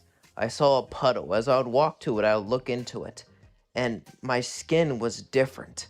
It was pink, and I was pure fire. After seeing this, I fell to the ground, and I began to pant. This is impossible. I was shocked, hyperventilating. How is this possible? How am I like this? Where am I? I began to look around and scream until someone told me to shut up. As I looked at him, suddenly a man would walk up to me. He looked interesting. It was the radio demon. He wasn't gone for too long. In fact, he just arrived not too long ago into the same place I am. He smirked and said, "What do we have here? A newcomer." Who are you? Alistair looked at me. You seem scared, but you are literally made out of fire, so I could see you're quite powerful. I could manipulate you into a deal, but that wouldn't be very gentleman-like of me, would it? Besides, let me show you around. Alistair began to walk around and show me around the place. I was new to the Has-Been universe, and he showed me every inch, every crevice, and even his favorite town, the town where he enjoyed his quote-unquote favorite meal. I was disgusted with that, but this is the place I belong in. After all, I wasn't the best person, and I belong to be here. I sighed. So this is my home now. Alistair said, "Indeed, but don't worry, it's not too bad. At least, I don't think it is." Then again, I might be a bit biased. Now run along before I decide to take your soul. Only kidding, for now. I sighed and walked off. It seemed I didn't really have a place here.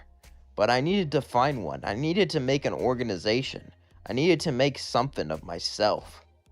As I was going around, I would find a club where people did fun things, fun adult things. As everyone was going in there, I figured I would take it over. After all, it didn't seem like it was run by anyone big. I simply walked in. The bouncer said, "Who are you?" I simply said, "I am the one who takes what I want." As suddenly, I would light him on fire. As he would scream in pain, he would simply run away. As I walked into the club, everyone looked around. As suddenly, bodyguards showed up. As they started to surround me, they looked like wolves. As they started to growl, their big teeth showed as they charged at me and started to hit me with brass knuckles. But these knuckles had special angelic powers. As it started to hurt me, I ended up getting angry as I looked at them all. Do you know who I am? I'm now the new ruler of this place. You all will bow before me! As I hit the ground, fire unleashed across the entire room, causing them to fall down and burn. As I heard their whimpers, as suddenly a giant dinosaur girl began to walk out. It was Miss Zilly, the dinosaur demon. As she looked at me, she began to laugh. So you're some big shot here to take things over. Do you honestly think you can defeat me? Oh, please. I think you need to get out of here. You may have fire, but fire doesn't affect me that much. My scales are too strong. I have scales below this fur. As I would say, you talk too much. As I would blow fire at her. As the fire began to engulf every inch of her, she simply ran towards me and punched me, sending me flying out of the wall. As I got up, she began to laugh. Is that all you got? Oh, please. She ran at me at all fours and began to bite me. As blood began to fall through my body. I didn't even know how that was possible, since I am literally made out of fire. I had to do something quick. Then, I had an idea. An idea I learned a long time ago. I remember she said her scales are too strong on the outside.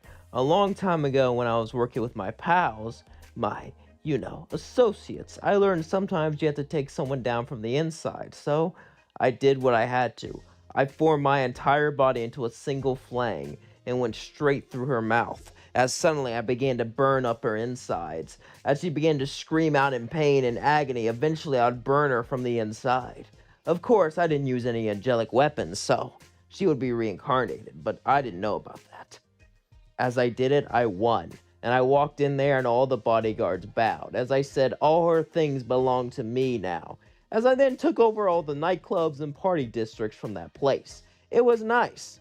And it was weird having bootlegging be legal now. Of course, I opened up a few just facilities, since they're legal, and tried to sell them out. But even though they're popular where I was, a lot of hard stuff was more popular, if you catch my drift.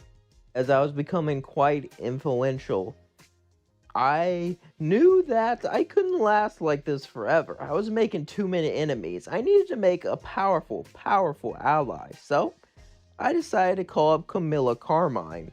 As me and her began to speak to each other, she didn't really like me. She didn't really like how I was new, and I just rose up the ranks, and I just took it, without any respect or anything like that. She had no time for that, but I needed her protection. I needed to help her out. And I looked at her and said, I'm powerful, we can help each other. And if we're together, you can stop me from doing anything crazy. She sighed and said, I guess you're right. Listen, I will help you out, but no more stealing territory from overlords. If you want to take new territory, you have to earn it, or try to find some land after the next extermination. None of this grab it and take it. Miss Zilla is still mad about that. Miss Zilla. Where I've heard that before. The name sounds familiar. Oh well, I don't think that movie came out yet. Camilla Carmine said, did you really just break the fourth wall for a dumb pun? Yeah?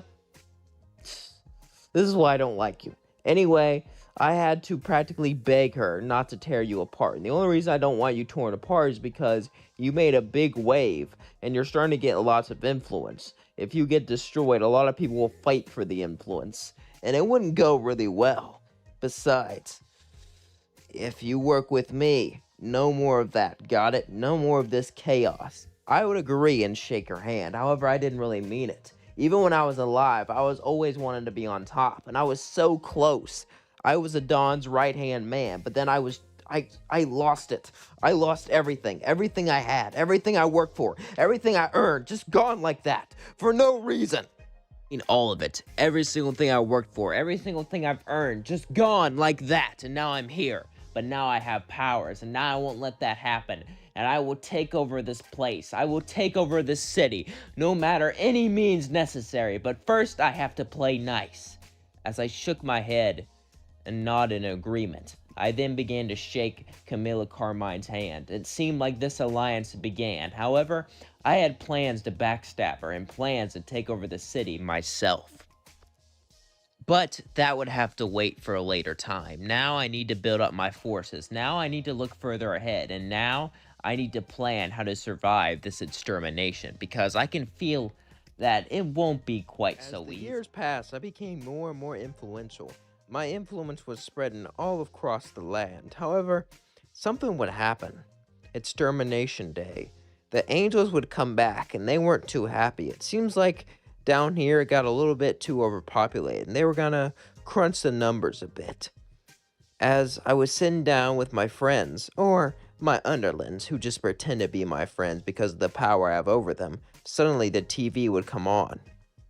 It was Adam as he looked at the camera and walked towards it. Other angels were near him as they all walked towards it, and he began to laugh. So, I decided that I'm going to, well, take care of your overpopulation. You see, since in heaven we're all such great people, we wanted to fix your problem for you. But there's only one way to solve that, by getting rid of some of you, you know? So Anyway, if some of you are, well, some attractive mamas and you survive, hit me up. Peace out.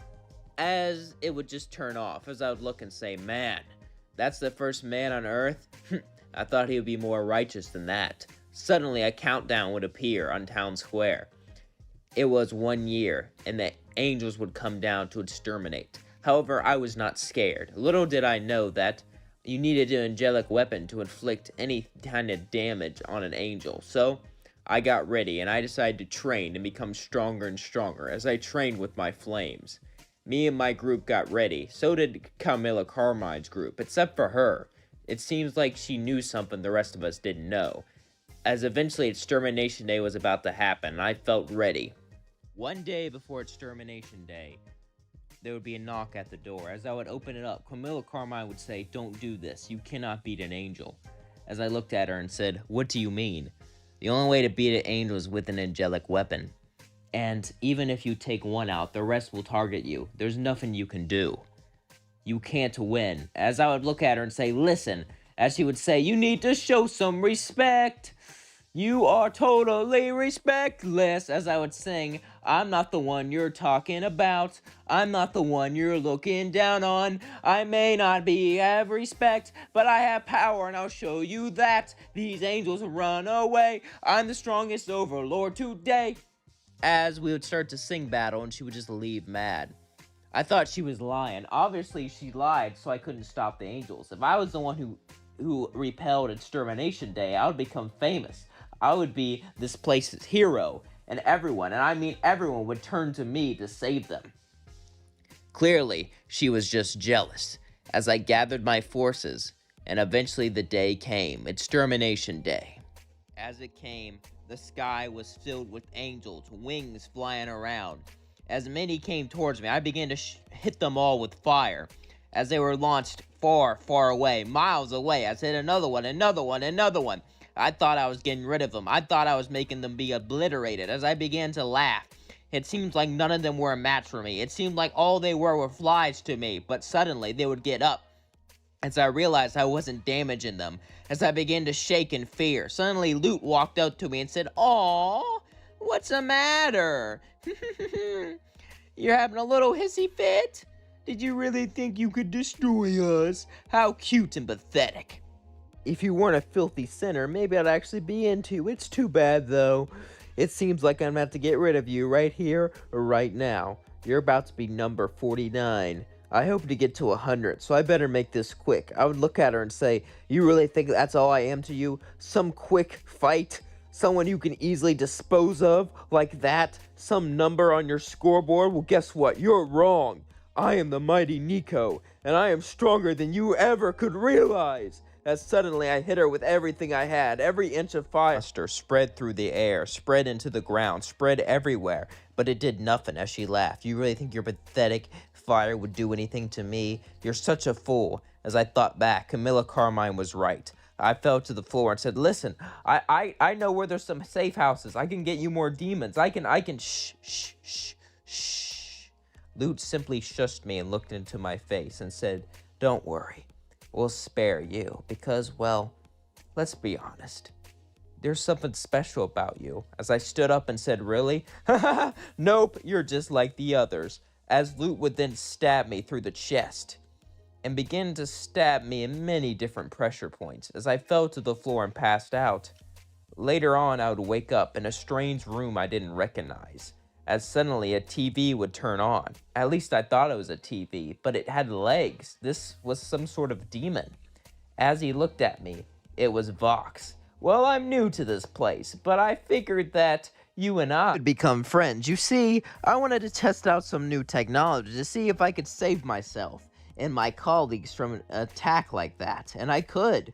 However, some of your body parts were gone permanently because of the angelic magic, so the only way for you to survive is if you stay in that suit. I got up. The suit was clanky and hard to move in. As I looked at him, Vox would then laugh and say, "Oh, by the way, since I saved your life, I figured you could be a part of my collection, you know, a part of my colleagues." I looked at him and said, "No, I am an overlord, not," but suddenly I would feel shocks go down my spine as I fell to the floor as he shocked the suit. Vox would laugh and say, Oh, how cute. You really think you had a choice? You're now my servant of chaos, my weapon of destruction. You are my weapon that I will use to just control this place. But I should probably make you get some practice real quick. As suddenly Vox would hit a button, as the floor would open up but I would fall through it. As I got up though, I would see imps surround me. As I would look up at the imps, they would look down at me. As I started to pick up baseball bats and swords and other weapons like that, I looked at them and said, "You really want to challenge me? The mighty Nico." As then they started to fight me, I started to lose my ground a bit, as I couldn't really compete with them because I didn't get used to the suit. But as they beat me up more and more, I began to get more and more frustrated. Vox began to laugh, said, "Wow, you can't even beat imps? How pathetic. I guess this project was a giant waste of time." I looked at Vox and said, "I am more powerful than you can believe. This is not some waste of time." As suddenly the ground began to shake and fire began to erupt as I melted them, turning their bones into liquid. As I walked up to Vox, I began to summon fire, but then he hit a button, shocking me till I passed out. As Vox laughed, "Well done. It seems he still needs a while to get used to the suit, but after that, he'll be a valuable tool for controlling the streets." As I woke up, Vox was there and he would help coach me. As I started to learn to walk and use my suit, a couple weeks would pass and I'd be able to fight again. I wasn't as powerful as I was before the injury, however, I was still a strong overlord. And if I managed to get that stupid shock collar off my suit, I could easily defeat Vox. However, Vox had me under his control, at least for now. As one day, Vox would walk up to me and say, "There's this new guy named Valentino. He's making waves. I want you to recruit him or destroy him because he's a threat to my business." I would nod. As I would go to one of his parties, I would walk in and see a weird spider dancing. I would just shrug as I walked past all of them, as then I walked straight to Valentino. Valentino would stand up and say, "Oh, hey, are you here for some fun?" I would say, "Ew, I would never have that type of fun with you. I'm asking if you want to join Vox, my master. If not, destruction is the only way forward." As I would start to summon fire, Valentino would get up at me and begin to laugh and say, "You know what?" As he began to smirk, I got ready to fight, as I thought he was going to attack me, but then he said, "Sure, I'll join him." "What, really?" As then I would begin to laugh. "It seems you were scared by my power." Valentino simply looked at me and said, "No, I just thought you were cute. I was wondering if I could have a special type of fun with you." I would say, "Gross." "We'll see what Vox says. He is your master after all." I said, "Not master like that. Ugh." As Valentino began to walk to Vox, Vox and Valentino decided to make a new organization, the V's, the double V's, since we don't have Violet yet. As Valentino and Vox ruled this place together, I was stuck as their pawn, their puppet, but I had a plan to gain my freedom, and a plan to rebel. However, I had to buy my time, make it seem like I'm loyal. After all, this had to go perfectly. If not, my fate could be even worse. But if things went right, just right, Guess who would be pulling all the strings? I'll tell you what. I know for a fact it won't be Vox and Valentino. I'll make them pay for what they did to me. And I will make sure that I'm more powerful than any overlord has ever been before. As weeks passed and weeks turned into months, I became the V's most valuable asset. Well, when it came to fighting, that was. Sure, they would like to sell their TV, sell their equipment, and even sell other items and things that I can't talk about on YouTube. I had an ace up my sleeve, however. Even though I've been under the V's control and in that blasted suit, I learned how to hack things. I've been watching them make technology. I've been watching them make those robots, making them fighting bots, making them bots for fun, and all that stuff. I had a plan. If I could reprogram all of their electronics, all of the robots, since Vox controls the TVs, I could then rise up and take Vox out. Things had to go foolproof, however. And one day, as I was tampering with my suit to try to get it free from Vox's control, Vox would walk in the room. I would quickly hide my arm. I was scared that he noticed, but Vox would say, "Hey, there's my favorite employee." Look at him and say, "Yeah, master, what do you need?" Vox would smirk and look at me. "You know, since I took you in, I thought you would be trouble. Honestly, I started to regret kicking you in, but I was wrong. You've done nothing but help me, so how about this? Help me out more and there's something good for you." I was thinking about overthrowing him right now, but he's offering me something good. And he has been being nicer the past few months, but I couldn't really trust him. However, I was in no position to try my plan out now, so I had no choice but to Listen to Vox.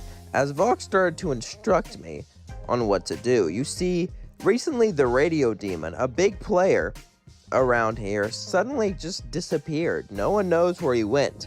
And Vox wanted me to try to figure that out. If not, just take the territory. He wasn't a super territorial overlord. He was powerful, don't get me wrong, but many overlords tried to rule the entire area, tried to take over places, but he didn't really do that. He owned a few clubs here and there, old-fashioned clubs from the 1920s, it seemed like the atmosphere was, but he really didn't try to rule very much, so it would be easy for me to take it over. But Vox sent me and not him, just in case it might be a trap and he's still there.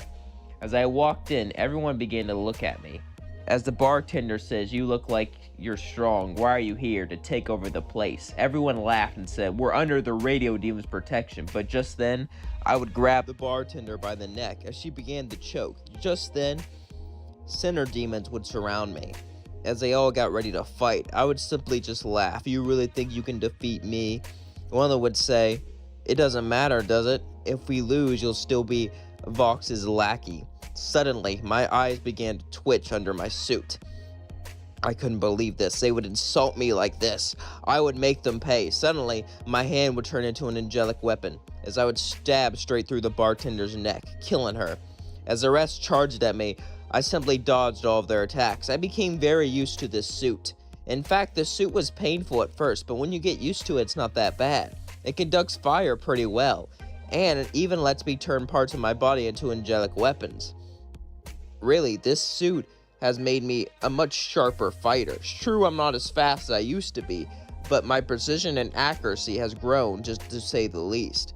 As they would charge at me and fire their weapons, I would easily dodge it, then I would shoot fire, melting them. And as they screamed in pain and agony, I slowly walked over them and began to chop off their heads with my angelic weapon to make sure that they can't come back. As they all were slaughtered, I would simply sit there, taking over the bar, opening it up for everyone to come by. Eventually, Vox would come by and he would start to talk to me. "You know, you've been working with me for quite a while, so I think it's time I give you some power. Now, don't get full of yourself. I know that I can't really let you off the leash. However, I'll give you control of this bar in a couple areas. That way, you'll have your own little economy and your own little infrastructure. Build your name up for just being my puppet, you know?" "Thank you, sir," Vox would say, "no problem," as he walked off. Little did he know that I wanted everything, so I decided to make everything happen. I decided that it was finally time for me to take down Vox once and for all. However, If I told Vox to meet me, it would be suspicious, so I need to come up with a better plan. If I could steal Valentino's phone and give him a call, Vox will think Valentino wants him, so he'll go over to his room to see him. So I waited. I waited and waited for Valentino to leave. Valentino left off to have fun with Angel, and like normal, he didn't tell Vox anything. So it was perfect for me to, well, take advantage of the situation. Valentino had a lot of phones, so all it took was for me to call Vox. And with my voice modulator, I was able to mimic his voice. As I talked like Valentino, I'd say, "Get over here now. It's about Angel. He's making me mad again. Please. Oh my god, before I go on a killing rampage. As I was trying to bait Vox to come over, sounded like a whiny Valentino. Vox would just sigh and say, okay, I'm coming. As I hanged up, I then hid under the bed. As Vox went in, suddenly, robots would come behind him. Now, he didn't really think much of it, since Valentino loved these robots, especially the new models.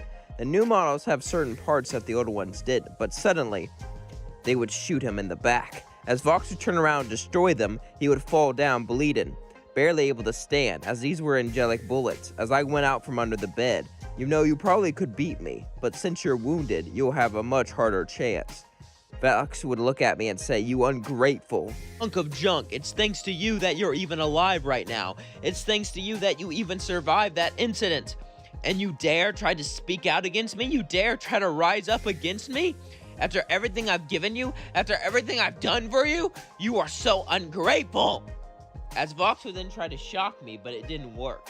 As I laughed and said, "It was easy for me to learn my suit and all the robotic parts. Sure, I wasn't the best when it came to technology because of the time period I was born, but learning isn't the hardest thing in the world, especially when you got time." Vox would get up and began to shoot electricity at me, but he was injured severely, so his electricity didn't do much. As suddenly I shot him with fire, as he fell to the ground and began to burn and scream out. As I laughed and said, "Stop being a whiny little..." Well, you know the word. I would say it, but you guys cussed so many times it became uncouth and annoying, so I decided to change my vocabulary, just despite you, to sound more sophisticated, considering how Vox would say, "Shut the hell up. You're so annoying. I can't believe I even trusted you." Trusted me, you had a shock collar on my neck. I think it's time I put an end to you. As I picked up Vox, Vox would start to beg for his life. Please, I'm sorry. If you let me go, I would say, "Shh, it's too late for that, and you know it."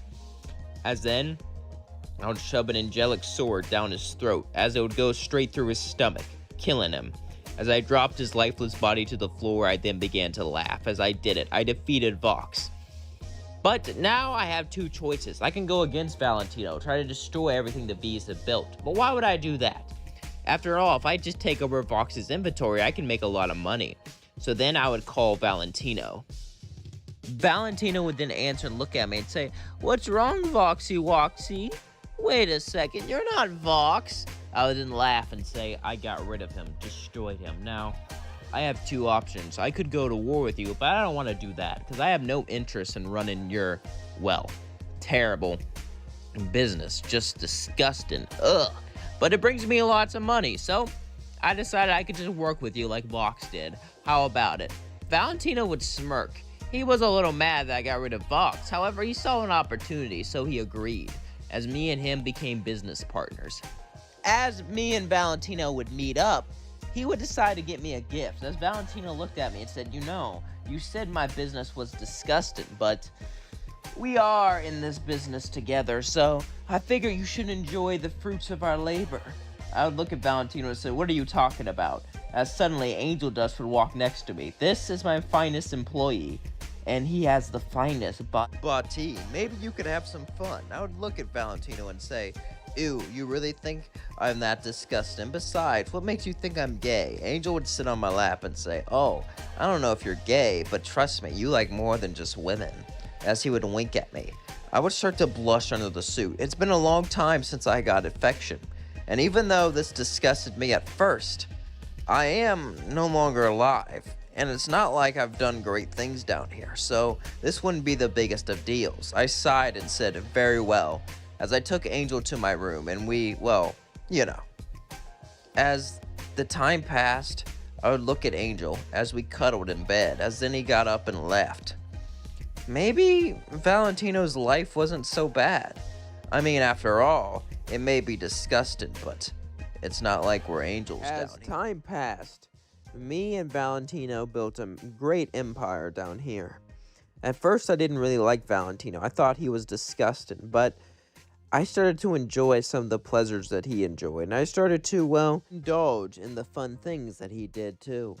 Honestly, I was changing, and not for the better. I was still focused on power, and I still trained, and I was still focused on strength, don't get me wrong, but this life was more fun than I thought. Before, I just wanted power to have it because of my pride, but now I realize you can have a lot of fun with a lot of power. And maybe I can just have fun. Why try to take over this place, right? No. What am I saying? I want the power. I need the power, and I will control everything. I will pull all the strings. However, one day, Valentino wanted me to get Violet. Violet was this girl that showed up out of nowhere and started to take over social media, the internet. She had a strong online presence, and she was selling many beauty products. At first, we really didn't care about that. After all, it seemed like it wasn't our bottom line. But she was great with marketing. Maybe she can help market things. After all, even though I ran TVs were becoming quite old and outdated. And this new thing called the internet was becoming, well, pretty accessible to everyone. One day, Violet will be out there selling her product and, being herself, her cocky self, as I walked in, as she looked at me and said, "Huh, are you another man here to try to marry me or take me? I already told him I'm not interested." I would look at her and say, "No, I want you to do a business deal with you, for you to join us." "Wait a second, I recognize you. You're that cyborg that rules all TVs down here. You realize my technology was superior. I don't really care about the tech I control. All I care about is money, and you can help bring in a profit, and we can make you make more money, so it seems like a win-win." She would say, "All right, I'll listen," as then I started to bring her to Valentino. Valentino would laugh and say, well, looks like good looking finally got here. I would say, yeah, I guess she's alright. Not her, you silly. You're my knight in shining armor. You brought me more money than Vox ever could, and now you bring me a new business partner. Maybe I should do something to repay you. I would walk back a bit nervous and, shy, as I would say, no thank you, as I would walk away. Valentino would seem a little bit irritated, but then he would do the pitch with her. You see, she was gonna be able to make a lot more money with us, and vice versa, so I knew she wouldn't say no, so it wasn't a big deal. As I was walking around, I would look up at the counter, the count towards extermination day. And I would remember what happened, how my body was scorched by those angels. I was careless. That was the first time I ever had power, the first time I ever felt strong, and I let it go to my head. And I almost was destroyed because of it. However, I wanted to get revenge on the angels, but to do that, I needed angelic weapons. I knew just who she had them, Camilla Carmine. Besides, if I could beat these angels, I will be famous around here. Everyone will flock behind me. I will become the ultimate overlord, and I can control everything and everyone. And they'll let me do it because I'm their hero. I'm their savior. True, it's not like down here people care about being good or nice, but someone who saves all of their lives. There has to be some sort of gratitude for it. No one would want to take me on, and everyone would want to do business with me, the one who'd stop at extermination day. However, I knew this wouldn't be easy, and I had to take things slow and carefully. As I went to Camilla Carmine, I started to knock on the door. She opened the door and looked at it. "Oh, it's you." I'm impressed. You were some sort of puppet. Even, may I say, a pet. My eye began to twitch under the suit, or what was left of it anyway. As that struck a nerve, she would laugh and say, "I guess it doesn't matter, since you made a big business deal, but now you work with that freak Valentino. Disgusting. Why are you here? A long time ago, you told me an angelic weapon could hurt an angel. If we can make angelic weapons, we can..." Camilla Carmine said, "I'm not interested." She started to close the door. I put my hand in and said, "Why? Why don't you want to fight the angels?" "Because if we stop them, it will only lead to worse things. Heaven will want revenge, unless they have another way to deal with our overpopulation." and a war would be bad for business. As then she pushed me out and closed the door. I was angered beyond belief. Part of me wanted to rush in there. However, me starting a war with Camilla Carmine would be bad for business. And I already got a new business partner. I don't want to ruin it. I sighed and simply walked off. This wouldn't be the end, though. We had to organize An army to fight back, to make sure we can protect ourselves, and more importantly, get my revenge. As I would decide to hire spies to try to steal Camilla Carmine's angelic weapons. There's not much I could do at the moment, so I simply sat back and waited. Eventually, extermination day would come, as I hid under a bunker with Valentino and Velvet. As Velvet and Valentino stayed with me, I would hear the screaming, the carnage, the chaos that the angels inflicted, and I couldn't do anything. Sure, I could go out and fight with an angelic weapon, but even if I took a few out, I would have a big target on my head, so I was just forced to sit down. As I got anxious, my hands and arms began to move, wanting to fight, but I couldn't. As suddenly Valentino would grab me and say, "Shh. Oh, what's got you so down? Are you bored?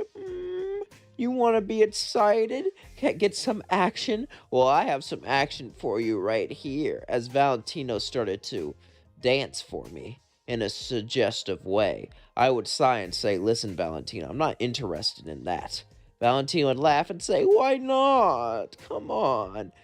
To be honest with you, I've had robots before, but you're half robotic and half organic, and I know a certain piece of you survived." Velvet would laugh and say, "Oh my God, just make out already," as I would look at her and say, "What is wrong with you? Will not." Shh. Valentino put his finger on my lips. "Please be my knight in shining armor, Nico. My sweet, sweet Nico. You are better than anyone else. I promise you that, and I can show you something no one else can." Me and Valentino then had fun for the night. I just wanted to shut him up, but I felt something that I've never felt before. It wasn't love, at least I don't think it was, but I cared about him more than just that. I don't know if he cared about me, though. He was narcissistic, so probably not. But as the day passed and we went out and a lot of our area was destroyed, we had to rebuild everything, I looked at Valentino and said, what if there was a way we could fight back against these angels, get rid of them? After all, if we did that, everyone would want to work for us. Valentino smirked and said, "Oh, really?" As in, Violet said, "Hell yeah, let's do it." But first, we need to have proof. Proof we can do this. I've heard angelic weapons can do it, but I don't have any proof of a dead angel. If I can find a dead angel and tell them how we did it, I can easily assemble an army and fight back. As I had an idea, Gestiol was super close to Camilla Carmine.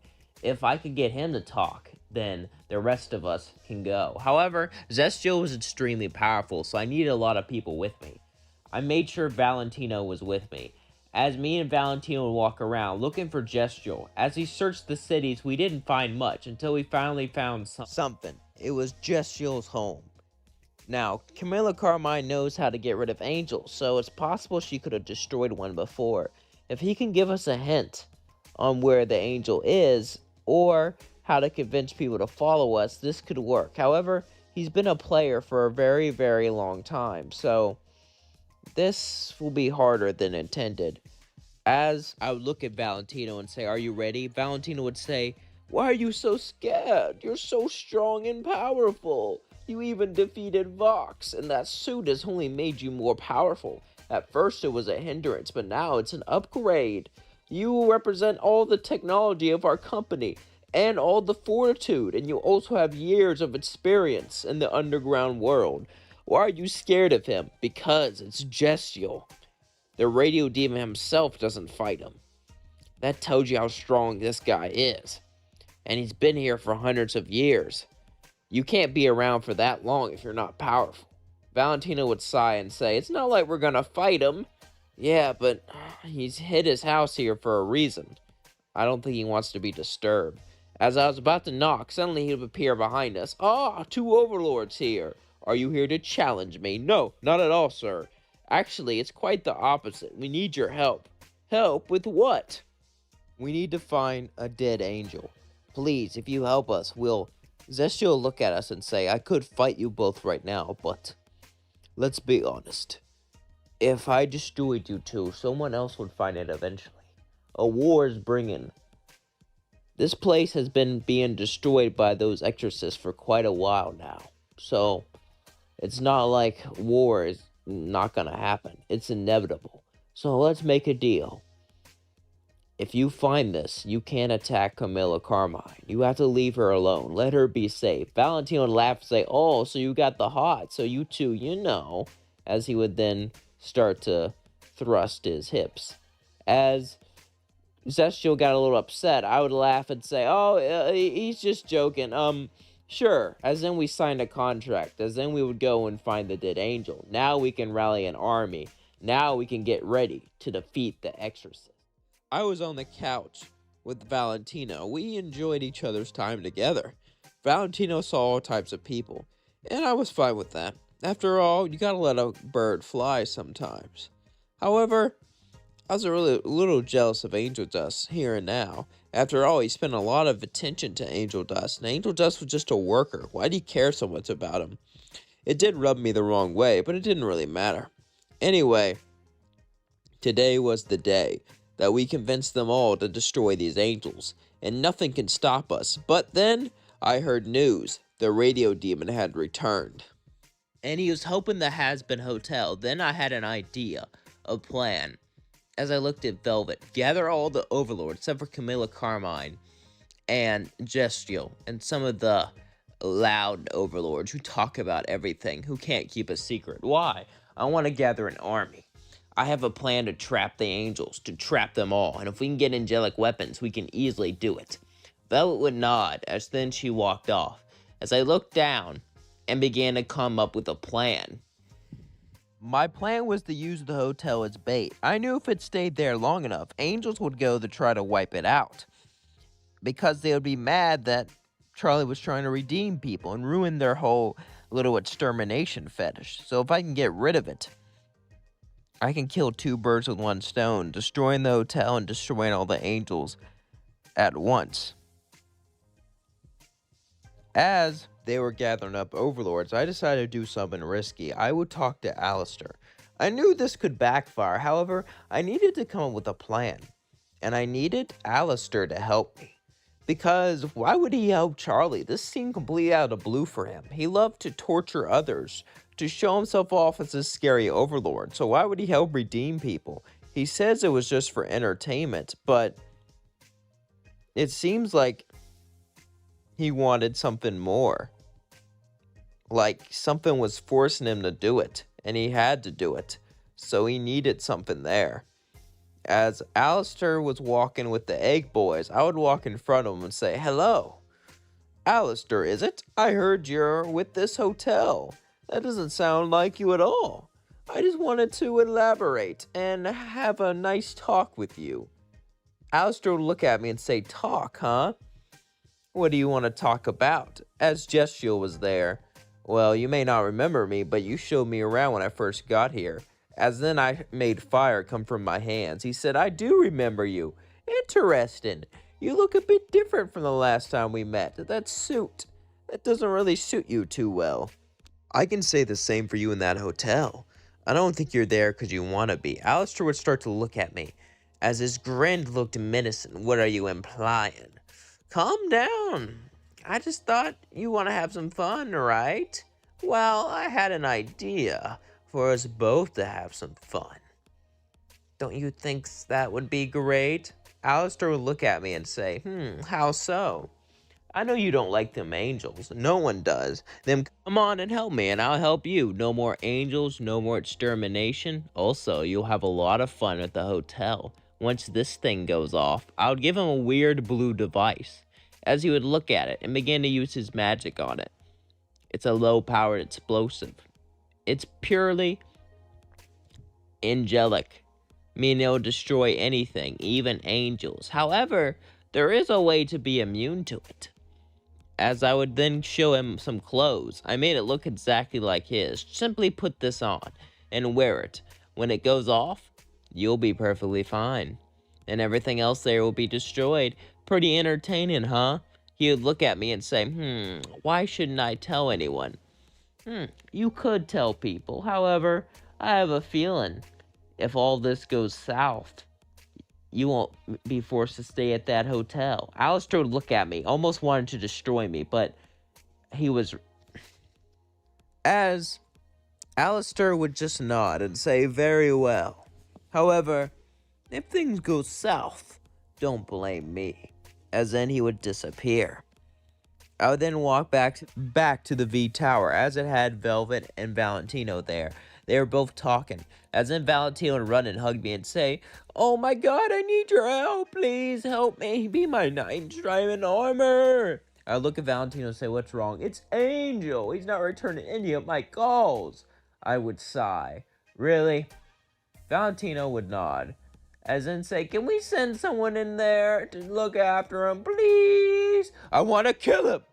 As, he would do his mood swings. As I would look at Valentino and say, I don't have time for this. Valentino would get mad and say, we're not going to have any fun together until you solve this angel problem. Ugh. If I had a spy, would it make you happy? Valentino would say, please, please. How did the meeting go? I'd look at Velvet. She said, it went really well. The overlords agreed to help us fight, and we got some angelic weapons. That's great. They don't know about my real plan. As I would start to talk, Valentino would say, what about the spy? Oh my god, Valentino, you are annoying. I would take a big sigh as I would say, fine. I have an idea. We'll talk about this later as I get Valentino's spy. As I would walk off, Valentino would grab me and say, thank you. It means a lot. As then he would kiss me. I would smile and walk off. But who should I find? We already recruited every loser down on their luck. Who could I find to be a spy? However, as I was walking downtown, I would see Sir Pinchas crying that his ship was destroyed.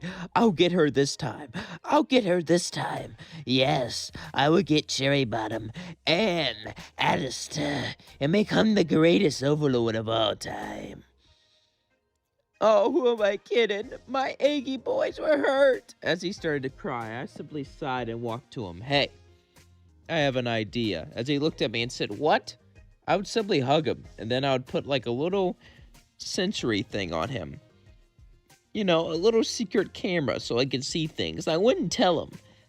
He would be a great spy if he didn't even know he was a spy. Simply use him as a vessel, a walking camera. As Sir Princess would say, who are you? I am Nico. The Overlord, Nico? I've heard so much about you. Gone from a plaything to an overlord. You moved up quite a bit. Can I move up like you? Sure. All you have to do is do one little thing. As Sir Princess looked up and said, please, please tell me how. I'll do anything. Anything that's not, sexual, of course. I'm not that kind of snake, Sir Princess would say nervous, as I would say, calm down, calm down. I'm only really with one guy, even though he's with 100. I would laugh. Anyway, that's not why I'm here. I'm here so you could join the Hasbin Hotel. Be redeemed. Better yourself. Become better. That's how I got so strong. Better in myself. Better in my mind. After all, your body's only so strong. You gotta better the greatest muscle of all. The one in here. I pointed at his head as he got up and said, really, you want me to join the hotel? Are you joining? No. I have a different... So why are you telling me this? Sir Princess would say, looking at me. As I would look at him and say, well, I wanted some help. Help? I just wanted to help someone. Hurting people is quite depressing sometimes. Besides, trust me, this will help you out. But don't tell anyone I sent you. They wouldn't trust you if they knew you talked to me. Sir Princess would look at me and say, all right, thank you. What should I do in return? You've given me a great favor. I would laugh. He had no idea he was nothing but a pawn to me, someone to spy on them, a spy so ignorant he didn't even know he was a spy. As I said, you're paying me back simply by being happy. As I left, Sir Pinchas was really happy. It seemed like he found a place in the world, and he found like he had a guardian angel. However, he had no idea my real intention. As then I went back to the V's. As I went over to the V's. Valentino would look at me and say, "So, it's you, the man of the hour. Tell me, Nico, my sweet, sweet Nico," he would say as he walked towards me. "Did you, get the spy?" I would look and say, "Yeah, it was some down-to-luck loser. I put a camera in his suit when he wasn't looking, so tiny no one would notice. So he doesn't even know he's a spy." Valentino would smile would say, "Excellent, excellent, excellent. Oh my, Nico, you're so helpful." He would say, "Do you think we should have some fun?" I would sigh and say, "Sure, why not?" Me and Valentino had our differences, and he may not really care for me the most, but he still cared somewhat. And, well, he was fun to be around. He showed me a side of myself I didn't know existed, so I was grateful. It seemed like me and Valentino were going to go far in this world. And things were going well for me and the other V's. It was a day before Extermination Day. I've heard word through Sir Pinchas's shirt since I put a tiny little camera that picks up audio on Sir Pinchas's clothes, so I was easily able to hear anything that Sir Pinchas heard, listening in and seeing everything. I knew Extermination Day was coming tomorrow for a fact. As I gathered the V's, I would throw them both an outfit. Wear this. It will stop the blast from destroying you. Luckily, all of these overlords will be destroyed, and when that day comes, when tomorrow happens, hell will belong to the V's, as we all started to laugh. As the night passed, I simply had a good time. I drank a little, spent time with Valentino, and just enjoyed myself. Until finally it was tomorrow, and Extermination Day was about to happen. As the day passed, I waited eagerly, as I was finally ready for me to do this. I was finally ready for me to get my revenge against the angels that insulted me, that defeated me, that mangled me, that injured me, that made me into this cyborg, and turned me into a puppet before I eventually freed myself. As the day came, angels came down to the hotel, all fighting, as the cannibals fought. However, suddenly, overlords would show up out of nowhere and attack the angels. They were shocked. As Adam was fighting the radio demon, suddenly I would appear behind him, shooting him with fire. As I would say, "Looks like you could use some help, my friend." Alistair would say, "Huh, yes, I could say that." Adam would say, "Who the hell are you?" "Me, I'm the loser of the game you didn't even know you were playing." Adam looked at me and said, "Is that a reference to something?" "I feel like that's a reference." I said, "Yeah, it's a reference to..." Suddenly Adam would hit me and say, "Shut up.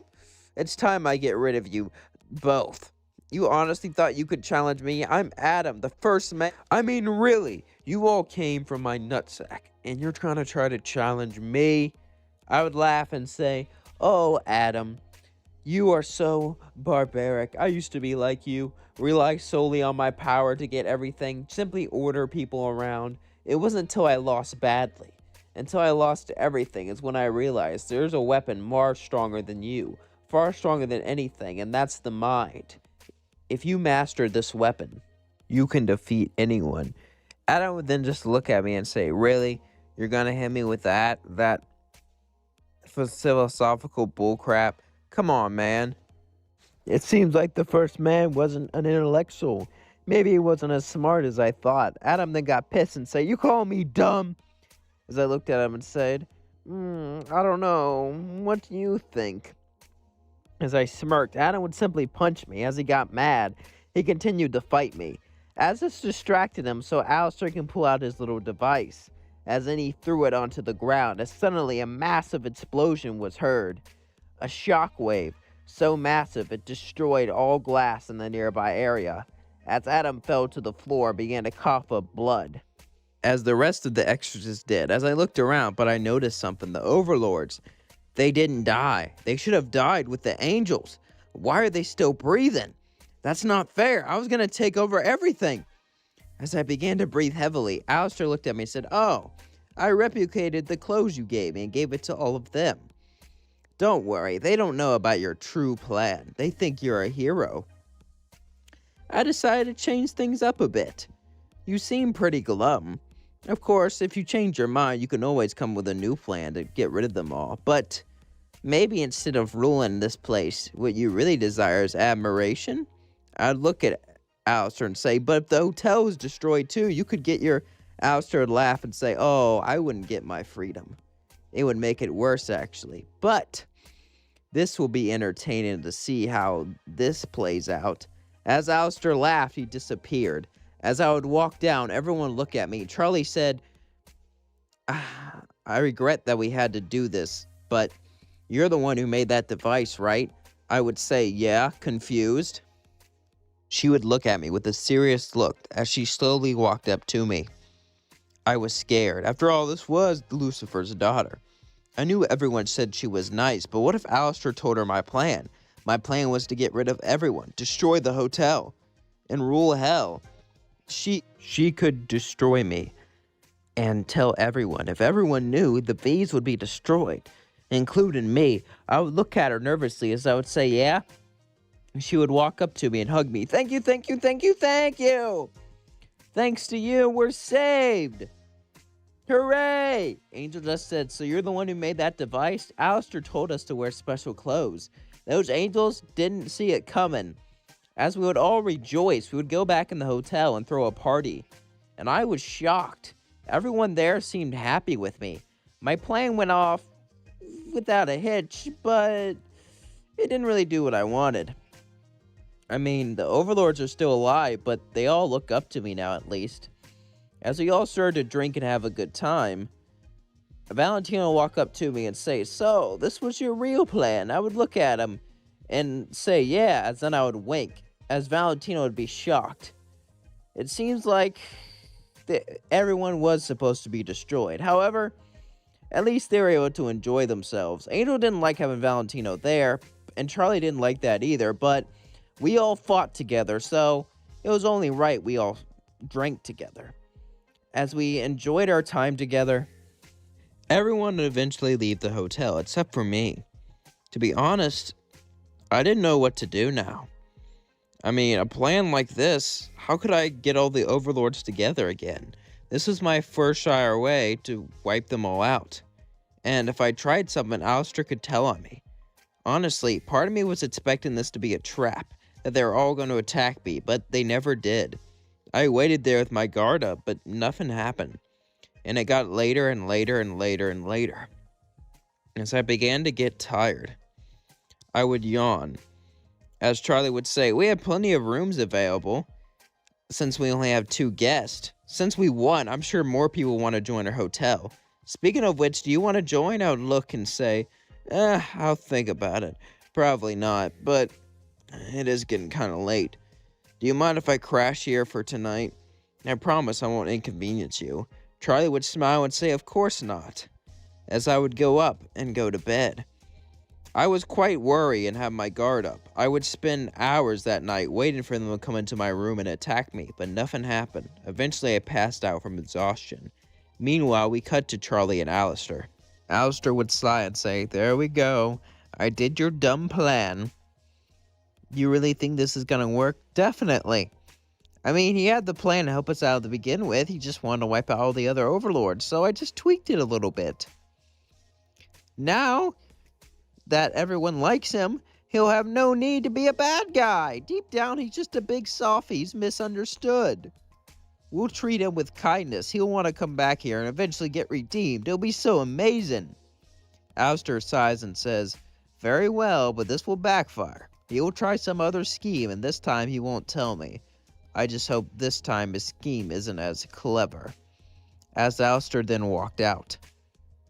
Hours would pass. As I woke up, I would walk down. I was about to walk out of the hotel when Charlie stopped me. Nifty would run up and say, hey there, I made you breakfast. I looked down at Nifty and said, thank you. It was eggs, bacon, and toast. I started to eat, and I started to enjoy myself. She gave me orange juice. What's with the hospitality? Charlie would say, well, you did save us all, of course. Besides, we thought you could use a friend.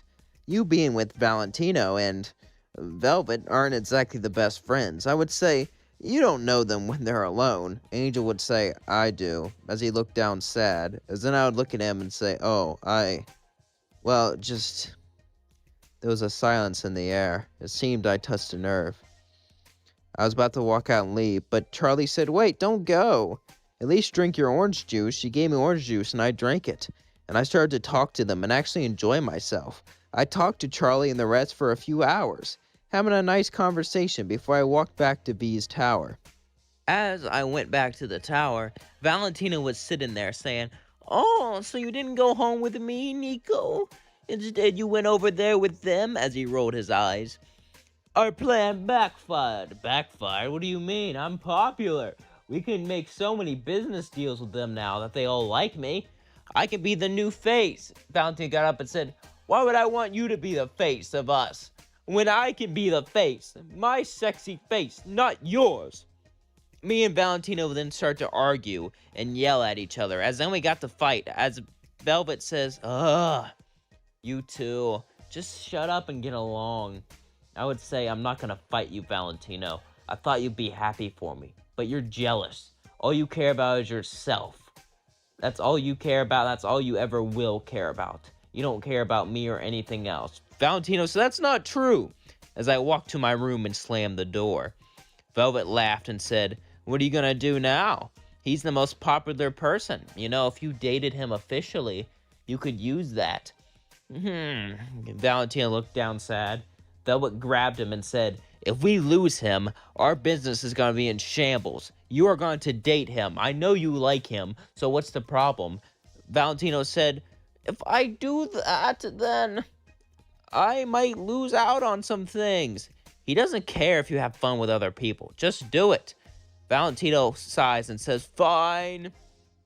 As I got more and more popular around this place, everyone in the Pride Ring began to notice me, talk about me, and even admire me. It seems like I was going places, and I started to see the V's less and less and less. As things went on, honestly, my evil tendencies began to lessen. I wasn't a good guy. Not for sure. It's not like I went on my way to help people or do nice things, but it's just that why be evil when people can just give you what you want and not have to do anything for them? However, Valentino would start to date me, and our relationship would start to go further, as he would still see people on the side, but, you know, me and him, we had something special, or at least I thought. One day I had an idea to have a romantic getaway to the Lust Ring with me and Valentino. As I talked to him about it, Valentino said, Nico, that's sweet and all, but how are you gonna get out of the Pride Ring? I saved Lucifer's daughter, remember? If he can give me permission, I can leave. Valentino looked and said, oh yeah, that's not a bad idea. I would walk out of the office and call Lucifer. As Lucifer answered, he said, hey, how's my pal? The guy who saved my daughter. Remember that favor you owe me? Yeah? Can you give me permission to leave the Pride Ring? Lucifer's jaw would drop. I don't know about that. The whole point of the Pride Ring is to keep the sinners. And that's why I rule it, because I rule over the sinners. And everyone else rules over the born demons. You know, that's how things work around here. If I let you leave, it'll be the first time in history. And then other people want to leave. I said, what if it was a secret?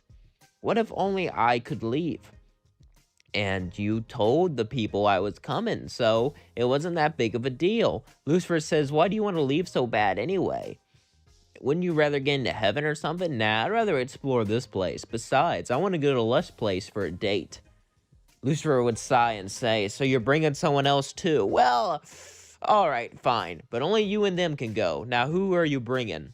I'm bringing Valentino. Lucifer looked at me through the phone and said, you're joking, right? No. Oh. Okay, I've only heard bad things about him ever, but why not? I'll let you have a fun date with him, but you can have a permanent pass out there. He can't. I don't trust him. He can only come out when he's around you. Do you understand? I would say, sounds good to me, as I would laugh.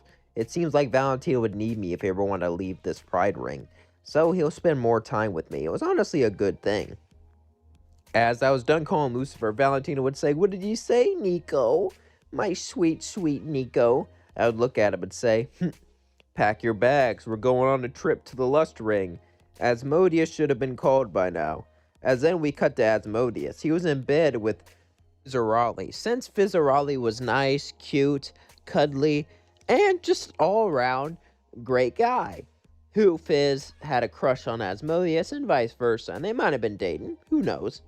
As they were cuddling together, suddenly Asmodeus got a phone call. As he answered, it was Lucifer. He hasn't heard from him in centuries. As Lucifer said, "Hey, how's my big pal Asmodeus?" It's like, "You're actually talking to me. You've been pretty isolated recently.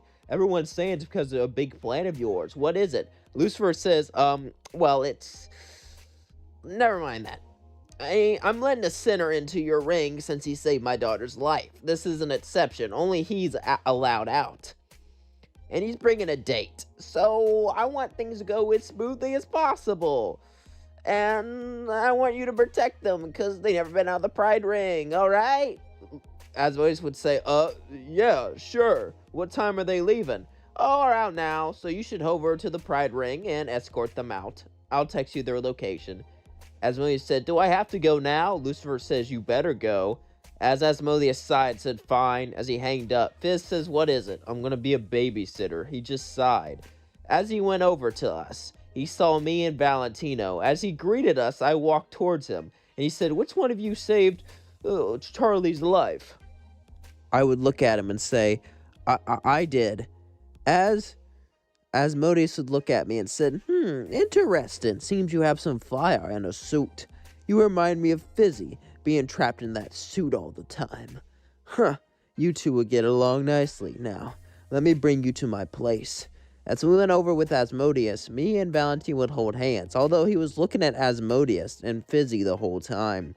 I was getting a little mad. This was our date, and he was looking at other people. Sure, I knew he had liked to have fun, but this was time he was supposed to spend with me. Whatever. It wasn't that big of a deal.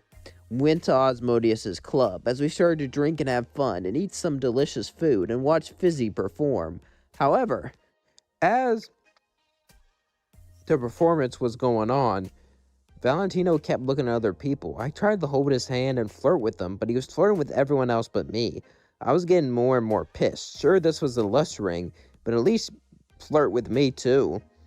As time was going on, I just got up and started to walk out. As Valentino would follow me and say, "Nico, what's wrong, my sweetie?" Asmodeus would say, "Yeah, I was ordered to make sure you have a good time. So, can you at least lie and say you had a good time?" Fizz would say, "Hey, Asmodeus, you're not even gonna try?" Az would sigh and say, "I did all I can do." I would look and say, "Valentino, it's over. You don't even..." Valentino would grab me and kiss me and say, "Please don't say that." I simply pushed him on the street and said, "Go." Valentino got up and said, "Are you gonna treat me like this after everything I've done for you?" "You've done for me? What have you done for me?" He would look and say, "Are you serious? No, I got Velvet. I got more people to your company. I brought in business. I came with the plan that saved us. Saved us. Is that how you're gonna..." Suddenly, I would shoot Valentino with my fire. As if he told everyone what my real plan was, I would be busted. As he would scream in agony and pain, I would grab an angelic weapon and end his life. As Asmodeus was shocked, "What the hell did you do that for?" "Because I'm not dating him anymore." I spit on his corpse. "Please don't tell Lucifer about this. I mean, you can if you want to, but it would just be a big pain, you know? Besides, I really liked your club." I smiled as I walked off. Asmodeus was shocked, as Valentino just laid there, dead. I was sick of this. I was sick of this dumb relationship. It wasn't going anywhere. As I continued to walk through the Lust Ring into the Pride Ring, I had a special banner around my shirt, which let me walk from place to place without the magical barrier stopping me. Even though I was a sinner, I was given permission by Lucifer himself, and everyone knew it. I was becoming famous around here. One of the most famous people, a sinner to destroy Adam, and a sinner to visit other places. However, I was still not happy. I wanted more. I wanted to have power, but more than anything, I wanted to have friends who actually got me, who actually understood me. As I went to the V Tower, Velvet said, "I didn't see your little boy toy, where?" As suddenly I would grab her by the neck, as she looked at me with eyes of anger. "What the hell are you doing? You wanted Valentino to date me. You wanted him to manipulate me." She would then kick me away and said, "Yes, I did. Now that you figured it out, I guess I'll have to get rid of you."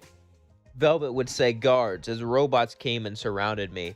"You reprogrammed them to take down Valentino, but I reprogrammed them too." As they started to walk up to me, I simply smirked and said, "Execute Order 66. As they turned on her, she said, "What? Oh, I knew about your little plan. I knew you were a tricky one, and as soon as we started working together, you and Valentino would get plans to manipulate me. However, I started to fall for Valentino, and I didn't care because I was so lonely, but now the shoe is turned."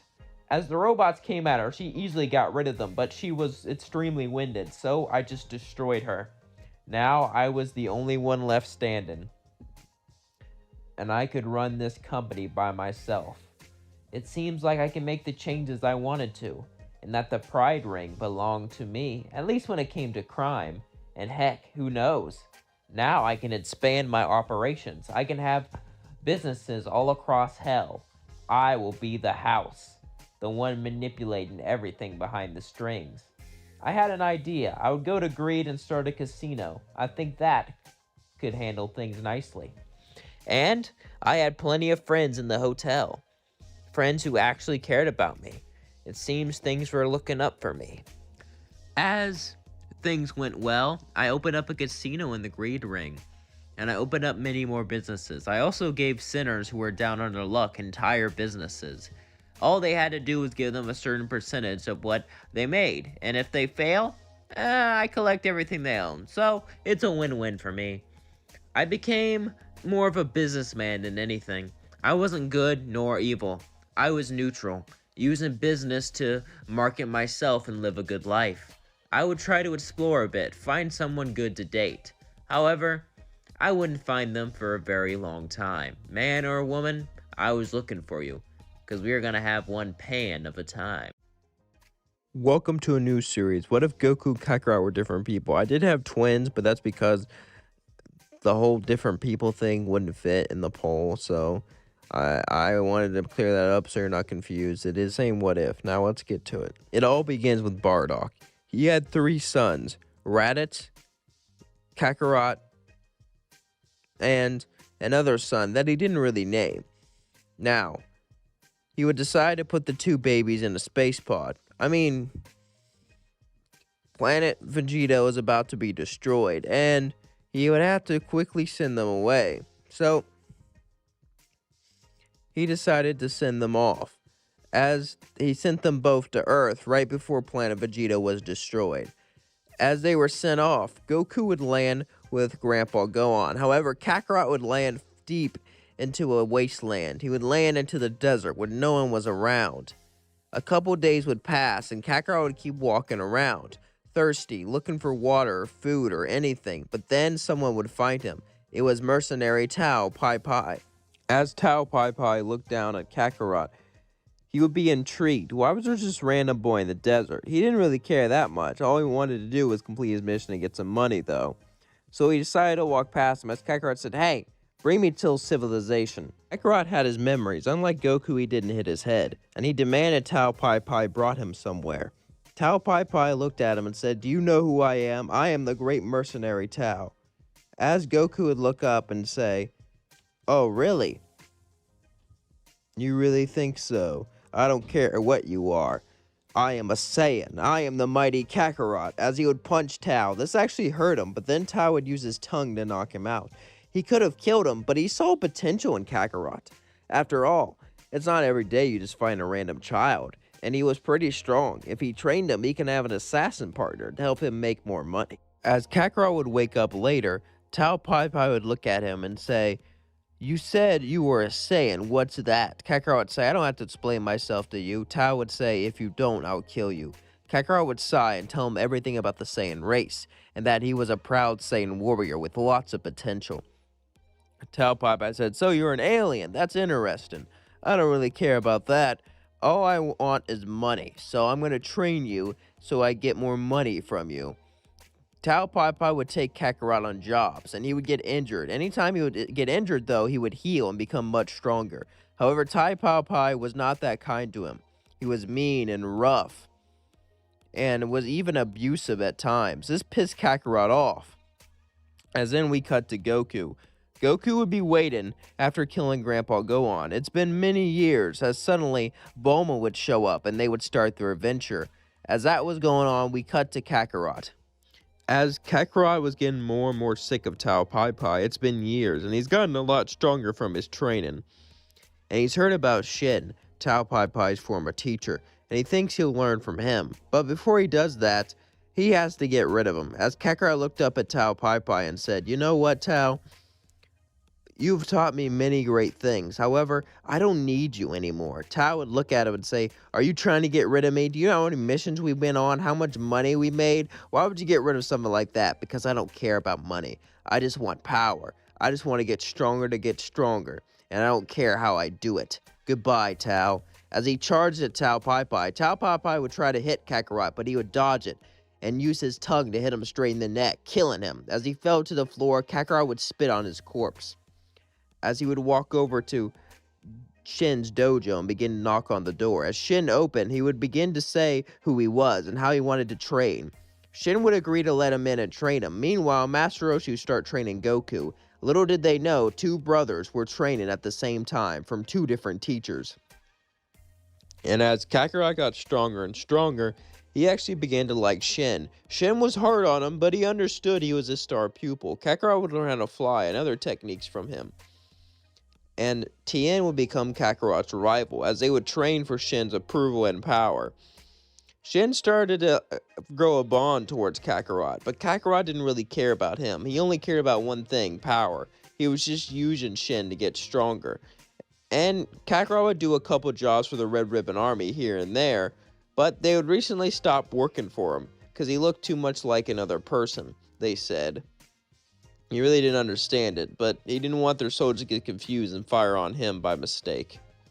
As the training continued, eventually they would sign up for a martial arts tournament, and as they signed up, Kakarot saw Goku. Goku looked up to him and walked to him. It was like looking in a mirror, but then Kakarot remembered something. He was in such a hurry, he forgot about his brother, as he smirked. "Hello, brother. A long time no see. Who are you? I am your twin brother, Goku." "That's what you like to call yourself, correct?" Goku would say, "Yeah? Well, I am Kakarot. And as Kakarot, a true-blooded Saiyan, I'm gonna have to tell you something. This Goku name, I don't really like. I don't know what my father named you, but it's kind of not a good look for a Saiyan." Goku would say, "Shut up. I can't believe I'm not..." He couldn't believe he was a human, but then he would just look and say, "So you're my brother? Well, that's cool that I have a brother," he would laugh. Kakarot would say, "Why are you laughing? I'm going to destroy you in that ring." Goku would say, "Alright, see you then." Goku was so laid back and nice. It shocked Kakarot. Goku was like his opposite. Kakarot wasn't pure evil, he just wanted to get stronger, and he didn't care what cruel act he did to get so. But Goku, he had a heart of gold. It was weird and disgusting. As Kakarot would yell at Chaozu, demanding that he uses his psychic powers to rig the match. Chaozu didn't really like him, but Tien would look at him and nod, saying, "Go ahead and do it. It doesn't really matter that much." Chaozu would nod, as he would use his psychic powers to rig the match to make it so Kakarot and Goku were the first ones fighting. Kakarot wanted to crush his brother right here, right now, to prove that he was better. As the match started, they were actually both pretty even. Both trained under great teachers, and both had Zenkai boost and many other injuries to make them stronger. However, Kakarot had an advantage. As they were fighting, Kakarot would start to fly over and kick Goku. As Goku would get back up, he would look at him as Kakarot would begin to laugh. "You can't even fly? What kind of pathetic Saiyan can't even fly?" Goku would say, "Shut up," as Kakarot said, "You're so miserable. I'm gonna easily tear you off, limb from limb." As Kakarot then began to fly around the ring and shoot ki blast after ki blast at Goku. Goku was at its mercy as he couldn't get out of the ring. As Kakarot continued to laugh more and more, he began to let his guard down, grow arrogant. This is where Goku struck. as Goku used a one-handed Kamehameha to fly in the air and kick him down to the floor, disqualifying him. This pissed Kakarot off. As he was declared the loser, Shin was disappointed. Kakarot would jump on stage and punch Goku and continue to fight. The referee would say, "The match is over, didn't you?" But then Kakarot would punch a hole in his chest, killing him, as Goku said, "What are you doing? I don't care about this dumb match or prize money. I'm here to defeat you. That's all I care about, brother. Proving that I am the better Saiyan. You some cheap chick to beat me? Well, guess what? That's not going to be enough to defeat me. Not this time." As Kakarot continued to battle Goku, he started to win, but suddenly Shin and Tien would get involved with Master Roshi, as they would all punch Goku and send him flying off. Shin would say, "You ruined this tournament for me. We were supposed to make money here. I'm not gonna lie, I'll be entertained to watch you kill him, but you look like a maniac and you disgraced our dojo." Kakarot would look up and say, "Screw your dojo." As he was kicked out, Kakarot wouldn't have nowhere to go. But eventually, as he was walking around, he would hear stories about King Piccolo, a ruthless demon that took whatever he wanted. Kakarot needed training from anyone, no matter how ruthless they are. Eventually, Kakarot would look. It would take days, months, but eventually he would find the rice cooker where he was sealed and let him out.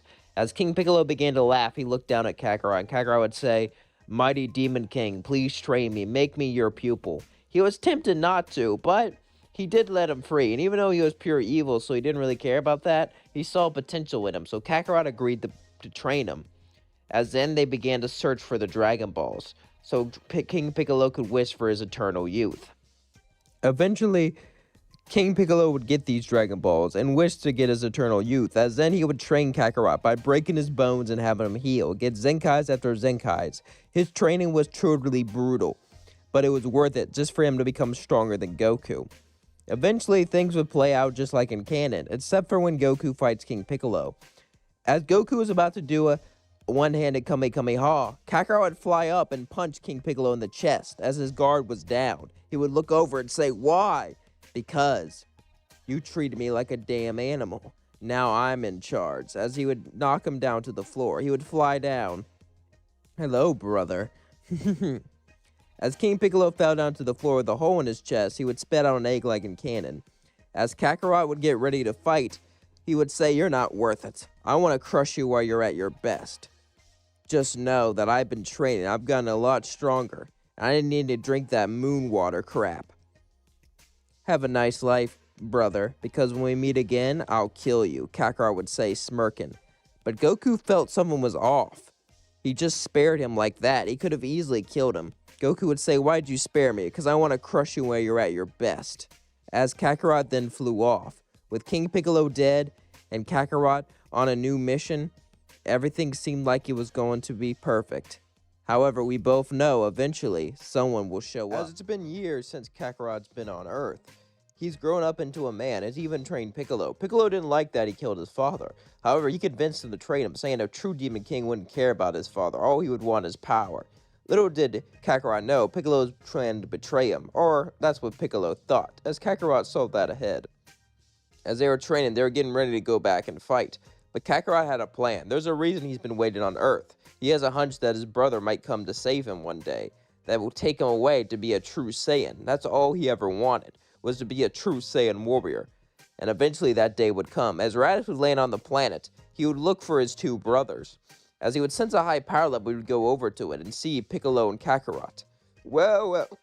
Raditz would look at Kakarot and say, "Why is there still people here?" Kakarot would say, "Why wipe them out when they're entertaining to fight, when they're entertaining to kill? Besides, I knew I was going to be alone here for a while, so why do your pathetic bidding when I'm just going to be here on this planet, a rock of emptiness?"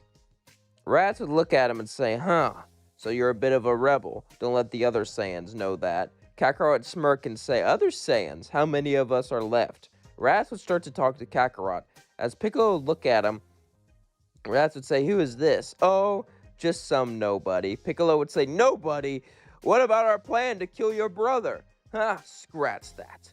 I now have Raditz. I don't need your help anymore, green man."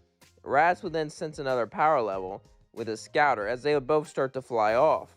As Piccolo was stuck there, he would angrily yell out, "Traitor!" As suddenly they would land.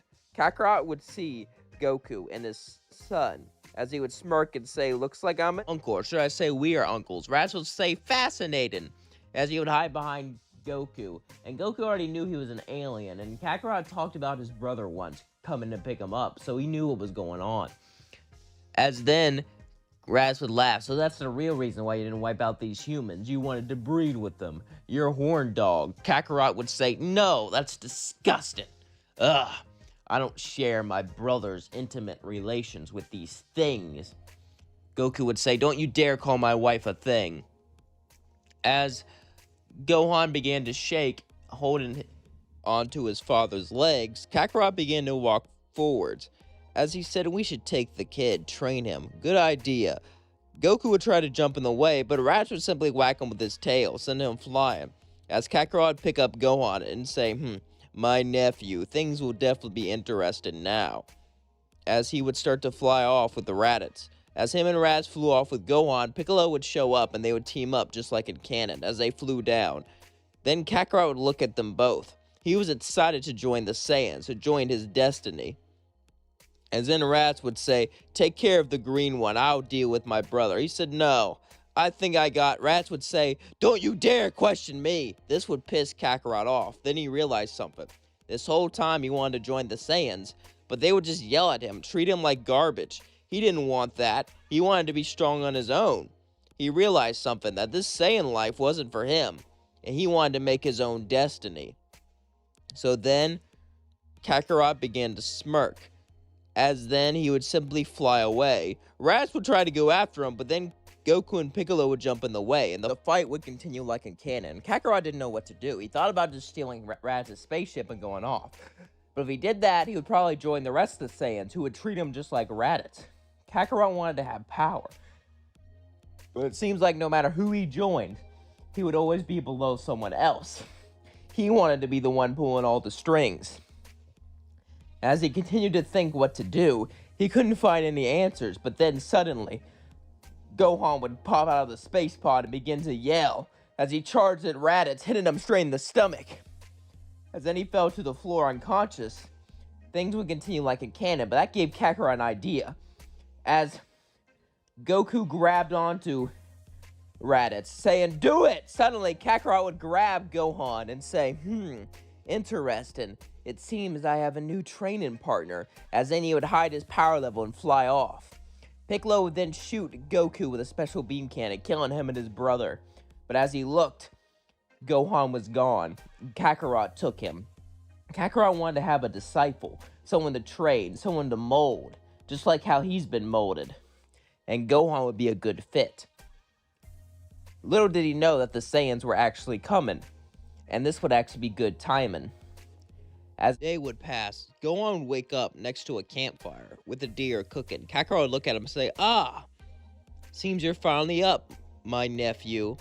Gohan would say, "You're not my dad, are you?" "Well, what happened to him?" "He died, fighting Raditz. But don't worry, I'm not like him." Kakarot would decide to try to manipulate him, since he could just brutally train him, but he's decided maybe that wouldn't work, and he knew that Goku can get wished back with the Dragon Ball, so he needed to convert him fast. He would try to pretend to be his friend. Little did he know that this would affect him too. "I need to train you to get stronger. There's a threat coming. A threat that only you and I can face together." "Did your father ever talk about me?" Gohan look up and say, "Yeah, he did. He said he had a mean brother that let him live because deep down he cared about him. He would get angry, saying, on the inside, saying, 'I don't care about him. He's nothing but a weak, worthless runt of a Saiyan. I am a true Saiyan warrior. I'll show those other Saiyans.'" He would say, "Really though? Tell me more." Gohan and Kakarot would continue to talk. They would talk all day. As the next day came, they would start their training. Kakarot was going to have to make Gohan stronger, and he knew how to do this. There's something called Zenkais. Kakarot would say, "I'm sorry I have to do this, but do you know what a Zenkai is?" Gohan would look up and say, "No, what's that?" Kakarot would say, "Once a Saiyan is injured and that injured part heals, it becomes much stronger than it was originally, and your power increases tenfold." As then Kakarot would pick up a Gohan and throw him to the ground. As the Gohan began to cry, "What was that for?" "You need a Zenkai boost." Kakarot would start to beat up Gohan. as his ribs would shatter, tears would fill his eyes. But as he healed, he would become much stronger. And since he was a Saiyan, he healed faster too. It wasn't like Piccolo level of healing, it still took a couple days, but it was still faster than a normal human nonetheless. Kakarot and Gohan would start to train and push themselves more and more and more, as they both got stronger and stronger and stronger together.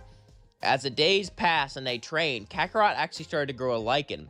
He never grew a liking to anyone else because they always trained him and treated him like trash. But Gohan, he actually saw him as a person, and he would talk to him and say he wasn't the enemy, and little things like that. Kakarot was going to originally try to corrupt Gohan's mind, using a lie that enemies are coming stronger than him. But little did he know that that actually wasn't a lie, and Gohan was starting to rub off on him, even if he didn't want to admit it. Eventually, though, someone would start to talk to him. It was King Kai. As King Kai would start to talk to Kakarot, he would say, "Listen, I don't know your game, but the Saiyans are coming, and I have a feeling you didn't really know about that. You wanted to take them long before you knew that, didn't you?" Kakarot would say, "Who is this?" He would have a conversation with King Kai, and King Kai would tell him everything, and that he's been training for months, so he only had 2 more months to prepare. Kakarot would look at Gohan and say, "In 2 months, the Saiyans will arrive." Gohan would nod, say, "That's the threat? Yeah." As this time, Kakarot wasn't actually lying, and this time he would be prepared. Kakarot got a lot stronger, and he wouldn't need to join these pathetic Saiyans. After all, why would he join someone who's pathetic and lesser than him? He is the ultimate Saiyan. He is Kakarot, a true-blooded Saiyan warrior that will prove to the upper class that he's the best. But he's gonna need some help to do so. As him and Gohan would fly over to Piccolo, Piccolo would look over and say, "What do you want?" "I want you to help us by training, of course." Piccolo would smirk and say, "Why would I do that after you just abandoned me?" Kakarot would say, "I'm sorry."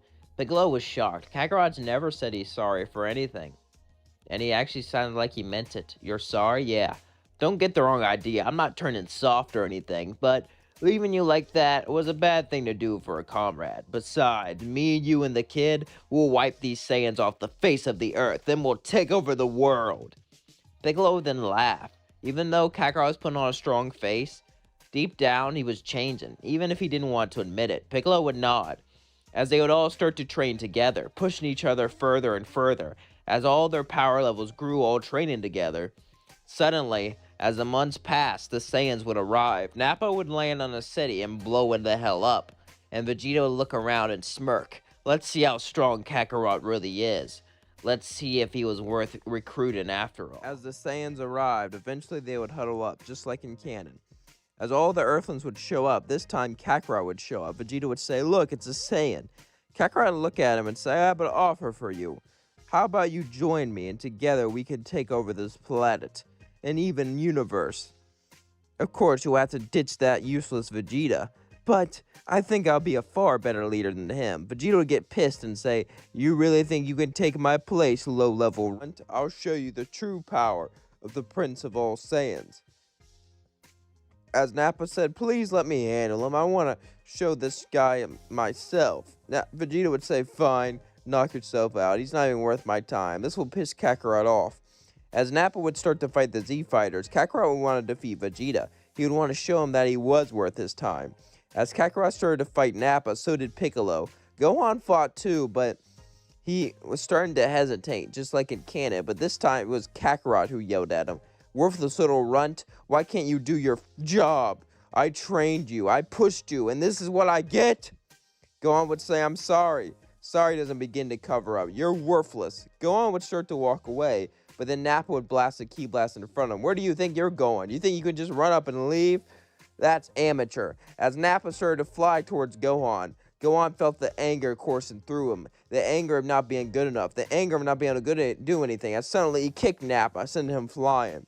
As Kakarot laughed, "It'll take more than that to defeat my star pupil." He got up. "Pupil, huh? So you trained this little runt. That's very interesting. It'll be a shame if someone got rid of him." As the battle continued, Kakarot remembered that he used to be weak with his tail until he trained it not to do that. Maybe they are the same way. He would tell Piccolo his plan, and Piccolo would charge at him with Gohan. As Nappa would start to battle them, easily pushing him back, suddenly Kakarot would grab his tail and begin to laugh. I bet you didn't even train this thing. You rely so much on raw power and strength, I bet you didn't even think about it. Soon you will be defeated by me, Kakarot, the Great Saiyan. But then Nappa just elbowed him straight to the ground. As he fell to the floor, he began to cough up blood. Nappa would laugh and say, "You really think we didn't train our tails? You think too highly of yourself. You think you're this genius warrior and strategist, but you're not. You're just a low-class trash," Nappa would say, as he would pick him up and throw him against the ground. But even though that didn't hurt nearly as much as what Nappa said. Kakarot began to feel it. Ever since he went to Earth, he thought he was the best. He thought he was the strongest. But now, he's been challenged, not just physically, but mentally. Now he realizes something. He's weak and pathetic compared to these other Saiyans. He realizes what it's like to be weak, what it's like to be pathetic, what it's like to not have the power. As Kakarot gets up, he realizes he doesn't like this feeling, as he would grip his fist and say, "Shut up, Nappa! I'm the one who's gonna kill you!" As he would fly straight towards him, Nappa would simply punch him back. Go and look at him and say, "You've killed so many people, but you're not going to kill my uncle!" As he would charge at him, Nappa would say, "I'm sick of you, kid. You've got great power, but that's not gonna do you much good when you're dead." As Nappa would fire a massive ki blast at him, suddenly Gohan would freeze in fear. Everything began to stop in Kakarot's head. As he got up, he saw this. His nephew was in danger, and without even thinking, he ran in front of the way. He ran with everything he could. As he jumped in front of the way, the beam hit him, and he fell to the floor. He began to cough up blood and tears. As Gohan grabbed him and said, Why would you do that?" "I love you, and that's why. I hate to admit it. I've been trying to be a true Saiyan warrior, but fighting these guys made me realize something. These Saiyans are kinda assholes. And I'm a low-class warrior. I would have been trash if I would have stayed on planet Vegeta. It's best that I went to Earth, and I got to meet a nephew like you. Gohan, win for me. Make sure my sacrifice isn't in vain." As he would die, Gohan would begin to yell, "I'll kill you!" as he flew over and began to beat up Nappa and shot a massive Masenko at him. But Nappa managed to deflect it as his hand began to shake and sting. The only three people who were left were Piccolo, Krillin, and Gohan. Piccolo actually managed to survive in this timeline, which will change the fight later. As Nappa started to get more involved, suddenly Goku would show up. As he would ask what happened, Krillin would tell him everything, and he would say, "Your brother, Goku. He might not have been a good person, but he gave up his life to save Gohan." They really bonded, even if he was just using him in the beginning. Goku would look over at his brother and begin to bury him. "I know we always didn't get along, and I know you weren't the best person, but you gave up your life to protect my son. Thank you, brother. Thank you for your sacrifice. It will not go in vain. I always knew deep down there was some good in you." Nappa would say, "Enough talk, let's fight." As he would charge, Goku would simply dodge and humiliate Nappa, as then he broke his back and threw him at Vegeta. After that, Vegeta would ruthlessly kill Nappa, as Goku told Krillin, Piccolo, and Gohan to leave. They left. As they were all flying away, Piccolo would say, "I can't believe I'm doing this, running from a fight like a coward." Krillin would say, "Hey, Goku's got it covered. Besides, Piccolo, you stood and helped us more than I thought you would. We might not be good friends, to say the least, but we appreciate that." Gohan would say, "I can't believe he did that. He sacrificed his life to save mine. All because of the Saiyan threat. And everyone called him a monster." Krillin would say, "Yeah, I guess he had more humanity in him than we ever thought." As they would start flying away, suddenly they would feel a massive power level. As they would look and see a weird ball in the sky. As they flew back, they would see it. Vegeta would be a great ape. That cheap trick isn't so useful anymore, now is it? What was it called? The Kaioken? Vegeta would say as he squeezed Goku so hard some of his bones began to shatter. Vegeta would laugh. "I can't believe your brother died like that, protecting a low-class runt." It serves him well since he was low-class trash himself. You are going to die, Kakarot, and with it the entire bloodline. And I'll get these Dragon Balls, and I'll wish to become immortal, and the Saiyan legacy will live on forever through me. As suddenly, Vegeta would feel a massive hand punch him. As he got up, it was Piccolo, giant. As Piccolo said, pick on someone your own size. Piccolo and Vegeta both began to battle each other. But when Piccolo turned giant, it didn't boost his actual power. It's more like a bluff, if anything. So, Piccolo was not in good shape. He started to get absolutely pummeled by Vegeta. Vegeta began to laugh. At first, I was a little impressed that you could grow your body like this, but then I realized something. It doesn't give you any power-ups. You're nothing but a big, loaded man. This is like a bluff, like flexing your muscles. You really think that could trick me, the great prince of all Saiyans? Piccolo began to cough up blood and say, no, but I have something else that tricked you, prince, as suddenly Yajirobe would cut off Vegeta's tail. As he would turn back to his base form, the rest of the Z-Fighters would all start to fight him, but it still wasn't enough.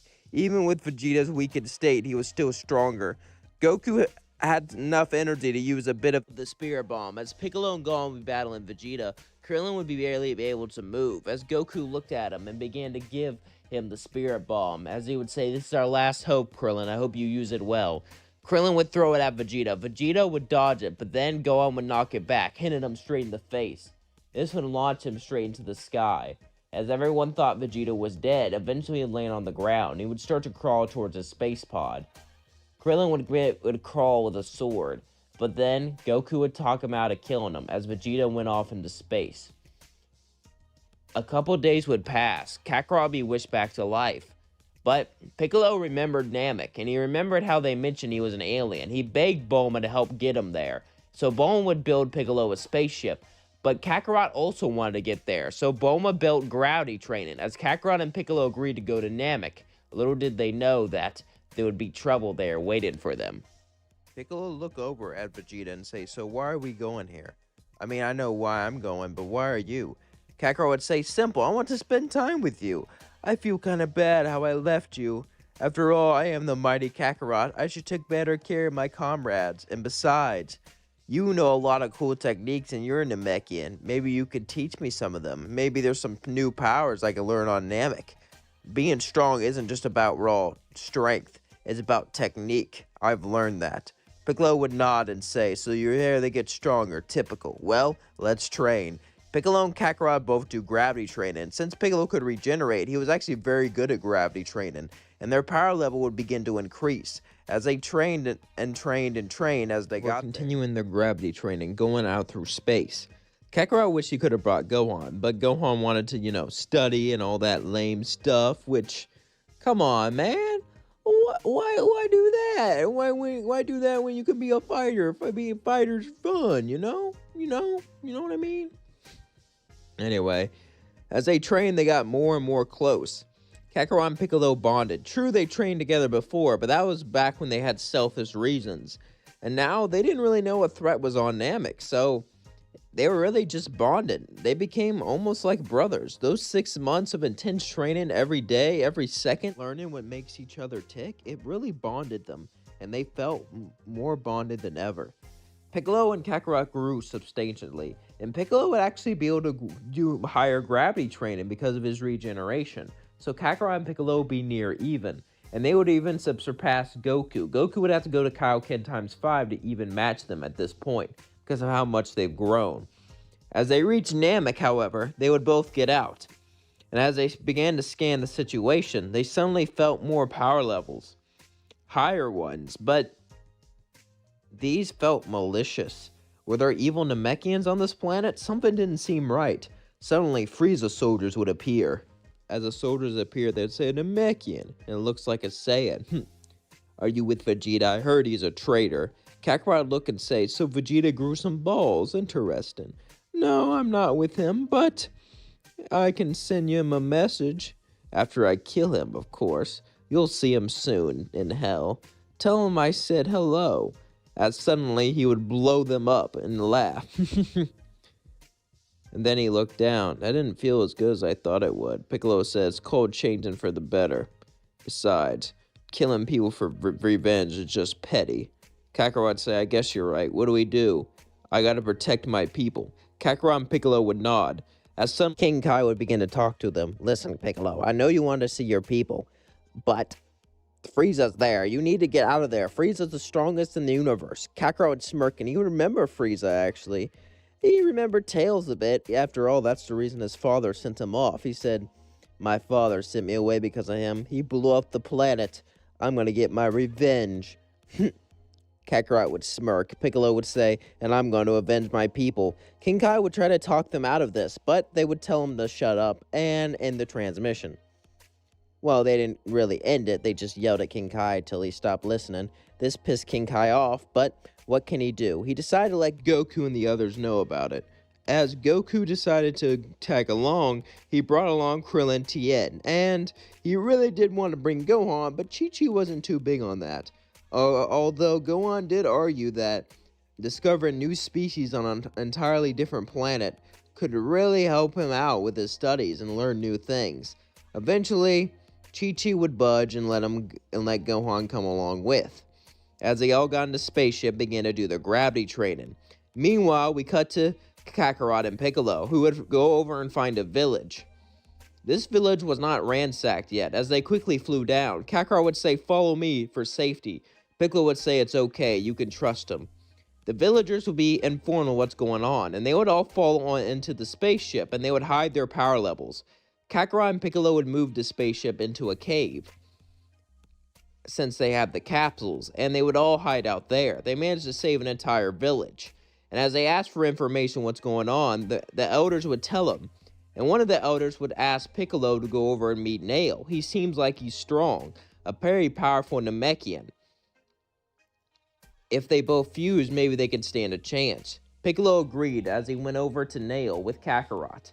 And as Kakarot and Nail looked at each other, Nail would get ready to fight.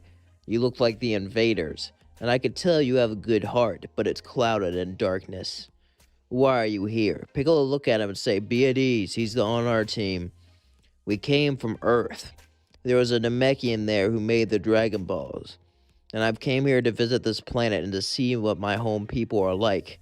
Little did I know that there was an invasion. I'm here to help. Nail would look at him and say, I can sense you have good intentions. All right. I'll help you. Let us fuse. Piccolo would say, I don't want to lose myself. Nail would say, don't worry, you'll still be yourself. Come on, Piccolo. Nail would look at Piccolo as Piccolo looked at him, as he sighed and said, let's get this over with. As they began to tap each other's shoulders, they began to merge into one being as their souls mixed together. And Nail and Piccolo became one. As Piccolo said, this power, I can do it. I feel great. Yes, yes, I can do this. As Kakarot then started to laugh hysterically. Really? You're gonna chant? What are you, a cheerleader? Piccolo said, shut up. As then they got the Dragon Ball from Guru and moved him into the cave. As they were waiting for the others to arrive, Piccolo wanted to fight Frieza. He could sense that he was stronger, not knowing about Frieza's other forms, of course. And Kakarot actually agreed. He got his potential unlocked and felt way stronger too. They felt like they can do this. King Kai warned them not to, but they decided to break the warning. Meanwhile, we cut to Vegeta. Vegeta would have just broken out of Frieza's spaceship and got most of the Dragon Balls. However, he was still missing a few, and those were with the Namekians that were with Piccolo and Kakarot. As suddenly, Piccolo and Kakarot began to fly to Frieza's spaceship, Vegeta would look up and see them and realize where they were going, and he would think, are they that bold? It seemed like they were going to fight Frieza, and Vegeta could have kept looking for the Dragon Balls. In fact, he wanted to, but the only reason he wanted to be immortal is so he could kill Frieza. If they kill him first, no, they couldn't kill him first. He was the Prince of all Saiyans. Vegeta, he would be one to kill him. Part of him really wanted to go over and look. But the other part of him really wanted to go over and fight Frieza. Even though Frieza was so much stronger. He was just so torn. Vegeta kept looking, but since the Namekians hit their power level, he could not find the Dragon Balls. Meanwhile, we cut to Piccolo and Kakarot, who flew over to the spaceship as Frieza was there and looked up at him. Who are you? Kakarot would smirk and say, we are the ones who are going to kill you. Piccolo would land. Frieza would say, a Namekian and a Saiyan. Huh. So are you working with Vegeta? Kakarot would say, Vegeta's here. Interesting. I'll keep that in mind. But no, we're doing some freelance work. Thought we would do the world a service? No, the universe a service by taking your ugly mug out of it. Frieza would get up and say, you Saiyans are always so uppity. That's the reason why I wiped you out. Looks like I'll have to kill a few more. But then Piccolo would punch Frieza, sending him to the floor, as Piccolo would laugh. I'm actually stronger than you now, Frieza. As Frieza and Piccolo began the battle, Piccolo completely outclassed Frieza in every way, shape, and form. Until, suddenly, Frieza would look at him. Did you really think this was the extent of my power? I will commend you, Namekian. You pushed me like no one else has before. It's been a long, long time since I've been pushed to this form. I will commemorate that with your death, as suddenly he would transform into his second form. As Kakarot threw up an artificial moon and turned into a great ape, as him and Piccolo would double-team Frieza. Frieza would be pushed on the edge as he began to battle. He actually felt like they were both equals. This shocked him. How could a monkey push him this far into his second form? No matter, Frieza still had a form above this, and Frieza will not be stopped. As that was going on, we cut to Vegeta. Vegeta was looking place after place after place, but no matter where he looked, he couldn't find the other Dragon Balls, until he found a cave. As he went inside of it, he saw the Namekians. Vegeta smirked as he said, hand over the Dragon Balls now. As Grand Elder Guru gave him the Dragon Ball, Vegeta would start to threaten their lives, and Grand Elder Guru looked at him and said, stop. There's a secret. There's a password. I will tell you it if you make me a promise. Vegeta says, what's that? Just kill Frieza, nothing more. Do not destroy this planet. Vegeta would not want to be conditioned to this. However, his entire life he wanted to get revenge against Frieza. And even if he was lying about the password, he really wanted to know this. So Vegeta would say, all right. As he gave him the passwords, he would summon Purunga, and Vegeta could wish for immortality, but he thought of wishing for something else. As suddenly he would smirk, and he'd wish to be a Super Saiyan. As he felt the massive power course through his veins, he did it. He achieved the legend. As then Vegeta wanted to wish for something more, the Guru died and the Dragon Balls turned to stone. Suddenly he would fly towards them. As Kakarot and Piccolo would both stop fighting, third form Frieza. Frieza would say, do you give up? Kakarot would say, it's Vegeta. How is that possible? Frieza would say, what are you talking about? As suddenly Vegeta would fly in, but his hair was yellow. As Piccolo said, what happened? Vegeta would laugh and say, I have become the legend. I have become a Super Saiyan. Frieza would begin to shake. Oh, Super Saiyan? You're lying. There's no way you can. But then Vegeta would punch him down to the floor and begin to drag him down to the floor. As he began the battle, Frieza and Vegeta battled, but Vegeta pulverized Frieza, tortured him, humiliated him. As Frieza began to cough up blood, Frieza started to transform. As King Kai would talk to Vegeta and said, don't let him transform. I don't know who you are, but shut the hell up. I'm going to fight him as his best, and I'm going to destroy him as the Super Saiyan I am. As suddenly Frieza transformed to his final form, Vegeta and Frieza would then begin to battle. However, Vegeta was far more powerful, as suddenly Vegeta would punch a hole straight through Frieza's chest and pull it out. Suddenly Goku and the others would arrive, as Vegeta would look and say, Kakarot, Goku, watch this. As suddenly he would grab Frieza's head and rip it off and throw it to the floor as he would step on it, crushing it. As the others got their fighting stance, Vegeta says, relax, I'll let you live for now. I'm pretty happy. Vegeta then walked into Goku's spaceship and said, I'm gonna take this though. It doesn't look too different from my spaceship's controls, so it should be easy. As suddenly he launched out into space, and no one stopped him since he was strong as hell. Vegeta did it. He defeated Frieza. It looks like they're gonna have a new enemy. Goku and Kakarot both look at each other. As Goku would ask what happened, Kakarot would say, I don't know, but Vegeta achieved a Super Saiyan. I've heard about it in Legends, but I didn't think it was true. I don't know how he achieved it, though. One of the Namekians would look up at them and say he achieved it by a wish. So then Kakarot had an idea. He could wish to be a Super Saiyan, but first they will have to wish back on the Namekians that died. So it's going to take about a year at least. Or 2 years, technically, since it takes a year for it to reset. And then we cut to Vegeta.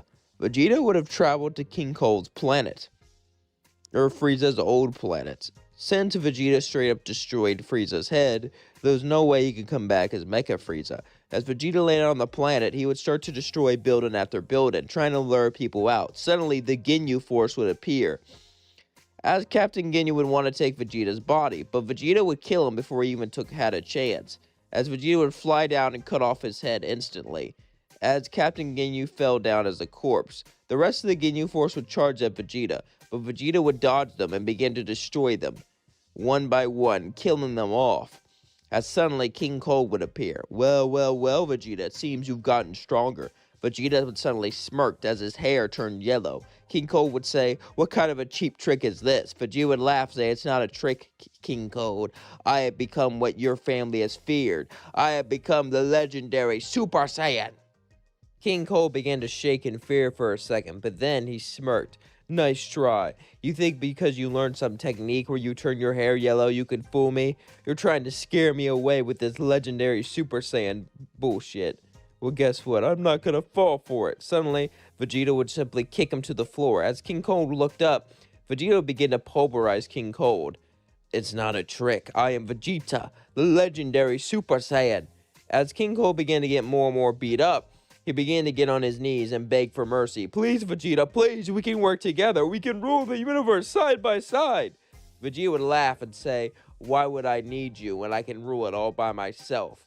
As he would blast a hole in King Cold's chest, he would fall down and slowly bleed out, dying, as Vegeta would build his own empire. Meanwhile, we cut to Kakarot and Goku. Things would be going well after they wished back the Namekians. They had to wait a whole year, but shortly after, Goku would come down of something and die. Since Vegeta was out in space, there would be no future Trunks, meaning no heart virus medicine, so Goku would simply die of the heart virus. And with Goku dead and everyone mourning, the androids would appear. Kakarot would be at Capsule Corp. Kakarot and Bulma had sort of an on and off relationship fling. And Kakarot was starting to like her, and he was thinking about asking her out, but he didn't know if he should. As he was watching TV, though, suddenly he would hear about a city being completely destroyed, but he couldn't sense any power levels. Maybe it was Vegeta hiding his power level. He thought maybe it was him. It had to be him. It seemed like he was back to show off his true power. As Kakarot started to fly there, Piccolo and the others would all start to follow him. He looked at Gohan and said, Gohan, go back to your mother's, but no. I don't want you to be endangered, alright? We don't know how strong Vegeta's gotten, and you can't get hurt. He looks up. Gohan would be a little annoyed, but he would reluctantly agree to go back. As the Z-Fighters landed, it was 17 and 18. Kakarot would say, who are you and why are you doing this? 17 would say, we're androids. And all that matters is we like to have fun. As the battle began, Chao 2 would begin to fly at him, but 17 would blow him up. As 17 looked, Tien would begin to use a tri-beam on 18, but then 18 would get up and punch a hole through his stomach, killing him. It was a bloodbath. The Z-Fighters were killed one by one until it was just Kakarot and Piccolo. They would both start to pant, as 18 would say, any last words? You men are quite boring. I wish you were stronger. Piccolo then got an idea. As they continued the fight, the battle was not going in their favor, to say the least. Kakarot and Piccolo were getting pulverized. Kakarot began to yell, it's not fair, it's not fair. After everything, we go out like this? To two people I just met? After all that training, after all that fighting, after all of that, the mighty Kakarot dead? Here and now? I refuse for that to be over. As he began to yell, 18 would say, you men are loud, as she would kick him in the arm, causing him to fall down, his arm broken. As he fell to the ground, 17 would then punch Piccolo to the ground. As they were about to kill them both, Piccolo looked up and said, wait, let us live. You want a challenge, right? If you let me live, I can show you a good fight. I know a way to get much stronger. 17 and 18 looked at him intrigued. As 17 stopped charging his ki blast, I'm listening. Just follow me and you'll have the fight of your life. Kakarot and Piccolo both got up and began to go to the lookout, as 17 and 18 both followed them. As Kami would look at them, Kami would say, You did it! How could you, Piccolo? Bring them here! 17 says, I hope that's not a problem. Piccolo would say, you know what we need to do. It's the only way. Kami would be hesitant, but he had to do it. As Piccolo and Kami began to walk up to each other, Kakarot would eat a senzu bean and heal, as suddenly Piccolo would grab Kami's arm, as they would both pull into each other and begin to scream. 17 said, "What was going on here?" As suddenly they would both fuse into one being. 17 felt his power skyrocket as Piccolo smirked. "Now I think I'm strong enough to defeat you." As suddenly Piccolo would punch 17. As 17 and Piccolo both began the battle, 18 was about to jump in, but then Kakarot grabbed her arm and said, "No. We have a score to settle." 18 would simply laugh. "I broke your arm easily. You think you could defeat me?" Typical men, thinking with their fists, not with their head. Kakarot would continue the battle 18, but he was getting pulverized, as Piccolo was actually winning against 17, since the future androids were weaker.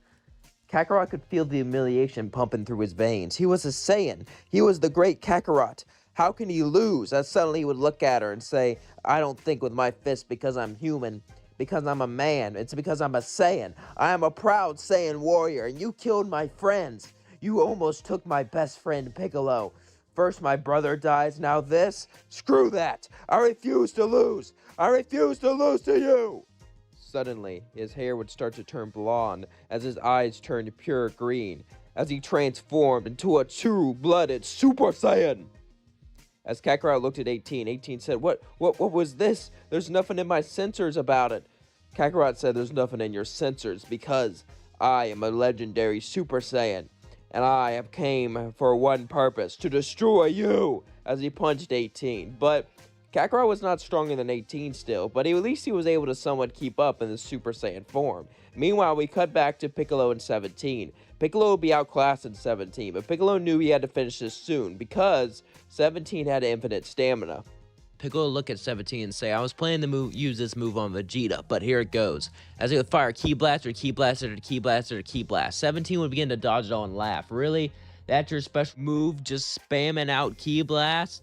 Really? You were gonna use that on Vegeta? You're so pathetic." But then suddenly, Piccolo would smirk and say, "Hell Zone Grenade!" as all the Ki Blasts would go and hit 17, killing him. This would piss off 18, as 18 would grab Kakarot and throw him to the floor. He was Super Saiyan, but she was still slightly stronger. Goku would decide to shoot a Kamehameha with all of his power, with everything he had, saying, "This is for you, brother. This is your technique." As 18 began to catch it, Piccolo was behind her as he charged up a special beam cannon, and he shot it right into her skull, killing her. As the Ki Blast went through, 18 and 17 were dead. As Kakarot turned back to his base form and fell to the floor. We did it." Piccolo would say, "Yeah, but I don't know. What do you mean?" Piccolo would sigh, "With me and Kami fused, there's no more Dragon Balls. We'll have to get a new Guardian Earth, but going all the way to planet Namek is risky because of Vegeta. He might have even blown it up. I mean, think about it.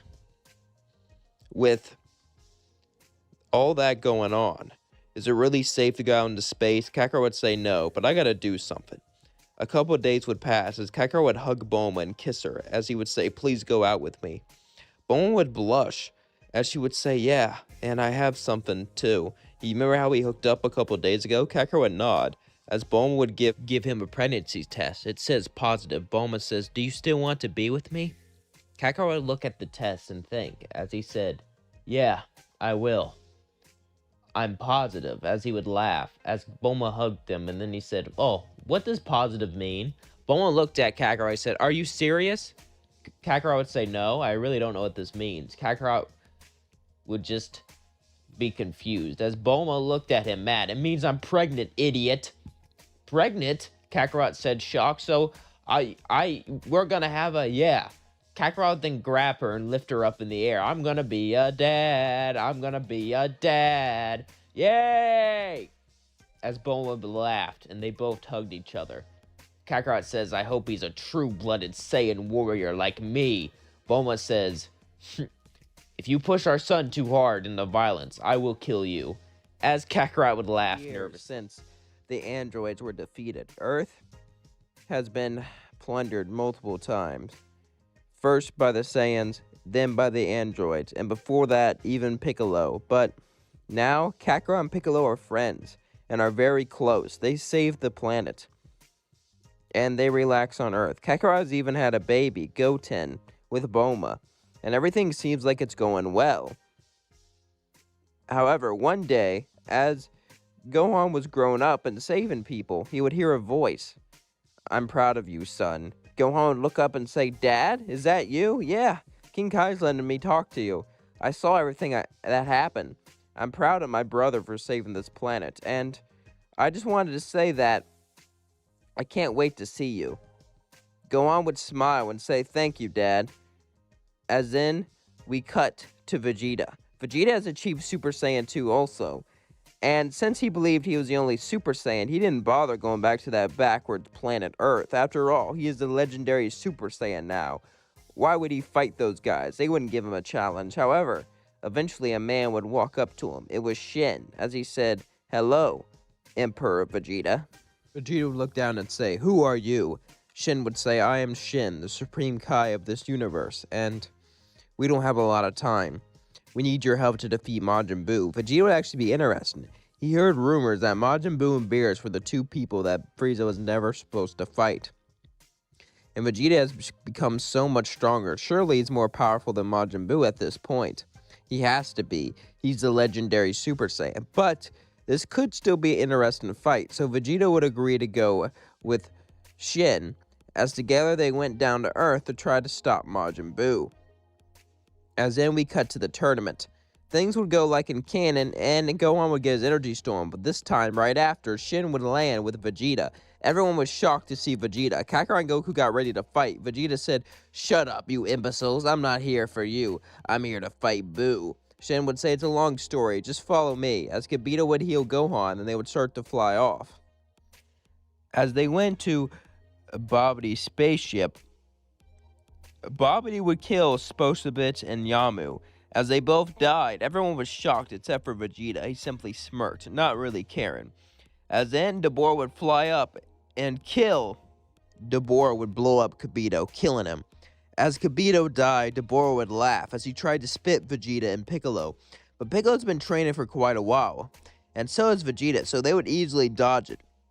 Dabura would look, "So you're strong enough to dodge it, huh? If you're fast enough to dodge that, then you might actually be a challenge." Kibito would then fly into the spaceship as the Saiyans and everyone else went after him, besides Shin's wishes. As they waited and waited and waited, it was getting quite boring until a new fighter appeared. His name was Pui Pui. The great and mighty Pui Pui would get his fist out, ready to fight them all, as he would begin to laugh. "I am the mighty Pui Pui. I was chosen by Babi himself. You cannot defeat me," Vegeta would say. "I'll take this pushover. I hate when people brag to a superior race." People would say, "What? I am a mighty Saiyan, the prince of all Saiyans. We are the Saiyans, and represent our race, and we are far stronger than you'll ever be." As he turned Super Saiyan, Vegeta would say, "This is the peak of all Saiyans. This is the peak of what anyone could achieve." And then he turned Super Saiyan 2, and this is beyond that. "Pui Pui, you're sad and pathetic, and you'll never reach this form of power." Pui Pui said, "Shut up, this has to be some sort of trick." As he tried to punch him, Vegeta would simply dodge and punch a hole through his chest and blow him up. As Vegeta laughed, he turned back to his base form. Such repulsive creatures. I hate it when inferior ones try to stand up to superior ones like us. The rest of the Saiyans just nod. Not in agreement, but because they didn't want to fight Vegeta. As the next match was Yamu. As Kakarot would say, "I got this." As Kakarot started to fight Dormammu, Kakarot turned Super Saiyan, but Dormammu would simply absorb all of his power. As Dormammu laughed, Kakarot would simply look at him and say, "It doesn't matter." Vegeta was shocked. He couldn't believe they had Super Saiyan 2. He thought he was the only one who had it. As Kakarot fought Dormammu, Dormammu thought he would have the upper hand. Babi would even turn the room dark, so he would just rely on his smell. But that still wasn't enough, as Kakarot just humiliated him. He could sense his energy. He knew where he was coming. He would hit him back again and again and again, till Kakarot just got bored. So he grabbed his tongue and ripped it out. As then he just chopped off his head with a karate chop, killing him. As they went to the last level, Babi would start to get scared as Dabura went out. As Dabura started to fight Gohan started to fight back. And everyone just kind of watched, but Gohan wasn't as strong as his timeline since he didn't turn Super Saiyan 2 against Cell. Gohan got more and more frustrated. He felt like he was useless. He never wanted to fight. He never wanted to be like this, but now he has to. And Kakarot and Piccolo always started to baby him ever since his father died. He had so much pent-up anger, so much pent-up rage. Babidi saw this as suddenly Gohan would grab his head and fall to the floor as he began to scream, "Ah!" As Kakarot said, "What's going on?" Suddenly he would look at them with an M on his forehead. As they all looked at Gohan, Kakarot would say, What are you doing?" "Nephew, shut up. You didn't let me fight those androids. You pushed me down. You made me weak and pathetic. And yet I liked it. I liked not training. I liked not fighting. I was a disgrace to the Saiyan race. But now I'm no longer. I'm gonna get my revenge, and now I'm a true Saiyan." Vegeta would smirk and say, "Spoken like a true Saiyan. I'm proud of you, Gohan." Gohan would say, "Shut up," as he would charge to fight him, but then Goku would fly in the way and say, "He's my son. I'll take care of him." But I said I'll take care of him. Goku and Gohan began to go out to fight. Meanwhile, Kakarot would fight Deborah. As Vegeta just watched, laughing the entire time, thinking that this was hilarious, as Goku had to fight his only son. Boo-hoo! As the battle continued going more and more towards Gohan's favor, Gohan looked at him and say, "It's over, father. I have become what a true Saiyan is." Goku would say, "Shut up. I know you don't believe that. Look at Vegeta. He has no friends. He has no one. You really want to be like that? Vegeta was the one who defeated Frieza. Vegeta was the one who..." Goku would say, "Shut up. You're nothing like him. And you don't want to fight. And you know it. You're only doing this because you were weak and you don't want to admit that Babi got the better of you, that Babi controlled you. You can break it right now, but you're trying to fight back. You're trying to lie to yourself, saying you wanted..." Gohan would say, "Lie, I'm not lying. That was the old me. This is the new me. I'm stronger than ever. The little boy you knew was dead, father. He died when he lost his father, and when his uncle started treating him like a baby. This is a new person, a new warrior." Suddenly, Goku would turn Super Saiyan 3, as Gohan would begin to shake and say, "What is that power?" Goku would say, "It's a power I unlocked on Otherworld. I didn't tell anyone else about it, but this is the power that I got by being myself. You'll never be this strong if you lie to yourself, and if you don't stay true to who you are." Goku and Gohan would continue the battle, but Gohan would start to realize what he did, as then we cut to Deborah. Easily dodged his spit, as Piccolo would stretch out his arms, grab him, and throw him down to the ground. As Piccolo and Kakarot both began to fight together, Kakarot could easily handle Deborah on his own, but he liked fighting with Piccolo. Piccolo was a close friend of his. Even though he wasn't as strong as Kakarot, he still really enjoyed fighting with him, as they continued to pulverize Deborah more and more, until Deborah got up and began to yell, "This is not fair! I am the great Demon King! I cannot lose to..." Kakarot would just simply blow him up. Babidi would be looking at his ball, realizing he only needs a few more energy, but suddenly, Gohan would power down, as his M disappeared. "You're right, father, this isn't me." Gohan and Kakarot, Vegeta, and the rest of them all went down to Babidi, as Babidi would look up and say, "Vegeta, you're an emperor. You would like a challenge. Help me bring back Majin Buu. You can get a fight of your life." Vegeta would look at him. He actually considered it, but then he realized something. These Saiyans reached Super Saiyan just like him. They were very strong. Vegeta would say, "There's no one stronger than a Saiyan. A Saiyan is the best rival you could ever have, and I'm not going to trade it for some weak Majin Buu." He would then pick up Babidi and punch off his head, killing him. As then Vegeta said, "I can't wait to fight you, but hopefully it'll just be a spar." They were shocked. It seemed like Vegeta didn't want to kill them. Goku would say, "You don't want to kill us?" "No. If I kill you, my entertainment's gone. I've been bored." Vegeta would then walk out. As Kakarot, Gohan, and Goku all smiled. They did it. They defeated Majin Buu before he can even come out. So, it seems like the world cut was to saved. Beerus. Beerus has been asleep for quite a while now, and he's been having this dream about a Super Saiyan God. It's been years since the Saiyans appeared, since the Saiyans were wiped out, and since Frieza was dead, and since Majin Buu failed to be resurrected. As Beerus slept, he would eventually wake up and look around. The dream felt so vivid, it felt so real, but he couldn't remember what it was. As he was walking around, eventually he would remember, as he looked at Whis and said, "Do you know anything about a Super Saiyan God?" Whis would look at him confused. Super Saiyan God? Yes, it was a dream about a great warrior, a warrior who actually gave me a challenge.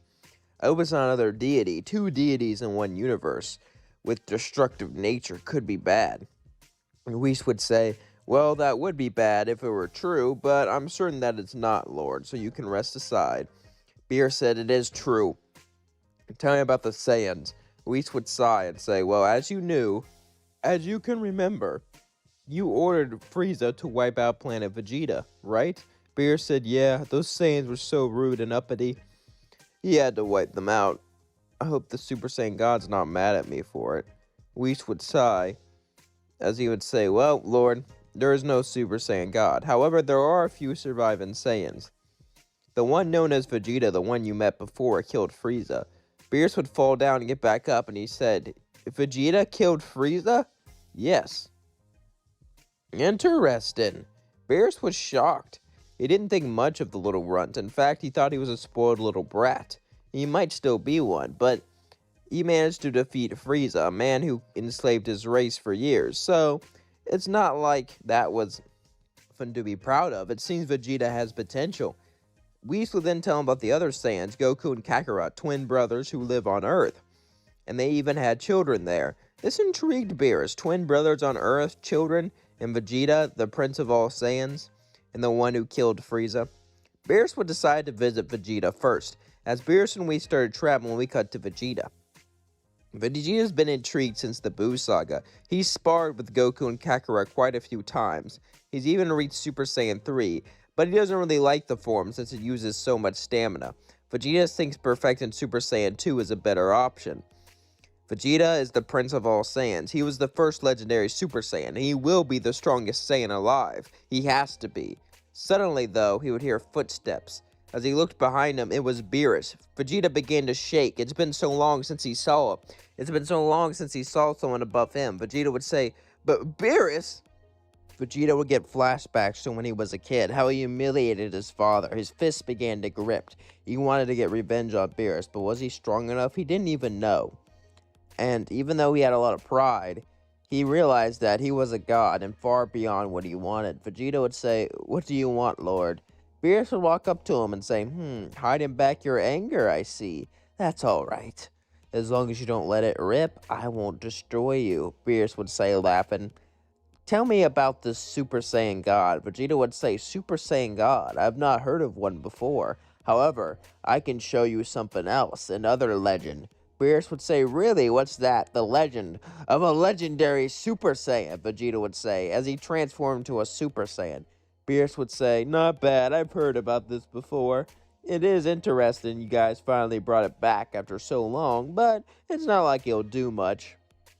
Vegeta was a little irritated. After all, he was the first Super Saiyan. He was a legend. And Beerus dismisses him like that? Vegeta would turn Super Saiyan 2 and begin to push himself, but it did nothing for Beerus. Beerus would say, "This is a nice warm-up. These punches feel like a massage. Thanks, Vegeta." This would piss him off even more. Even though he hated the stamina drain, he decided to go to Super Saiyan 3 and hit Beerus with everything he had, with a massive Gallic gun. As Beerus just stood there and took it, he just looked up and said, "Not bad." As then he flicked Vegeta to the floor. "What you have achieved is impressive, Vegeta, I'm not gonna lie. But it's not what I'm looking for. Come back to me if you have any answers. If you don't, then don't bother." As Beerus and Whis would then go back to Earth. As Beerus and Whis were traveling, suddenly Goku would hear a voice in his head. It was King Kai. Goku would say, "King Kai, it's been a while." King Kai would say, "Likewise, Goku. Listen, I wish that this was just a formal talk, but it's not. You're an idiot, Goku. I like you, but you're not that bright." Goku would say, "That's kind of mean." Like I was saying. Anyway, Goku, there's someone called Lord Beerus, and Beerus is coming to your planet. Do you know why? Goku would say, why? For a Super Saiyan God. Now, I don't want you to go out fighting him and make him mad at you, because you could destroy the entire planet. So I want you to promise you're not going to fight him, alright? Alright? Goku then go, beep. Goku, This is not a phone. You can't hang up. Beep. Goku, Goku. Eventually, King Kai would just give up as he sighed and laid down. It's hopeless. Suddenly, Beerus and Whis would arrive. As Goku would be excited to fight Beerus, Kakarot would say, "Who are you?" Beerus would explain himself, how he was the god of destruction, and Kakarot would grab Goku and say, "Hey, listen, I love you, but if you get us all killed, I'm gonna beat your ass in the afterlife. Got it?" Goku said, "But got it? Yes, brother." As then he was looking for a Super Saiyan God. They didn't know what that was, but Beerus didn't really mind that much. Since there was no Majin Buu to piss him off, he began to eat, and he enjoyed his food. It was some good food and some good people. They made him laugh. And honestly, he started to like the Earthlings. They were quite charming. Although Beerus was a bit tired and bored since there was no Super Saiyan God, suddenly Goku would get an idea. Goku would look around and say, "I got it. On Namek, they still have Dragon Balls, so why don't we get one of their people, make them our guardian, get some Earth Dragon Balls, just in case, and then we can wish to know about the Super Saiyan God." They would all actually agree with this, so would ask Whis to bring him to Namek, since he didn't learn instant transmission in this timeline. Whis would look at him and say, "All right, Goku, are you okay by yourself, Beerus?" Beerus would say, "I'm not a little kid." He would say, "Remember, if you get mad and want to blow up the planet, you have to wait for me to come back." I know, Beerus would say, as Whis would travel off with Goku. As they traveled, they would eventually arrive on Namek and get one of the Guardians. They could just use the Namekian Dragon Balls, but not having Dragon Balls on Earth have been kind of a pain, and they haven't been able to bring people back. And, since this is the world of Dragon Ball, dangerous stuff happens, and they need Dragon Balls. So they get a Guardian, Dende, who was actually kind of an adult in this timeline. They bring him to Earth, and he makes the Earth Dragon Balls. After that, they finally summon Shinron and ask him about the Super Saiyan God. Shinron would tell him all that story, as then Vegeta would walk up. Vegeta's been traveling to the planet on his spaceship. Beerus told him not to go there. He had to. He had to see what was going to happen. Vegeta would say, "Can you wish to give us God Ki?" Vegeta would know a bit about God Ki, since he did conquer a lot of planets, and those planets would have Guardians, and the Guardians could sense God Ki. Shenron would say, "Yes, can you do it then?" Shenron would give Goku, Kakarot, and Vegeta God Ki, as then he disappeared. As suddenly they felt the power course through their veins. 3 Super Saiyan gods. But Beerus got up and said, "I told you not to come here, Vegeta. But without you, this wouldn't have happened, so I'll let that slide. Now, who wants to go first?" Suddenly, they would all start playing rock, paper, scissors. As Beerus says, "I was being sarcastic. You're gonna have to all fight me at once." As he charged in and punched all of them one by one, as then they all began to battle. At first, they didn't really know how to use their power, so Beerus had to hold back and have them ease into their power. However, 3 of them all came on, and Goku and Kakarot knew how to use combo attacks, since they were brothers and grew up together quite well. And Vegeta himself was also very strong. As they all started to battle, Gohan and Goten would both watch. Gohan was a little sad that he wasn't the one who was a Super Saiyan God, but he could still train and learn. After all, Gohan, seeing Beerus, realizes he's going to have to train more. As the battles continued, Beerus and the rest of the Super Saiyan gods were going further and further beyond their power. As their powers began to rise, Beerus realized he needed to knock them out one by one. So then Beerus would begin to charge a massive energy ball and throw it straight at the Earth. As Kakarot and Goku both flew over and grabbed it and began to absorb it, Vegeta would punch Beerus. Beerus would say, "I knew you wouldn't care about the Earth. Your selfishness plays you out, Vegeta. This means I can take care of you now," as Beerus would hit him with a Hakai, but he would hold back, similar to how Toppo did in the Tournament of Power. He wouldn't want to erase Vegeta. This Hakai would be strong enough to knock him out, sending him down to Earth. As then Kakarot and Goku both showed up. Goku and Kakarot both hit Beerus with a Kamehameha from 2 different sides, but this did nothing. As Beerus said, impressive, but not good enough, as he would grab Goku and Kakarot and swing them around as he threw them down to the planet, knocking them out. Beerus would wait for them all to wake up. As Beerus looked at him and said, "That was disappointing. I'm gonna blow up this planet." As then Beerus laughed and said, "Just kidding. I had a lot of fun. Goodbye." Beerus then left. It seemed like Earth was safe. They did it. They saved the planet. However, little did they know something was coming. This something was Cell. Cell's been gathering information from everyone, from everything. Goku and Kakarot would be talking. He says, "Remember when you brought me back with the Dragon Balls on Namek?" Goku would say, "Yeah, good time." Kakarot and Goku would continue to remorse. It's been a while, a couple months since they've seen each other, as they would exchange memories and go to Beerus' world to train every now and then. They've both gotten a lot stronger and unlocked the blue form. However, little did they know that something was cooking. As we cut to the lab, Cell finally developed with all this DNA, as he smirked, but there was a problem. Cell was not perfect, even though he had the potential of all these gods, and even though he had God Ki inside of him, he was still not perfect, and he could still be defeated because of his imperfection. This would piss Cell off. Cell would sit down and begin to think, but then he had an idea. He could use the Dragon Balls to wish to become perfect. This was his only way of becoming perfect. This was the only way of him evolving, so he decided to do so. Cell would hide his power level, as Cell would go to Capsule Corp and wait for Vegeta to leave. As he left, he would turn into him. You see, Cell learned the transformation technique from Oolong because he had his DNA. As he would walk in, pretending to be Vegeta, he would say he left something, and he would grab the Dragon Radar and leave. As then he would turn back to his normal form and begin to get the Dragon Balls one by one. As he gathered them all up, he would summon Shinron. As the great dragon Shinron looked at him, Cell would wish to become perfect, as suddenly he felt his imperfect form fade away. His smile would begin to grow as his body changed and twisted. He looked around and said, "Excellent, excellent." He felt the power coursing through his veins. As suddenly he heard someone use the second wish. That was Piccolo. "I wish to have my potential unlocked." As suddenly his skin would turn yellow and the dragon will disappear. Cell looked at Piccolo and said, "What are you doing? I saw you on Kami's lookout. I made a quick wish so I can hold you off, but I know I can't fight you." Cell would look and say, "Your power, it's increased quite a bit. That gives me an idea." Cell would then punch him straight to the floor. As Piccolo got up, Cell would say, "I'm not going to bother with you. Get the others. I want to have a tournament." As then Cell would begin to fly off. Cell was bored, but he wanted to have fun. He thought a tournament would be the funnest thing to do. So Cell would begin to break into the news station, just like it can, and just much later, and he would announce the Cell games and how he was want to fight the winner. Cell was intrigued and was hoping to get a good fighter, but he knew that the real good fighters were Vegeta and Kakarot, so he should probably wait for them to come back to Earth. And even Goku, he will be a good fight. As then Cell flew off. Gohan saw this on TV and he felt aggravated. He felt like he wasn't good enough. The next day, Kakarot, Goku, and Vegeta all landed on Earth.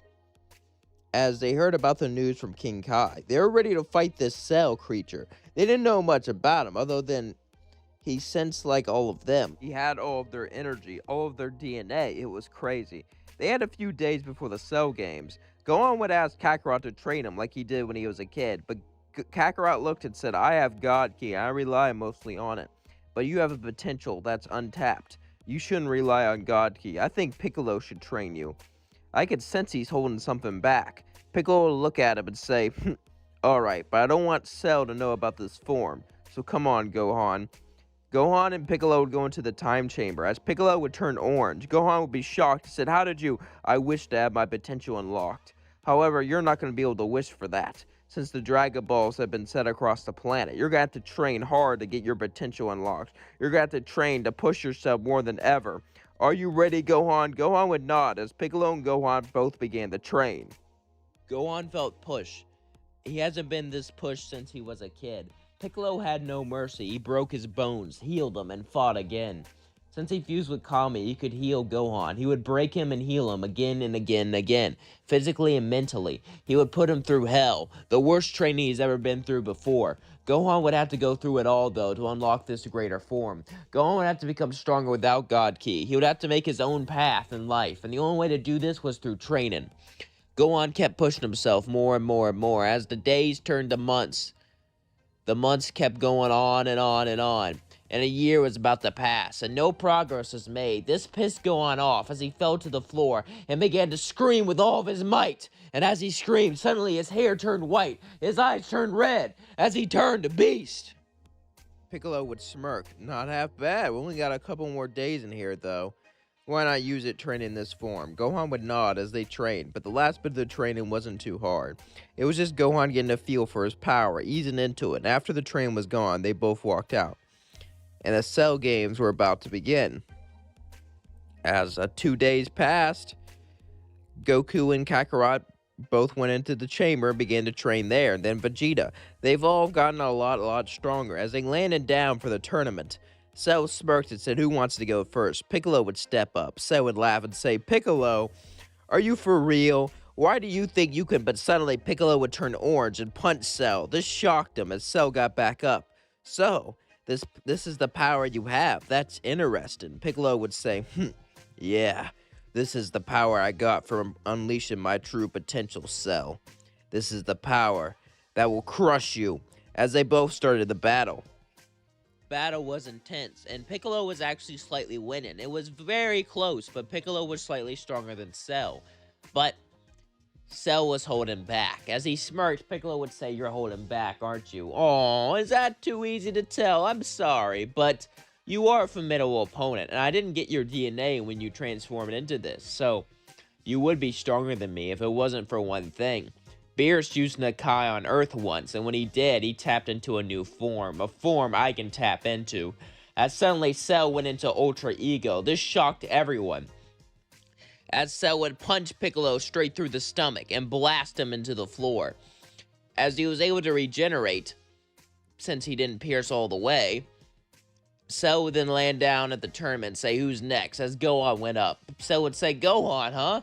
Do you have a new form too?" Gohan would turn beast as he looked at Cell and said, "Let's get this over with." Cell would then get into his fighting stance and said, "You think you can handle me, boy? I'm no boy anymore. I'm a man, and I'm the man who's gonna kill you." Beast, Gohan says as he smirked as Cell looked at him. "Oh, are you now? Let's see if your little new form competes with Ultra Ego." As Cell began to battle Gohan, and Beast Gohan did put up one hell of a fight, but he's just not strong enough. As they continued the battle more and more, Gohan got angrier and angrier as Cell said, "Once I defeat you, I'll destroy this planet. I'll kill everyone here." Cell didn't really care about bloodshed or anything like that, but he did care about a good fight, and he wanted to push Gohan further. Gohan would get down to the floor and began to scream, "No, no, no! I will not let you do this! I will not let you harm a single other person!" As suddenly he started to charge a special beam cannon as he launched it straight at Cell. Cell tried to block it, but he couldn't as it went straight through his skull. As Cell fell down to the floor, Beast Gohan began to walk away, but then suddenly, Cell would stand back up as he said, "How?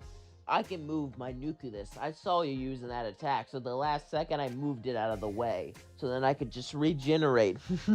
"You really think you can defeat me with a cheap trick like that?" Gohan said, "Shut up!" as he charged the Kamehameha and blasted straight towards Cell. And Cell charged and blasted one right towards Gohan. Both of them put all their power into it, but Gohan wasn't strong enough as the Kamehameha hit him right in the face. Gohan would fall down, his arms and limbs broken. Cell would say, "I held back so you would survive. I wanted to finish you off slowly, to piss off your father. Maybe he'll give me a fight." Goku and Kakarot start to fly towards him, but then someone would jump in front of them. "No, allow me." It was Lord Beerus, as Cell would say, But Beerus? Yeah, I heard you have my DNA." "That means this fight could be fun," Beerus said, smirking. Cell would look at Beerus and say, "Yeah, let's see how fun it truly is." As Cell and Beerus fought each other, at first Cell looked like he was winning as he said, "I'm going to do it. I'm going to defeat Beerus. I'm going to defeat the god himself." But then Beerus said, "Never underestimate your opponent." As suddenly he went to 100% of his power, as the entire planet, the entire galaxy began to shake. As Cell said, What is this?" "This is the true power of Ultra Ego. You've been using a fraction of the power I can use. I was holding back extremely when I used my power on Earth, so that's the power you got. This is the true power. This is the power that you need to master. But you never will." As Beerus charged a massive Hakai, he shot it right in Cell's face. Cell shot another Hakai, but it wasn't nearly as strong as Beerus's. As Cell used all of his power, all of his energy, all of his effort to push it back, to survive, to make it, but he couldn't do it. As suddenly the Hakai hit Cell, erasing him. However, little did they know, his nucleus barely survived. A tiny piece of it survived as it floated out into space. It would regenerate as Cell was surrounded by space, but as he would see someone who looked like Beerus. It was It's been Chomp. quite a while since Cell arrived. Gohan and Piccolo have gotten a lot stronger, and Kakarot was trying to learn Ultra Ego, and Goku was trying to learn Ultra Instinct. Vegeta, on the other hand, had something up his sleeves. He didn't tell anyone about it, but he had a plan to push himself further, a plan to involve a new form, and to use something he used to know with what he knows now. However, as they were training on Beerus' planet, suddenly a fat man would show up. He looked a lot like Beerus, but way fatter. It was Champa, his elder brother. As he would come over, and they would both talk and complain, and they would decide to have a tournament. However, Champa had an ace up his sleeve. He didn't let Beerus know that he had Cell, a great fighter from his universe, willing to work for him. Beerus would agree to assemble a team. The team was Piccolo, Gohan, Kakarot, Goku, Vegeta, and Master Roshi. As Champa went over, his team would be the same as canon, except instead of Botamu, he would have Cell. As the tournament started to begin, the first matchup would not be Botamu, obviously. And since I want to keep things interesting and don't want them all to fight Cell immediately, the first match would be Cabba versus Kakarot. Kakarot would get out and get ready to fight. As he said, "You don't have a tail. Why is that?" Cabba would say, "Tail? You guys have tails?" As he looked, he saw Vegeta had a tail. And even Kakarot had a tail. This shocked Cabba. Goku didn't have one, though. Cabba said, "Why do you guys have tails? I mean, I've heard we had tails a long time ago, but they just kind of went away. It's so we can turn into a great ape." Of course, they're not really that useful anymore, I guess. Oh well, let's get this match started. As they both started to fight, Kakarot and Cabba actually started to have fun. As Kakarot started to tease Cabba a bit, saying, "You really think you could defeat me with those pathetic moves? We'll see. You're pretty good for an old-timer." Suddenly, Kakarot would turn Super Saiyan and say, "Alright, show me what you really got." Cabba would say, "What do you mean?" Kakarot would say, "You can't transform?" Cabba would say no. As Kakarot would take a big sigh, he knew what he had to do. As suddenly Kakarot would grab Cabba by the neck and started to choke him more and more and more and more. As Cabba started to lose his breath, he said, What are you doing?" Goku and everyone else was shocked, but then Vegeta smirked. He knew what he was doing. He would have done the exact same thing. As then Goku started to realize it too. Kakarot would throw Cabba to the ground and say, "You're a miserable excuse for a Saiyan. I'm going to kill you." As then he would start to punch him. He would hit him up in the sky and blast him up again and again and again. Each attack more brutal than the last. Cabba felt such great pain from each blow, from each hit. As the pain and everything else started to build up inside of him, he started to cry. As suddenly he would grab him and say, "Then I'm going to kill your entire family." As suddenly, Cabba would start to scream as his hair turned yellow. Cabba would then look at him with anger in his eyes as he said, "I will not let you kill my family. I will never let you kill my family. I will protect my planet, and I will protect my people." As Cabba charged straight at him, punching him straight in the face. This would cause Kakarot to go flying, but he easily was able to turn the tables as he was holding back in his Super Saiyan form. As he enjoyed fighting Cabba, as Kakarot began to laugh, he said, "I'm sorry I did that to you, but look now, you've managed to transform." Cabba would say, "So, you did this on purpose?" Kakarot would nod and say, "Yes, I did. I did all of this so you could transform." Cabba would smile and say, "Thank you, sir." Kakarot would say, "You're welcome. But this is true power. This is the power you need to work towards." As suddenly he would turn blue and hit Cabba, knocking him out. The next match would be Frost versus Kakarot. As the match would start, Frost would do that little good guy routine, but he already knew he needed to cheat. He saw Kakarot use that blue form, and whatever the hell that Super Saiyan form was. Frost was no idiot, and he knew for a fact that he needed to fight this guy with everything he had. As Frost would transform to his final form, Kakarot would say, "Not bad, you remind me of someone in my own universe, yet you are quite stronger, by a bit to say the least." Since, Golden Frieza didn't happen in this timeline. As Kakarot and Frost continued to battle each other, Kakarot was easily winning in his Super Saiyan form, pushing Frost almost off the edge. Frost began to get more and more desperate, as suddenly he would cheat. he would stab Kakarot, causing him to fall off the ring and lose. This shocked everyone, as suddenly Vegeta would stand up and say he cheated, and I'm gonna beat him. Vegeta would jump down to the ring. As Frost would give him a friendly greeting, Vegeta said, "Shut up, let's get this over with." As suddenly they would both start to battle each other. Vegeta would start to easing into his power more and more as they fought. As Vegeta would turn into a Super Saiyan, Frost would then be backed into a corner, as he had to cheat again. This is what Vegeta planned. As a little tiny needle came out of Frost's arm, he grabbed his hand and he said, "Got you." As he pulled it up and said, "Frost is cheating." Everyone was shocked as he said, "No, this is part of my body." The referee would check and he would find Frost guilty of cheating and he would be disqualified. And the next match would be Vegeta versus Vegeta.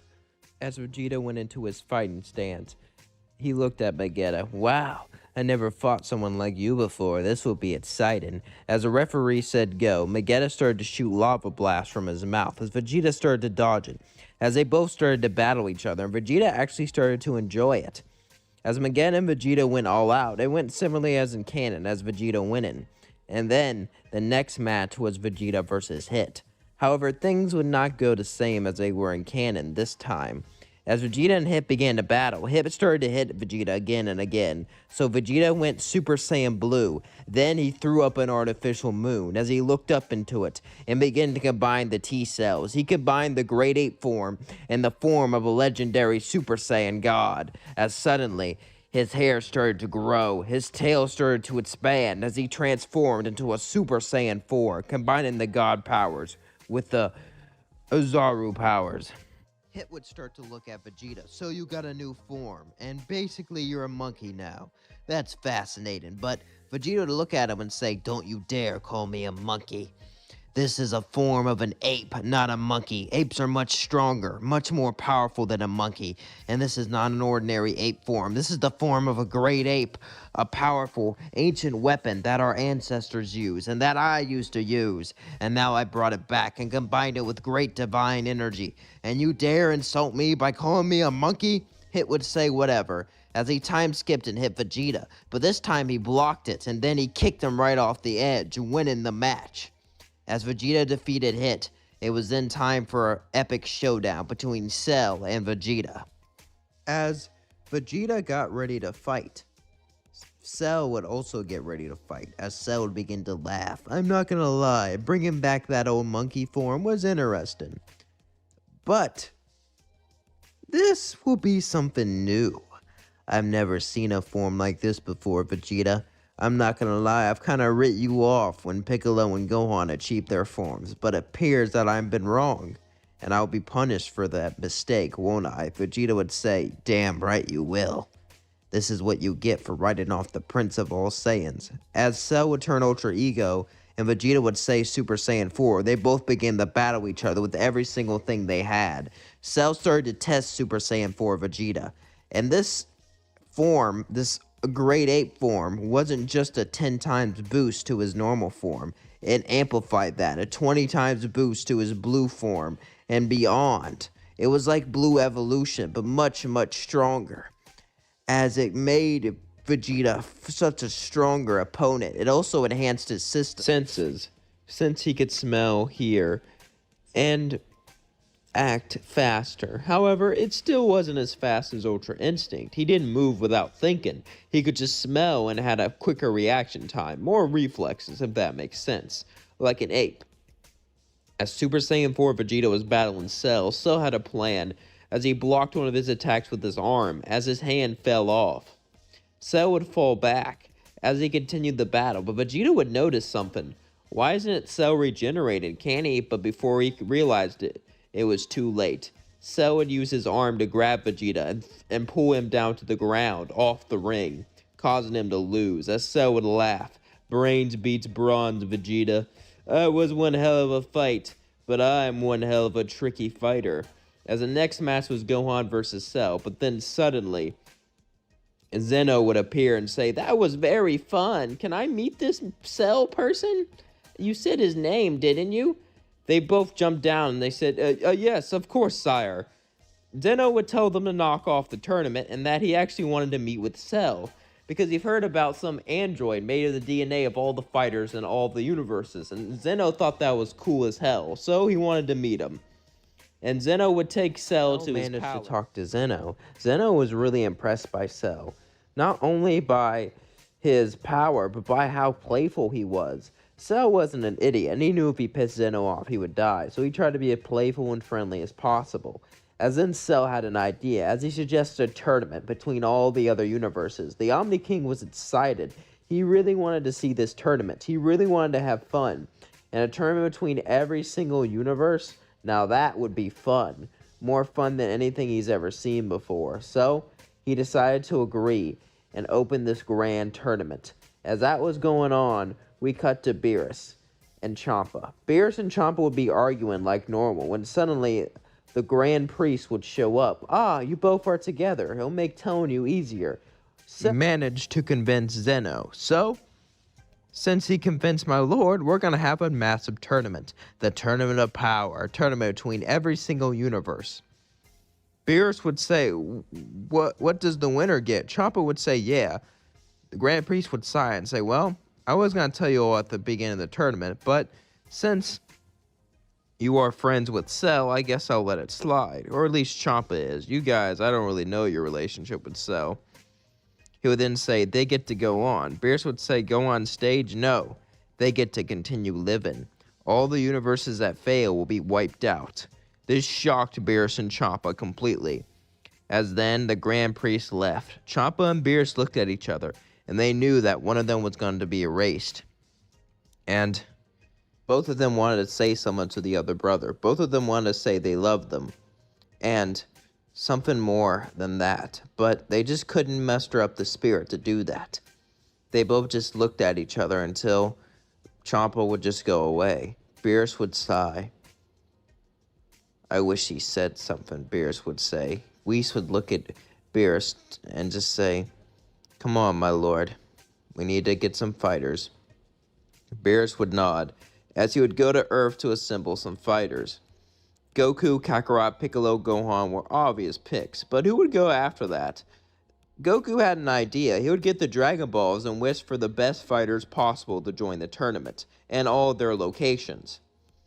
Beerus would agree to this. As he got to the Dragon Balls and summoned it, he would wish for all the best fighters and where they were located.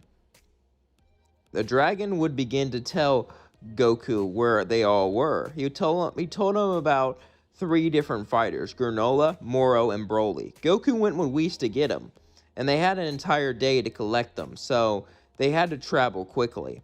As he was going out traveling, we cut to Champa. As Champa was gathering his team, he would look at Cell and say, why would you do this? Why would you suggest such a thing? Now, Cell would just laugh and say, oh, because I like to fight. Don't be too upset, Champa. This will be fun. Champa said, whatever. You're a sick freak. Once this tournament's over, I want nothing to do with you. I should have never trained you, and I should have never taught you how to use Ultra Ego even better. And now, I'm going to regret everything. We better... Cell would say, relax. We'll win, Champa. Besides, the tournament's just a show in the end. Champa would say, what do you mean by that? Just watch and you'll find out. Champa was a little scary. He said, it better not be cheating. Because if we get caught cheating, our entire universe will be relax. It's not cheating. And you're lucky I trained with the others, since I planned this for a while, Cell would say as he flew off. Champa would gather up his team, which would be the same like in canon, but instead of having Botamu, he would have Cell. And eventually they would all show up to the grand tournament. As a grand martial arts tournament, the Tournament of Power, a tournament that will decide the fate of the universes, a tournament where the losing universe will be wiped out, was finally about to begin. As it begun, other universes all started fighting each other, and as they did, Cell looked at Jiren. Jiren looked interested. After all, Jiren was just meditating. He wasn't doing anything besides that. Cell wanted to get him down. He wanted to push him off the edge right here, right now, to prove that he's worth it, to prove that he's the best. Meanwhile, Moro was staying behind and waiting for a good fight to happen so he can absorb all of their energy. Suddenly, Cell would start to walk up to Jiren.